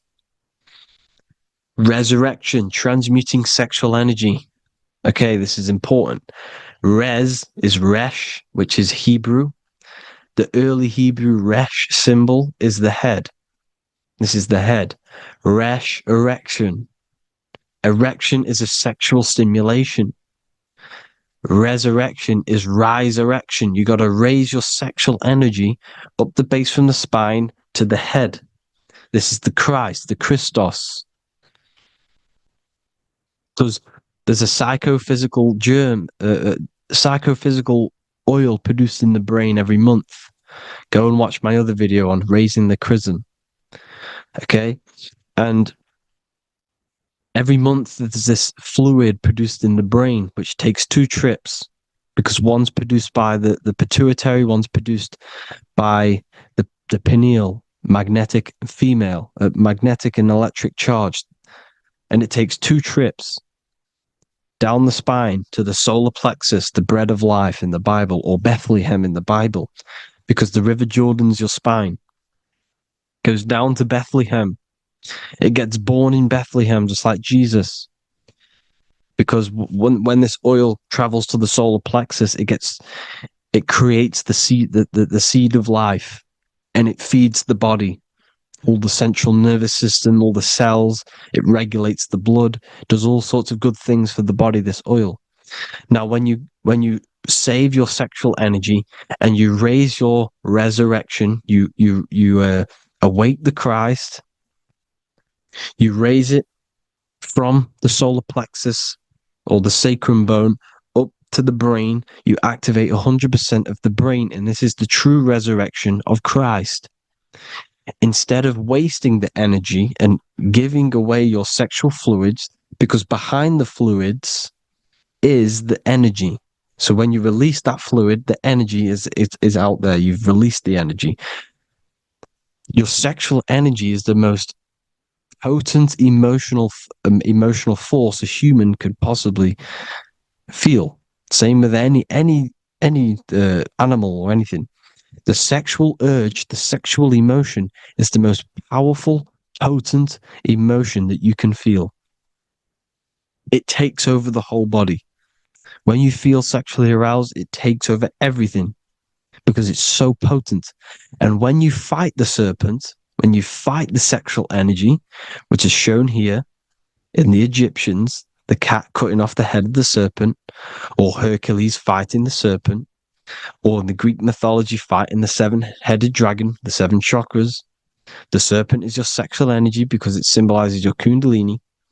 When you fight it and you transmute this energy, instead of releasing it, instead of acting sexually on it, you can transmute the energy, transfer it from the solar plexus up to the brain. You can do this with other tasks. Instead of raising it from the solar plexus to the brain, you can use it for other things. So, for example, you want to think critically.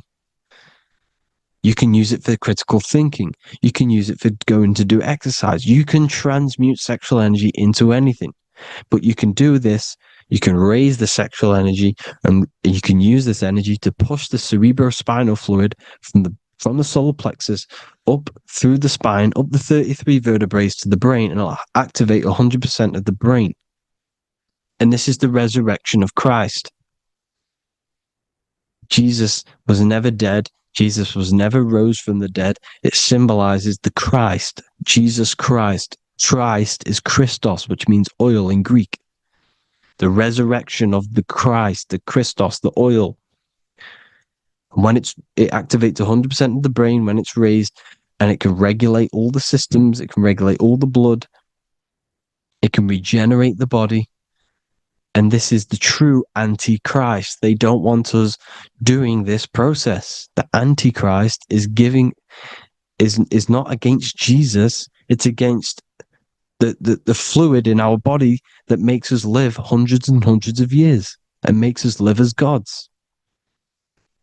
This is the true resurrection. And when you fight the serpent, you fight your sexual urges, your sexual emotion, the most strong emotion that you could ever feel. You can do this process. And this is the true secret of transmuting sexual energy. Because when you transmute the sexual energy, you can become a god. And this is why Hercules is fighting the serpent. Notice how the serpent is low. He's reaching down to it. It represents the lower self. Because the lower self wants the lust. It desires sex. The body desires sex. There's a fight between the higher and the lower self. But when there's balance, there's even. Heaven is even. When there's evenness between these, this is the kingdom of heaven. This is when heaven is on earth. So at our highest levels of ourselves, the highest level of our intelligence, this is God. God is something that we manifest. We need to achieve Christ consciousness by battling the body. There is no battle outside of the physical body. It's an internal battle. Jesus and Satan have been externalized. Nothing exists outside of you, because I explained in the beginning how you are the consciousness experiencing the central nervous system. Therefore, there is nothing outside of you. It's all internal. Jesus and Satan have been externalized. Why? Because it's business. The church is a business. It's all a business. They've created these figures to be historical when they're not historical. The Bible's not historical. It's all externalized. It's called exoteric, when the truth is esoteric, internal teachings. So anyways, people, balance the chakras, balance the two hemispheres of the brain, balance the conscious and the subconscious. Balance is perfect, the yin and yang. You are spiritual and physical. You live in day and night. You need to be balanced. Oneness. Seek oneness. And this is the true kingdom of heaven.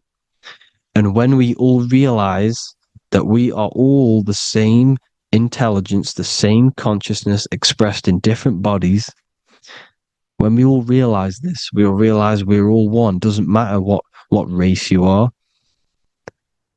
It doesn't matter what race you are, where you're from, your nationality, because none of you are actually from here. None of you are from the physical world. You're manipulating the physical world through the physical body. You are the I am. We all have a soul. Every single one of you has a soul. We all have souls. The reason why they say some people don't have souls is because they're trying to suppress your mind. They don't want you to know that you have a mind. That sounds crazy, I know. But a lot of people haven't realized that they have an infinite intelligence called a mind. And behind that mind, if you can observe your thoughts, the person who is observing the thoughts, you have a soul. Everyone has a soul. Don't listen to all these people saying some people don't have a soul, some people do. We all have a soul. Every single one of us. So anyway, you need to break the lower nature of yourself. At our highest levels, we are gods. Our intelligence, our universal intelligence, the I am, the intelligence that's inside of the brain, is God. Our minds are being corrupted within believing that you are the body, and the result of this is a society like today, because everyone thinks they're the body, and everyone's living in the lower nature of self, where everyone only cares about themselves. But when we realize we're all one big consciousness ball, we're all the same consciousness expressed in different bodies, there will be peace. So thank you all, people. If you do want to learn more, if you do want to read my book, it's called The Book of Wisdom. I'll put it in the description. It's an amazing book, people. It's going to give you the best understanding possible about creation, yourself, and the world. It's amazing. The Bible, everything. I have just launched a new cymatic library. A friend of mine has just added this to the website. He creates beats, and he creates the purest beats. So they are actually the frequency that it tells you.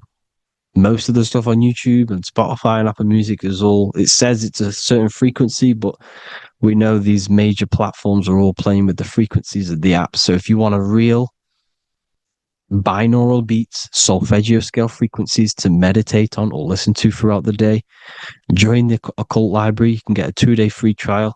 I'll put the link in the description. Thank you all, people. Hope you all enjoyed this video. God bless you all.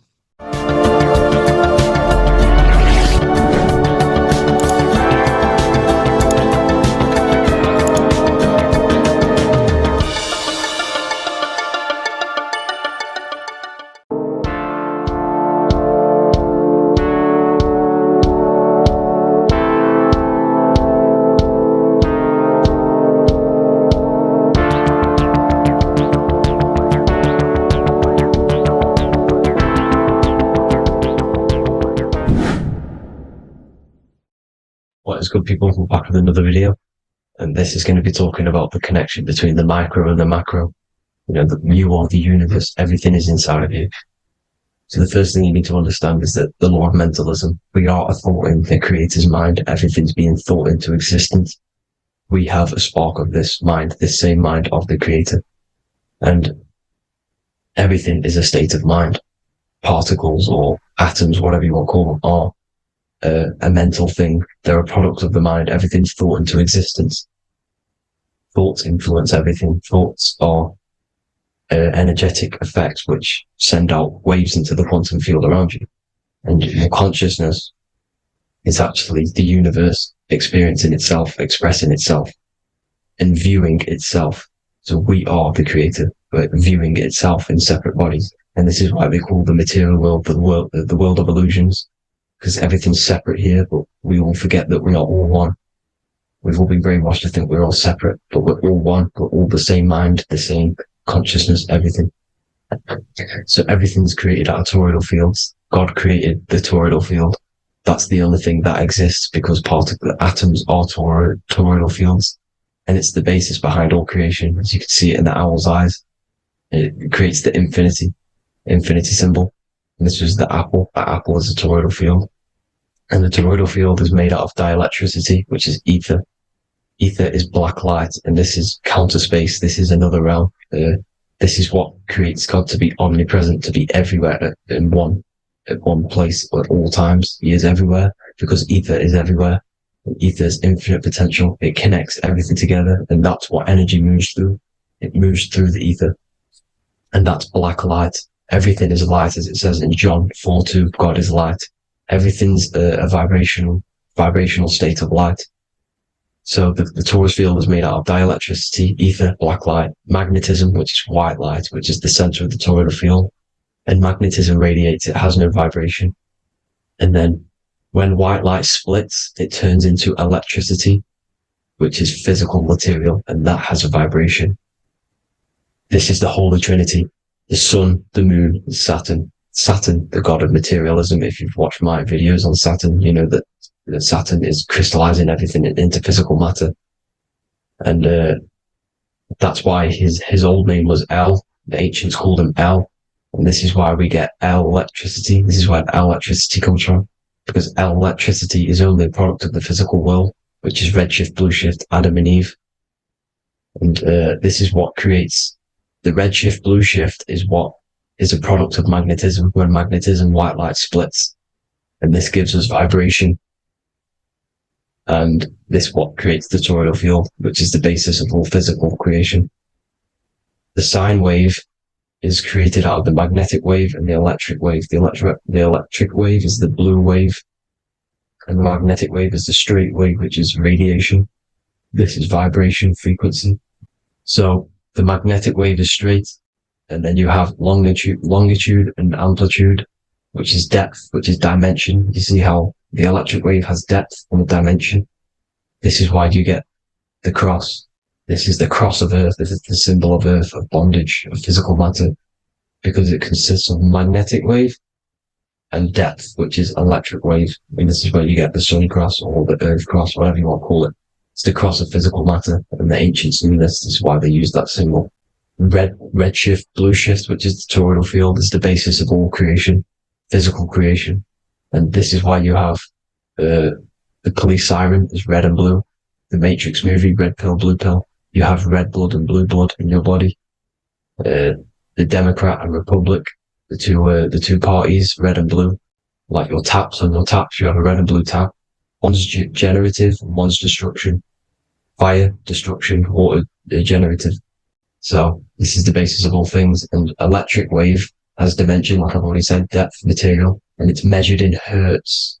It's measured in hertz because it hurts you. It decays because the electric wave has a vibration, and vibration always has to go back to a standstill point. This wave cannot go forever, but the magnetic wave will go forever. It's radiation. Magnetic is radiation. It radiates forever. It pulses, but the electric wave will at some point come back to a standstill point. And that's why it hurts, it decays. That's why our physical body decays, because we contain of electricity. This body is an electric body, and it will return back to stillness like a guitar string. If you vibrate a guitar string, you pull it, it will vibrate, make a sound, and then go back to a standstill point. It's the exact same with every single toroidal field within the body. It will decay, and this is why our bodies decay, and everything in creation decays. So we're born into sin. The sin of Eve. The sin of Eve is us biting into the tree of knowledge of good and evil, which is the systems in the body. And the sin of Eve is biting into the sine wave. We bit into the sine wave. The sun moves in a sine wave. Our DNA is a sine wave. Time is a sine wave. Everything in this creation is a sine wave. This is why the dollar bill is a sine wave. Magnetism and electric waves in one. And this is the sun doing its sine wave, which creates, when you go bowling, it kind of creates that pin that you hit over. That's the pin of the sun. The zodiac sign is a sine wave, because the zodiac sign is an expression of the toroidal field, because magnetism unfolds into 12ness. And that's why you have 12 zodiac signs, 12 systems in your body, 12 cranial nerves in your head, in your brain. So if you can imagine this, see where my pointer is. Always starts with Aries. Aries is the head. It's the first thing that's created in the womb. And this is Aries, the ram. And this is why it's called a cerebrum in the brain, which is the first thing that creates when you're in the womb. And what's the element of Aries is fire. Fire is the first element. F-I-R, first, because it's the first thing on the wheel, the first expression of energy. As you can see here, my pointer, this is the center of the toroidal field. It would go Aries, Virgo, Capricorn, Pisces, Scorpio, Cancer. Then we go back to Libra. Libra would be center. But you see how the toroidal field is the expression of the 12 energies. That's what the constellations are, the energy expressions of the toroidal field. So it would go outward, starting from Aries here, all the way back to Pisces, which is beyond the bottom half. But Libra would be the center. That's why Libra is the equinox. It's the equinox. Libra is when it goes from summer over to autumn. It's the equal. It starts to transition into the winter side. Equinox, equal, which is Libra. And that's why Libra has the two scales. It's symbolized with the two scales. That's because of, the sun moving over. It's being judged. It's equal now, but then it's going to tip over into the winter. That's why Libra is here, the center of the sine wave. And like I said before, magnetic energy unfolds into 12ness. Magnesium is number 12 on the periodic table. It's the sacred number. And this is why the scientists are trying to, NASA is trying to bring in another constellation to destroy the holy science of astrology. So Aries rules the head, which is Mars. Taurus rules the neck, the lower head. Gemini, the two twins, which is your lungs, your two twins, your arms, two twins. Cancer, the breasts, or the chest area. Leo, the heart, which is the sun, which is fire, the center of the toroidal field.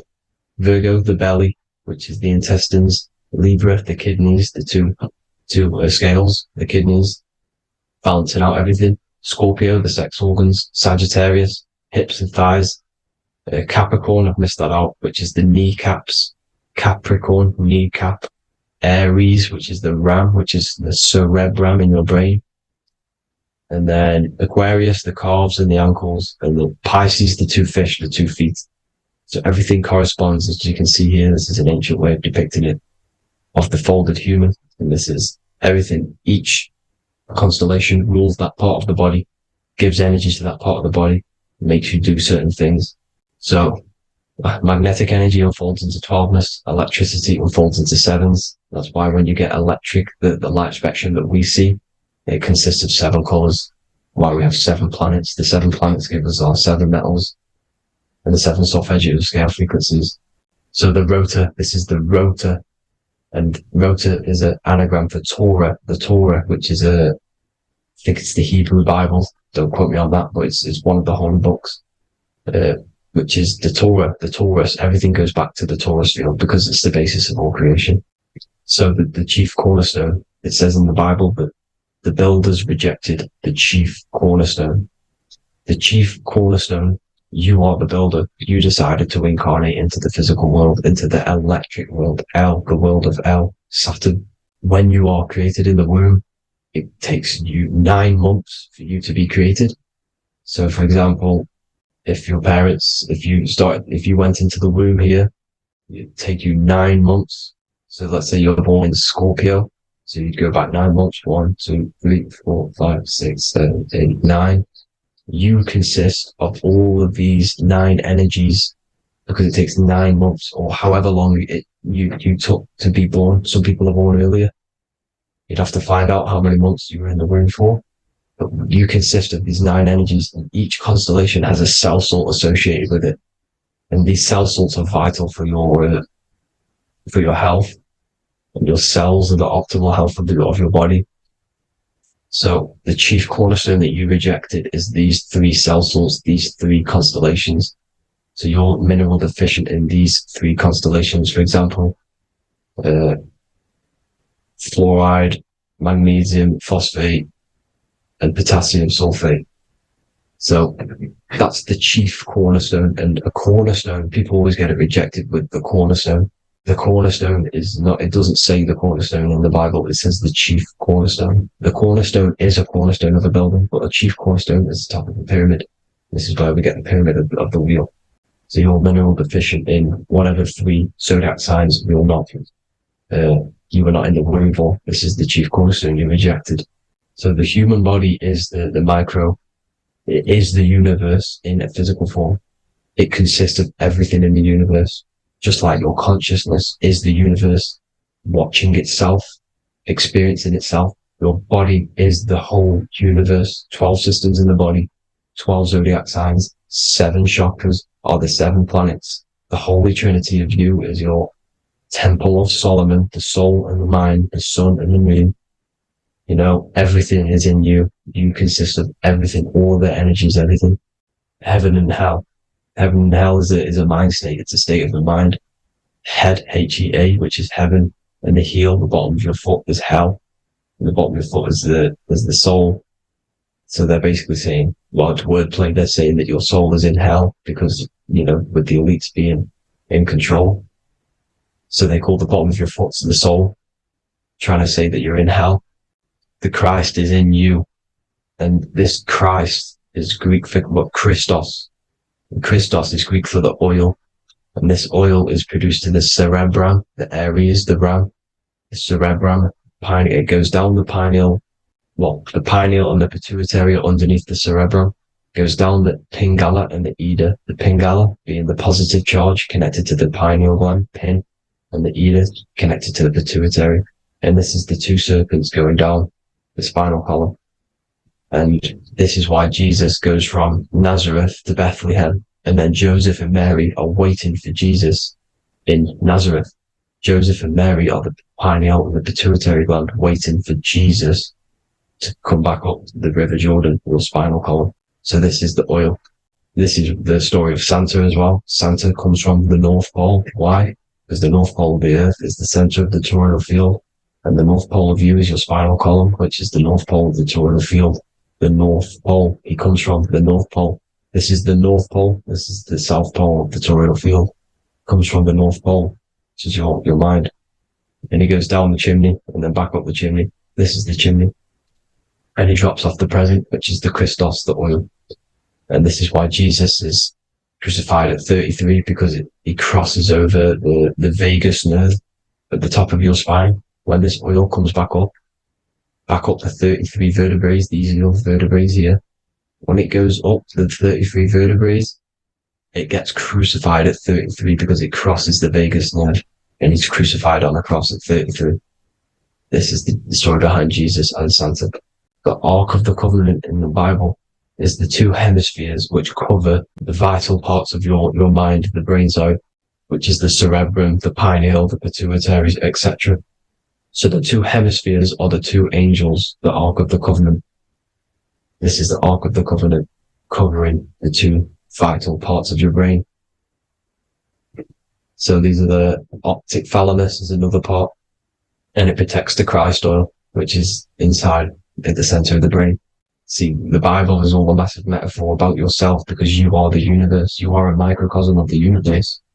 Your consciousness is experiencing itself, and the universe experiencing, and your body is the whole universe. Your head's heaven. So Moses crosses the Red Sea. These are the two hemispheres of your brain. This is the corpus callosum, the Red Sea. So he's pretty much saying that he's uniting the two hemispheres of your brain, because most people in this generation are stuck in the left brain, which is just logic, reasoning, science and maths, writing.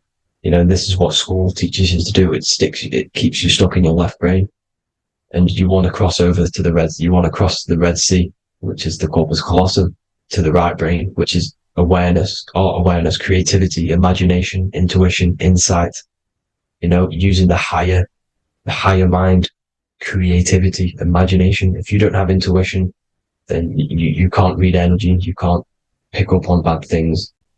This is what Moses is symbolizing by crossing the Red Sea. And it's also the upper room where Jesus met the 12 disciples. 12 disciples are the 12 cranial nerves in your brain. It doesn't just represent the 12 zodiac signs. The 12 disciples symbolizes many different things. It's like I said, energy the universe consists of 12ness. So you have 12 cranial nerves in your brain. And that's the 12 disciples as well. And they want you stuck in your left brain, which is the five senses, materialism. So they say in the Bible that Satan blinds the mind. Satan is Saturn. If you've watched my videos, Satan is Saturn. And you consist of the whole Trinity, which is the sun, moon, and earth. The soul, moon, the soul being your sun, the solar, the moon being your mind, the earth, your physical body. And Satan blinds the mind. Why? Because we enter a soul system. This is a soul system, not a solar system. And Saturn is the Lord of the Rings, which is the outer ring. When your soul enters the soul system, Your soul starts to materialize. It hits Saturn. Why? Because Saturn starts to materialize you. You take on the 7 virtues, which are the 7 planets, which are your 7 chakras. And to get out of this soul system, you must get out of your lower nature, your animal nature, which is lust, desire, greed. You know, the number of the beast, 666, which is Saturn, Satan. So you enter the soul system, you take on the 7 energies, which you turn into physical matter. And this is your descension from heaven to, well, to say hell. And then you must raise back up from matter to spirit. They say Satan blinds the mind. Why? Because your mind gets materialized. Your soul and mind get materialized. And when you get materialized, it's an intense experience. You lose the divinity within you. You forget the divinity. So Satan, which is the first planet, the first energy you take on, the material body, he blinds the mind. He makes you forget everything, your divinity. Then you must remember, ascend up Jacob's ladder, the 33 vertebrae to heaven. And this is a microcosm of the macro, because you will ascend back up to heaven if you do this, when you leave your physical body, when your body decays.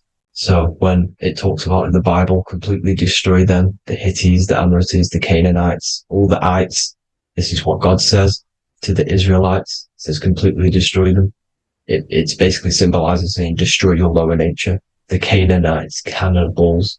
We're under a Canaanite system now, which is cannibalism. And this is flesh eating, lust, greed, all the demonic stuff, all the lower vibrational stuff. You know, the lower nature, eating, sex, and survival, the lower 3 chakras. You must get out of these lower 3 chakras and return back to spirit, which is heaven, which is spirit, love, being holy, being truthful, being passionate. Going back to Satan blinding the mind, all of the planets are made out of these 3 symbols. Satan blinds the mind, and that's why Satan's symbol, this is the symbol for Saturn, Satan, the symbol of Saturn, is the cross, which is physical matter, the earth, over the moon. The moon is your mind.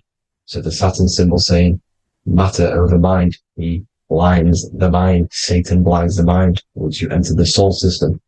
And you must remember, in the Bible, it talks about the Genesis, which is Eve, the sin of Eve, which is biting of the tree of knowledge. The serpent, which wraps around the tree. It says the serpent placed himself on the tree. Well, the serpent is the spinal column. It's the serpent telling you eat from the tree of knowledge of good and evil, which is your nervous system. And eating from the tree of knowledge of good and evil is doing bad things. For example, over-sexualized, overeating, eating the wrong food. That's eating from your nervous system. It's decaying you, and it's preventing you from achieving the God self, the God consciousness. This is the symbolism of, you know, the tree on the serpent, telling you to eat from the left brain, with the left brain being the sinister. Sinister is Latin for left. That's sin. Sin is left. And left is lefty Lucy, Lucifer, right, righteousness, right, God, godly. The tree of knowledge of good and evil, which is your nervous system, because it determines good or bad. You know, that's the only thing you experience in this world is your nervous system. And then the tree of life is the cardiovascular system, and the Garden of Eden is your body. So that's it for this video, people. I hope you've got a greater understanding of how you are the universe and everything is inside of you. Just keep in mind, you are the universe experience in itself, and your body is a reflection of everything. The 12 constellations, the 7 planets, everything's inside of you. This world is an expression from the inside outwards. You can't affect the outside world to manipulate reality. Everything's inside of you. I hope you got a greater understanding of this. God bless.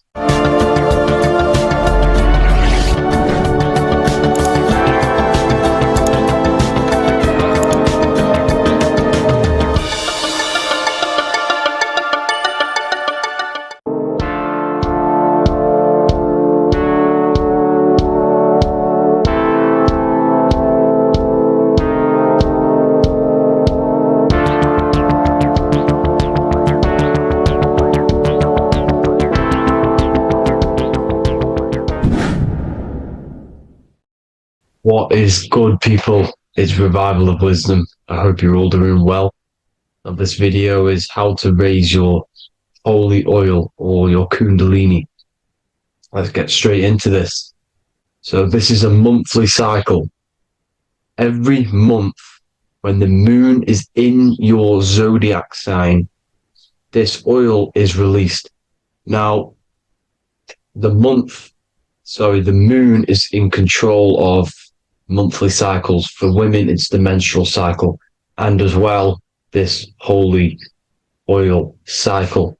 The moon changes sign every 2.5 days and passes through the zodiac signs in 27 days.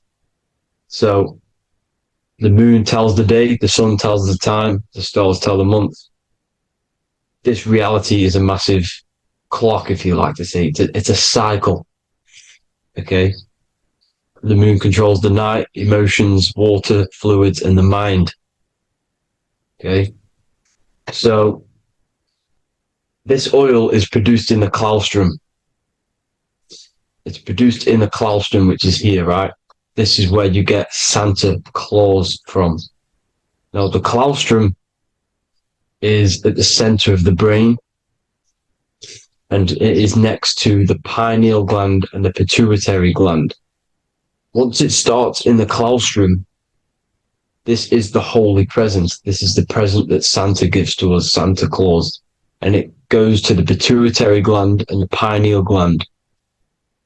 And what's connected to the pituitary gland and the pineal gland is the Ida and the Pingala. The Pingala is the pineal gland's nerve, which is the honey, which is the positive charge, electric. And the pituitary is the Ida nerve, which is the magnetic charge. This is the milk, the land flowing with milk and honey. This is the brain, the heaven, okay? And it travels down the spine using these two nerves, these electromagnetic charge. And this is what the ancients symbolized with the two serpents wrapped around the spinal cord, the Ida and the Pingala. And this travels down to the sacrum or the solar plexus. Okay. So once it's here, okay, the spine is an elongation of the brain. So the spine is pretty much the brain. It's an extension of it. And it's kind of a microcosm of how we descended from heaven to physical reality, to physical matter, which is our consciousness has done. Our consciousness has descended from heaven into physical matter. And this is a microcosm of it. Okay.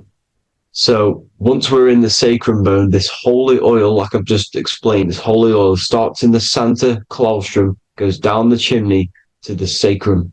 This is the sacrum, the solar plexus, and drops the present off at the sacrum.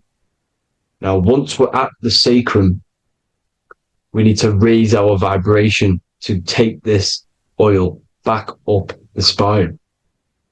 Okay. And the River Jordan symbolizes this in the Bible. King Herod wants to kill Jesus in Nazareth, which is here, this is the River Jordan, is Nazareth. He goes to be born in Bethlehem and then goes back up to Nazareth to Joseph and Mary. Joseph and Mary, the pineal gland and the pituitary gland. The Bible is huge symbolism. It's all metaphors for this sacred process which goes on inside of your body. You are the Temple of Solomon. You are the Holy Land. The Holy Land is your brain. Once this oil is at the sacrum, you need to raise your vibration in order to take it back up. Once this oil has gone back up to the pineal gland, it activates the crystals which are wrapped around your pineal gland. Your pineal gland is this tiny little beam here. This is the claustrum. This is the pineal gland. And it's wrapped in crystals. And when this oil travels back up the spine by raising your vibration, back to the upper room where Jesus met the 12 disciples, or the 12 cranial nerves in the brain. And it activates and it turns on this pineal gland. And once it's turned on, it illuminates all the cells and the nerves in your brain and turns them all on and activates the higher God man, the God consciousness, Christ consciousness. And it regenerates the whole body. This is the secret to regeneration. It regenerates all the cells in the body. And this is how the ancients lived for thousands and thousands of years. As talked about in ancient texts. They lived for hundreds and thousands of years because they knew this secret. And this fluid, this brain fluid, the secretion, or the Christos in Greek, which means gold, because this is the alchemical process from turning lead to gold. Your body is the alchemical furnace. Now the ancients knew about this center of the brain because they symbol that this is the eye of Ra, and it's the brain, and this is what's wrapped around our consciousness. Our consciousness isn't wrapped around the brain. The brain is built around the consciousness. We are the consciousness. You don't have a soul, you are the soul. Okay? Now, the head, heaven, hell, heel at the bottom of your foot, that's hell. Head is heaven and hell. Simple.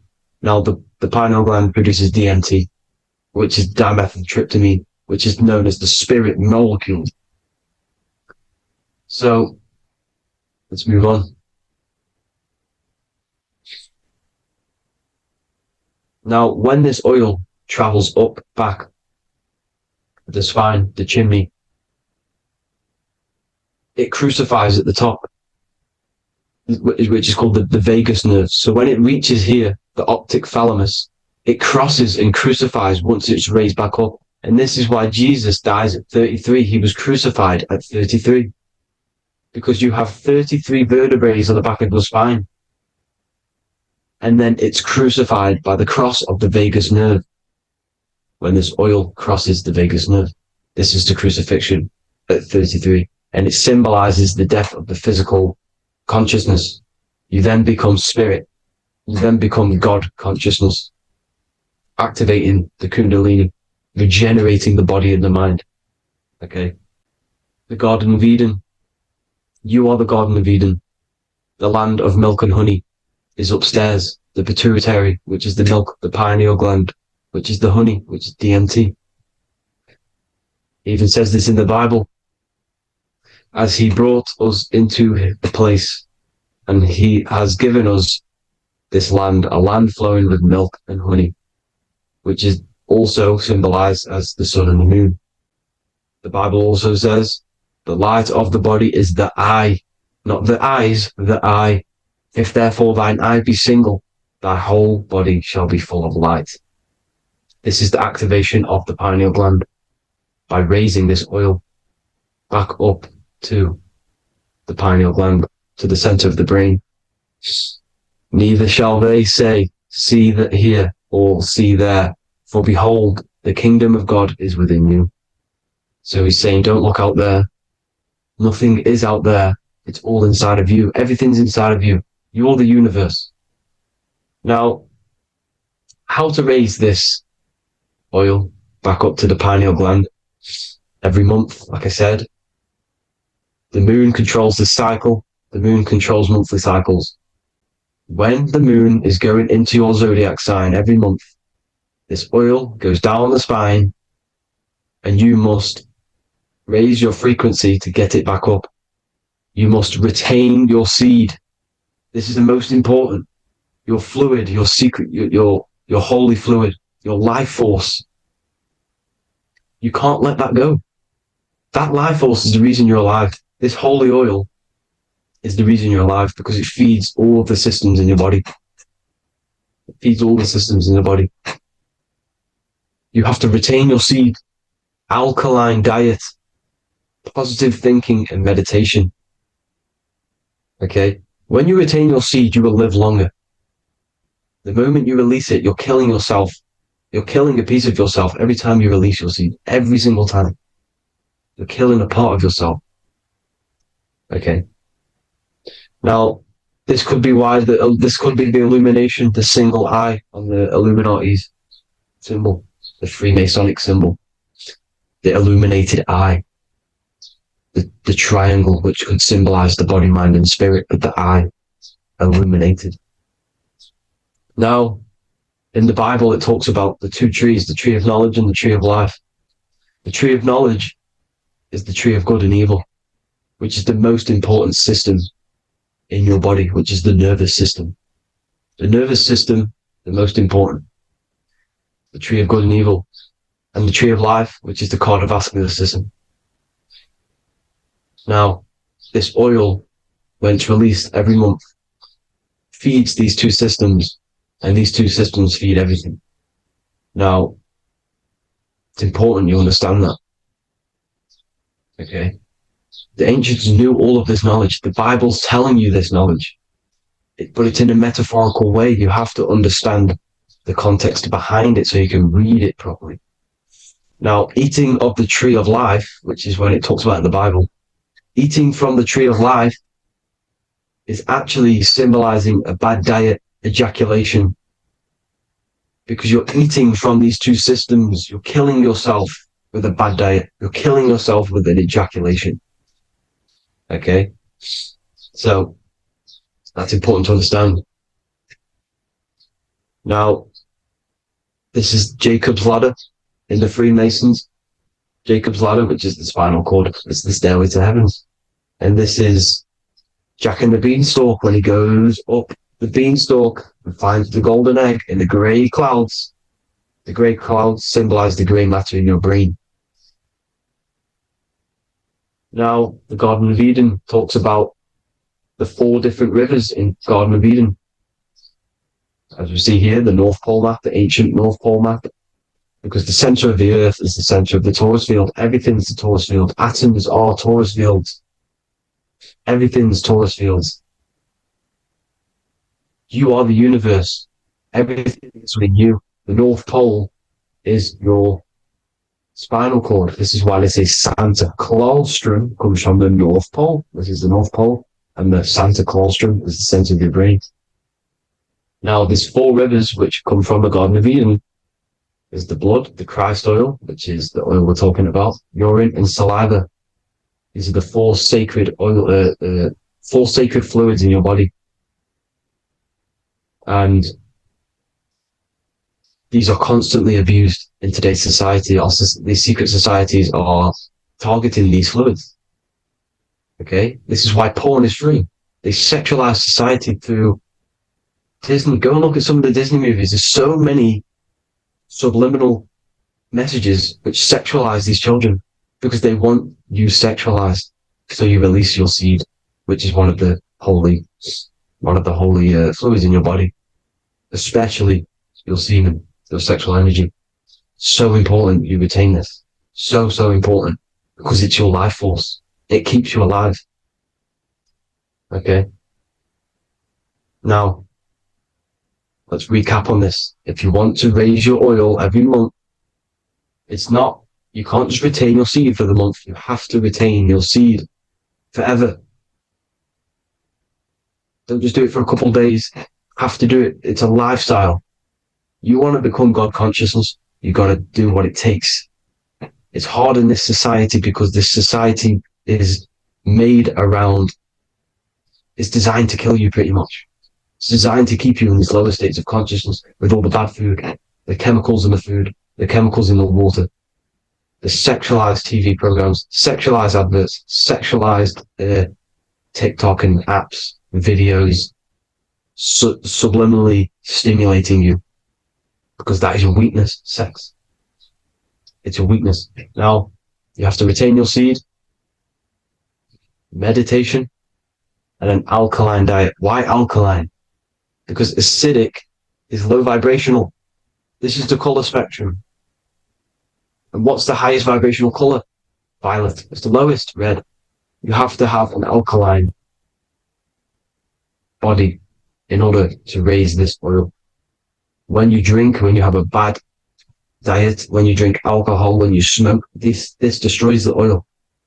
It destroys the oil in your sacrum. and it can't be raised again, can't be raised up. This is why it's so important. Without that oil, you don't live. That oil makes you live. It feeds everything in your body. It's crazy how we're not taught this. It's insane. But that is how you raise the oil, people. I hope you all gain some knowledge out of this video. And I hope this assists you on your journey, your spiritual journey. And please like and share this video. We need this knowledge out to the public to wake up humanity. Thank you all, people. God bless.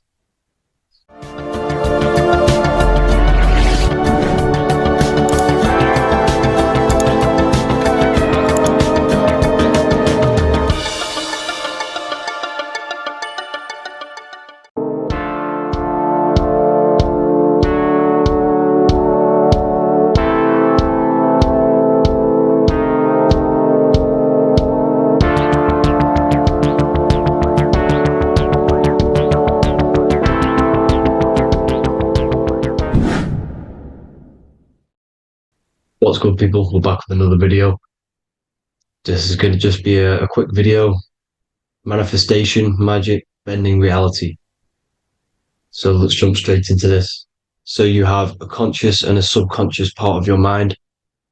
The conscious is what you're conscious of, what you're actually doing, where you can choose or not. However, the subconscious is the part of your brain which is automatic. So all of the systems in your body, like the digestive system, your heartbeat, these are automatically being ran.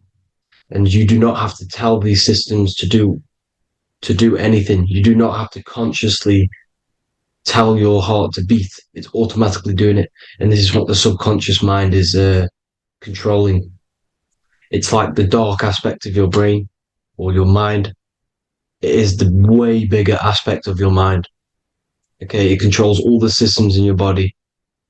Okay, and this is where all of your programs are. So when you're in it from your childhood, what you've learned in school, all of these things are being kept in your subconscious, maybe traumas and stuff like that. So the subconscious is the female aspect, and the conscious is the male aspect, because the male is all about action and doing, and the female is more about creation, creativity, intuition. So you have a right and a left hemisphere of your brain, and these are obviously male and female. The right side of your brain is your female. It's to do with creativity, imagination, intuition, insight. Okay. And this is one of the most important sides of the brain. This side of the brain is the most attacked by the elites, whatever you want to call them. This side is one of the most important, because obviously your intuition is a massive part of reality. And if you don't have intuition, then you lose track of the things around you. You can't consciously feel if things are wrong or right. They don't want you to have intuition or creativity or imagination. They want you in the left side of your brain, which is just reasoning, logic, and basic things. So they just want you to tell you what you want, tell you what to learn, and then that's it. They don't want you thinking for yourself, which is the right side of the brain. So whatever the conscious side of your mind impresses the subconscious side of your mind. So if you do affirmations, for example, if you consciously do affirmations every day, you're reprogramming your subconscious mind. You're impressing a vibration and a word into your subconscious mind, and therefore it will reprogram it. So the male and female aspect are symbolized by the Star of David as well. The male being the upside triangle, the female being the downside, connected all in one, because we both have male and female energy. So every thoughts are electric, which is the male aspect. Emotions are magnetic, which is the female. Each thought creates a wave of vibration in all directions. So think of it like a water drop in a pool, but it going out in every single direction. It's not just flat. And these thoughts have a certain frequency. Well, has a certain vibration. That vibration has a certain frequency. And this affects your aura. Every thought, every emotion directly impacts your aura and the strength of your aura. So if you're angry all the time, your aura in the astral plane will look red. However, if you're happy, it'll be more like blue and green. So it's very important. Your electromagnetic field is created out of your emotions and thoughts. And that affects reality because you're 60% water, and frequency and vibration create certain patterns and has a certain effect on water. We'll get into that after this slide. So each thought that people are thinking around you, you are actually subconsciously picking up these thoughts because it's emitting this vibration in all directions. So this is why you can pick up thoughts of other people on the odd occasion. However, when you're more in tune with your intuition, your right side of your brain, you can start to pick up on vibrations, thoughts, and other people's auras. You can pick up on the energy once your third eye is open, and you know whether you should be in that environment or not. This is what we call an atmosphere. When we go into a room and you can feel the tension if someone's been arguing, for example, this is the atmosphere, this is the vibrations, these are people's auras emitting these certain frequencies and vibrations. Okay, so our aura is contained of multiple layers. Obviously, we have the physical body. This is the electromagnetic layer. However, you have the different planes of existence, the spirit, mental, astral, etheric, and then physical. The physical is the lowest plane of existence. And the physical plane is a product of all of the planes above. So the mental impresses on the astral impresses into the etheric, and then the etheric creates the physical object. So the mind is the root cause of reality. The mind is the cause of everything. Your consciousness is pure cause. There's no effect. Everything you see in this reality is the effect. Everything that you experience is the effect, because the root cause was the mind. The decisions you made you experience that certain experience. And that decision was created on the mental plane. And this is just pure thoughts. And thoughts are things. If it exists in your mind, it is a thing. It's a certain frequency. So if you have a certain level of thoughts, if you're thinking positive, for example, you're going to have a strong aura, you're going to have a higher vibration, and that attracts like. Like attracts like when it comes to thoughts and vibrations and electromagnetism. So if you're thinking positive all the time, speaking positive, doing positive, you're then creating a higher vibration, and that's going to attract people on that similar frequency to you. Everything is electromagnetism, frequency, and vibration. Everything. You see, so this is why, for example, if I put my hand to a TV screen, if my finger was the same vibration as the TV screen, it would go straight through it. However, the particles in my hand and the particles on the TV screen are two separate vibrations, and this is what causes the friction to stop, and not my finger to go straight through it. So like I said, when you don't feel the vibe of someone, when you don't feel right, you don't really get along with someone, this is a vibration. Your vibrations are not matching, they're not similar, they're two complete different vibrations, and they're not aligning properly. So music has a massive part on this. Music is a massive, massive tool for the elites because music is frequency. And in 1975, the musical instrument are all tuned to 440 hertz. So Spotify, Apple Music, most of the music on YouTube is all set to 440 hertz. And 440 hertz is not divisible by 3, 6, or 9. And when you can't divide a frequency by 3, 6, or 9, it's not a natural frequency. As you can see here, this is 432 hertz. this makes a nice geometric pattern. However, 440 hertz is a distorted pattern. So when you listen to this, this actually shuts off the whole right side of your brain. Like I said at the start, this is the most attacked side of your brain. It's to do with creativity, imagination, intuition. When you listen to 440 hertz, it shuts off the whole right side of your brain. And obviously shutting off all of these forms of your brain. Music is a very, very powerful tool for the elites because it's the only thing which can enter your soul or your ears without consent, your body without consent. Everything else has to be through consent. You choose whether to eat something, you choose whether to drink something, but frequency, you're going to hear it no matter what. This is why it's so powerful. And music influences the body in many different ways. It's the most powerful imitator of everything. It directly affects all listeners. It directly affects intentions, gestures, movements, and actions. It stimulates your mind, and certain songs, certain catchy songs, can reprogram your subconscious mind, invoking certain emotions. This is why when you listen to slow beat songs, it makes you feel more sad. When you listen to upbeat songs, you feel more energetic. This is because these frequencies have a profound influence on reality and on how you feel. Because like I said, you are 60% water. And as you can see here, each frequency creates a different geometric pattern. And inside of you is 60% water. So like I said, 440 hertz is going to make a distorted pattern in your water. And this is going to have a profound effect on your emotions and your reality. So like I said, health is not just the body.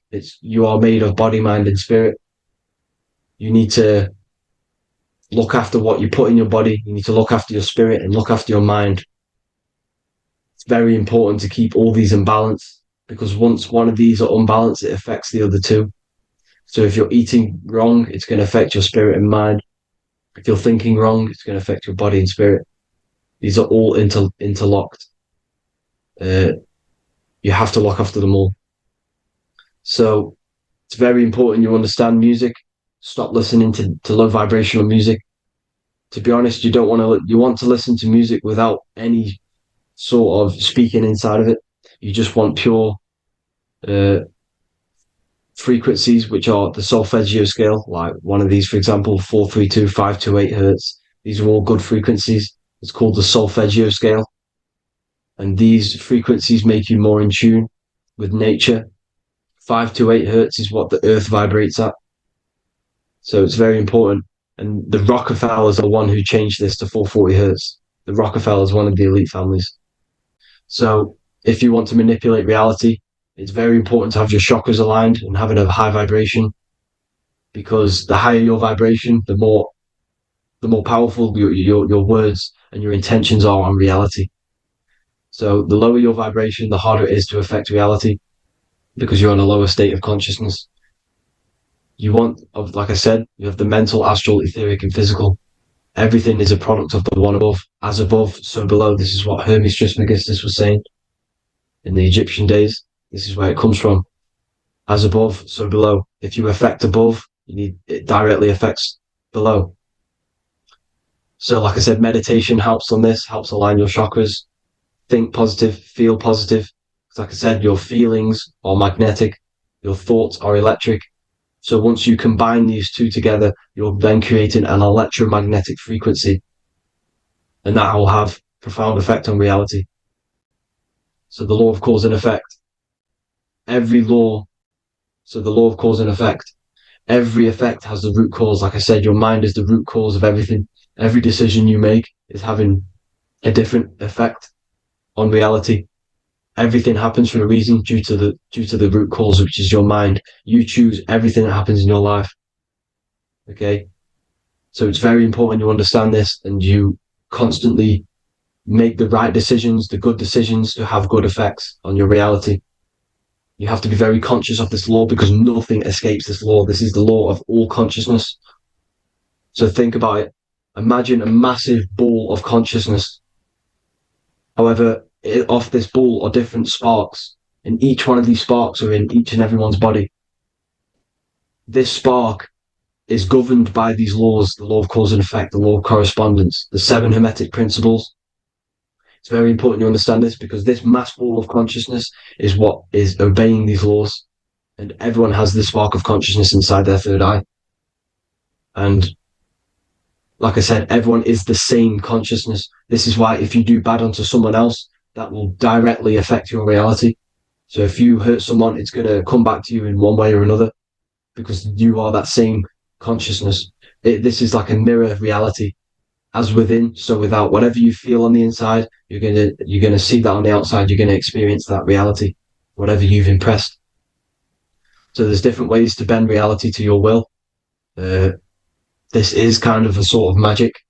So obviously you have black magic, which is manipulating reality to harm and influence others, or to be very selfish. And then you have white magic, which is manipulating reality for the good of humanity.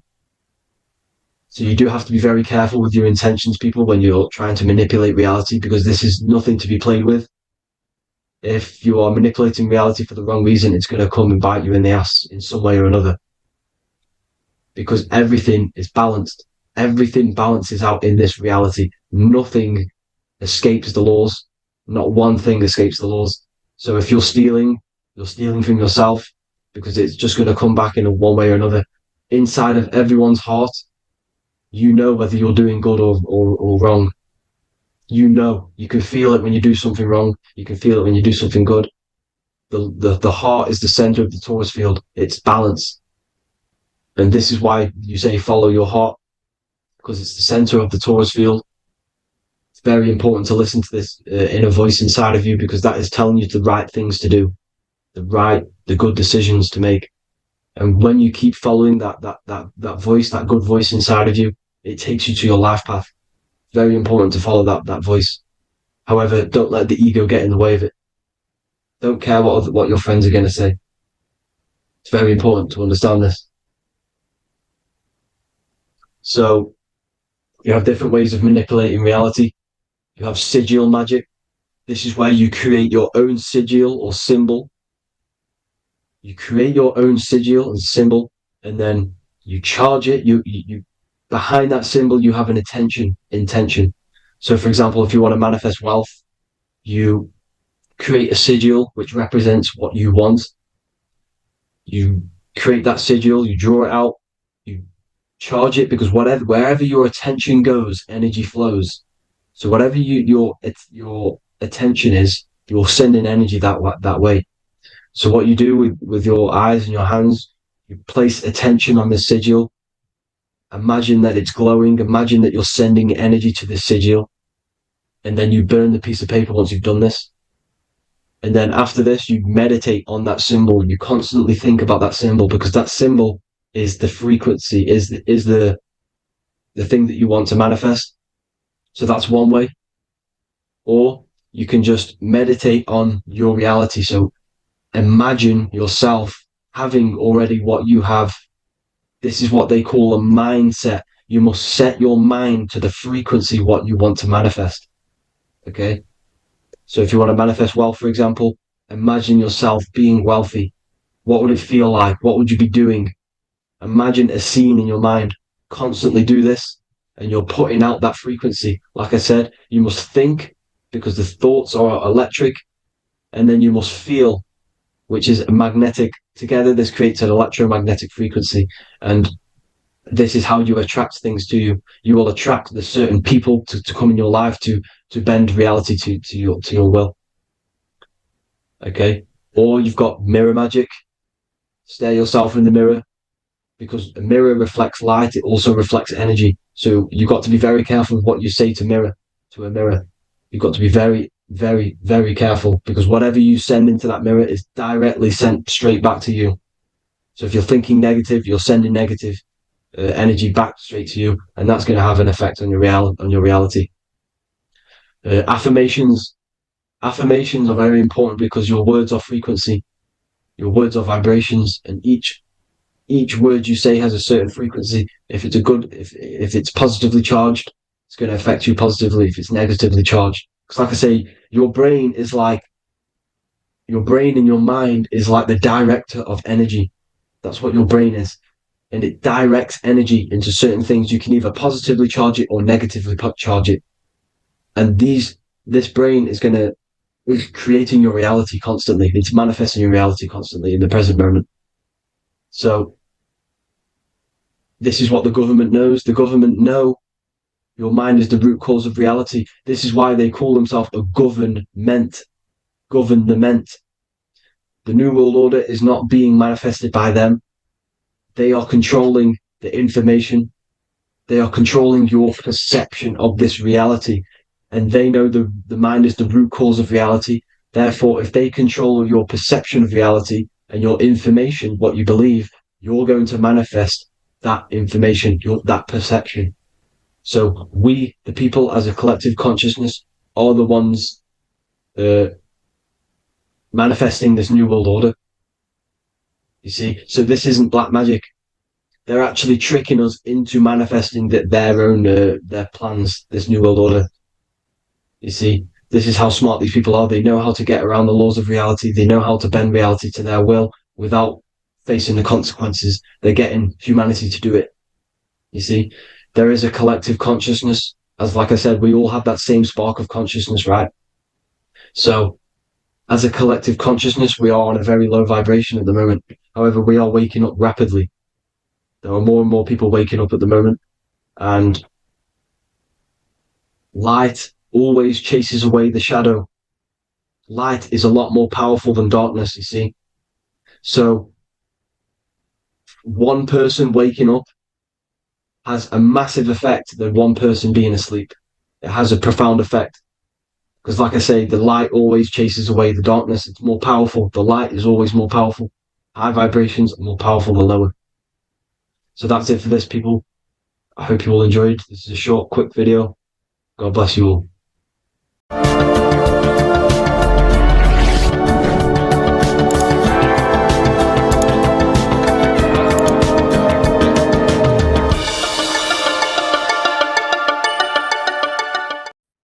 You are not breathing correctly. 98% of people only use a third of their lungs capacity, which is shallow breathing, which ages you, lowers your brain capacity, and also lowers your state of consciousness.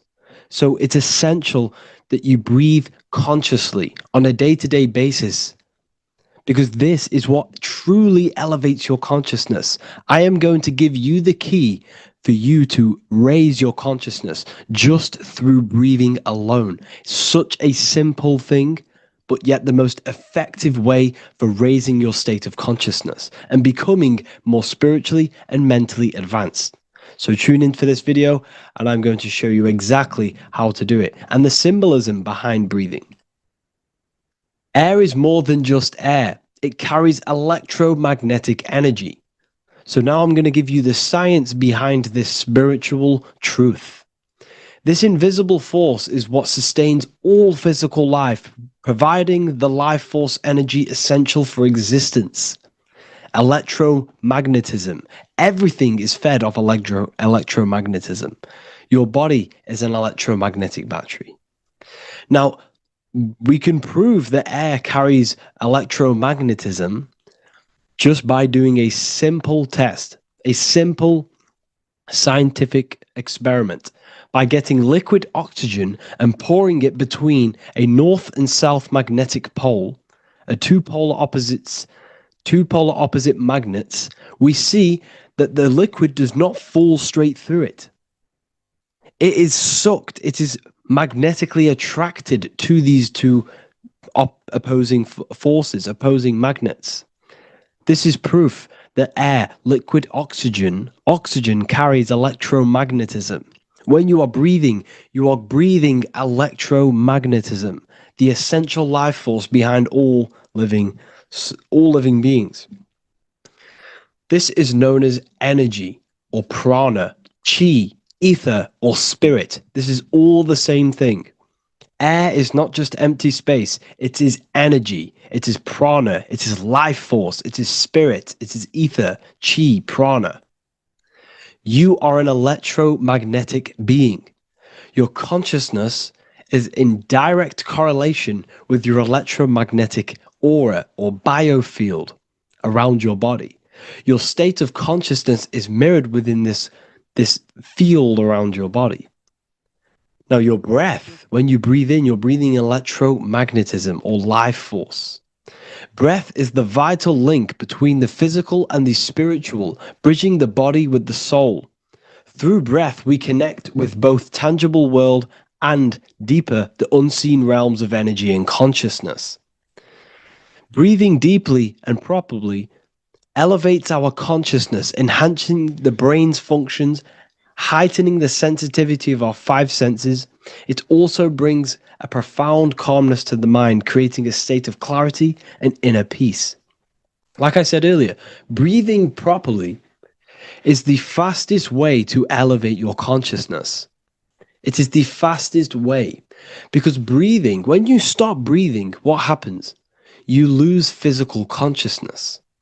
Your body will shut down if you do not breathe in this vital electromagnetic energy in the oxygen.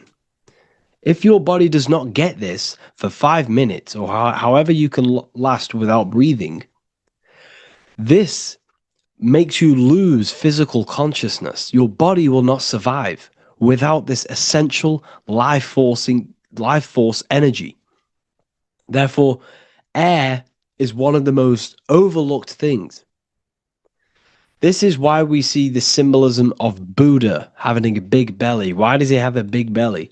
Because it's symbolizing breath work, proper spiritual breath work, the certain teachings of breath work, of when you breathe in through the nose, you have to breathe in through the nose. You don't want to breathe in through the mouth, because the nose acts as a filter which catches dust particles and filters out the air before it enters the lungs. The mouth does not do that. The nose is for breathing inward. We breathe in through the nose, and when we breathe in, we breathe into our belly, not our lungs. When we breathe into our belly and our belly expands outwards, we are then moving this energy down from the nose down the spinal column. And when we breathe back out, the belly goes in, which is raising the energy up the spinal column, back out through the mouth. This is the true way of breathing, because when we breathe, we are moving energy. We are moving electromagnetic energy. When we breathe in through the nose, the energy travels down the spinal column. And when we breathe out, we are raising this energy back up the spine, some of it going out the mouth and some of it reaching the brain, activating dormant brain cells in the brain. But when we breathe, we need to make sure we are using 100% of our lungs' capacity, because the lungs is what transforms this special energy into consciousness, physical consciousness. So this is why Buddha has a big belly. It's not because he was fat. It's not because he was overweight. It's symbolism. It's symbolism of breath work. So try this. Do this for 2 minutes while you watch this video. Breathe in through the mouth as hard as you can until you no longer can fill any more air into your lungs and belly. Breathe it into your belly, not your lungs. And breathe out through the mouth. Do this for 5 minutes or 2 minutes, however long. I promise you, breath affects your consciousness. You will notice the difference. If you do it quicker, the quicker it'll affect your consciousness, and you might go lightheaded. But that lightheaded is you activating your spirit, your energy body. So try this just when watching this video. When you breathe consciously, you are renewing both your energy body and astral body, aligning your consciousness with a higher state. This practice feeds new life force energy into the body, revitalizing and enhancing your overall well-being. Like I said, your brain requires the most amount of oxygen. When we have shallow breathing, this is reducing the brain's capacity.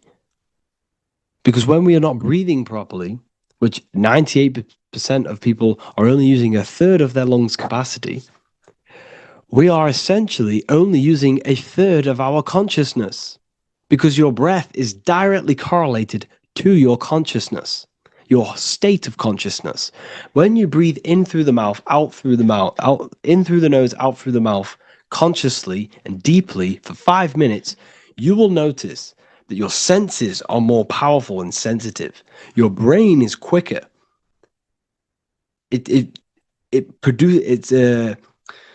What's the word? It processes information quicker. You become quicker. You become a superhuman, and you feel more spiritual because it activates your spirit, your astral and energy body. So when we meditate, it's definitely important to breathe in through the nose and out through the mouth as deeply as possible to align with a higher state of consciousness. And this is the easiest way to separate your consciousness from the body. When you breathe in deeply for long periods of time, while meditating, while taking no thought, when no thought is present and you gain a rhythm of deep breathing, this is the gateway. This is the gateway to opening your consciousness. Because when you stop thinking, other aspects of your consciousness can open up. All of our lives we've been thinking, which is blocked off the higher states of consciousness. So breathing is very, very important. It affects our overall well-being. And this is Yahweh, the in and the out of breathing. When we breathe in, this is Yah. You can hear it. It sounds like Yah. And when we breathe out, that is Way. This is the name of God, apparently. But God is within you. You can connect with God. You can connect with source consciousness within you by breathing, by raising your state of consciousness through breathing and meditation. This is why the Bible tells you the Spirit of God has made me, and the breath of the Almighty gives me life. You are consciousness. You are God. You're an extension of God's consciousness. Job 27:3. As long as my breath is in me and the Spirit of God is in my nostrils. The Spirit of God is through breath. John 20:22. And when he said this, he breathed on them and said to them, receive the Holy Spirit. The word spirit means breath. In Greek, Hebrew, Latin, it all means breath or wind or air. The Holy Spirit is a certain way of breathing, a breathing technique that elevates your consciousness, that syncs you up to a holy consciousness, an elevated state. That is the Holy Spirit. That's why it tells you in the Bible, when he said this, he breathed onto them. He breathed onto them and said, receive the Holy Spirit. You must breathe to receive the Holy Spirit. When you breathe, you are renewing the body's energy. You're taking in new life force, which is regenerating your cells, regenerating your brain, nervous system, and also connecting with consciousness, pure consciousness. This is not something that we should be doing during meditation. Yes, it is. We should be doing it during meditation, but this is something that we need to apply all of the time. This is the fastest way you can raise your consciousness. I just want to say, all of this knowledge is inside of the Book of Wisdom, Volume 2. Make sure to give a like and a comment on this video to help the algorithm. And let me know what you think about the last book or this book if you have read them, to let the new people know what they're looking at with this book. This is truly life-changing. The Volume 2 and Volume 1 is truly life-changing. You can get them in a bundle also. Learn hidden knowledge inside of the Ethereal University. This is where truth seekers belong. I'm not here to try sell you this, but this is the place for truth seekers. And if you are serious about your spiritual journey and serious about gaining knowledge, which gives you the advantage over life, join Ethereal University. This will definitely help you. Thank you for watching this video. Please leave a like and comment. Make sure to give me any suggestions on videos you want me to make in the future. Thank you all.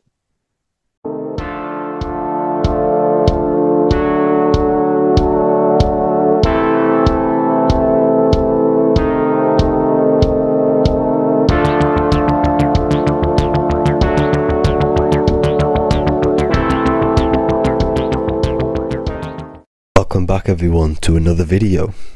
Today we're going to cover everything that you need to know about the mind, starting with the two aspects of the mind, the conscious and the subconscious. The male aspect of your mind is the conscious. This is the 10% of your mind. The conscious part of your mind is only aware of everything around you, your vision, your sight, your smell, your taste, your hearing, and your current state of emotion and thought. Every thought that you consciously think about has an emotion directly attached to it. That emotion is then impressed onto the subconscious part of the mind. The subconscious part of the mind is the female aspect of your mind. It is also a whopping 90% of your mind. Subconscious mind is controlling all of the subconscious processes which happen within your body. For example, your subconscious mind is controlling your heartbeat, your digestion of food, and all of the things that you do not have to tell the body to do. It is the hidden part of our mind which is controlling all of the hidden things. The subconscious mind is like a recording supercomputer. Everything that you have experienced in your life is all recorded and stored within the subconscious mind. One of the most important things about your subconscious mind is that it stores your mental programs. Everything in the subconscious mind manifests into behavior and actions within the body. Your daily basis routine and habits are all mental programs within your subconscious mind. These mental programs are created by mainly two ways. 1, repetition, and 2, emotional impact. The repetition is fairly simple to understand. The more you do something, the more it impresses onto your subconscious mind and becomes a program. That program will then manifest into your behavior. However, with the emotional programs, they work a bit different. The stronger that you feel an emotion, the stronger it is impressed onto the subconscious mind. And then that emotion becomes a program. For example, you had a very traumatic moment happen when you were a young child.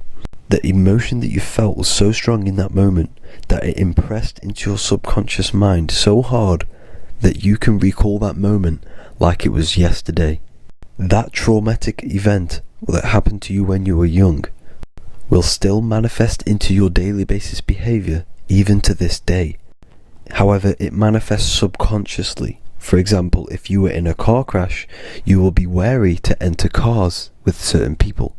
All because of that traumatic emotion that you felt and impressed onto your subconscious mind. Another example of the subconscious manifesting into our behavior is posting on Instagram. Most of the time, the reason why you post is because your subconscious mind is seeking gratification. So before you actually do something, question yourself and find out the root cause of why you are doing this. Another thing that you need to understand about the subconscious mind is that it takes everything you say and hear literally. So for example, if you go and say, "You are an idiot" to someone, your subconscious mind will only pick up the word idiot. It only knows yourself. It doesn't know anyone else. You are casting a spell on yourself just by saying that to someone else. This is why the golden rule is to treat others like you'd like to be treated. Now, you can rewrite these programs which are already in your subconscious mind. However, it does take consistency. You have to change these programs which have been running for years. And by changing these programs, you change your behavior, because these programs manifest into your behavior. The best way to do this, personally, is to listen to affirmations first thing when you wake up in the morning, and do this for 10 minutes every single morning. Then at night time, you want to think and feel that you are becoming the reality that you desire. The more that you feel this reality, the more it will become a program and impress your subconscious mind. For example, you're trying to gain financial freedom. If you trick your subconscious mind into creating a program saying that you are financially free, this will manifest into your behavior. You will start doing more work.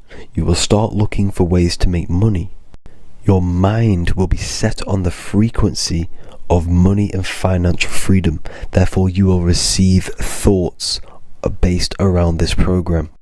If you take enough action, your life will dramatically change because of this program that you created in the mind. This is why we call it a mindset, because your mind is a frequency tuner which sets its frequency onto different thoughts, because thoughts are frequency. If you fill your mind with a specific frequency, you will gain thoughts and ideas based around that frequency. To create a stable mind, you need to master your emotions. You need to change your mindset. Everything that you experience is neutral. Based upon the mindset that you see it, you either give it a positive or negative charge. By understanding this deeply, you will then control your emotions. I hope you gained some wisdom and enjoyed this video. Please, if you can, leave a comment and a like, and subscribe to the channel if you like this content. Love and light to you all.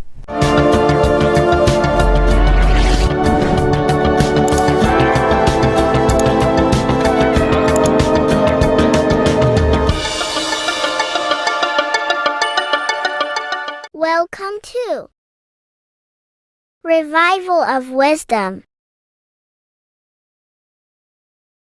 This video is going to be about the flat earth and the breakdown of the whole cosmology. We're going to be digging very deep. I've got a lot of pictures and images to show you, and a lot of dots to connect. So let's start with the Freemasonry art. So this artwork we have here is the Freemasonic cosmology, as they know and believe. So what is it symbolizing? We obviously have to start off with the 4 pillars representing the 4 corners of the earth. The 4 corners with duality. You see, there's everything on earth. There's good and evil. Good, evil, positive, negative. Good, bad. This is the checkerboard. This is what it symbolizes. Okay. Obviously, we have the sun, the moon. The sun gives you energy. It's the anode. The moon is the cathode. It's the opposite. It takes your energy. So therefore, you become sleepy when the moon comes out. You see, everything on earth, everything in the universe is balanced. There's complete balance, symbolized by duality. There's always 2 opposites. We have the all-seeing eye, and obviously 7 stars representing the 7 planets, but not planets as in we know planets. They're not physical spinning balls of gas. They are energies. They are lights emitting from the realm above this realm. They are lights through the firmament, through the electromagnetic field. So let's go through that again. The 4 corners, duality, positive and negative, cold, dry. Everyone on earth has an opposite. Everyone, there's 2. Okay. And then we have the sun, the moon, the 7 planets with a 5-pointed star. What's the 5-pointed star? Of course, it's the 5 elements: spirit, water, earth, fire, and air. Okay. That's what the 5-pointed star is symbolizing, the 5 elements of earth. And then, most importantly, we have the compass. The compass is very, very important, hence why it's in the center. The compass is symbolizing many, many things. And one of the most important things, but we'll get into that after. We have a boat with water outside of the earth. So we have a boat on water, symbolizing the waters separated by the firmament, the waters above, separated by the firmament from the waters within the firmament, the earth. So this is what it's symbolizing. So the compass, what's the compass? This is where the compass comes from. The Polaris, the most important star there is, because it's in the center of Earth. The sun, the moon, and the black hole, black sun. Because all creation comes from center, the seed center. Okay, but we'll get into this after.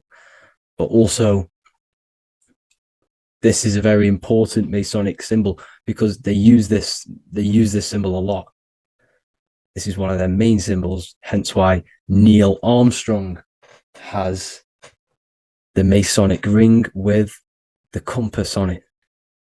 The people who supposedly went to the moon, which obviously they faked to push this globe model, because the globe model is based upon fear. Because the globe model, if they can sell you the globe model, they can sell you anything then. You don't know where you actually are. The globe model is to push fear upon the masses, because the globe model means there's not enough resources.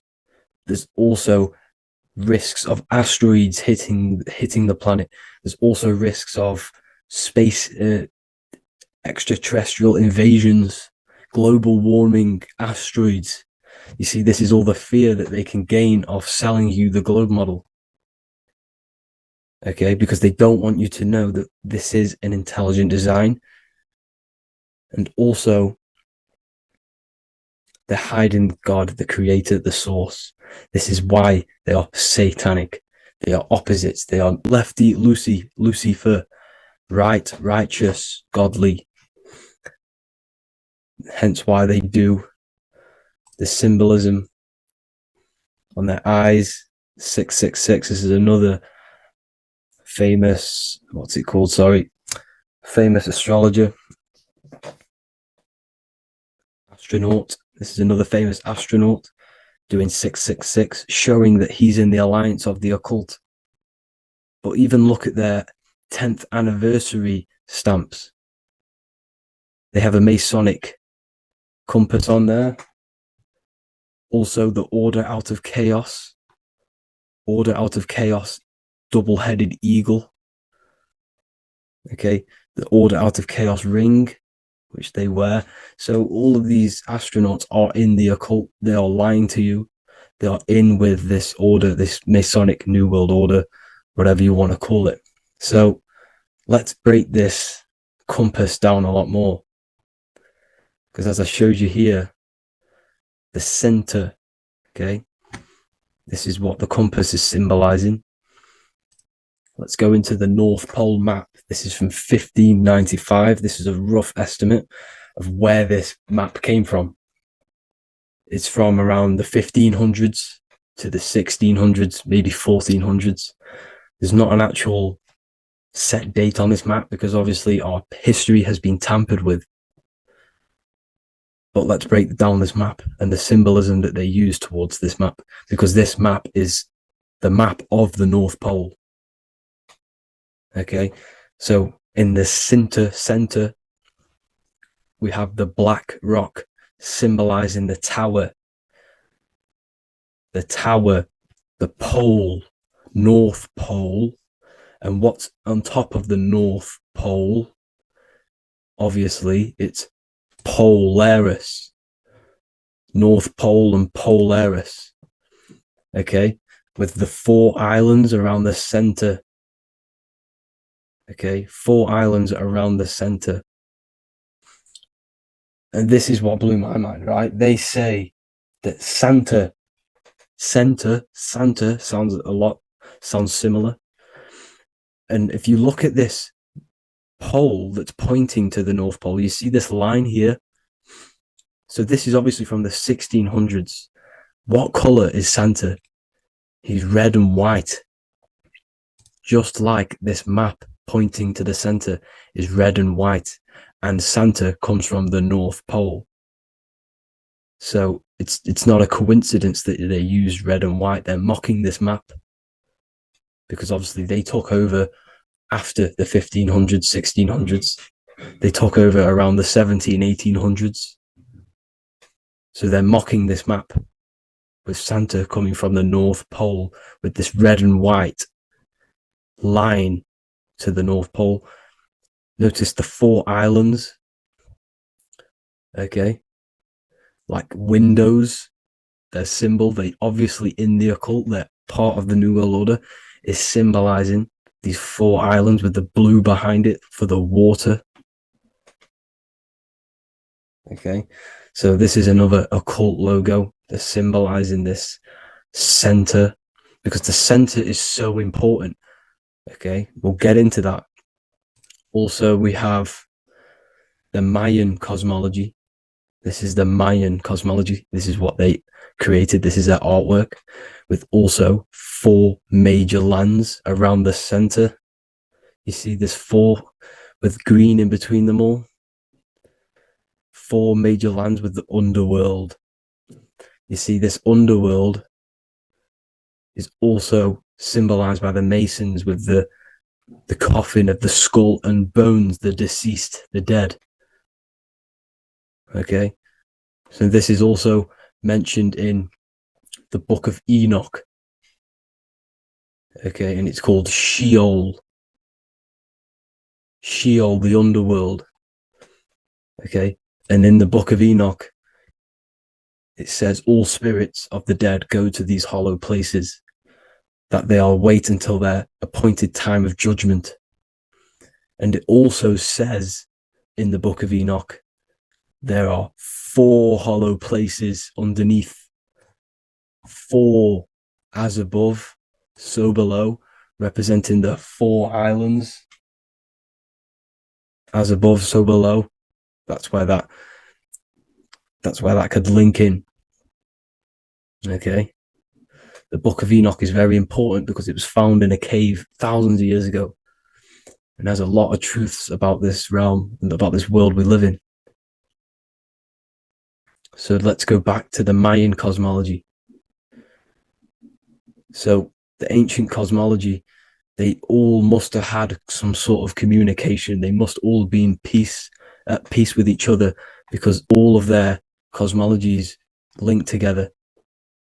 See, the Greek, Babylonian, Indian, the Celtic. Okay, they're all linked in together. They all knew that they were in an enclosed system with an underworld and obviously a firmament. Okay, so this is what they all knew. They all must have had some sort of communication. They were a lot more advanced than us. They knew the center of the realm. Okay, and obviously the United Nations flag also symbolizes their center. You see how it has like a grid with a circle around the center. It's symbolizing that center of the realm, because that center of Earth is so important. The United Nations flag, all have it. See, some different ones all have that circle around the center. Because the center is the seed. All things come from a center. So the torus field is so important because it is the spark of life. It's the building blocks of the universe, this creation. Because all things have a torus field. Just like an apple with what's in the center of an apple, a seed. Because the center is where the energies hold, is where the energies meet. And it creates that spark of life. Just like your heart is the center of your body, and it has an electromagnetic field. Because the center, all things come from the center. So this is why the North Pole is so important, because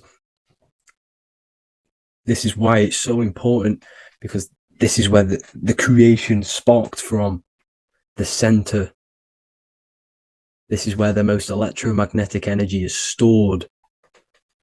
So this is why the northern lights come from the center. It's electromagnetic energy. This is what the northern lights are. It's being emitted from this black hole in the center. Okay? And obviously what else is on the center? Polaris. Polaris is the center star. Okay? So the center star is what sits on top of this North pole, Polaris, because it's a pole of electromagnetic energy symbolized as a black rock, a black hole, pole. You see, because all creation comes from void.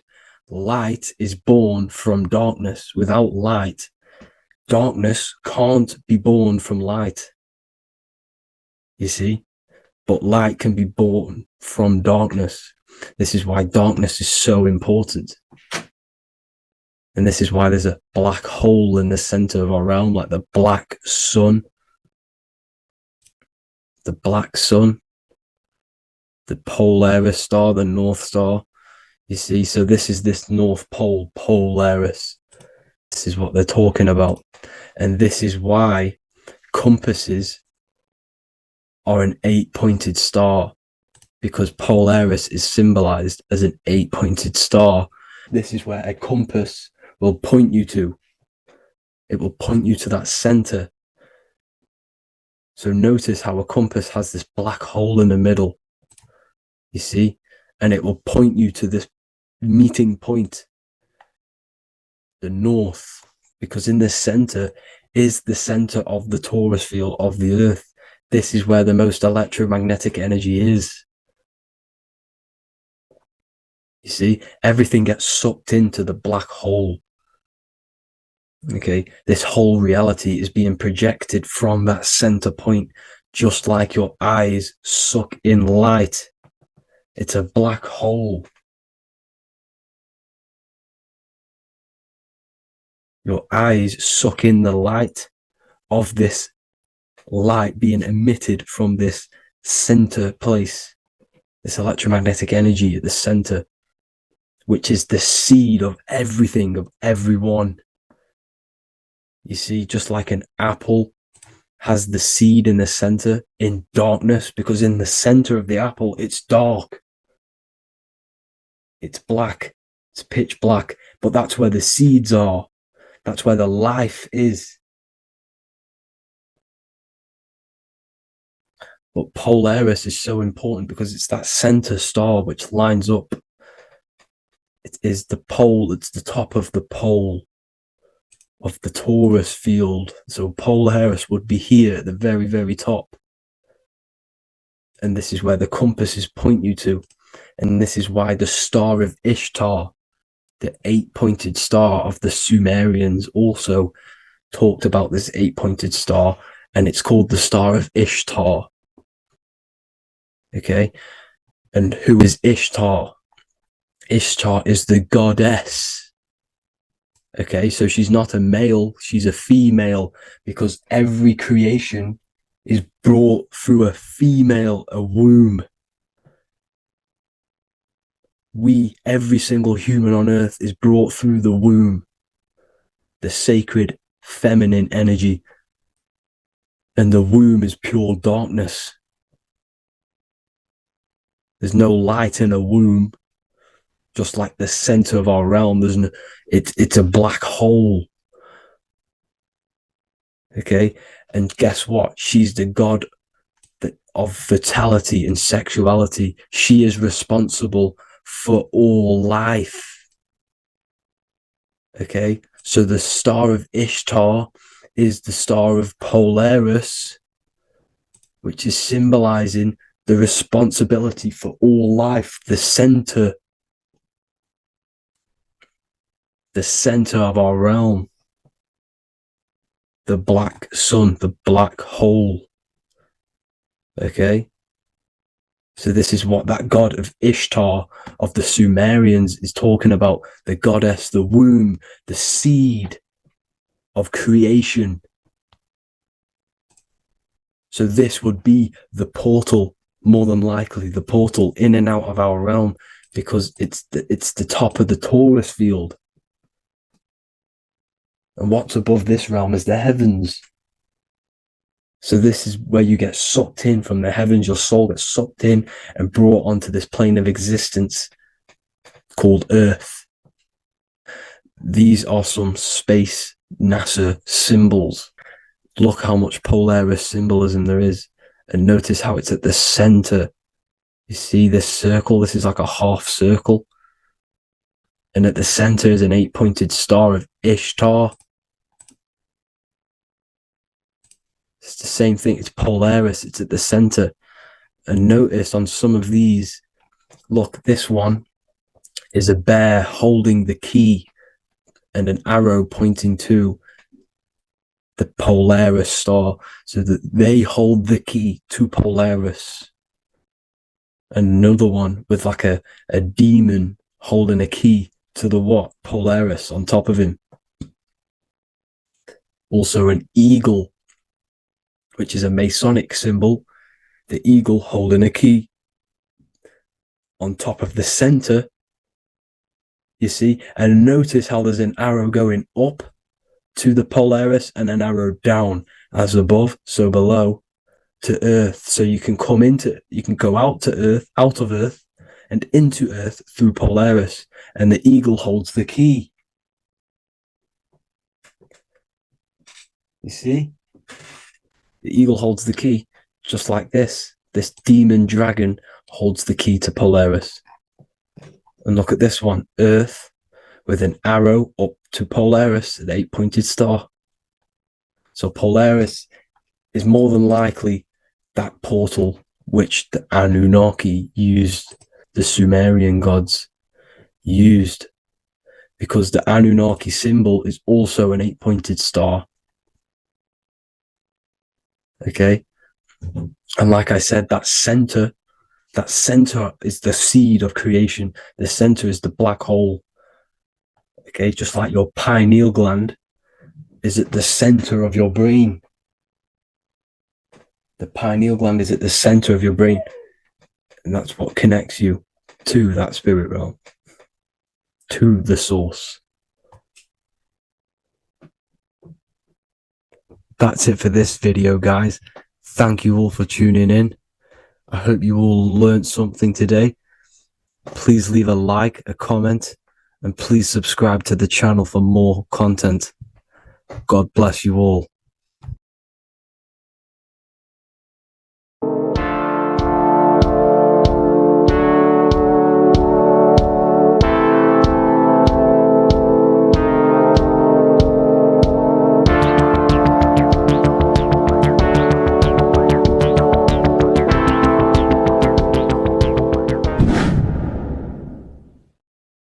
Welcome back, people. We're back with another video. Let's jump straight into this. Make sure to tune in till the end, because this has got so much information in this video. So sit back and enjoy. So everything's Taurus fields. The Earth's a Taurus field. Everything's Taurus, which is electromagnetic field, electric and magnetic. The center of the Taurus field is where the two opposing forces meet in the center. And this is what creates the plane of inertia, the dielectric plane of inertia. Okay? You got red shift, blue shift, positive, negative, south and north pole, right? This is what the ancients were showing with the tree of life. As you can see here, this is the plane of inertia, and this is the Taurus field. Everything consists of this. Everything is a Taurus field. A atom is a Taurus field. Okay, now the inertia is the 0 point. So this plane is a 0 point. It's the balance between two poles. Okay, now this creates matter, because matter is two opposing forces in motion equalize. So these two forces coming together is what creates matter on this physical plane. And this is why we can't see the electromagnetic field, because it consists of one of the elements, which is either electric or magnetic, but when they combine together is what creates this physical plane, which is physical matter, which is light in motion. Now, everything is one. Don't get confused by duality. Duality is two opposing forces, but them two opposing forces are created by the same substance. It's two aspects of the same substance. So, for example, water and ice are the same thing.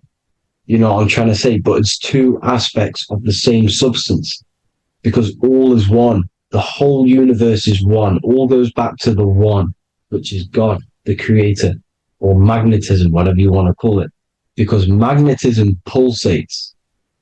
Electricity has two poles, red shift, blue shift. Okay? So red shift, blue shift is electricity, and electricity vibrates.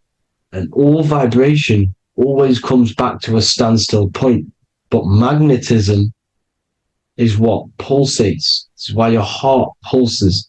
You breathe, which is a pulse. This is the breath of the universe, magnetism. Now, this is why the earth is green, okay? Earth can be spelt heart. If you just move the H to the beginning, it spells heart, okay? Because the heart is the center of the torus field, which is the heart chakra for us humans, okay? We consist of the same field, as you already know. Heart being the center, which is green, which is the center of the seven colors.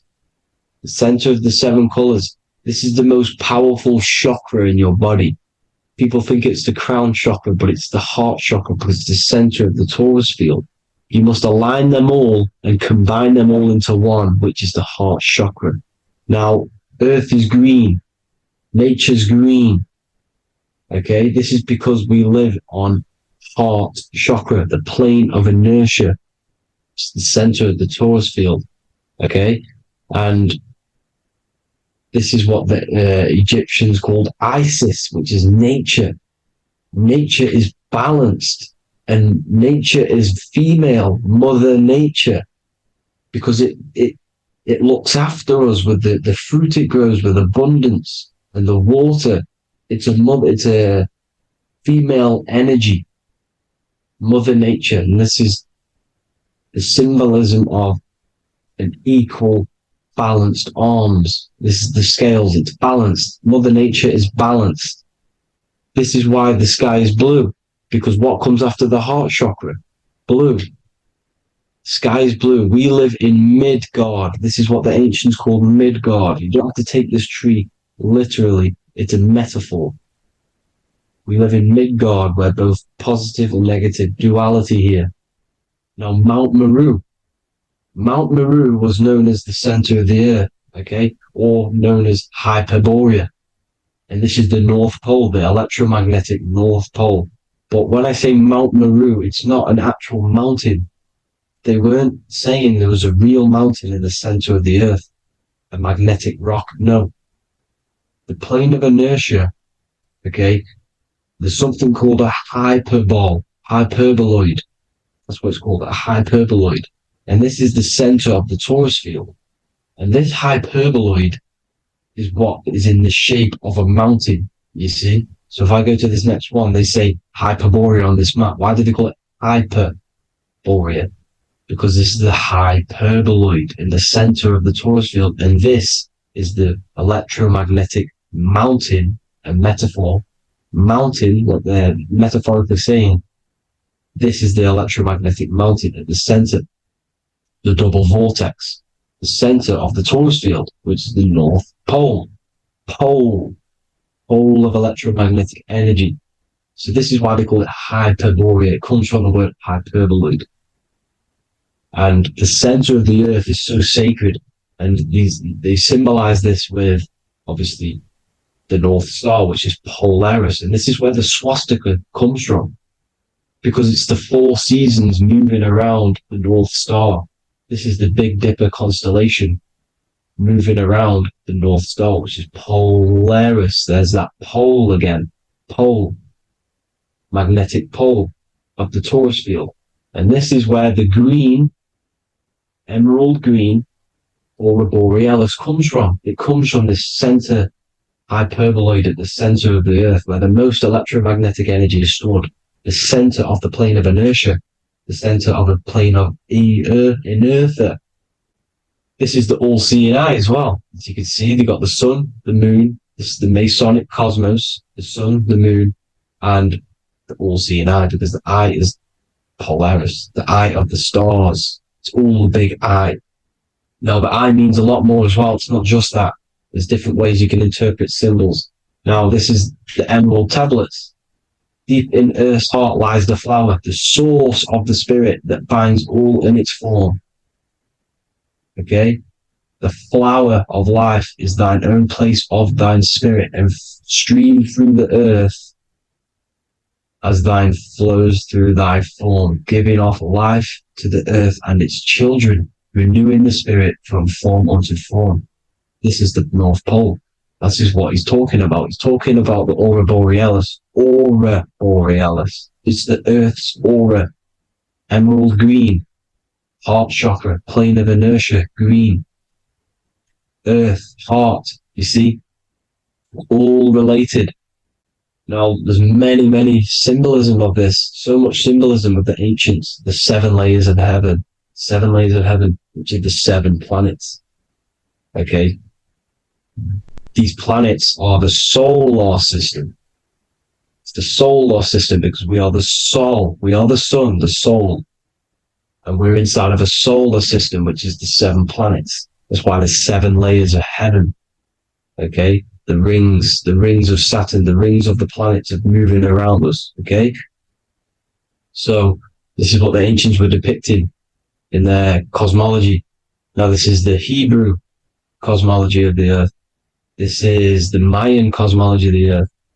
You see, it's all an enclosed system. We live inside of a giant torus field. All is atum. It's what the ancients said, ancient Egyptians said. All is atum.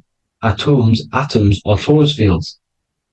Don't be tricked by the modern science today with the current model of an atom. It's completely wrong.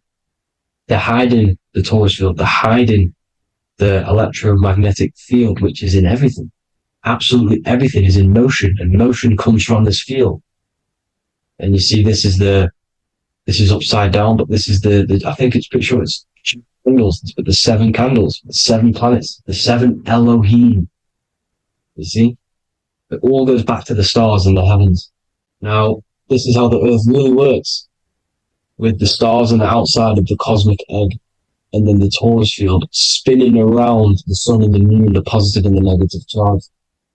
The sun gives you energy, the moon takes your energy. The moon controls monthly cycles. Moon is mon.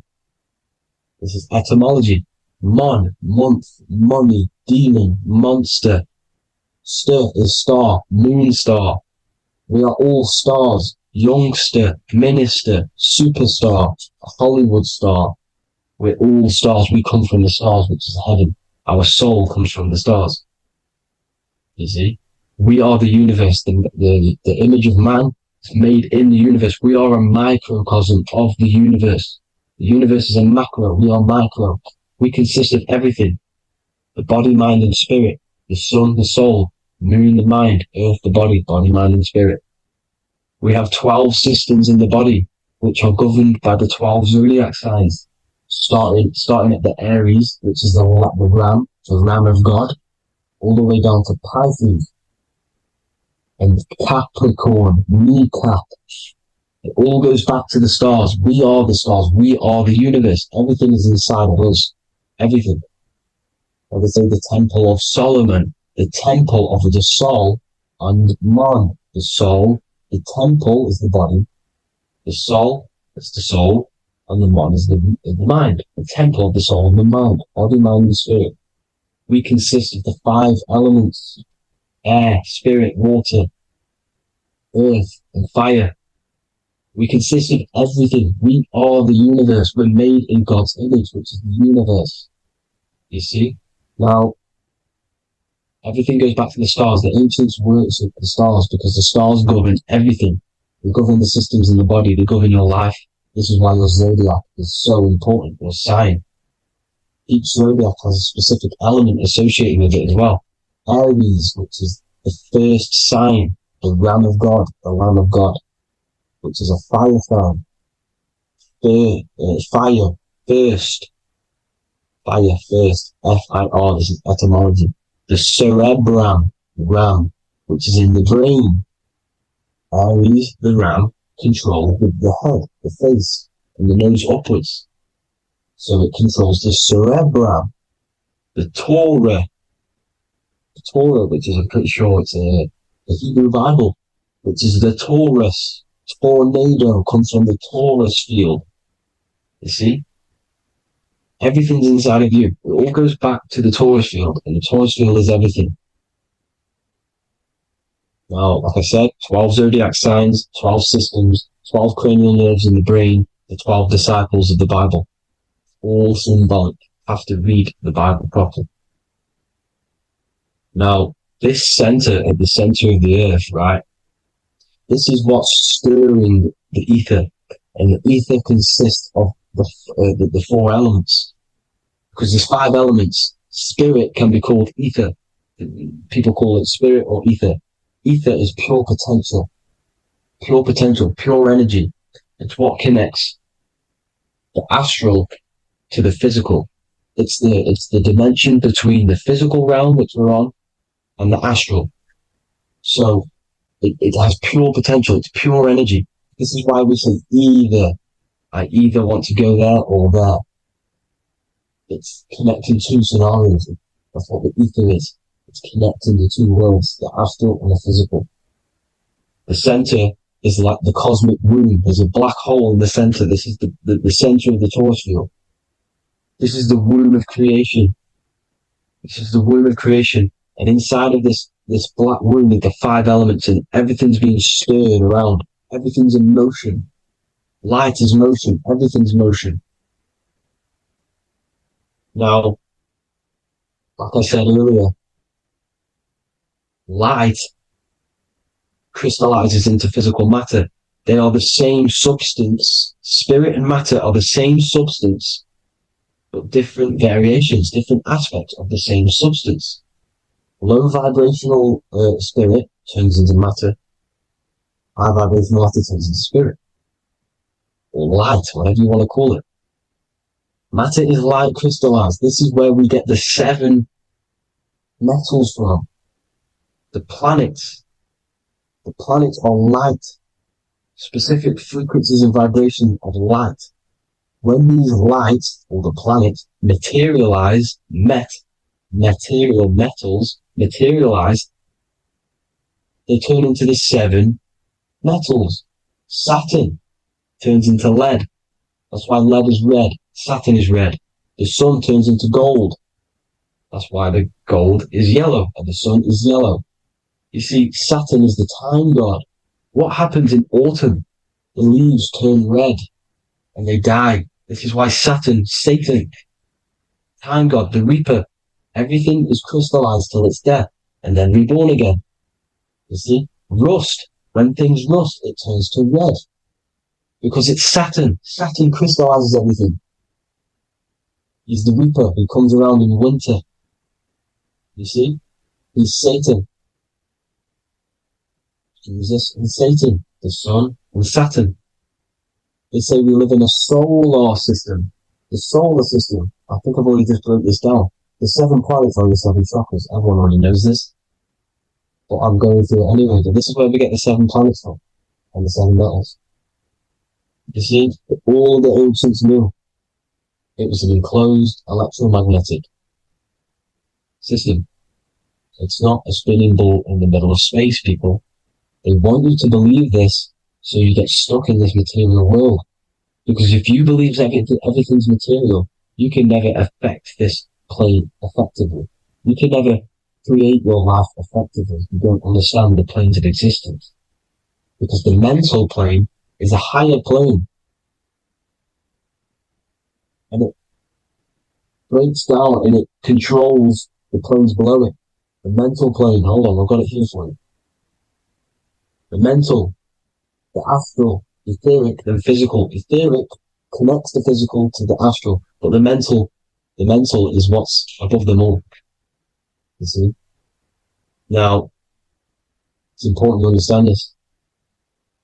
It's important.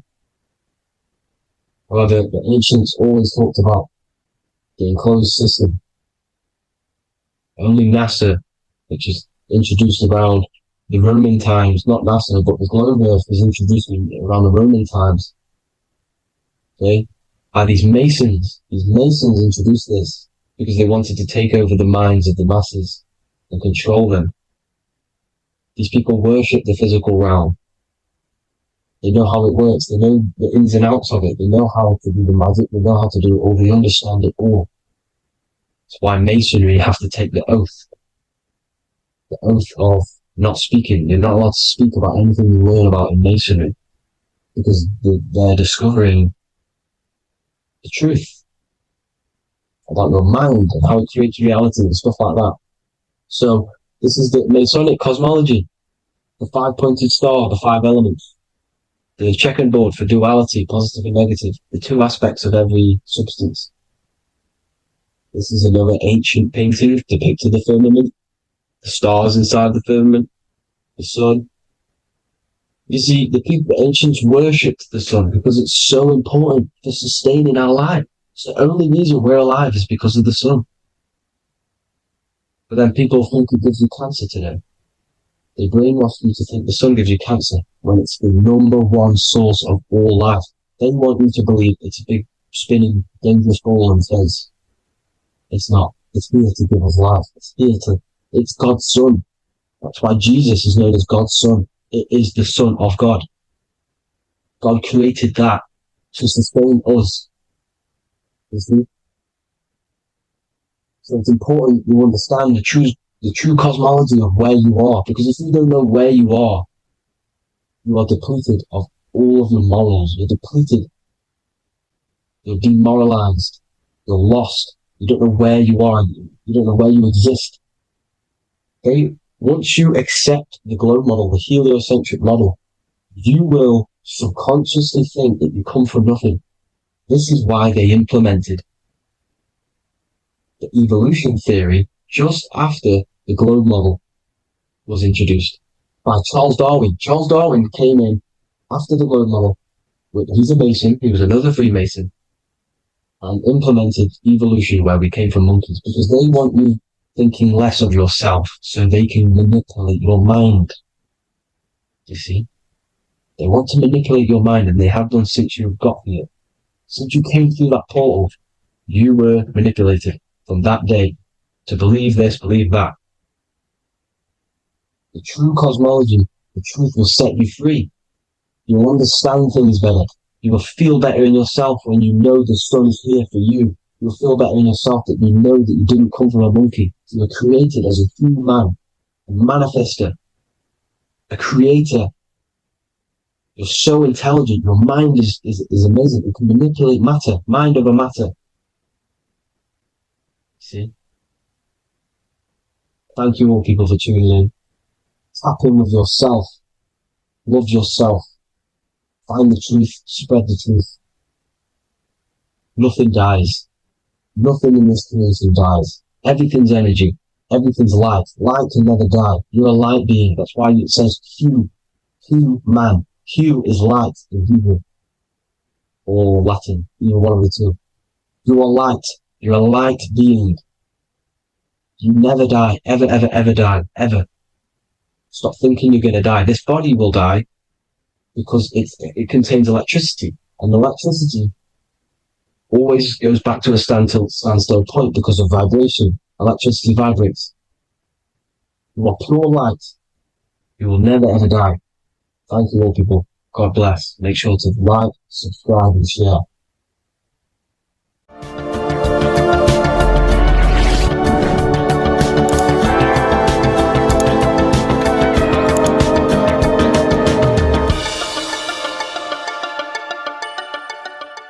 Welcome to Revival of Wisdom. Welcome people, we're back with another video. Please make sure to hit that like button, subscribe and turn on notifications to never miss a video. The Earth is a giant torus field consisting of a positive and a negative pole. The Sun being the cathode with positive charge and the Moon being the anode with a negative charge. This is why the Sun rules over the day, giving you lots of energy, and the Moon taking your energy from you, making you go to sleep. Now, the plane that we live on is called the plane of inertia, and at the center of this plane of inertia is the North Pole. This is where the two electromagnetical energies meet. Now this is where the most electromagnetic energy is stored.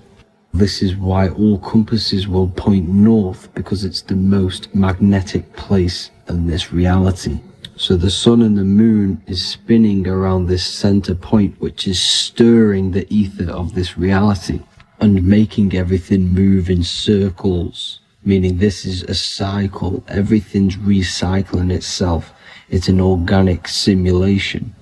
The ancients also knew about this sacred land at the center of this reality, known as the North Pole. As you can see on this map from the 1500s of the North Pole, you can see 4 islands around this center black rock. Ancient civilizations like the Mayans, the Buddhists, and ancient Chinese also depict these 4 islands. The endless symbology of these sacred lands at the center has been going on for thousands of years.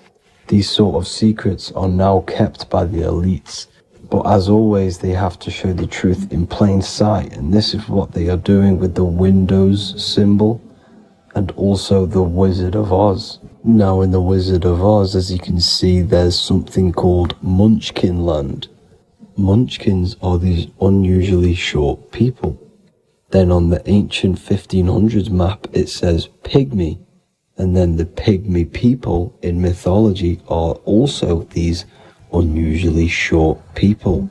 Just like Santa and his elves, they come from the North Pole, and elves are these unusually short people. These stories that we are told about Santa and Munchkins are putting truth in plain sight about this sacred land. This sacred land at the center of the earth is where the aurora borealis comes from and is being emitted from this black hole in the center, also known as the black sun.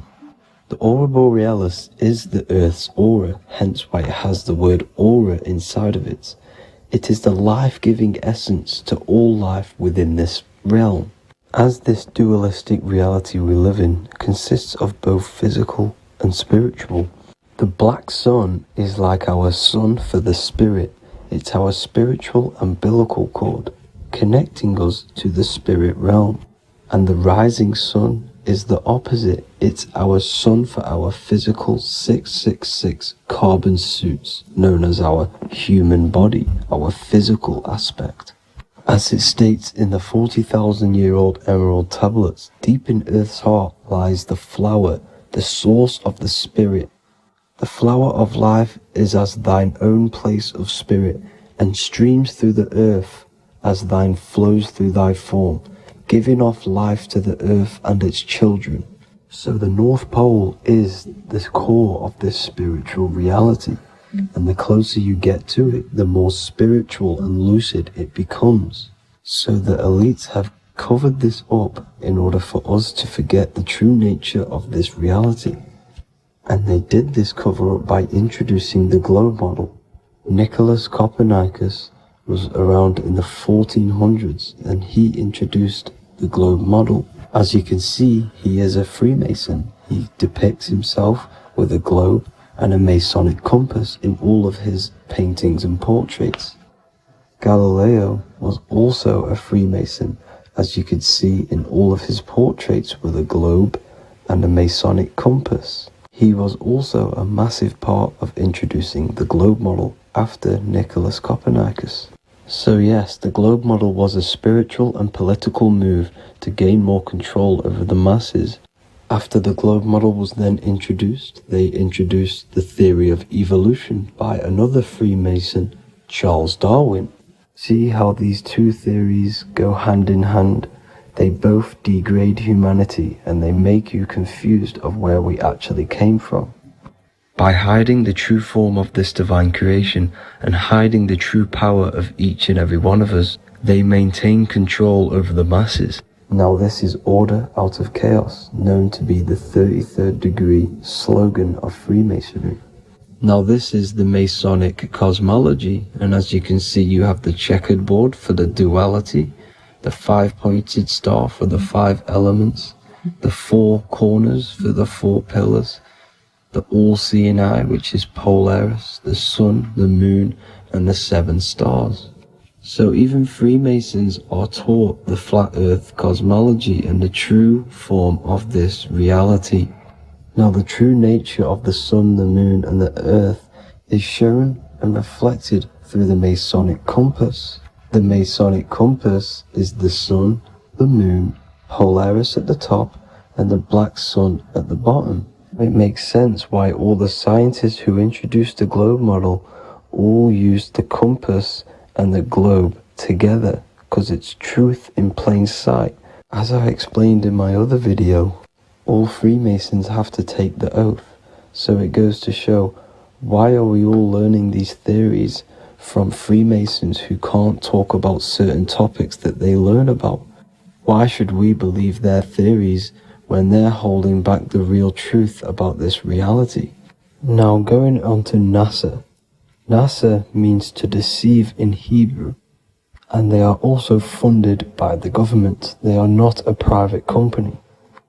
The old owner of NASA, Werner von Braun, on his grave has the Bible verse Psalms 91. The heavens declare the glory of God, and the firmament showeth his handiwork. Now why would the owner of NASA put this on his grave? Seems a bit suspicious to me, alongside with the NASA astronauts are all Freemasons.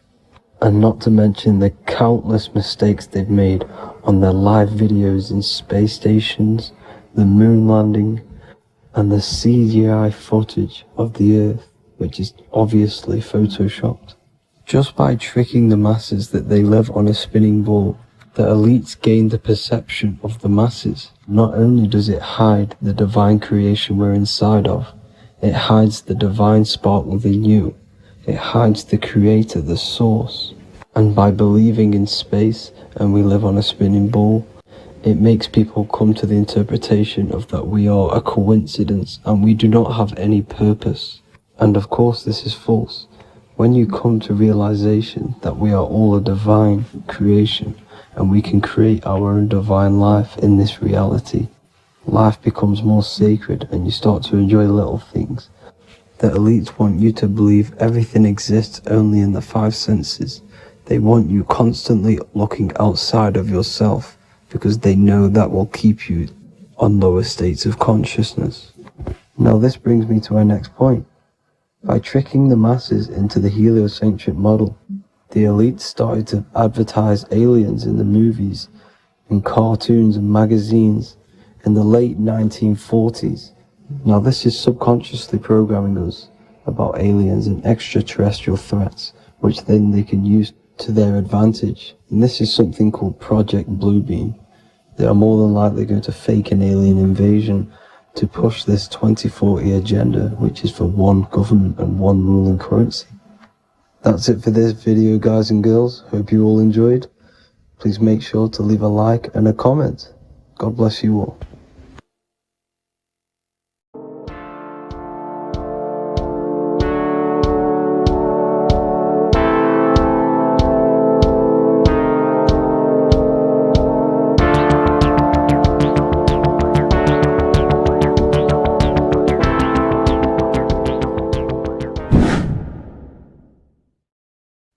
What is up, people? How are we all doing?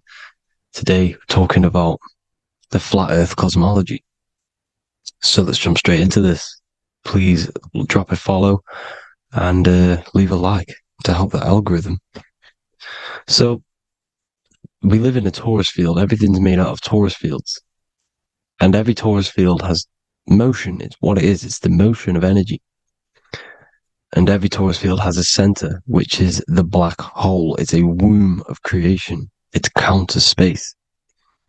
Now, this is why the North Pole is magnetic, because the center of this torus field is the most magnetic part, the strongest part of the field. So this is why all compasses will point you to the center. And the Earth's magnetic field is spread across the whole of the Earth. And it's spinning, as you can see here. It's like a tornado at the center. And this tornado is the force which is spinning the sun and the moon around us. You got the sun, the moon, Polaris, just like in the Masonic cosmos here. The sun, the moon, Polaris, the all-seeing eye. Now we'll get into Polaris a bit later, but the sun is the magnetic force. Sorry, is the electric force, because every field is electromagnetic. Now, the sun is electric. It's positively charged. It's gonna give you energy. It's feeding energy. The moon is more magnetic energy, which is taking your energy away from you. And this is why you become sleepy when the moon comes out. Because it's taking away your energy. So these two forces is the balance. It's the yin and yang. It's the balance. Everything in this creation is balanced. Because the torus field is the earth is the plane of inertia, the 0 point within the field. Because physical matter is a result of two opposing forces equalized on the plane of inertia. And that is where matter crystallizes into physical results. And this physical plane is the plane of inertia, planet Earth. And at the center of this plane is the black hole, the womb of creation. And outside of this black hole gives birth to light. So the torus field is constantly rotating, going into counter space, the black hole, and then out of counter space gives birth to the white hole, white light. You see? So it's going around, black hole, birth again, black hole, birth again. And it just keeps going around. It's an infinite cycle of energy. And this is where the infinity sign comes from. This is the motion, this is the force which is creating everything to spin inside of this circle. Okay? And it's making the stars spin. It's making the sun and moon spin around us, around this center point. Now here you see Horus and Set putting their feet inside of this dome. This is the royal arch, the arch of the dome above us, which like you see in the Masonic cosmos, the royal arch of Freemasonry. This is the dome above us, the firmament that the Bible talks about. You see, they're putting their feet in because Set symbolizes the moon and Horus is the sun. Horizon, Horus. Horus is rising, the sun. So they're both putting their feet around this center magnetic pole, which is the pole, North Pole. And above the North Pole, you have Polaris, the pole of electromagnetic energy. You see? And this is how we get the sun and the seasons. Because the sun, for us, when it becomes summer, it's on the Tropic of Cancer. Then it spirals outwards, going out and out and out, then goes to the Tropic of Capricorn. That's winter for us. Then it comes back in and creates summer again. So it's constantly spiraling around this center magnetic North Pole. You see? So this roof above our heads is the firmament. And this is what they've taken off of us.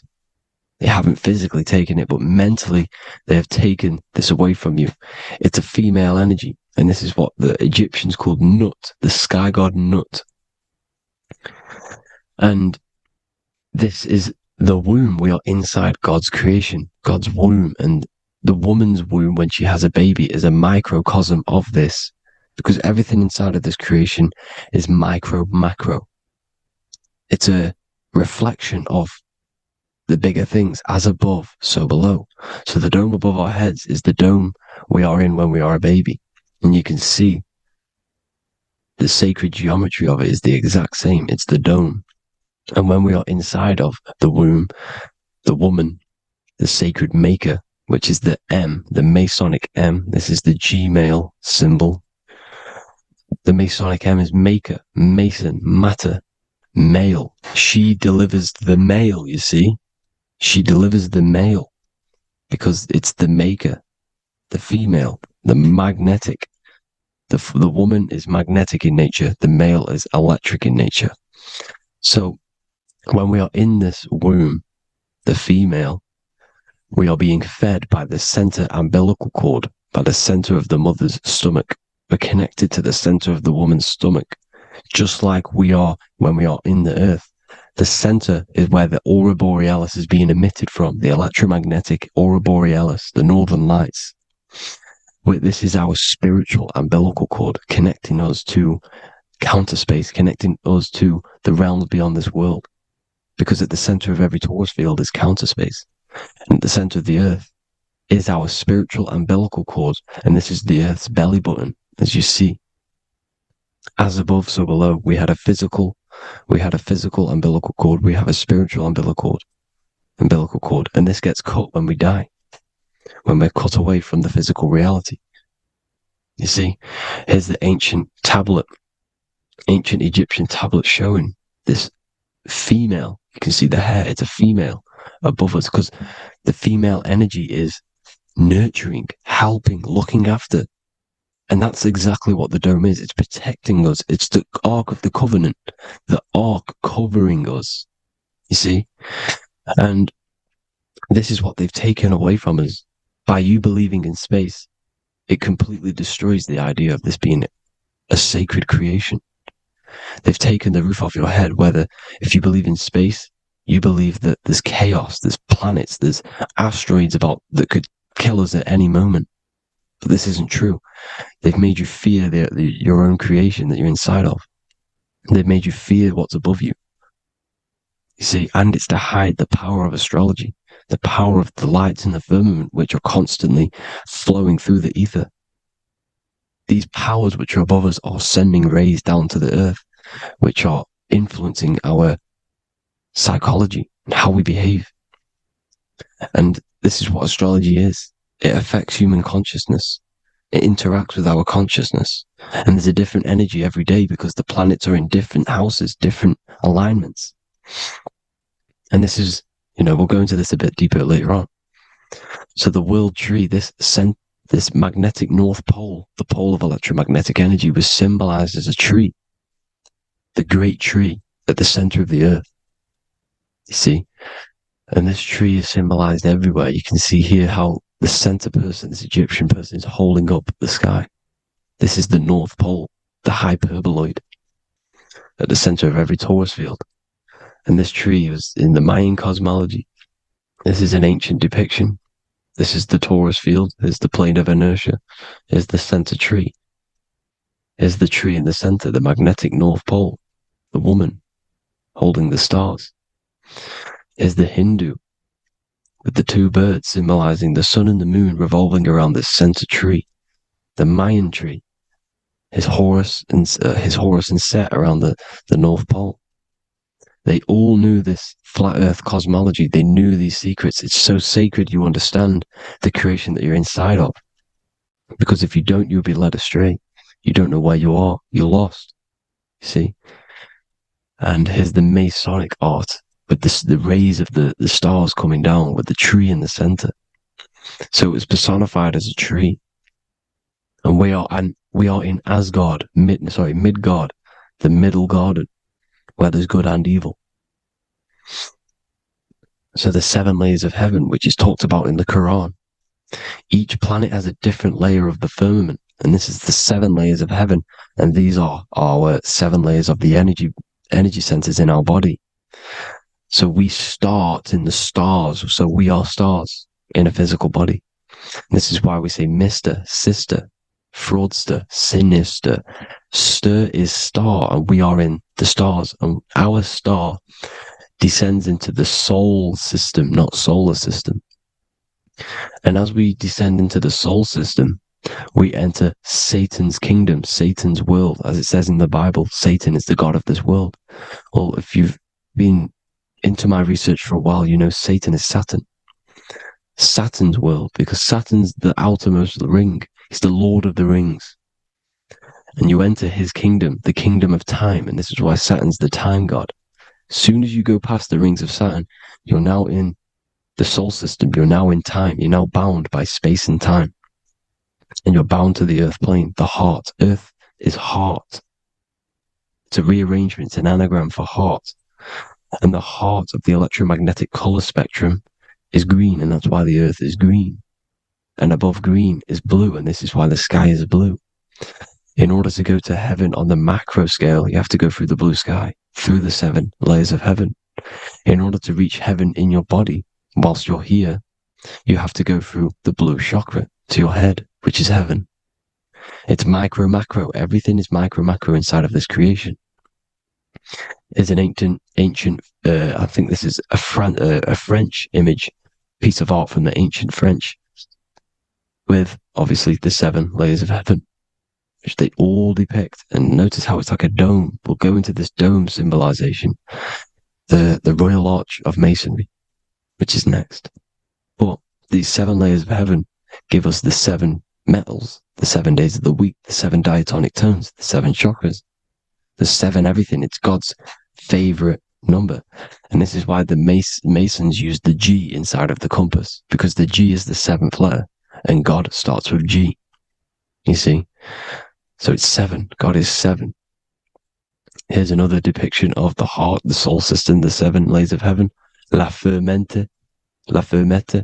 You see, La Firmament, with the stars on the outermost layer. Here are the 7 planets. Jupiter, Mars. La Sophie, the sun.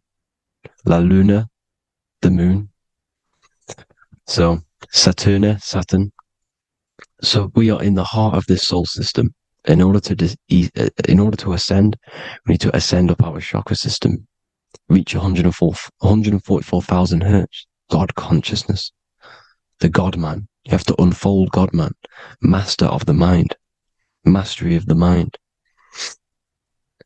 So, what are the stars? The stars make everything unique. The stars are constantly rotating around the center, magnetic North Pole, the tornado at the center, which is stirring everything. It's stirring the ether. The center is the ether, and the 4 elements are born out of this ether. There's 5 elements: ether, spirit, water, air, and earth. The ether gives birth to the 4 other physical elements, which the whole of creation are made out of. About them 4 elements. 4 is the number of stability. You know, a chair, a table has 4 legs. It stables things. It's a foundation, and these 4 elements are the foundation of this creation. You see, and this magnetic North Pole is stirring this, and the 4 vibrational states of the ether are the 4 elements. Now let me get back to the stars. I just wanted to give you that. The stars are being stirred around this center point. Center. It's stirring everything. And they're always in different alignments. Every millisecond they're moving in different placements of the stars. And the planets are called the 7 wanderers because they're not fixed. The stars are fixed. But the planets they're called the 7 wanderers, the 7 layers of heaven, because they move faster and slower than each other. Each planet is slower and faster. There's a different rate of speed it's moving. So these alignments are mixing in with the energies of the different 12 constellations. And this is why you have a unique characteristic. You have a unique look, a unique energy, a unique personality. This is because when you were born and you took your first breath, that energy which was in the ether, because the ether is all around you, and energy travels through the ether. The energy that the stars were casting down and the energy that the planets was mixing in with the 12 constellations was in the ether. So when you came out of the womb and you your first breath, because breath is spirit. Okay. So that first breath you took, that is the energy that is imprinted within your DNA, your soul. And you reflect that energy. You emit that energy. That's the energy that is with you forever. Until you die. Till this physical body dies off. And that's what the stars are. The stars are giving a unique energy, characteristic, personality to every living thing. Every dog, every cat, every animal has a unique personality because it was born at a different time and place in the sky.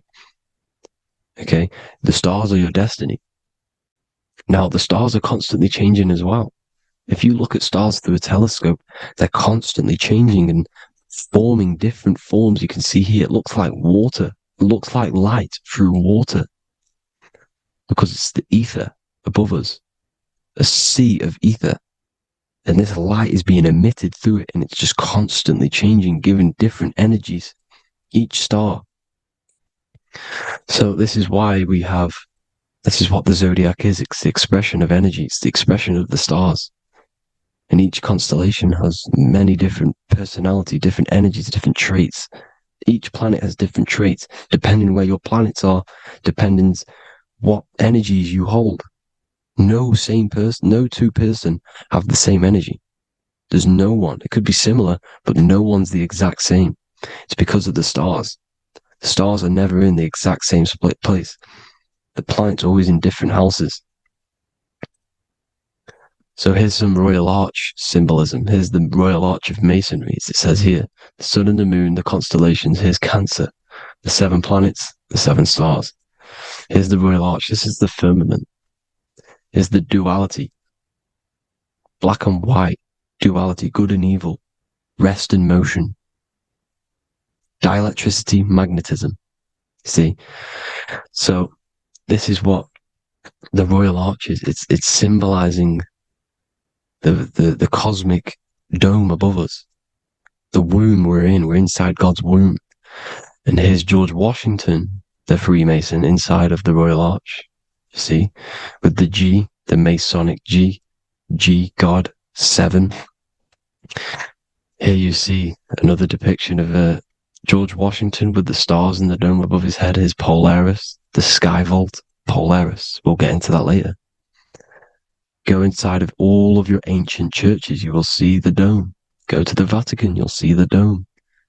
All of your ancient churches have this dome because it's the dome above your head. The ancients knew this. This was known. We did not live in space. It was known back then. They all knew. This is Crown Court, which is one of the most important courts in the UK. You can see it's clearly so much Masonic symbolism. You've got the 4 pillars of Masonry.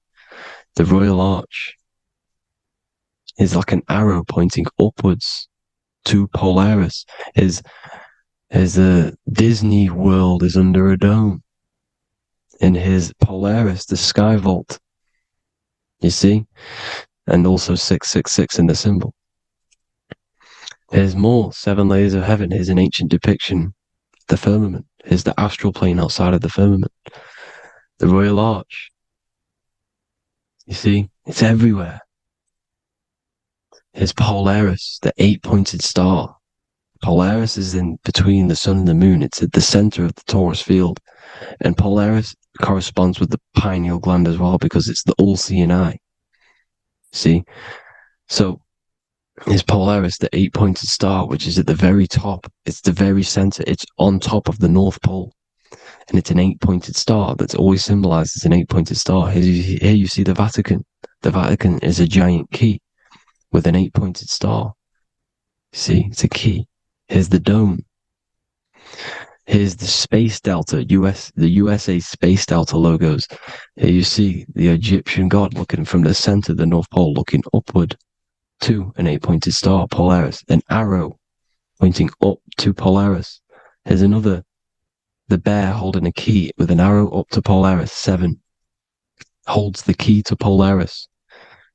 Here's an eagle holding a key above the North Pole to Polaris. Polaris, and here's another one. There's another bird, like a dragon, holding a key to Polaris. Because Polaris is definitely something to do with leaving this creation.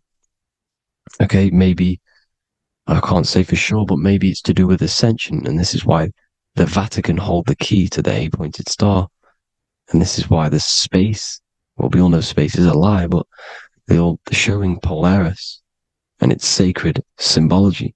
Maybe it's to do with something leaving this creation, going to another. Here's some North Pole symbolism. As above, so below. You see the four seasons of the Big Dipper constellation going around Polaris. This is Polaris, this is the Big Dipper constellation, and this is the swastika. This image gives us the swastika. Because all the symbols we use are created in nature. They're created somehow in nature. This is how we get them. As above, so below. This is the map of the North Pole with the 4 rivers looking like the Big Dipper constellation. It's the Masonic, here's the ancient cosmology with the 4, you see the 4 islands. Mayan cosmology, 4 islands. This is the alchemical symbol for Earth, 4 sections. The windows, because the center of the North Pole is a window to another dimension. The 4 lucky 4-leaf clover, which is supposed to be lucky. It's just it's truth in plain sight. And here's Hitler looking at 2 flat Earth maps. So this swastika has been used for thousands of years, thousands and thousands of years. And it's symbolic for the most sacred land on this plane, the North Pole. Shambhala. Do some research on Shambhala, people. It's a it's a Hindu mythology about the sacred lands at the center of the earth. And it's known to be full of enlightened beings. And it's all symbolized at the center. You can see their paintings of Shambhala. It's all at the center, the North Pole. And it's known to be the most godly place ever, because it takes you to a portal to the higher places. And maybe this is something to do with Polaris, connecting you to this sacred lands at the very center. But anyways, people, thank you all for tapping in. Hope you all learned something. Have an amazing day. Please follow, subscribe, like, all the links in the description for the courses, the PDF. Please have an amazing day. God bless.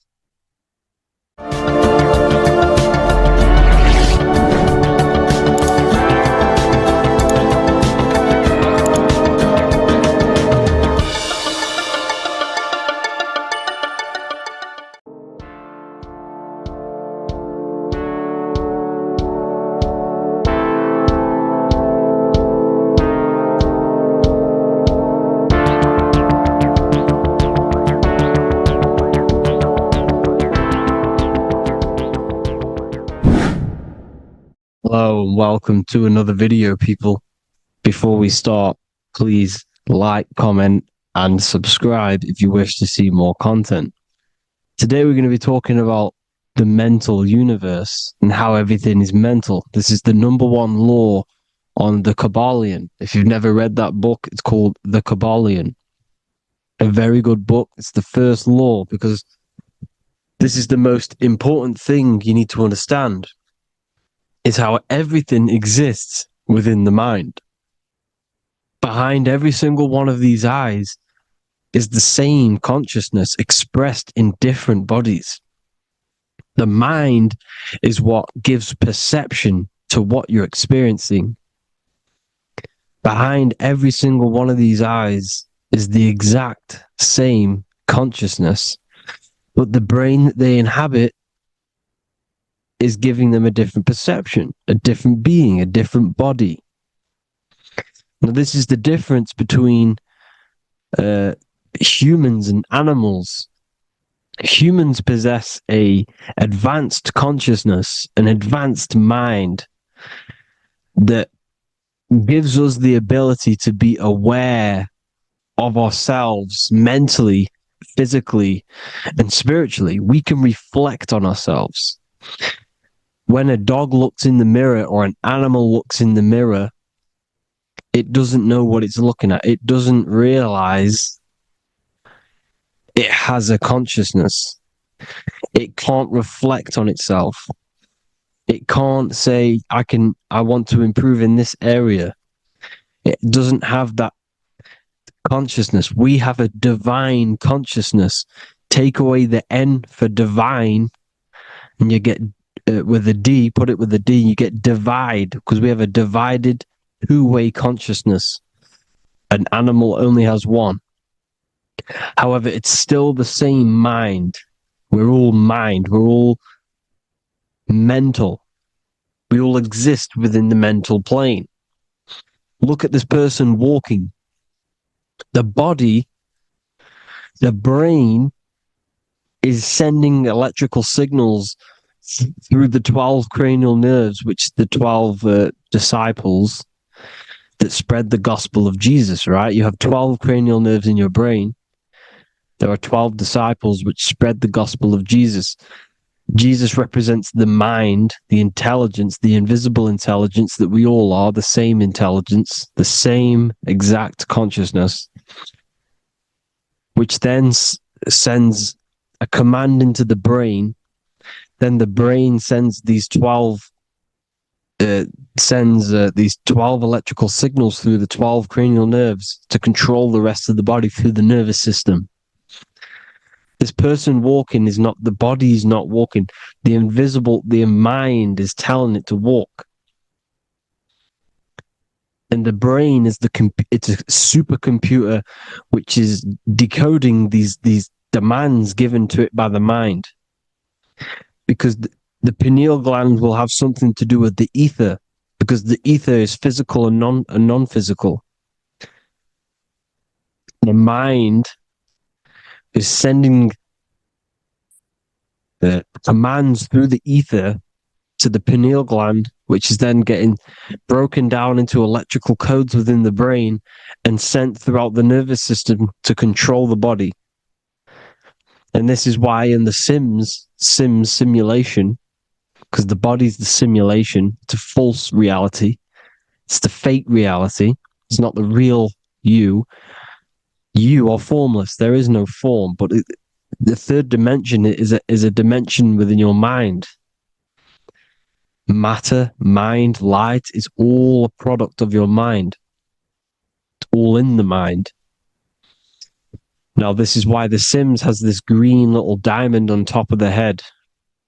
Because this is you. This is your invisible intelligence controlling the character.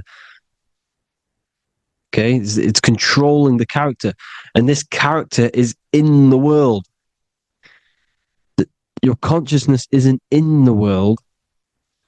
The world exists within you, but the body is a vehicle for that realm that you land in. When you have a dream, your mind transcends this body into another body, duplicates your body into another universe, unite. Unite is one. We're all one. It's all one universe, expressed in many different ways, infinitely. And the vehicle that you land in is the body to operate in that realm. This is the all-seeing eye, as you see here.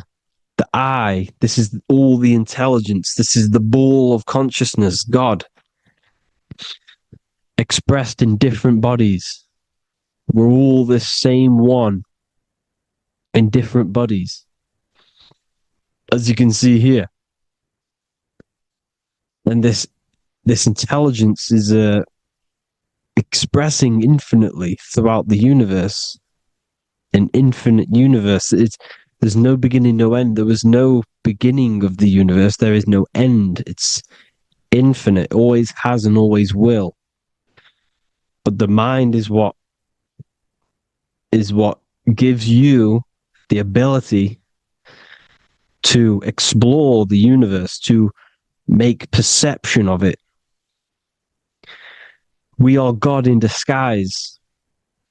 We are God in disguise. We are God in flesh.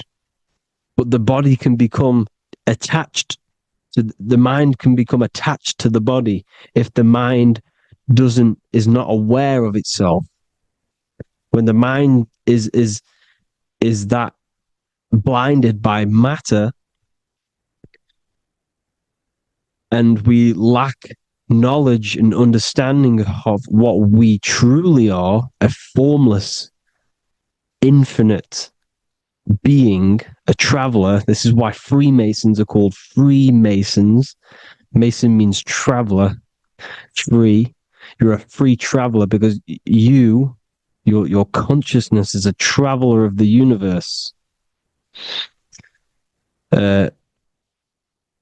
When we lack understanding, our mind bounds to the body because we don't separate the body with our different layers of consciousness. When we separate them and identify that we are mind, body, emotion, you then can apply this knowledge to when you want to astral travel and explore the different realms of your mind, because the mind is the universe. People, this is what we need to understand. The mind is the universe. I am you and you are me. This is the Egyptians showing you this. The Ankh is the symbol of life. This is the one ball of consciousness, mind, giving it the Ankh life to all the different life forms. The cows, the birds, the snakes, and the big Ankh given to the humans, because the humans are the most intelligent. We we have the most advanced consciousness. We have the most advanced consciousness. This is why the one is giving a big onk to the humans here. Here you see again, this is not the sun. This is also showing onk giving out its life to all things infinitely. And this is the most high. We are the most high in disguise. When we strip off the body, we strip off the desires for the physical world, we strip off all these fake identities that the mind gets attached to. That is God, the universe. You are the universe experiencing itself. I and I, the letter I and the number one is just one line. The letter I is the number one. Because your I am, when you refer to yourself as I, every single one of you who's watching this video refers to yourself as I, which is the one. We are all the one. We are all intelligence. We are all invisible. We are all the one. One is the only number. 1, 2, 3. Everything goes up in ones because there is only one. Doesn't matter how far you go down the line with numbers, all of their numbers are created by one because there is only one. It's me and you are the exact same consciousness expressed in different bodies. Mind. Cause. There is only one cause. There is only one mind. There is only one being. But because we lack understanding of this, we think we are the bodies. And this causes division because the physical world is the most illusionary world. It's an illusion. It's all an illusion. Now you see with the two, you look with the two eyes, but you see with the inner eye, the mind. Okay, the mind is the mental plane is a shared plane, and it gives perception to what you're looking at. The mind. I'm affecting you when I speak because the mental plane is shared. We all share mind. We all express mind. When I'm speaking to you, I'm affecting you because we are mind.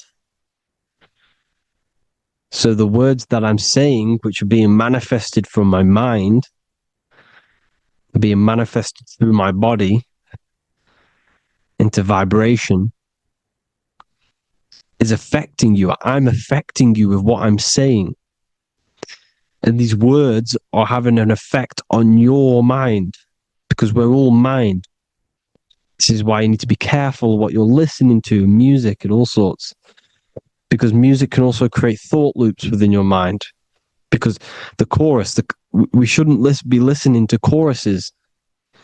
Choruses are loops. And what they're saying in the chorus is being looped. And this can create thought loops within your mind. Go and listen to an old song that you used to listen to about 5 years ago, 10 years ago, 20 years ago. Go and listen to an old song and you guess what? You will get nostalgia. Why will you get nostalgia? Because that song will trigger the thoughts that you were thinking in that time of listening to that song.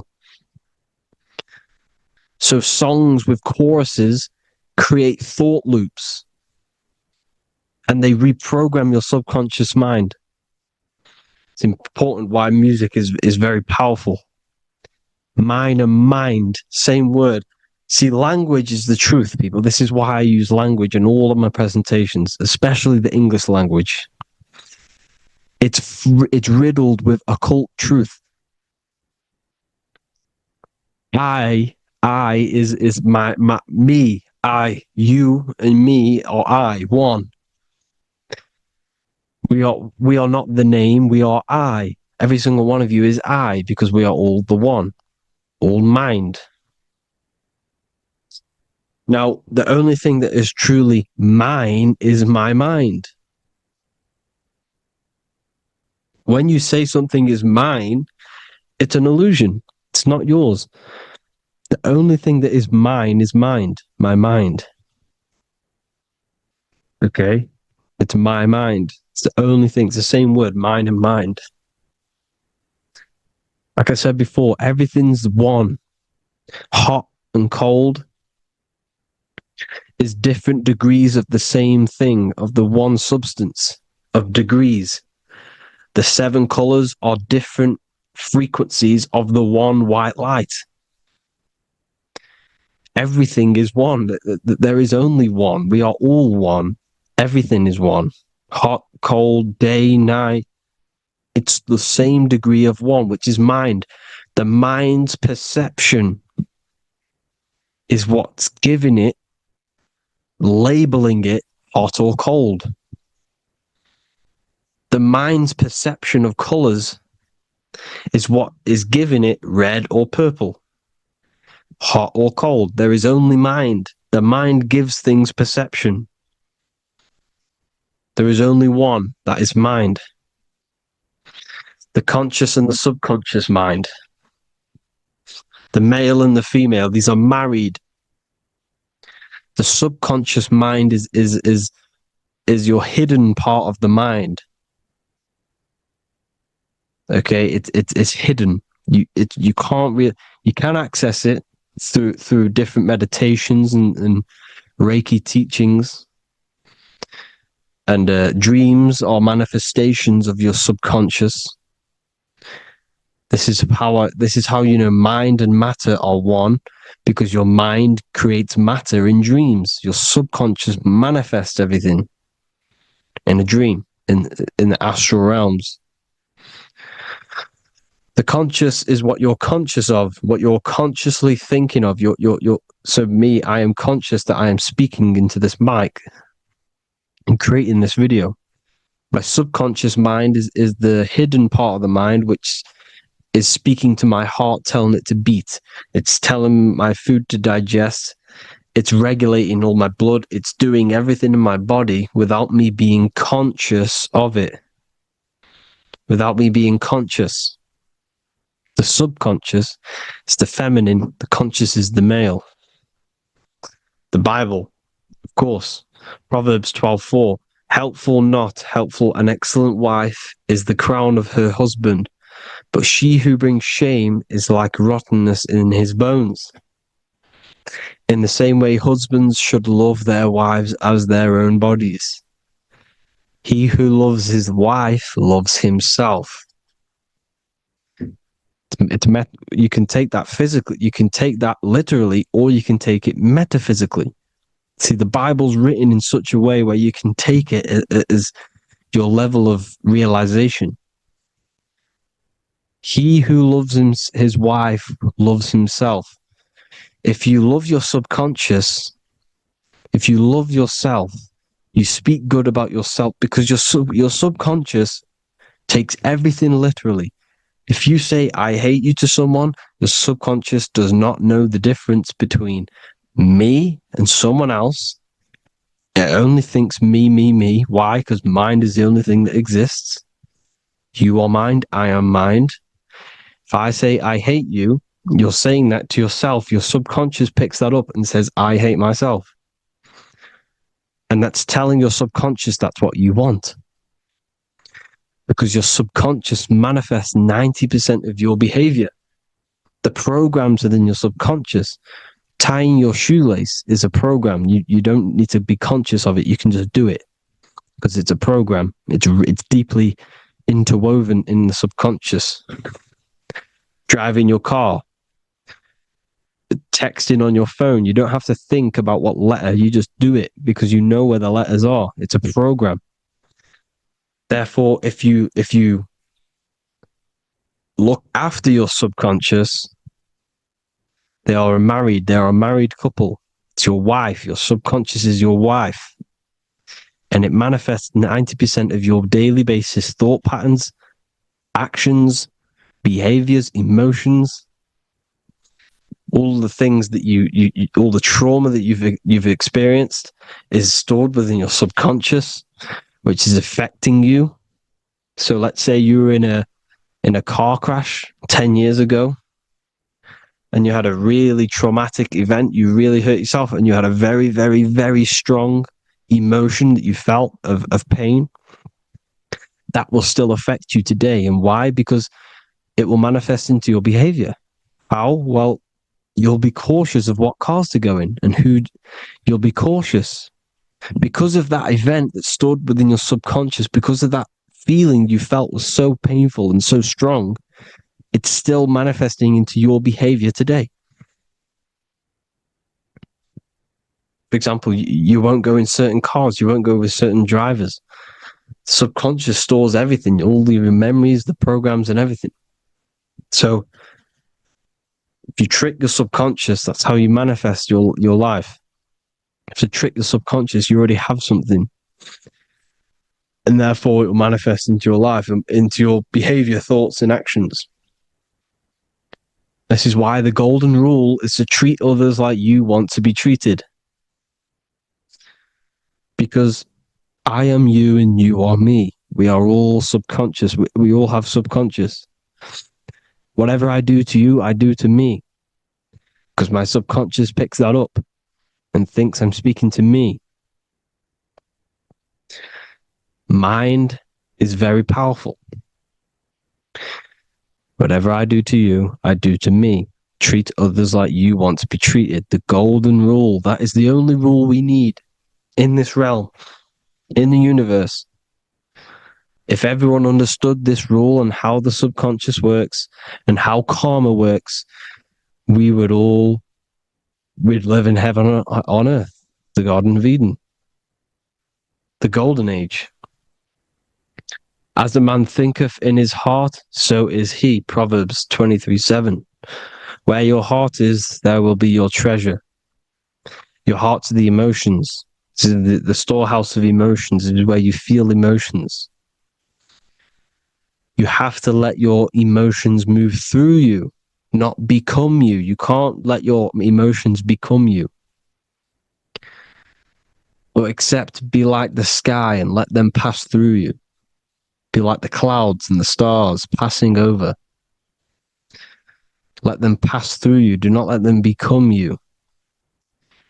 And this is how emotions can take over your mind. We are driven by, when a man is driven by emotions, he has no self to control. You must control the mind, because the mind can be corrupted. Because your thoughts are electrical in the brain. Your thoughts come from the mental plane. So how the mind works is that you place your attentions on something in the mind, and infinite information just flows in. Think about it. When you think of a certain topic, as soon as you think of that topic, information comes flying into your mind. Different ideas, ping, ping, ping. It's all connected. It's why we call it a mindset, because your mind sets itself to frequencies. And when we think of something, we tap into that frequency, and just the universe, the mind, the mental plane just flows in information based on that frequency and that thought. The universe is just information. All of the information out there, nothing is new. It's all there. You just have to tap into it. You can tap into these different thoughts, and it's all there. Everything already exists within the mental plane. You don't think anything. You receive thoughts. We all share the mental plane. We affect each other. I'm affecting you. Listening to me is affecting your mental plane, your mind. The physical plane is the lowest plane. It's the world of effect. Everything you see in the physical plane is the effect of mind. Like I said, the person walking is the effect of their mind telling the body to walk. The physical plane is the lowest dimension of your mind. Mother Earth. We are in a mother. We're in the womb still. The earth is feminine. It looks after you. It provides you with food for free. It grows on trees with water. It's Mother Earth. It's the womb. The dome above your head is your mother's belly. Okay? Is your mother's belly. You're in the womb still. You're forever in the womb because your mind's constantly expanding. Because when the baby's mind figures out that there is a reality outside of its mother, starts to hear the people on outside of its mother, what does it do? It figures a way out of the mother, and it becomes born again in the water, in a hospital, into the other world. It's the same with our minds. When our minds figure out there is other worlds beyond this physical, we explore them. The astral plane, for example. You figure a way out of the body. Because when you're the firmament, look at the word firmament, meant at the end. Firm is firm, something strong, something like a rock is firm. If your mind is firm like a rock, you will be stuck under the firmament. So, for example, people who are very programmed and can't think outside the box, they have a firm mind and they'll be stuck under the firmament because your mind is the only thing that's keeping you under the firmament. It's the only thing. When you're doomed, doom is dome. This is the dome, which is your head. Your head is the dome. Above your head, above the earth is the dome, the ethereal barrier. But that's just an external manifestation of your head.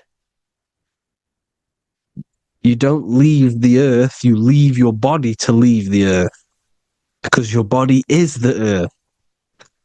It's a dimension within your mind. So when you're doomed, you're domed. Your reality is your level of realization. You realize something, or when you have an idea, the mind, in the EYE or I, same thing, mind, it's all mind. Reality is your level of realization. You realize there's other worlds, that's your reality. Your perception's your reality. Mind in Latin is mens.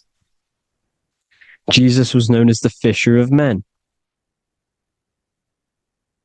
which is the fisher of minds. He was fishing minds worthy of knowing the higher truth, the deeper occult knowledge. Jesus figured out that we are all God. And he got killed for it because in that age they were trying to suppress this information.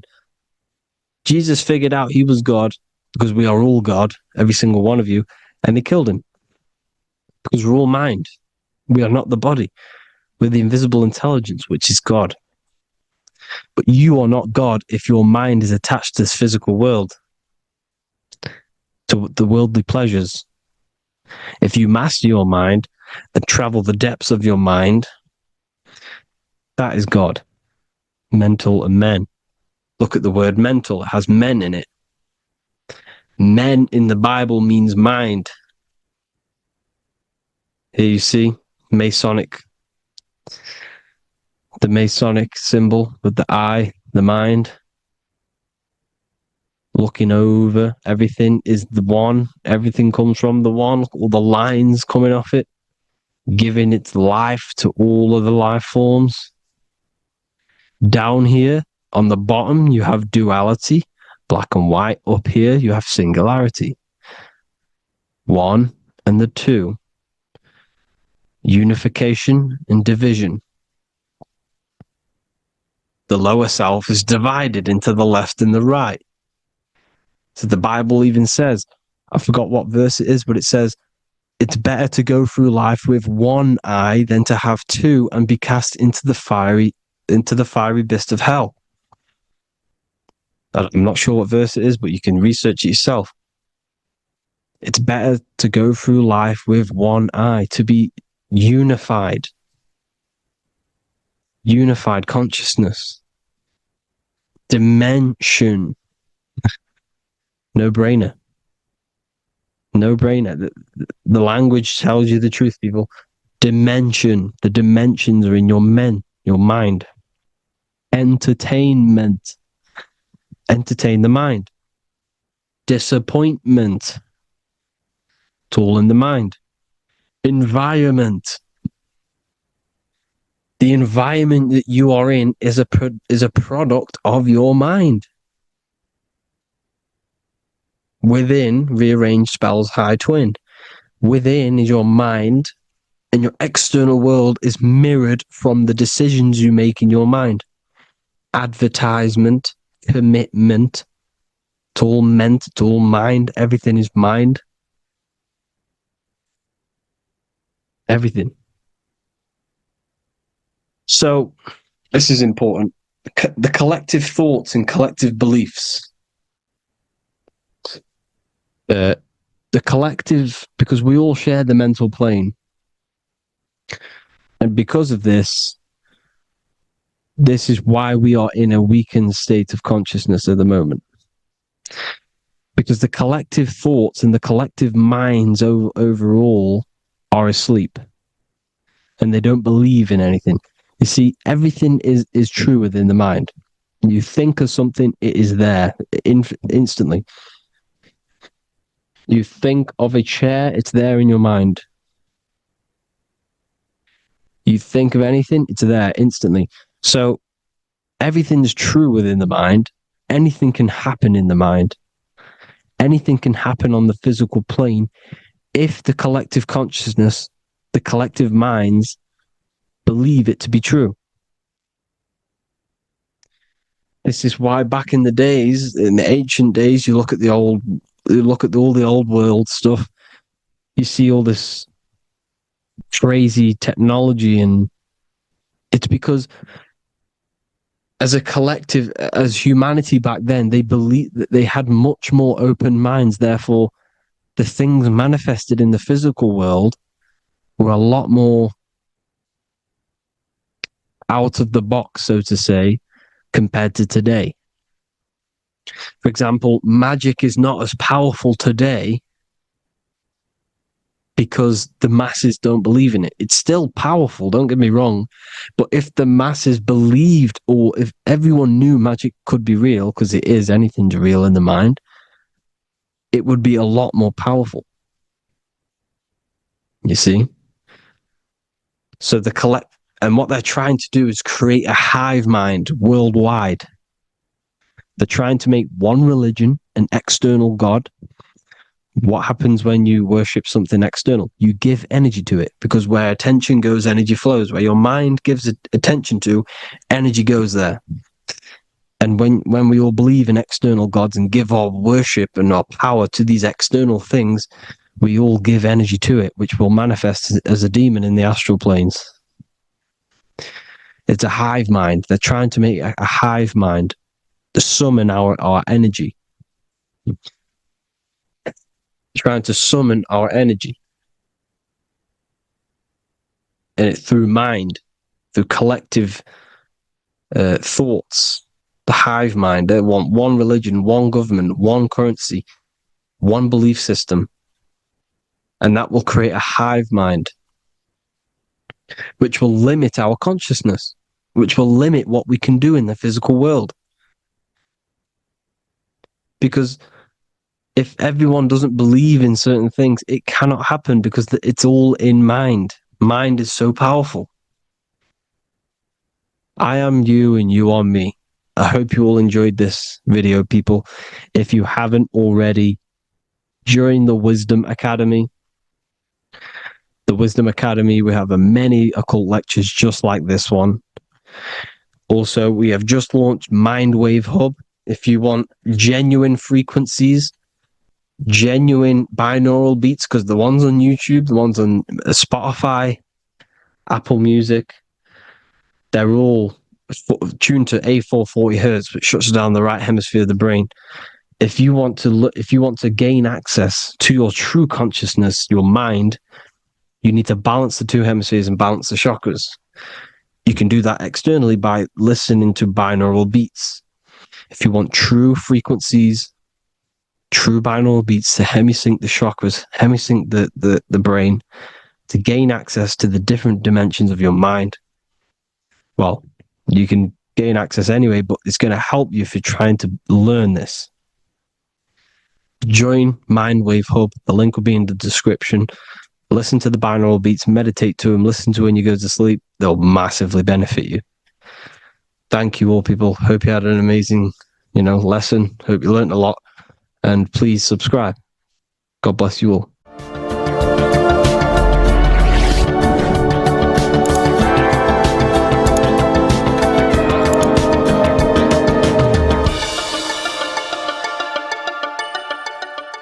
Welcome to Revival of Wisdom. Welcome people. We're back with another video. Please make sure to hit the like, the subscribe button, and turn on notifications to never miss a video. The Vatican is a giant key from a bird's eye view, and it also contains an 8-pointed star. The Anunnaki Sumerian gods also depicted this 8-pointed star. The sky god Anu from the Anunnaki also uses the 8-pointed star for his symbol. And even Freemasons depict an 8-pointed luminary with a ladder and a key. This is symbolizing the key to ascension up to the 8-pointed star, which is Polaris. Polaris is always depicted as an 8-pointed star.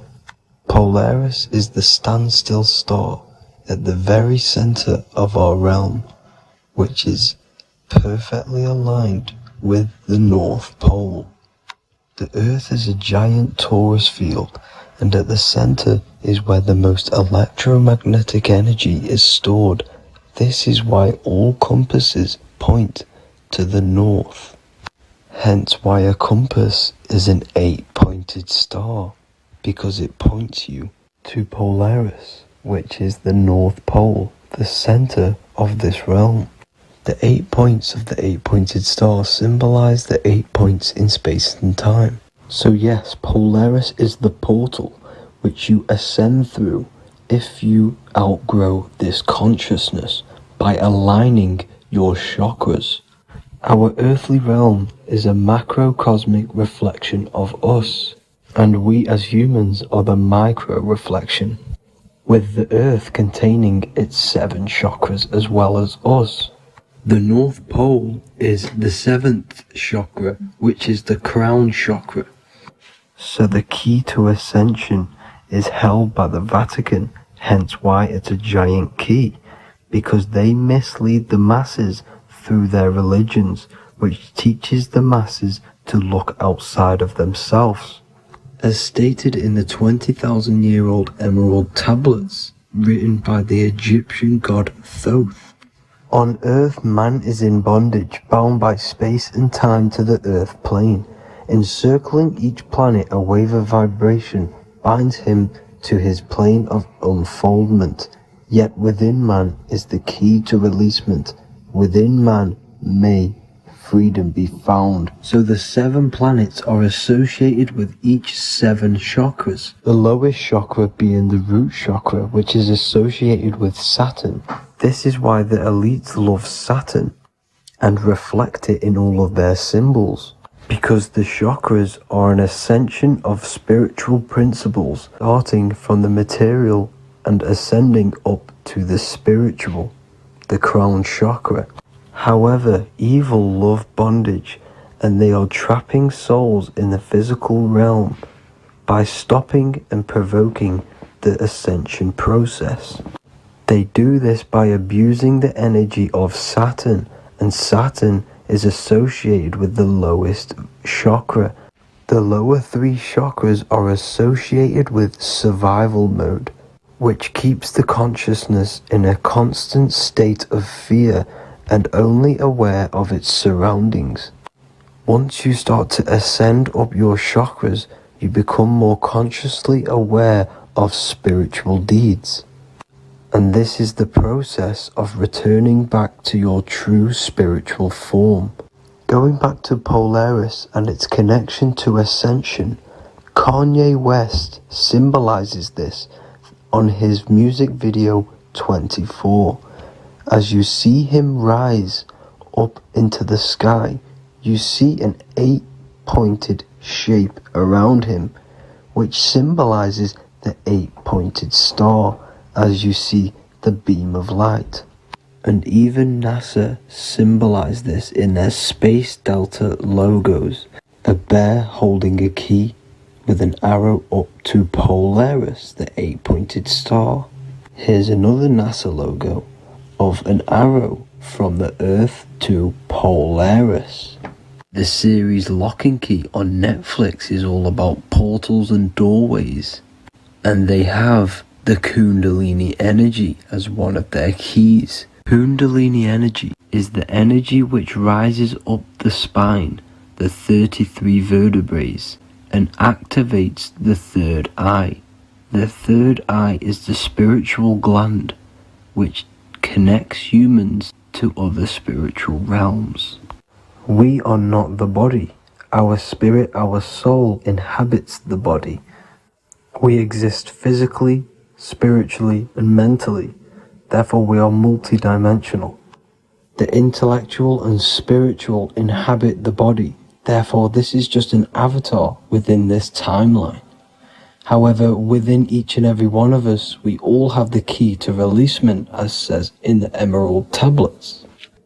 This releasement is ascension, up until higher states of consciousness.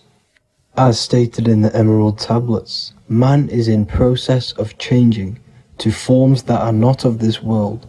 Grows he in time to the formless, a plane on a cycle above, and another one saying, man is a flame bound to a mountain, but we in our cycle shall ever be free. Know ye, O man, that when ye have progressed into the cycle that lengthen above, life itself will pass to the darkness, and only the essence of the soul shall remain. That's it for this video. I hope you all enjoyed.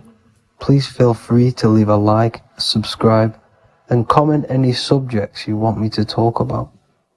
God bless you all.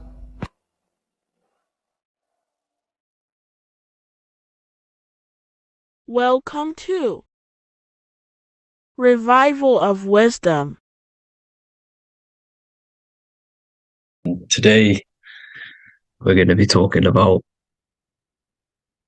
portal symbolism, what portals are, okay, and how they show them to us, because they have to tell you the truth, guys. This is the thing with the universal law. They have to tell you the truth, and they tell you through symbols, they tell you through movies, and different things like that. But let's jump straight into this. So first, I want to talk about the Freemasonry symbols.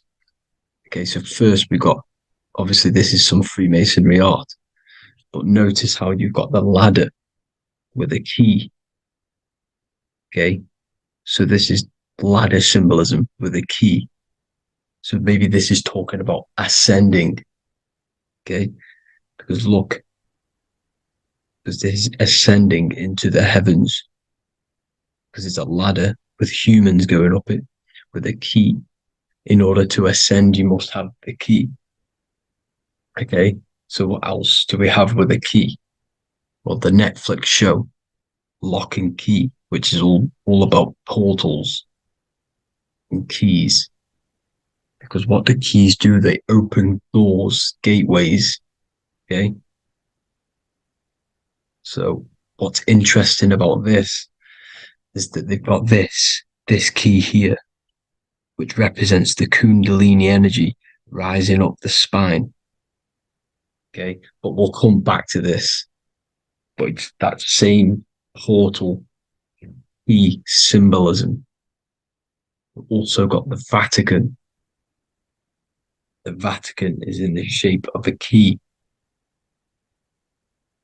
Okay, so you can see the start of it here and the end. So this is key symbolisms. Keys open doors. And notice how it's got the 8-pointed star.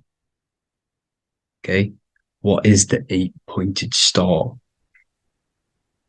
Okay, we'll come back to this. This all ties in, guys. I'll break it all down for you. But then you've also got the god Janus. Janus, okay, is known as the god of the doorways. He's an ancient god of Rome, and they worshipped him. However, he's not a god, he's more like a high-level ranked demon. Because he is the god of the doorways. And notice how he's got two faces. Because doorways always have two sides.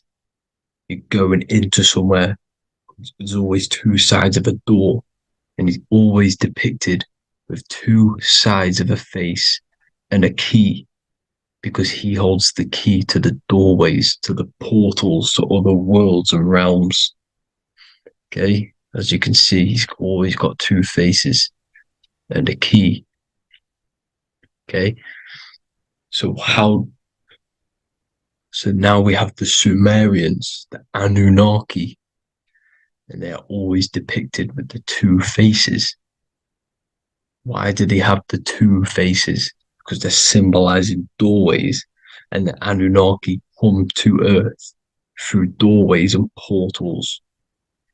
So these are what these gods are symbolizing in their artwork.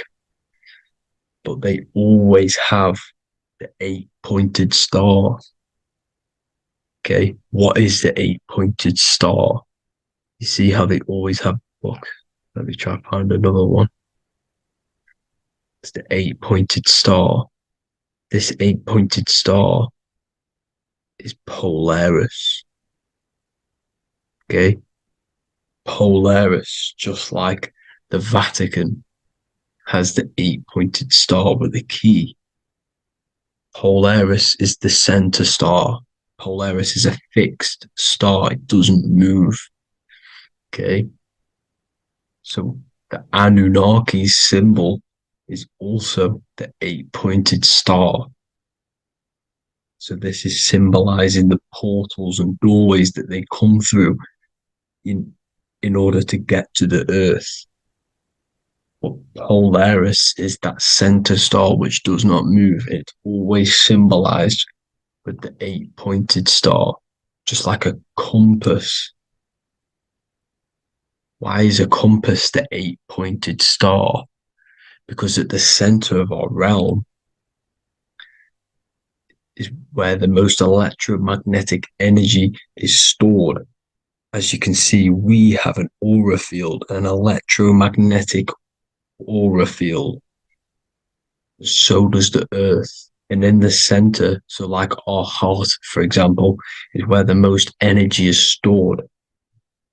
And like the center of the Earth, this is why all compasses point to the center, because this is where the most electromagnetic energy is stored. Because it's at the center of our realm. Okay. So like I was saying with the lock and key series, see this here?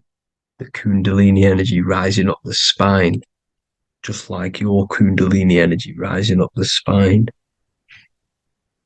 Let me try. I can't zoom in. But you know what I'm trying to say here.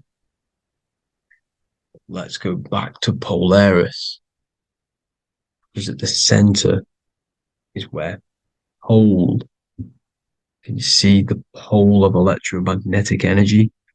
Polaris, the North Pole. It's symbolized. The truth is in the words. It's like a pole of electromagnetic energy. And this is where the aurora borealis comes from. Notice how it's got the word aura in it, because it's the Earth's aura electromagnetic field, just like you have an aura, also known as the northern lights, because it's coming out of this center hole in the center of our realm, where the black sun is. And this is where the electromagnetic energy is coming up from. And this is what the aurora borealis is, or the northern lights. It's just electromagnetic energy. And it's symbolized through our symbols, the original O, okay? Because it's like a hole through the middle, Polaris. So this Polaris is the sky vault. It's the portal into this realm, because this is what the Anunnaki are always talking about, always symbolizing with the 8-pointed star. And just like a compass is the 8-pointed star pointed to the center, to Polaris. Okay. See here on the Sumerian tablets with the 8-pointed star again. And how we know it's talking about portals with this 8-pointed star is because CERN 666 are opening up portals to the underworld, letting in demonic entities into this realm. How do we know it's a portal? Because their Hydro Collider has 8 points, just like the 8-pointed star. So they are creating synthetic portals to the underworld to let these demonic entities into our realm. But what is the key? Because if we're talking about ascending through Polaris, notice how here on the Masonry art, this luminary here, so this is the sun, that's the moon, this is Polaris, because it's a luminary with what? 1, 2, 3, 4, 5, 6, 7, 8 beams coming off the luminary, just like the 8-pointed star. So you see the ladder with the key going up to Polaris. It's symbolizing ascending out of Earth. So what is this key that they're keeping from us? Because it's a human holding a key going up the ladder to Polaris. Well, chakras. We have 7 chakras. Okay, so this is what they are telling us in the lock and key symbolism. The Kundalini energy rising up the spine. Okay, just like they have 33 vertebrae on the back of your spine. Okay, this represents the Kundalini energy going up your 33 vertebrae, just like in Masonry has 33rd degrees. Okay, so what is the key?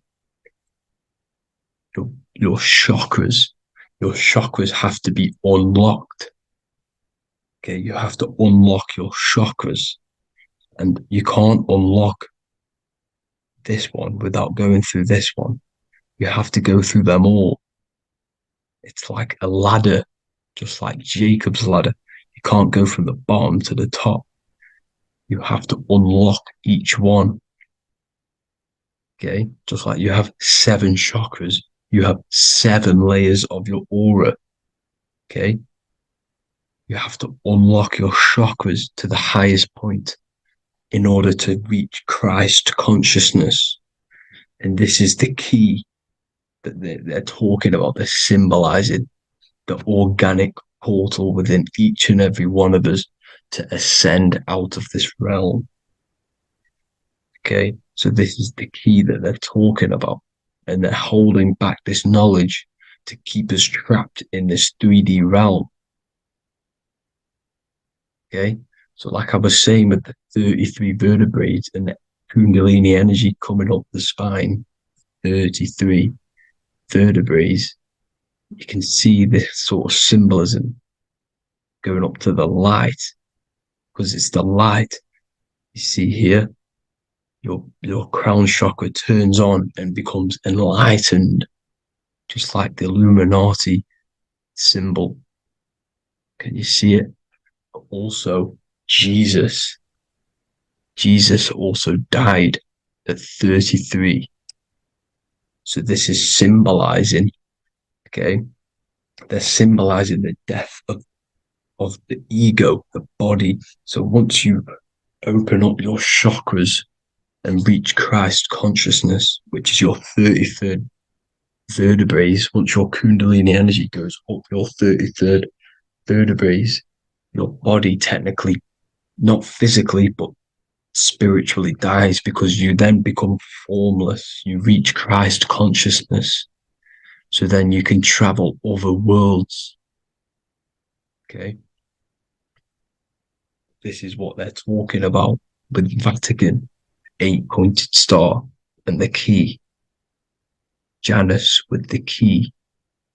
The Sumerians with the 8-pointed star. Anunnaki, the 8-pointed star. Polaris, 8-pointed star. So Polaris is the way out of this realm, which is at the center. Pole, North Pole. Okay. So the key is that they're hiding from us is the knowledge to unlock our chakras. Okay. And without this knowledge that they keep from us is trapping our souls in this reality to keep reincarnating. Okay. Well, thank you all for tuning in. I'm going to leave you all there. Make sure to leave a like and a comment in the comment section. Let me know some topics to talk about so I can break it down for you. God bless you all.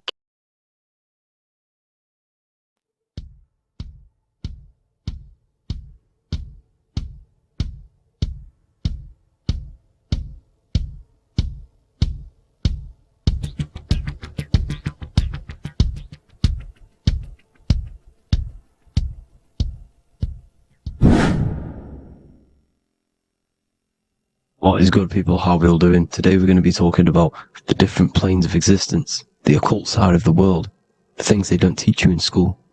And of course, you can only find that on this channel, so welcome. So you need to understand is that your consciousness moves through these different planes of existence, these different states of consciousness, which may